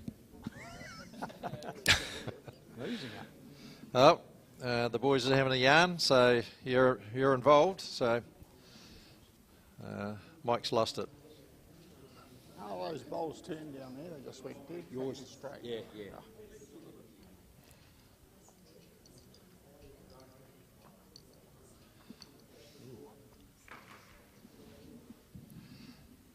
Knowing Morris, he's not the greatest fan of artificial surfaces, but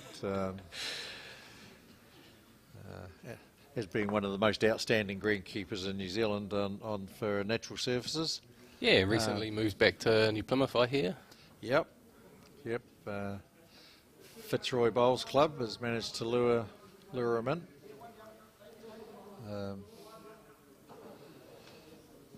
Poss must have had to sell one of his farms to afford Morris, so if you're out there, Possum, hope it didn't cost you too much, brother.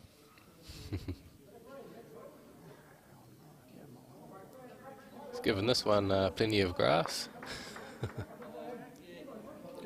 I think that's the second time that bowl's been used on our left here.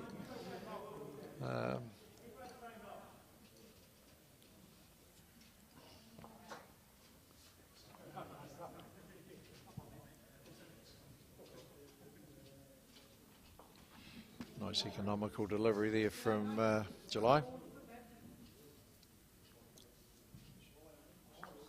Looks to be on a good line. How's the weight? All the way, great bowl. Touch up. Front dock. Well done, July. Good man. That bowl's just on the low side, mate. Must be looking to give his bowl a chance. Jack movement's all good. Still here? Which way is he coming? Has to be the forehand, doesn't it? Yeah, he's probably going to go too quick under those Hold that line shorter ones. close.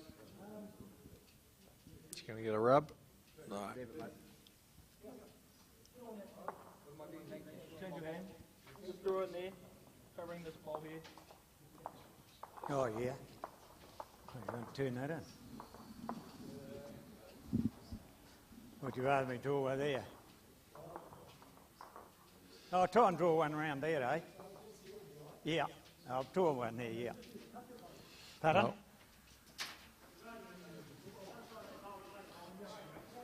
Okay, the Mike's heading back.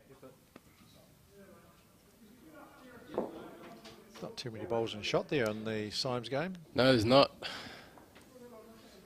few waiting in behind.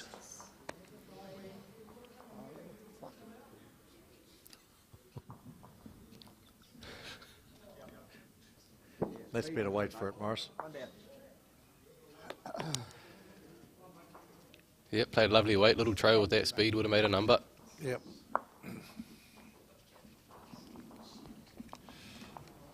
One down, scores 3-5 to 6.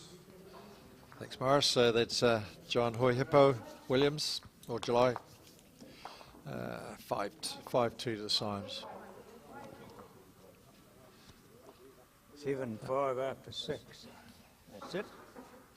Keep the board. Keep everyone happy.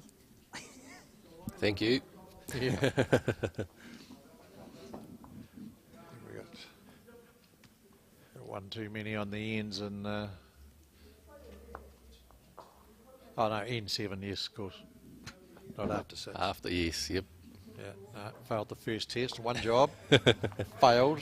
Speaking in riddles. Oh man.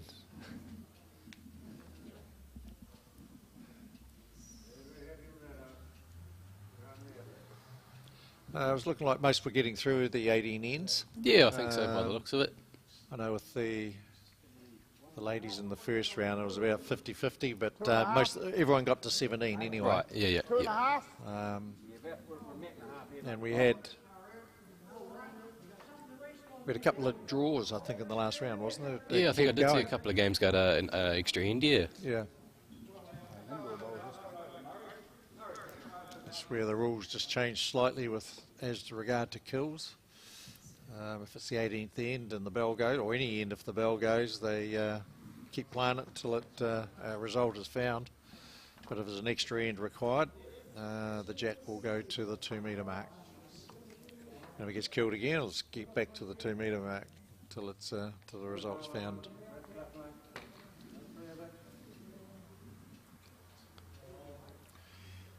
Turn hard, mate.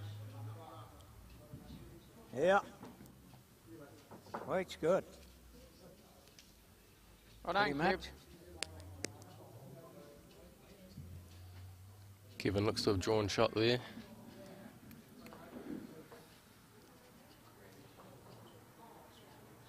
Leighton following him down on the left-handed forehand. Oh. Good effort, though. Yeah. Looks very good effort. And down. Is that far? Very good ball. Just straightened there. You know, it looks as though it was going to pick it up nicely, but yeah, and then it just straightened up. Yeah, trying hard, mate. We're going a bit, though.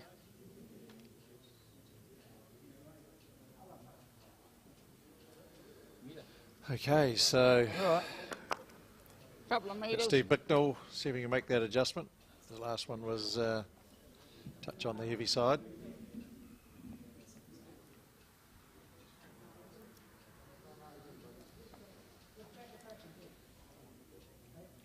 Looks like a better club than the previous ones. There he goes. Did very Just well. grabs it. Great Good ball. Good adjustment. Well done. Well.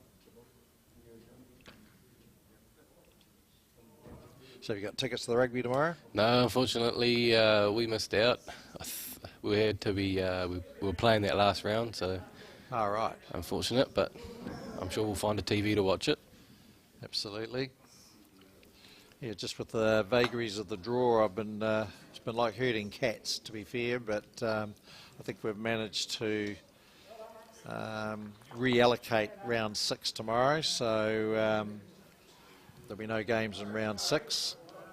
With some of them moving to a round before, or even 2 rounds before, and with 3 games actually going to the first round of the ladies. Well, it's round 4 of the ladies on Saturday, because they've got so many buys in that section, plus a couple of non-results. It's created the opportunity to use other rinks. So certainly from the men's perspective, they're more than happy to take an alternative round to play their game. Yeah, absolutely. They'll all get their 4 games played. However, just when they're going to play them has changed. So if you're following online the draw, certainly the Saturday's rounds 4, 5 and 6 are basically redundant in the main. The TV games in the last 2 rounds 4 and 5 will be pretty much as the draw, I think, at the moment. But there will be no round 6 at 5:20.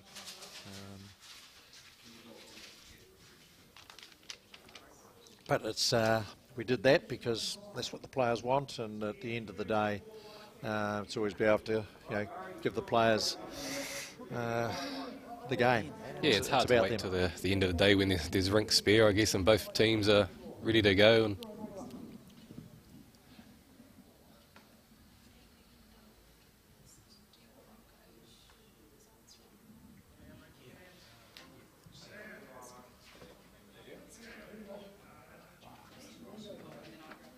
Morris just falling short again. Was on a good track.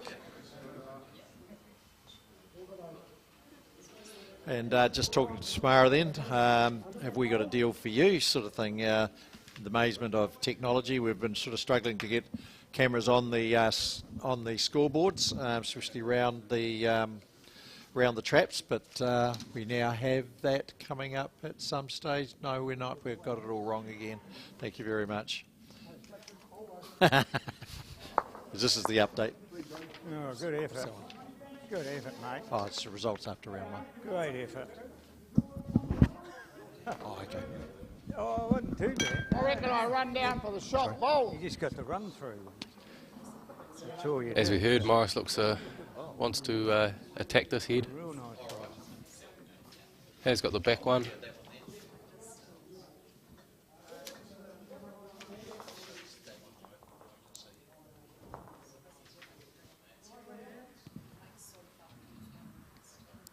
Looks to be in the area, just a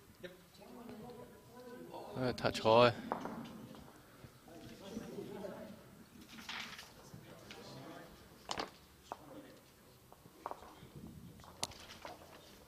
Drops another one. Yeah.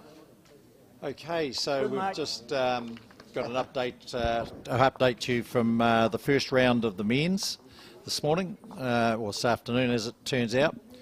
Leith Selby and James William of Carlton Cornwall playing Roger Glendenning and Jared Trevathan of Geraldine. Selby run out the winners there 21-14. In the other games, George Amos and Dave Clark of Invercargill playing Owen Bennett and Murray Wilson. You've seen that on TV. That was 16-13 to Murray Wilson, the local boys. On the other TV rink, you would have noticed that Rob Ashton and Wayne Coleman of Johnsonville ran out the winners 19-8 over Tim Hook and Dean Gilshan from the Takaro Club in the Manawatu. Further down, we had Dennis Brewster and Phil Austin of Horswell get up over Gavin Hamlin and Roger Smeaton 17 shots to 8. John Carruthers and Graham Tredalga on One Tree Point. Going down to my co-host here, Dean Drummond and Murray Glassy, 23 shots to 10. Good win, brother. Good start. Good start. And that's the only one we've got there. So, yeah, thanks for that update tomorrow.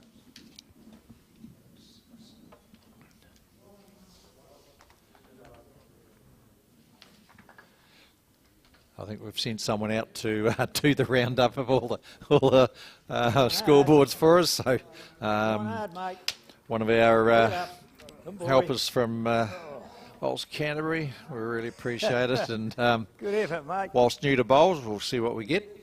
I'm sure it'll be fine. Yep. Erica's been doing a great job for us.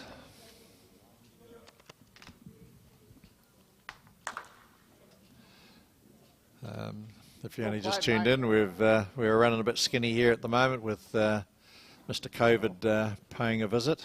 Hey, Martin McKenzie, if you're listening, man, do hope you're feeling better. You certainly sounded crook when we were talking to you yesterday, so touch, all right, mate. Yeah. Keep up the pills and ointment, man. and look forward to getting you back on track with us for the rest of the program, man. Yep, still one down. Kevin's drawn 2 honeys here with his first 2. Well, it's not in your line if you want to play that hand. But don't be wide and hit it in.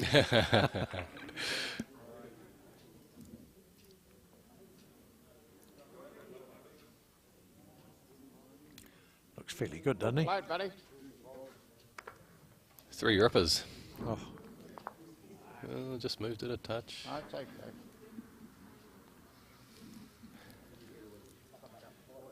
Was.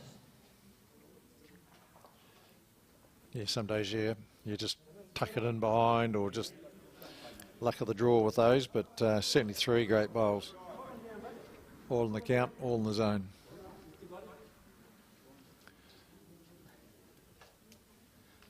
Boys next door.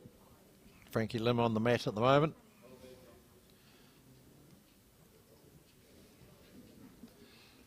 Holding shot with that orange bowl by the look of it.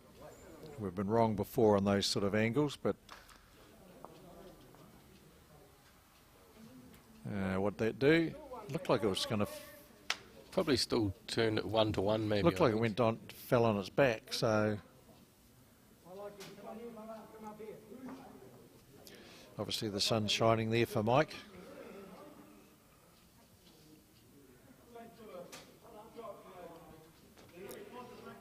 Morris looking to come through the same hole Kevin came through.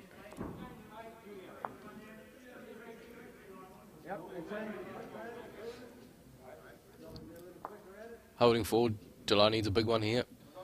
Oh dear.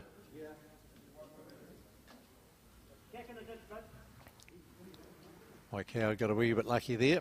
Come in for shot, but doesn't matter how you get him. He's not a million miles away, is he? Right, bowl. Ooh, yes, no, maybe. Great bowl no matter what the result really though, is it? Yep. Frankie Lim got a side cut there and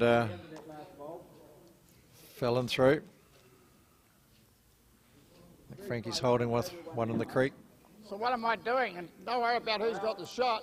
If you get contact onto that with a good yard of weight, that bowl's going to leave the head real straight. Good call. Just whether Morris can play it now. It just doesn't turn with any weight, eh?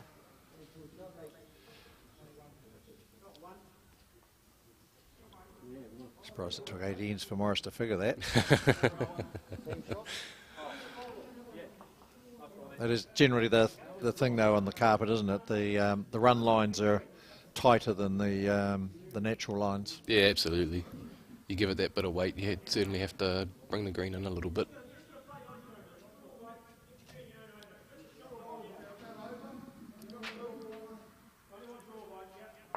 July in the area again if he can get underneath that. Hey, do you ever miss? Oh, yeah.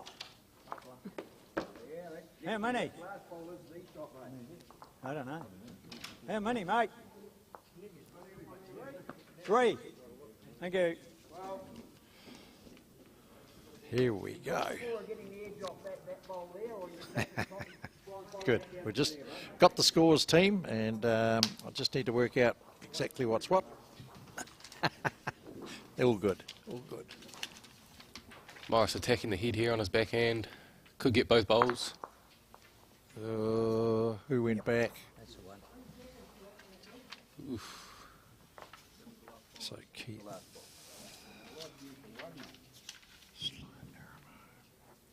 Don't know. What's it look like from up there?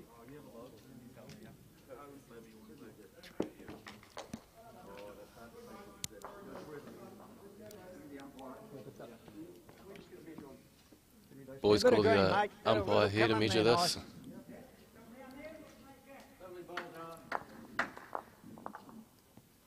Looking from this side, a lot better. Once you stand over, it's quite deceptive when the bowl's in the ditch like that.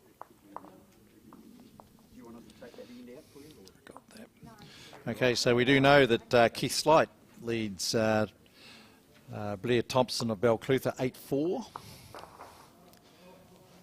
So just bear with me while we work out the rest. That's all good. Tauranga, so that's Lance Tasker. They're up 7-2 against we're about plenty for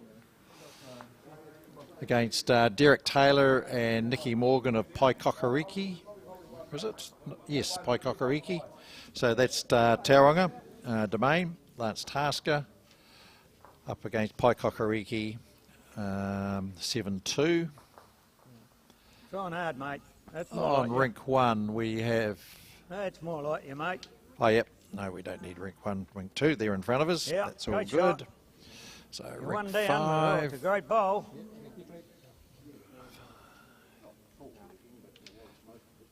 Right, we've... just bear with us, folks. We'll get this figured out.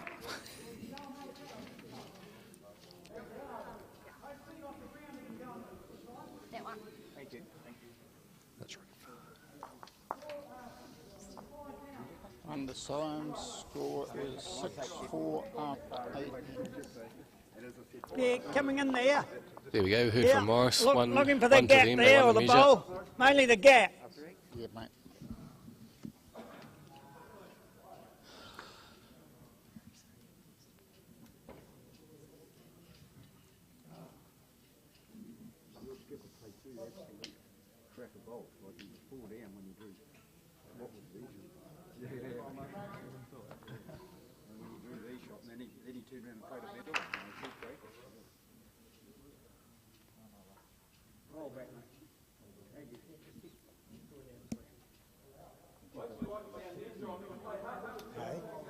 Yeah. You're twisting your arm.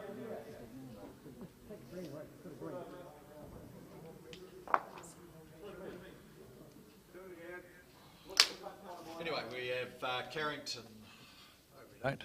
Anyway, we've got Carrington 6-9 down to Wilson of Dunedin. Hallswell carrying on their winning way, 13-1 up against Kiripihi. So we'll just concentrate on these games here.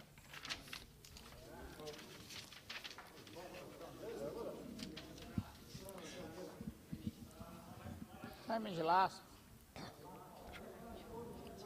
Morris asking for the same bowl from Kevin.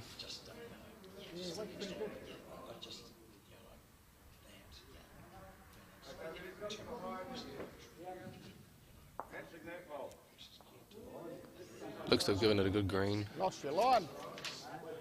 Lost your line.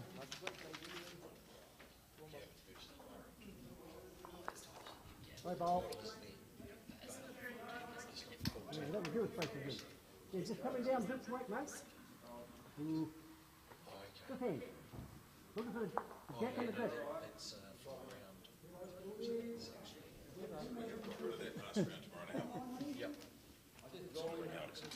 As Lathan draws a ripper. No, you're not going to draw it. The idea is actually hit the bowl and stay, or dip in the ditch. Better line. Frankie being asked to play with weight here on our other rink. That's right. Yeah, no, it's all good. It's all good. No worries at all. Thank you for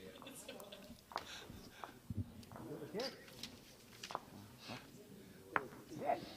Yes, we're getting a wee bit confused because we've got the next round game being played this round, which includes Pat Houlihan, of course, from Clyde.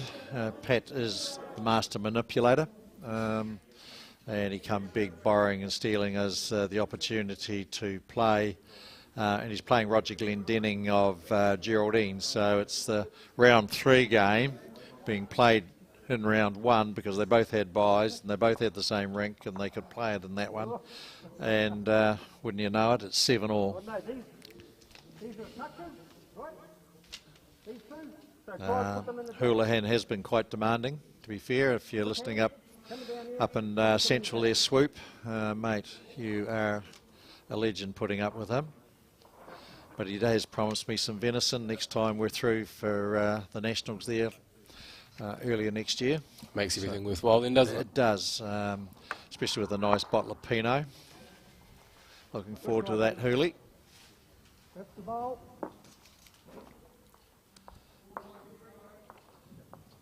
Morris be happy with that. Drawing a shot. Be wondering why Pinky made it look so hard, really. Close, mate. Okay, what's July going to play here? He's going to follow it down by the look of it. Doesn't matter I think I might be inclined to go the other way myself, but chance to use your own bowl.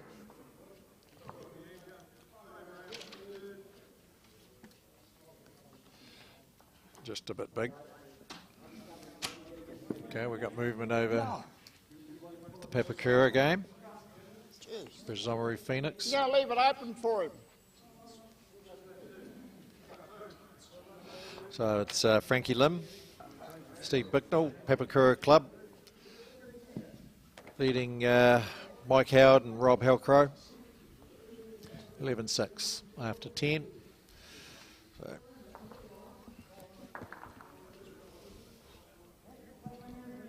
Good lead, isn't it? If they can score the next couple of ends, it sort of breaks the game open a bit. Does. Oh, great shot, Morris. Might have made 3 of that.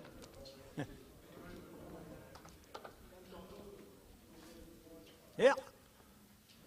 July looking to play the same shot down that backhand. Just a question whether he goes a bit quicker or... Well, he's played the quicker line. He's not a million line, miles mate. away, is he? Good line, mate. Well, that might do Beautiful. it. Yep. That should be right in front of that green bowl. And sandwiched in between those 2 red bowls. That was a good bowl.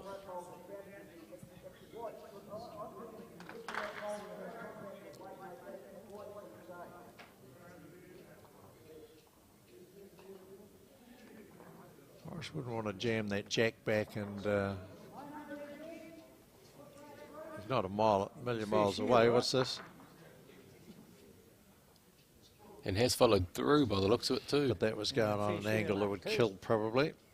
Yep. Good bowl. Good bowl. Yeah, that's better, Robbie. You give it a chance. Good ball, mate. Okay, so we're replaying the ninth well end you. with the Symes July Hohepo Williams game.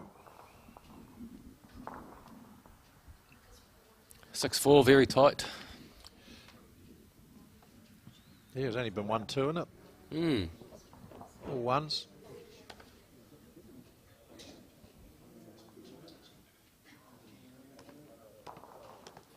Here, you come back in there. Yeah, come in there again, mate. We're going to play a game that was supposed to play at 5:30 tomorrow. We're going to play it at 8 o'clock in the morning, so we can watch the rugby tomorrow. There's Morris, Yeah, so one happy customer. Always thinking. Yep. We're good home, mate. Very good. 20 past 5. Yeah, I think they're going to try and change it for you, so you don't have Fucking Chinese bastard. Due to miss shortly. Hey. Right.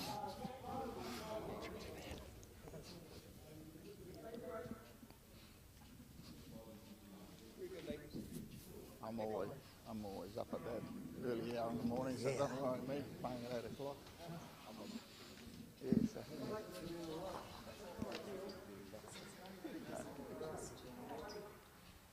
Ball. Yeah. Good ball. Frankie's drawn another good bowl here. Yeah, it's really sun, don't you? Should count, unless I'm fooled by camera angles again. God, any round, no? Come round here. And I have been. Looks like they still hold one. Yep. Like we did say, don't commit to a call you're probably going to get wrong. Yeah, Leighton's off to a pretty good start there. Morris will be just looking for a bowl coming off the reds. Jack, sit the shot bowl. Yeah, with anything over. Plenty of plan Bs, isn't there? Yep. He's not a million miles away. As long as he gets the jack, all of it. It's unlucky, really. Played with great speed, played a great bowl. Yep. If you open the door a bit wider with that bowl, it's would have collected that full, but it's created a target there for Morris. I'm sure he won't be short.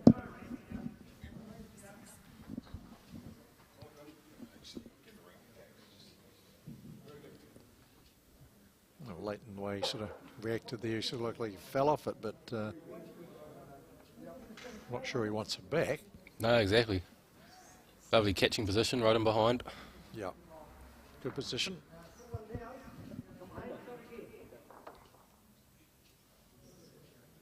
Very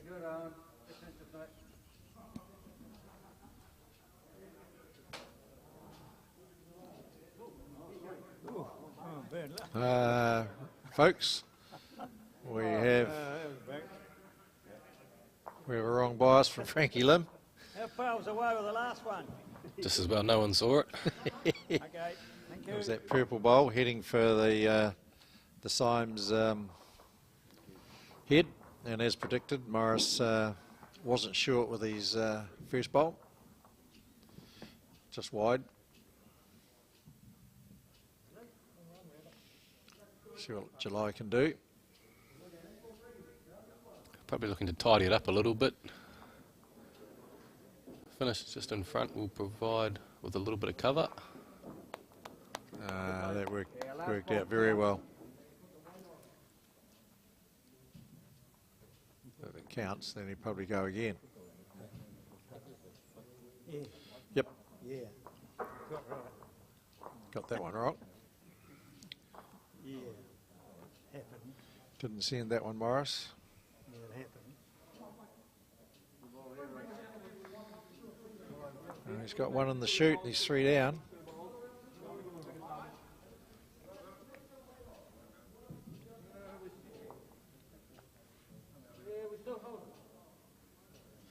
Tikaraka holding 3. July looking to add another one in there. Looks higher.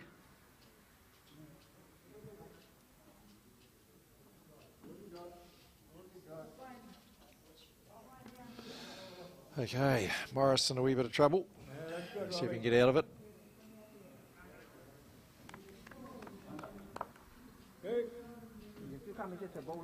Just looking to arrive to the bowls of Leighton there. Okay. Good effort, he gave it a chance. Yep. Oh, this is the B bowl, the bonus. This will be quite huge in the context of the game. Looks like he's got a bit of room.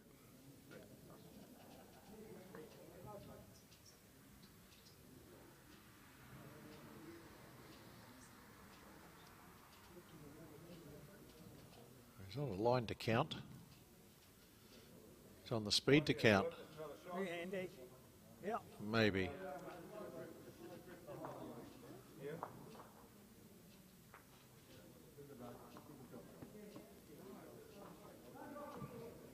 Taking 3 out, looking at the 4th.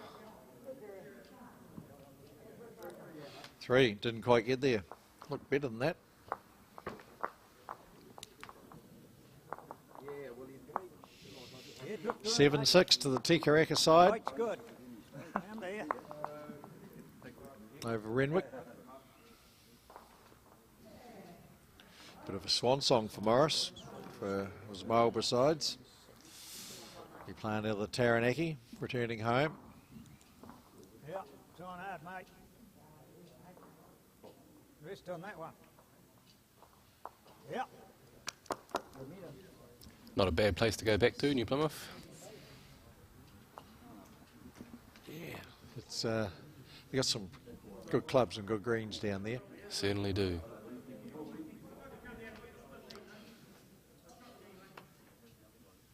For sins, I get to sit on the New Zealand Greenkeepers Association executive, and they recently held a conference down in Southland, outstanding conference. As a non-greenkeeper myself, you learn something, and these guys are magicians with what they do and what they know, and sort of all weed to me, but they certainly know what they're doing. And guys like Morris and that, who've dedicated a significant part of their lives to provide a playing surface that certainly the quickest in the world and some of the smoothest in the world as well. So. Yep, we're all very thankful to them most of the time. Yeah, well, it's generally the best time to ask someone how the green's going after they've won. You don't listen to the losing side in the main.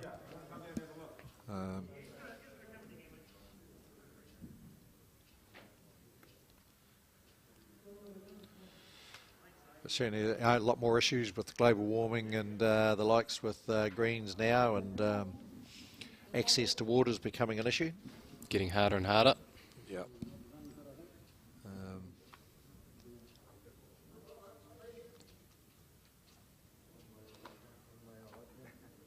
Just travelling a bit there, Leighton.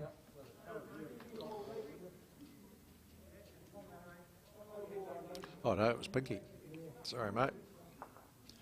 Did you wrong there, Leighton? It was Kevin Greenwood bowl. Bit of room there for Leighton to try and add another one, isn't there? Bit of room for anyone to draw another one in, really. Very good. That's 3, mate. It's interesting on TV, like they look a distance away, and yet they're a lot closer in real time when you're out there watching them. Yep, camera angles certainly confuse a lot, don't they? Come on, mate. Finish it out. Only one down now. Good speed on it. Yeah. Touch wide. Yeah. But as we heard, has cut 2 shots out. Not all bad.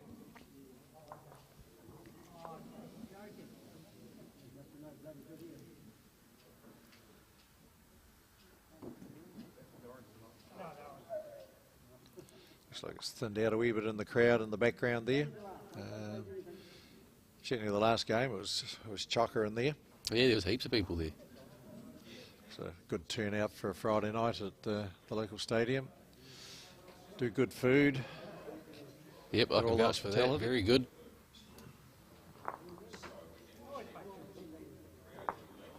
Yes, I managed to find the sausages, eggs and chips. And Blake's feed. Very good.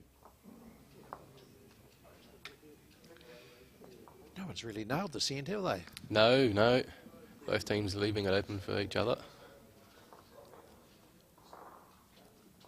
Morris coming down. Looks to be on a tight line.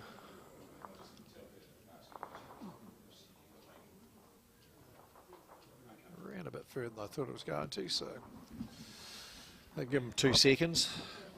Just created some opportunities. How many? 1, 2.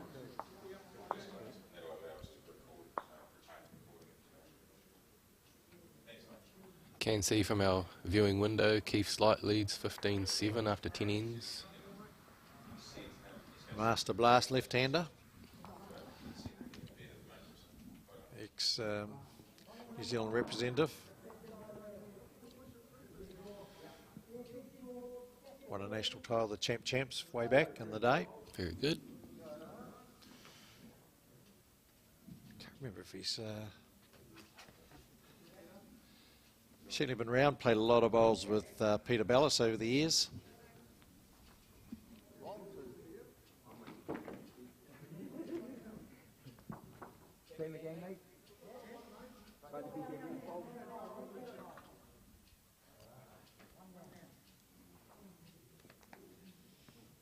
July looking to play the same bowl again and add another one. Yeah, nothing to beat, Robbie. Plenty of room.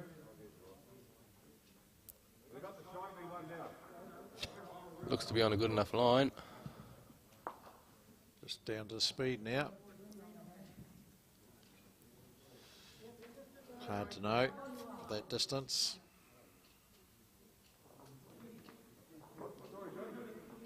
I don't try and draw it, mate. You ain't got to beat yours.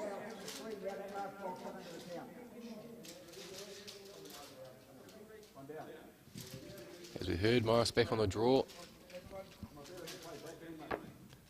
He'll be just looking to, got a couple of feet, looks to be on a reasonable line.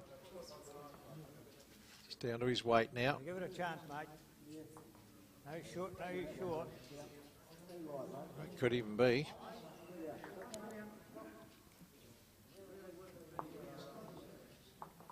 Oh, must have been third shot by the look of that. Yep, 2 to the Gizzy pairing. Moves the score through to 9-6. Well, mate. Very good. Yep. I think so.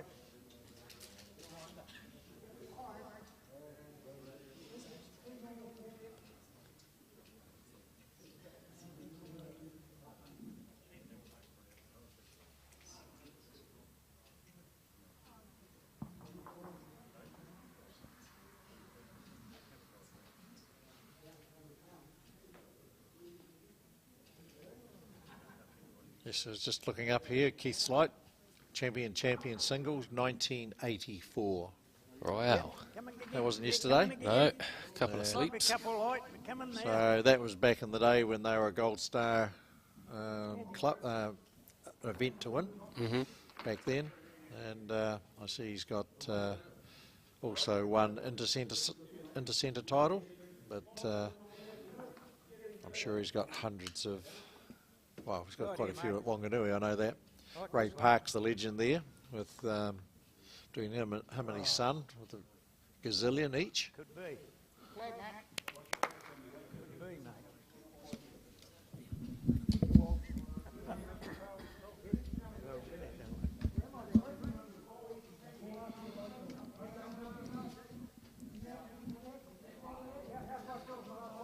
So, a wee bit of a surprise next door with July Huehepo Williams, team from Tikaraka, 9-6 up over Morris Symes. Not sure the bookies would have had that result so far. No, probably not. That's the beauty of these, beauty of our game is that if you're on it, just there, and doesn't matter how good the opposition can be, if it's your day, it's your day. And, Exactly, the game's not played on paper, is it? No. No.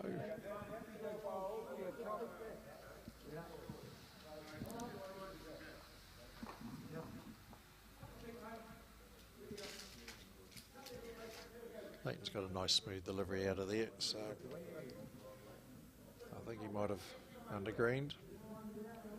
Yep. Yep, just forgot a couple of things with that one.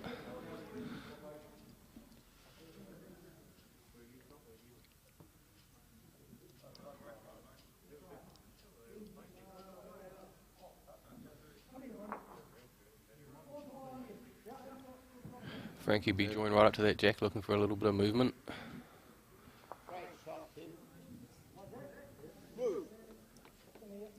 Morris riding that one.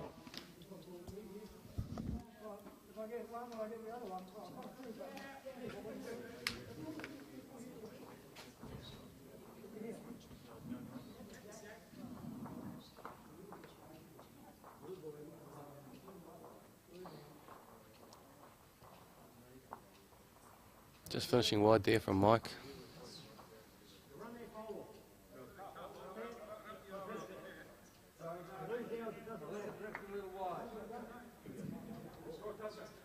Frankie being asked to attack here.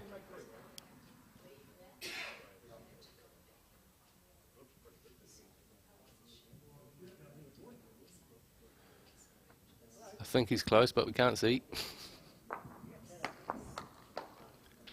Played the ball, great shot. Definitely holding a couple, I think.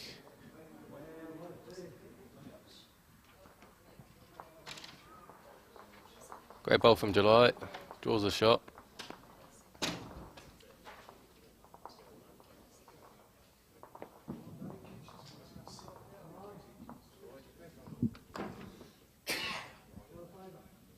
And might put it back. Great bowl. Thank you.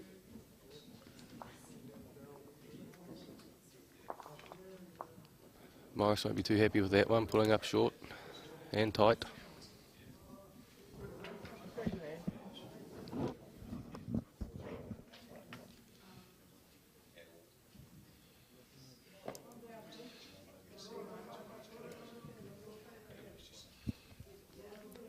July be looking to repeat the same bowl. Will be.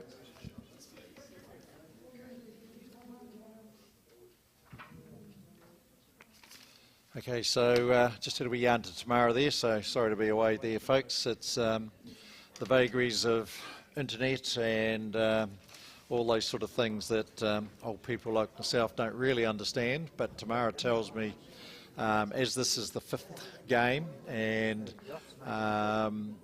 in the 10th hour, we'll be completing this game live, so that's no worries there. But to watch the 6th game and round 3 of the men, you'll need to click out of the current streaming that you're in and go back in via Bowls New Zealand website, Facebook and whatever to catch the 3rd round game tonight, which will feature Leith Selby and James Williams playing, who we got there, Rob Ashton and Wayne Coleman on rink 2, and the Lance Tasker John O'Shea game playing Blair Thompson and Neville Thompson of Balclutha. So, just as a quick reminder, you'll need to click out of this one at the completion of this game and go find us again on Facebook, Bowls New Zealand website, to sort of reconnect. Hopefully that's clear as, but... Ooh, that turned ugly for Morris there. Looks to have pushed a couple of bowls in. Ooh. That's a good break for the Gisborne boys. Move out to 12-6. Sort of an ouch moment. He wasn't that far off target either, No, was he he? wasn't, no. Just caught a slight bit of a bowl up the front. Yeah, whatever. Yeah, you can stay there. Come on, Right. that one. Speaking of Lance Tasker in the next TV game, you can see him wandering up the green there in the yellow. From Tauranga, finding the balmy weather in Dunedin quite good because he's in shorts.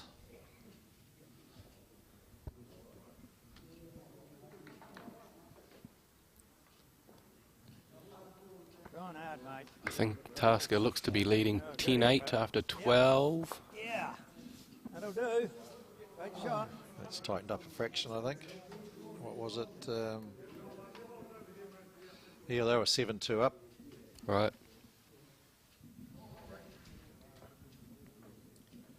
Oh. John O'Shea in shorts as well. We'll be able to get a better look at his haircut and hair dye.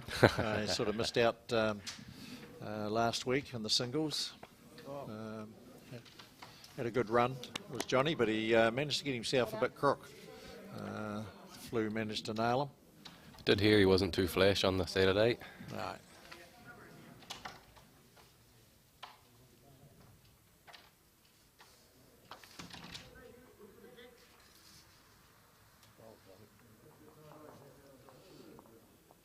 Lovely track from Leighton. Just dropping it short.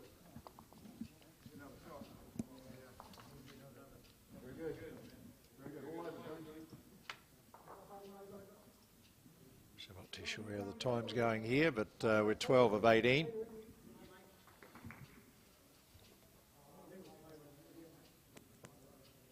Very good, Coop.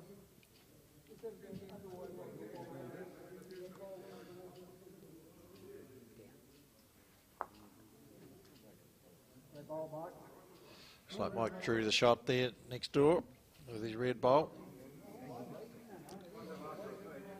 We actually wasn't too sure whether it was red or pink, he told me, so. It's Leighton got here. So we edge and he'll go.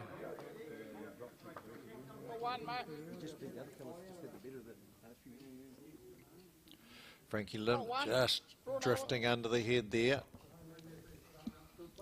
Gave it a chance. Yeah, there's a number to be made there if he can get onto that jack with his next one. Oh yeah. Just have to take your shoes off to count them. That's right. Yeah, Mike's better get back into that pocket to cover that. See if he's doing that. It's the red bowl coming in now. Not sure he's posted that to cover, but let's have a look.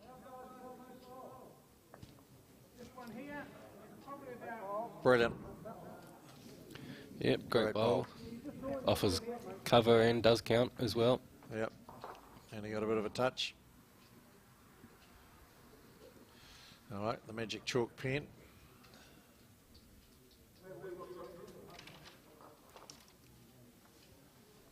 Oh, we didn't have to yell at him. He did move. Not far away. Frankie again. Great bowl. Great bowl.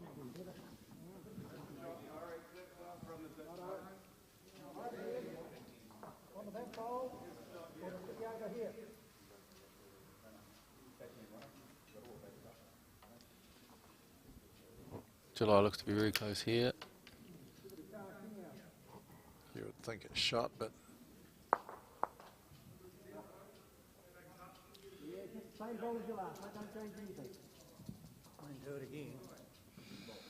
okay, Frankie Lynn looking to add the bonus in, just to make that nice wee break.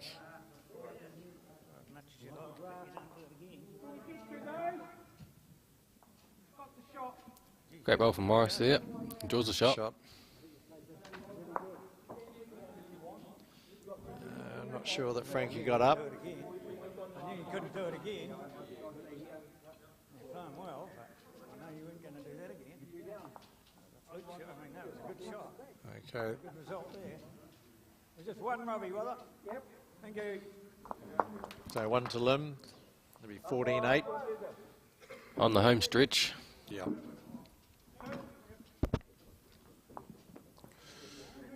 Okay, July's looking to change thing in the head there. Probably playing with good weight. Just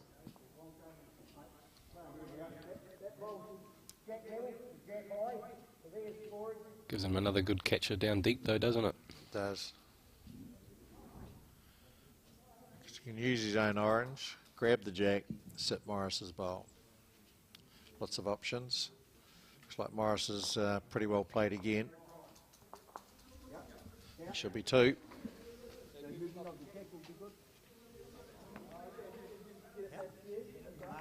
Yeah, that's meter down. Well, Leighton's calling July, playing through with a bit of weight. Looking to grab that jack.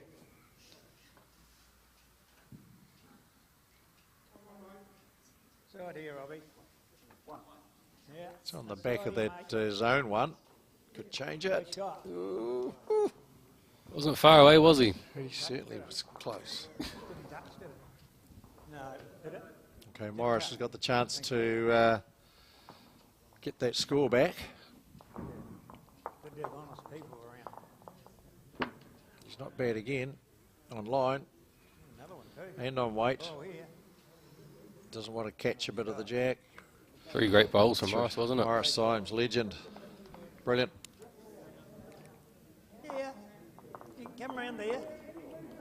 Yeah. Not ideal for the Tikaraka to get that nice break and then give it back the next end, but still holding 3 or 3-shot lead.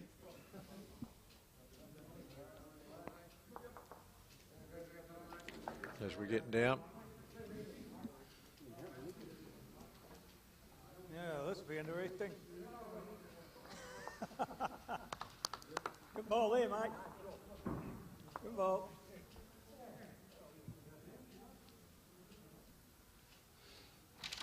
Almost ditch to ditch on the Symes game.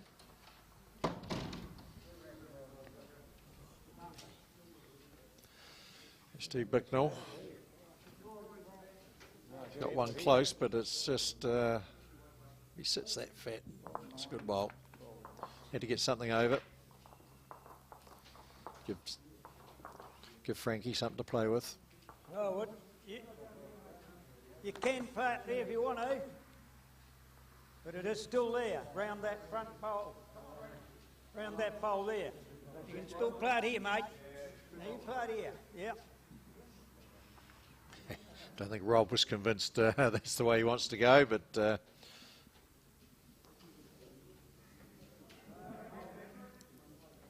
But he's listened. Yep. I think he might have been okay. Well, I'm not going to cut my green. Played it very safe, didn't he? Did he what? Right, Kevin Greenwood on the mat. No, you're right. I'm going to try that. Coming back Certainly towards got a bit nicely of here. Yep. Very good adjustment. Kevy. Right on, mate.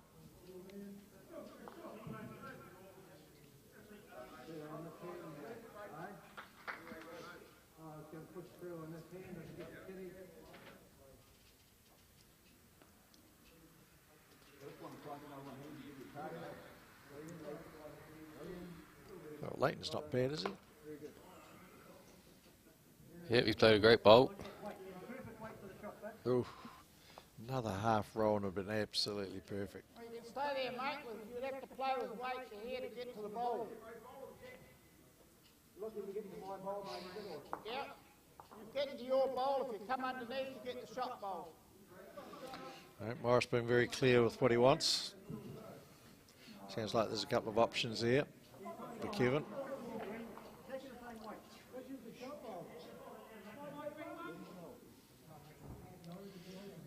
Doesn't look like it.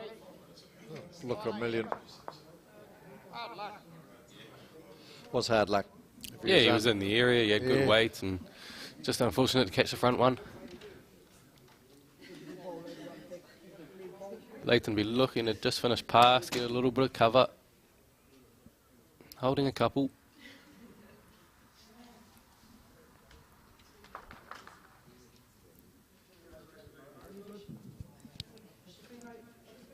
Come on, July. We need you to move cover. Join another one in the back door. Unlucky, aren't I? Ooh. Framed it a bit though for Morris, hasn't Is it? it what? It's just a question of how much weight for Morris. I think blooded runner starting at the slightly at the widest one, and yeah, it surely push you into that pocket. 3 options. Yep, plenty of results to be achieved. Where it goes, mate. He's more fun runny. Weight by the look of that. Yikes. Them both up. I thought he might have been bigger, eh? Yeah. Yeah. Well, July's got to get up and over the hill. Has to really match that last bowl, doesn't Oh, yeah. If he gets deeper than that, yeah, like it forces Morris to try and play with that fancy 08.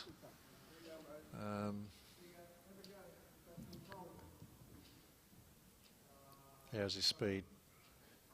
Don't think it is there. Ooh. Well, still on for Okay. Morris.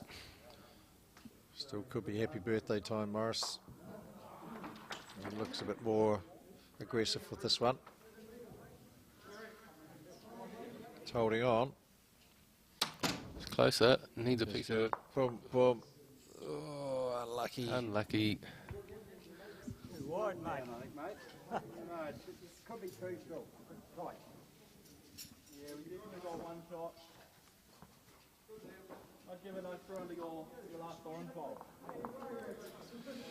Plenty of noise out there. Oh, yeah, no, you play that way and you're just looking to come back here. Leighton asking for some cover. Yeah, they got. Not sure where that other red bowl went. It's not quite in our sight at the moment.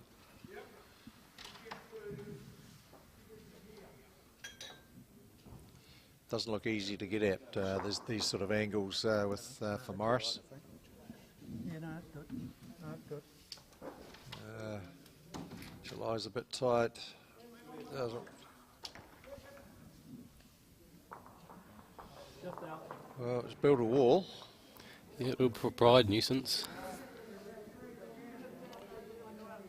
Well, see what Kev says. Mate, I'm 100. It's a tight edge of the second shot. The chances that's the bowl is again. It's that front there. If you can get to me on that hand there, if I turn over, mate, you're scoring. Got the back bowl. There we go. Heard it first hand. Yeah. Yep. Good, mate. Yep. See if Morris can change it.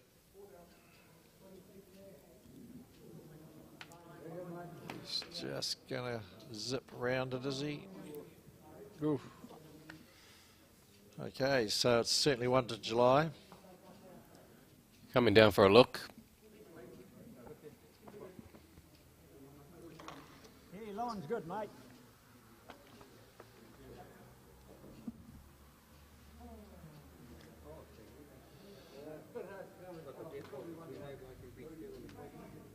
Okay, Rob on the draw.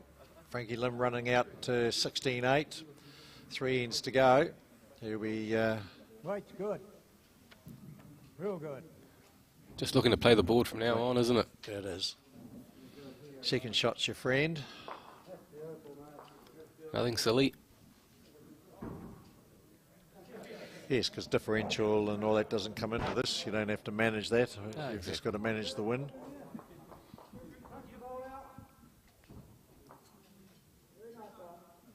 Get back here, Robbie. You come in there, mate. Okay, so we've got July about to deliver his last bowl. Holding 1 in a measure was the call by Kevin Greenwood. He's given it some air.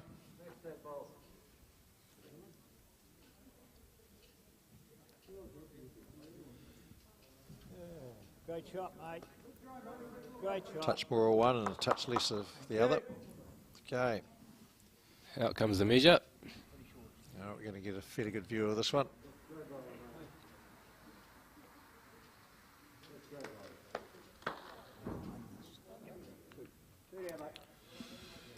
Okie dokie. 2 it is. Moves July out to 15 to 9. 14 rather.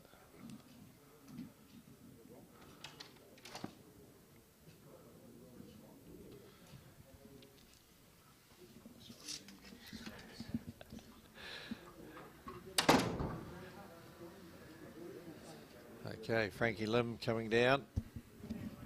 Ooh, just walked past. A good weight to catch that green bowl. The 2 scoreboards I can see out the window. Keith slightly 18-11 after 14. And looks like Lance Task is now 10 all after 14 ends. All right.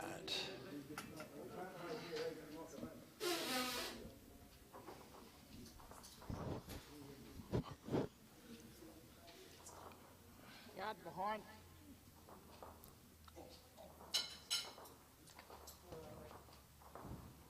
I just wonder how you get in those schools.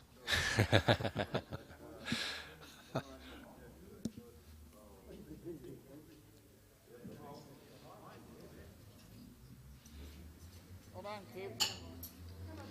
It's that Tauranga side with Lance Tasker and John O'Shea. He'll be one of the short-priced favourites for the event. Lance Tasker, holder of the Bowls New Zealand Gold Star, 5 national titles. 3 with Peter Ballas, and 2 with the late great Sid Giddy, Morris Hickey, and Kevin Maxfield. They won 2 years in a row out of the old Mount Club. Very good.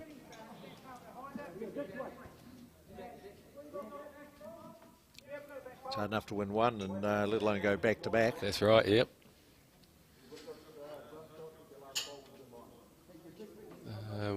One of those Peter Ballas ones, he knocked us out in the semis, I think it was, in New Plymouth. Oh, okay. with Richard Gervin and Blake Signal. Yep. Who was leading that one? Richard. Oh, Lance. Yes, Lance was yeah, it, yeah. that's the one. Because I think they won the year before, or a couple of years before, with Danny O'Connor somewhere in the mix Right, there, yep. instead of Blake. And that gave Dan the Man his 10th national title. Had the pleasure to play with him when I won my first. Awesome. Back in 05, and with Gervo and Dan O'Connor and the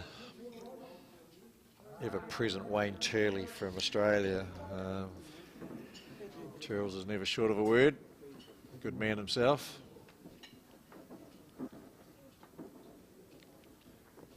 Looks like Frankie Lim dropped a number there. So, Lock dropped a 3 by the look of that. 16-11. Let's tighten things up a bit. 3 ends to go. Five in front.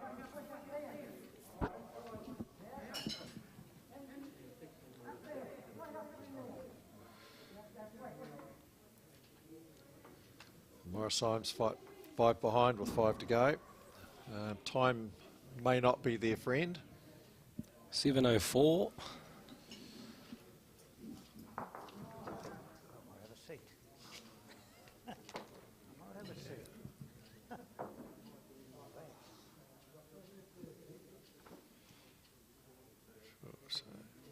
Could be 15, 20 minutes going by our timings.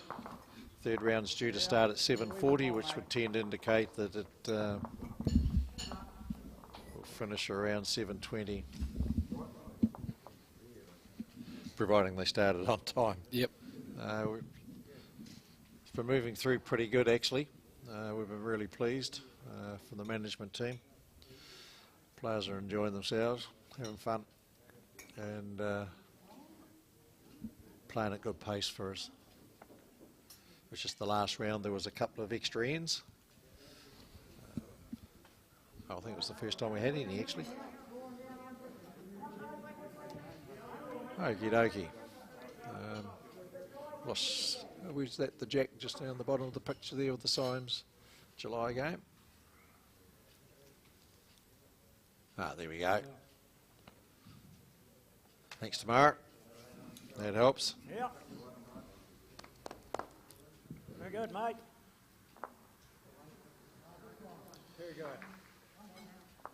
Morris holding at least 1. Measure for that second, just with those angles, not game to think. M. Symes looking like he's just drawn another one.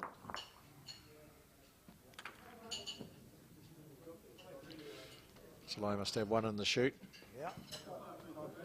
Yeah. Reach here, be nice. Come on, foot will be good, mate. Could see nice positive weight here, looking for a little bit of disturbance.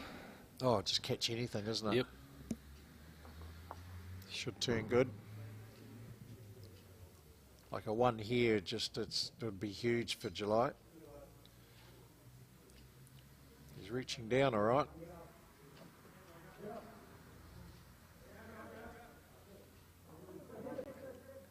Yikes! Oh.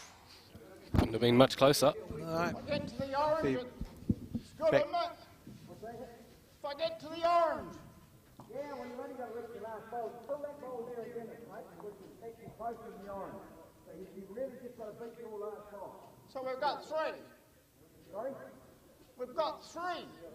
No, we have 2. If I get to the orange, how many do I make? 2. 2, Morris. If you get the orange, you're still only have 2, mate. You've really just got to get to those 3 balls there.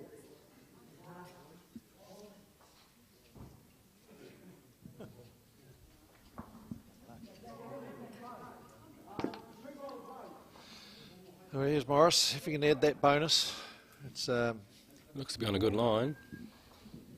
And good speed. Great bowl. Brilliant. That closes the game up a bit.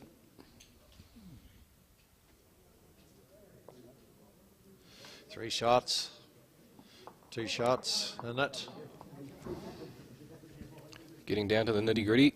Yeah, they were, well, actually 3 bombs for Morris. He was obviously just under with his first and the next 2.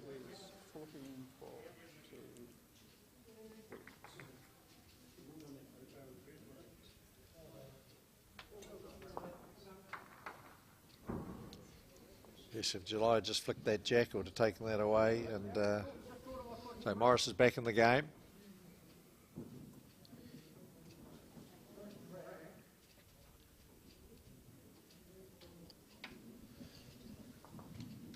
Okay, we've got Frankie Lim holding 1. With this purple ball coming down. There's 2 screens there at one stage. Starter, Mark. Great opener. Kevin Greenwood. What a bomb. Can't get any better, can it? Nah. Just when you're 2 behind. A couple of 3 ends to go.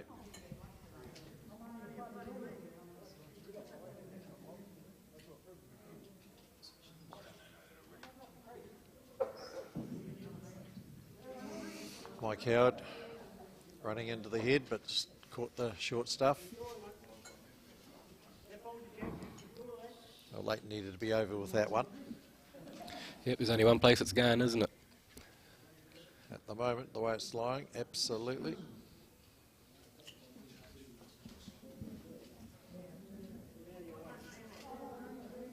What's Kevin done here? Oops. Frankie Lim just drawn a honey.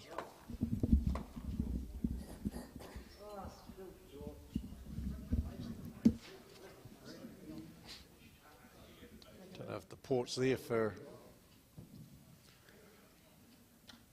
Mike Howard.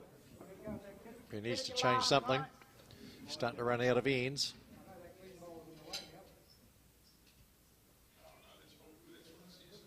Yep, you'd almost say this is it, really.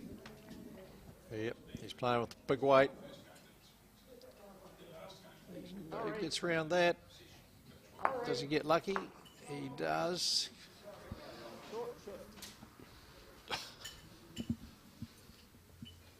Morris was not happy with that. No, he wasn't. Like we said, I can't see the jack going forward. Yep. Just be interested how wide a berth Kevin takes of Morris. Probably doing a move Gibbons. Move's great. You know, if he puts 2 good bowls down, he comes wandering right around the green to talk to you up the other end. If he puts in a couple of shockers, he's sitting on the side of the rink coming nowhere near you. So if you're listening, move from Tapuki. Hope you're well, man. Look forward to catching up for a lemonade soon, man.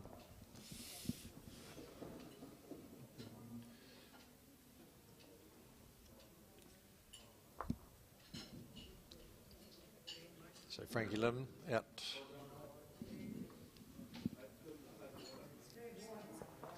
So 17-11, I think.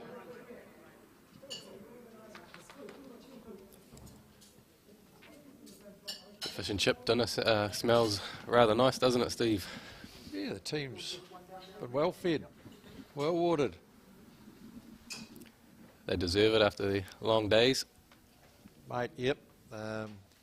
Like the team's here at 7 in the morning and just going through all the paces, all the setup, and they are quite long days. And you sort of got to eat and drink on the run, very much so. Bowl went low last time. Good effort from July there. Gave the bowler a chance. Disturbance on the red bowl and the jack should have popped back. With that sort of weight, it's going back to a good home for them.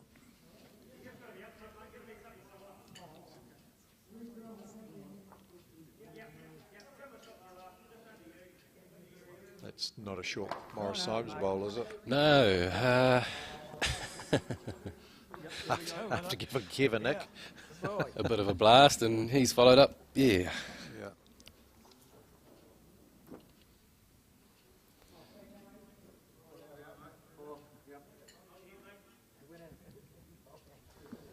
Looks like he's playing with purpose.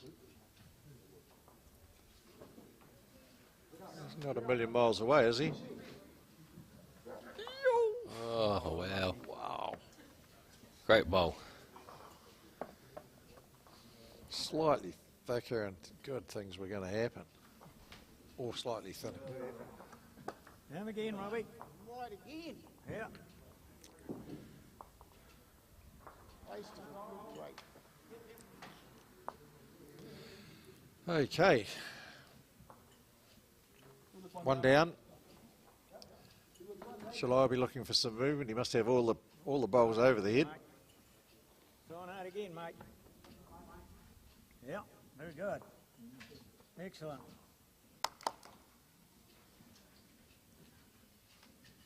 Steve Bicknell just drawn another shot for Frank. No, it wasn't. It was Rob Helkin drawing for Mike Howard.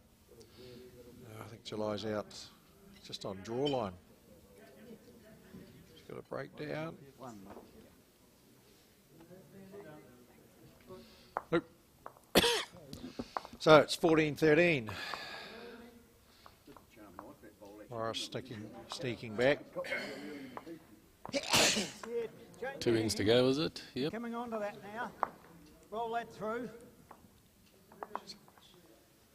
3 to go. 3 to go. 3 to go. 1 up. 1 behind. Depends who you're supporting.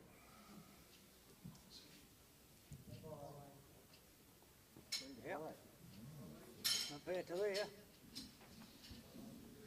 Steve Bicknell just scored a great shot, but Oh, great ball, Robbie. Great shot. so Robbie Alcote, it's drawn shot for Mike Howard. Possibly turned it into 3. Yeah, 1 down to 3 up. Big swing. Really needs a 3 minimum. Exactly, yep. Don't want to leave yourself too much work on that last end. Yeah. It's a pretty hard chase. The target looks fairly wide. It'll be interesting what Frankie does. He's generally not too shy about having a flick.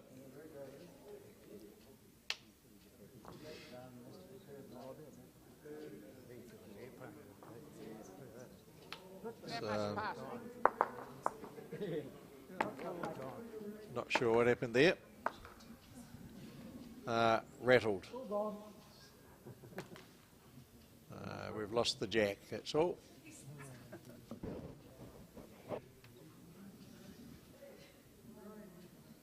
Mike Howard giving himself a double teapot as he watches on. Yard, mate. He's breaking in. An end-on shot from that one. Let's see where we've lost the jack.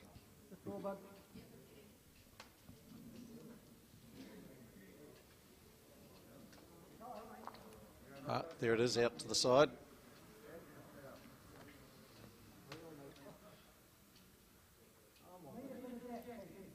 Here's Frankie breaking into the head now. He's grabbed enough of it, surely, for shot. Now the road, July. Did see Leighton draw the shot on that rink before we were blocked. There we go. Yeah.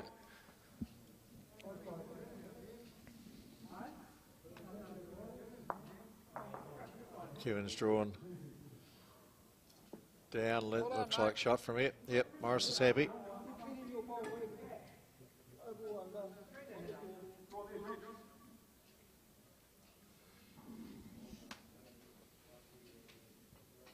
Thanks, team. July's had a... Forgotten the cameras were there. Yep. He's interested in what's happening. Not so interested now.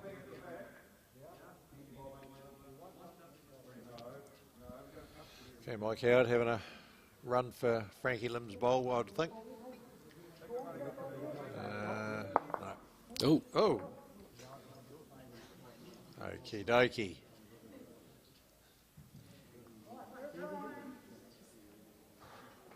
Might have killed it. Might have. Got lucky. Yeah, a bit of a fortunate result, wasn't it? Off a short bowl. Go on, tell us, Mike.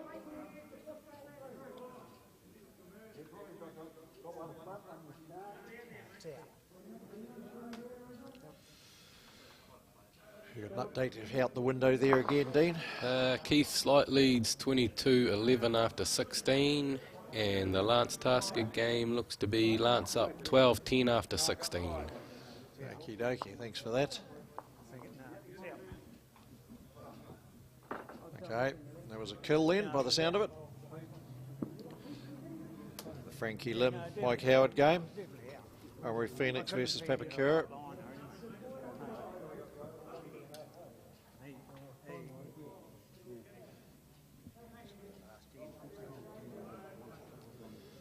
Okay, July. Not sure what he's up or down. I think Morris was fairly happy, so tend to favour the red bowl.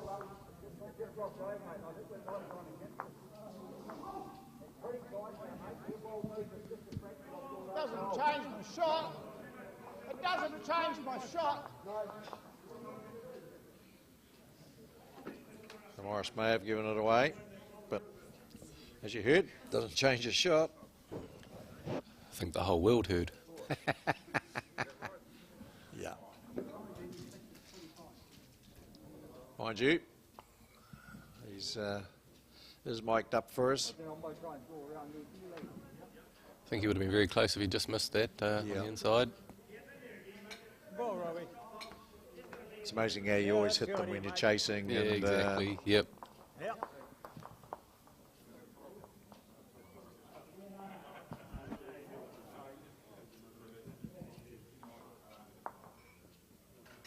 This breaks back. It's not far away. Not far away. Good effort, July. Good effort, mate.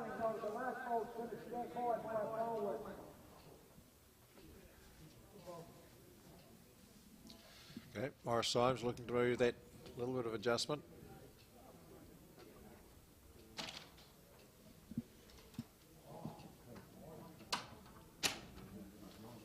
Try, mate.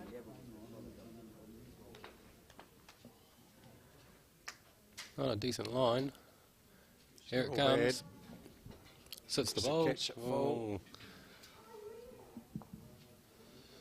Oh, we don't know who's got shot.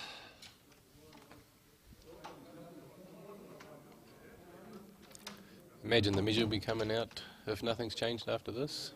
Yeah. Yep. On me again, mate. Yep. Hold on.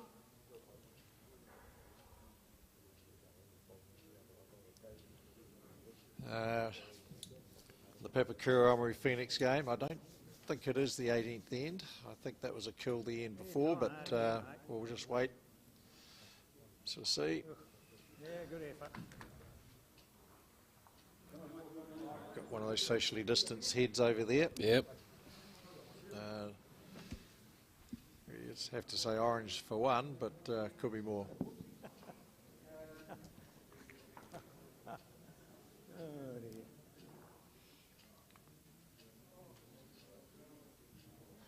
And the way Mike's giggling, doesn't sound good for him.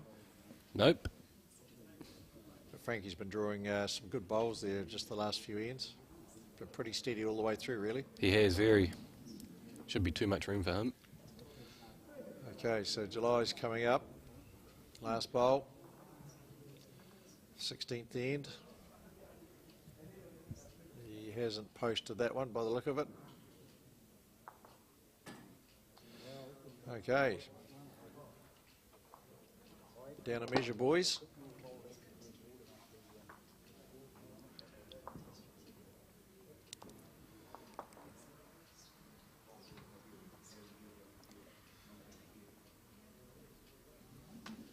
You find the measures sort of slip a wee bit on the carpet when you... Yeah, they certainly do, don't they? They just skid a bit on the floor.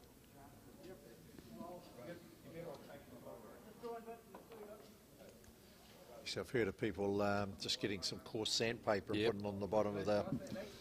Just to stop, yep. Umpire's been called. We haven't had too much in the way of umpires.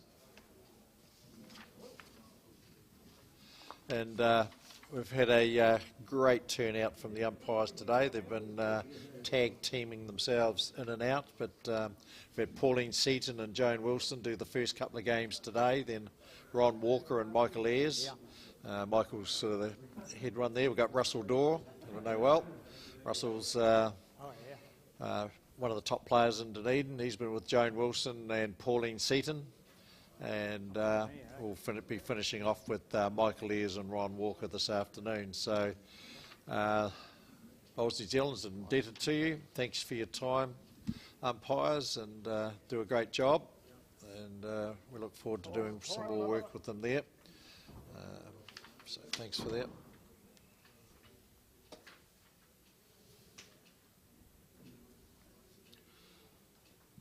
Wonder White. So it should tie it right up. 14, 14, doing out there. So 2 ends to go, and she's all tied up, 14 all. Could have saved us all a lot of bother and just played 2 ends. 2 end shootout would have done it. Yep.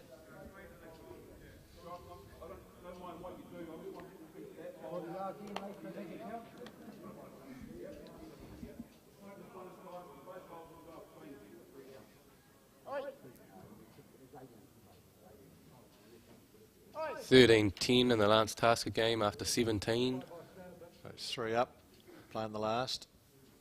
So Slidey was well in front. Yep, that game's been called. So it was Keith's first game, so off to a start. And from memory, I think we might play them next. Okie dokie, let's have a look. Rank 4. You do. You do. Oh, we'll be able to keep an eye on you. Oh, no, you. Whoever's here. Yep, rank 4. We'll be able to keep an eye on you. As the bell goes. If they couldn't quite get that last end done. Okay, so it's a 1 end shootout here now. That's a pretty good start from Leighton. Yep. Game on.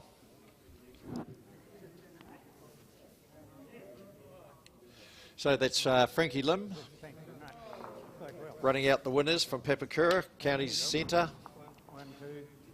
Him and Steve Bicknell. Well done, boys. Beating Mike Howard and Rob Halcrow from Oamaru Phoenix.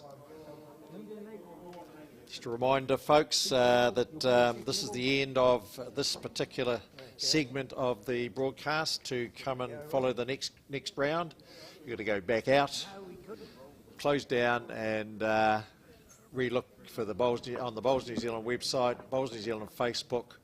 We'll give you all the instructions and bits and pieces to watch the last round. It's all too technical for me, but they tell me it's all to do with time and how much space and all that sort of thing. So obviously we didn't pay our bills or something, or should have bought a bigger package, but so I'm sure you'll get it all figured. Okay. Kevin Greenwood, last bowl. It's on a good line towards the jack here. Oh, we got it. Gets enough of it. Yep, Morris is happy.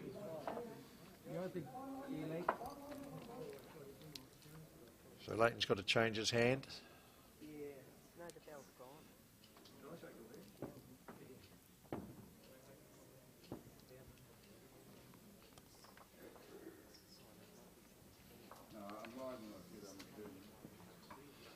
He looks a bit tight, but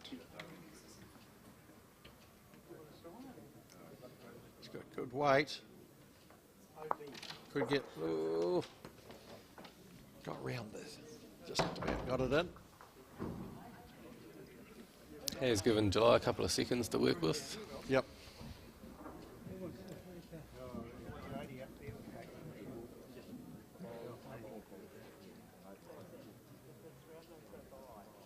Well, the rest of the green looks pretty clear, so this is the only game left.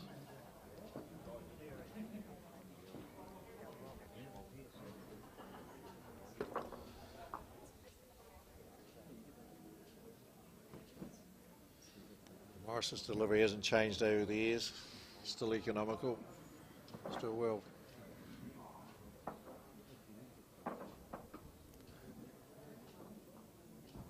Like we said earlier, the aim is to just try and do the same thing every time. That is a very good bowl. Yep, that helps a lot, doesn't it? Yep. Well, July's just got to be ditch weight on picking. Yeah. Give the bowler a chance at either of them. Yep. Jack's obviously best. Yep.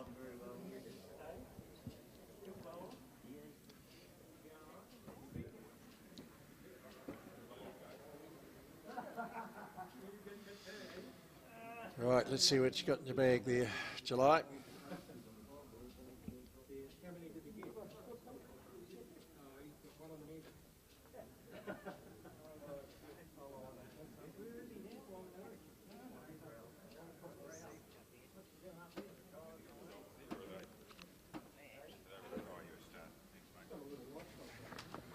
Oh, I've got a couple already.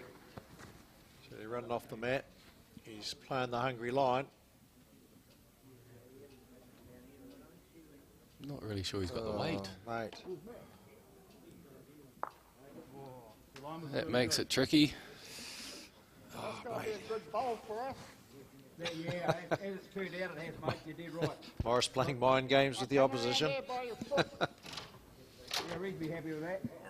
There's good.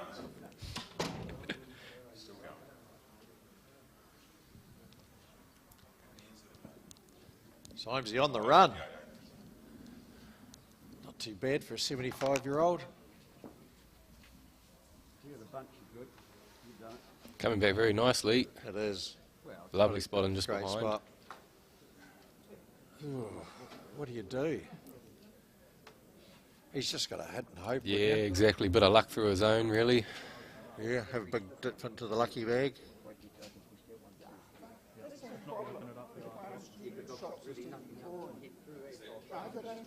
It's a forehand runner, surely.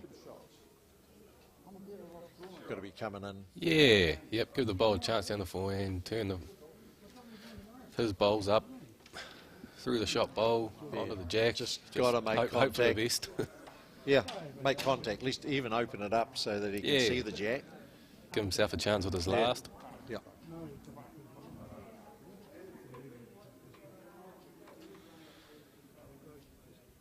As suggested, he looks to be on the forehand.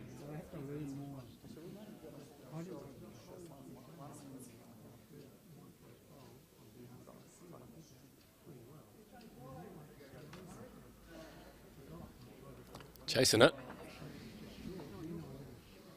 High, isn't he?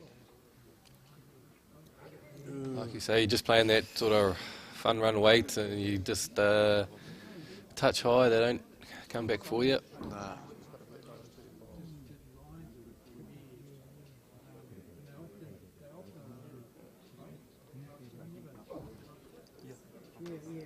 Makes it hard for his last one. It does.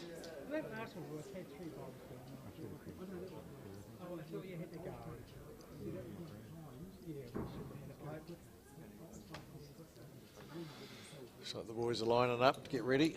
Going to have to rush off to this and give them their stickers, and don't stand in front of the screen, the TV cameras. Anywhere over the top, I would think, for Morris. You'll be happy.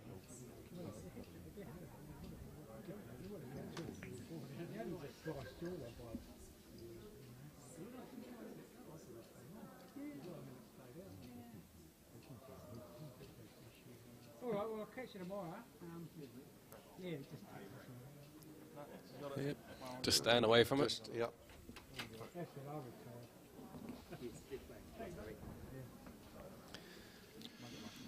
Right, one bowl left. It's been a good effort from the Tikaraka boys, regardless of what happened here.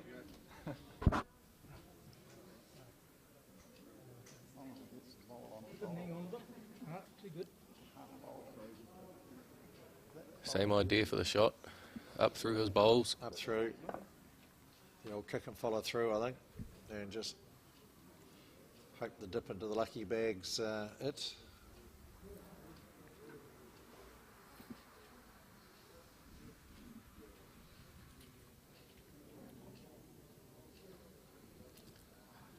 Certainly chased it off the mat again. He's going to have to get real lucky. No, that's it. Morris Symes runs out the winner from the Renwick Club in Marlborough. August and July, goodness gracious, Morris. So thanks to the Tikaraka boys. Thank you, Dean Drummond, for your help, mate, and all the best for the next game there. Cheers, and, thank you very much for having me. Thank you, Ball boys. Thank you, ladies in the kitchen. So just remember, folks, if you want to watch the next round, log out and log back in again via Bowls New Zealand website or Facebook page. Thanks very much, team. See you soon.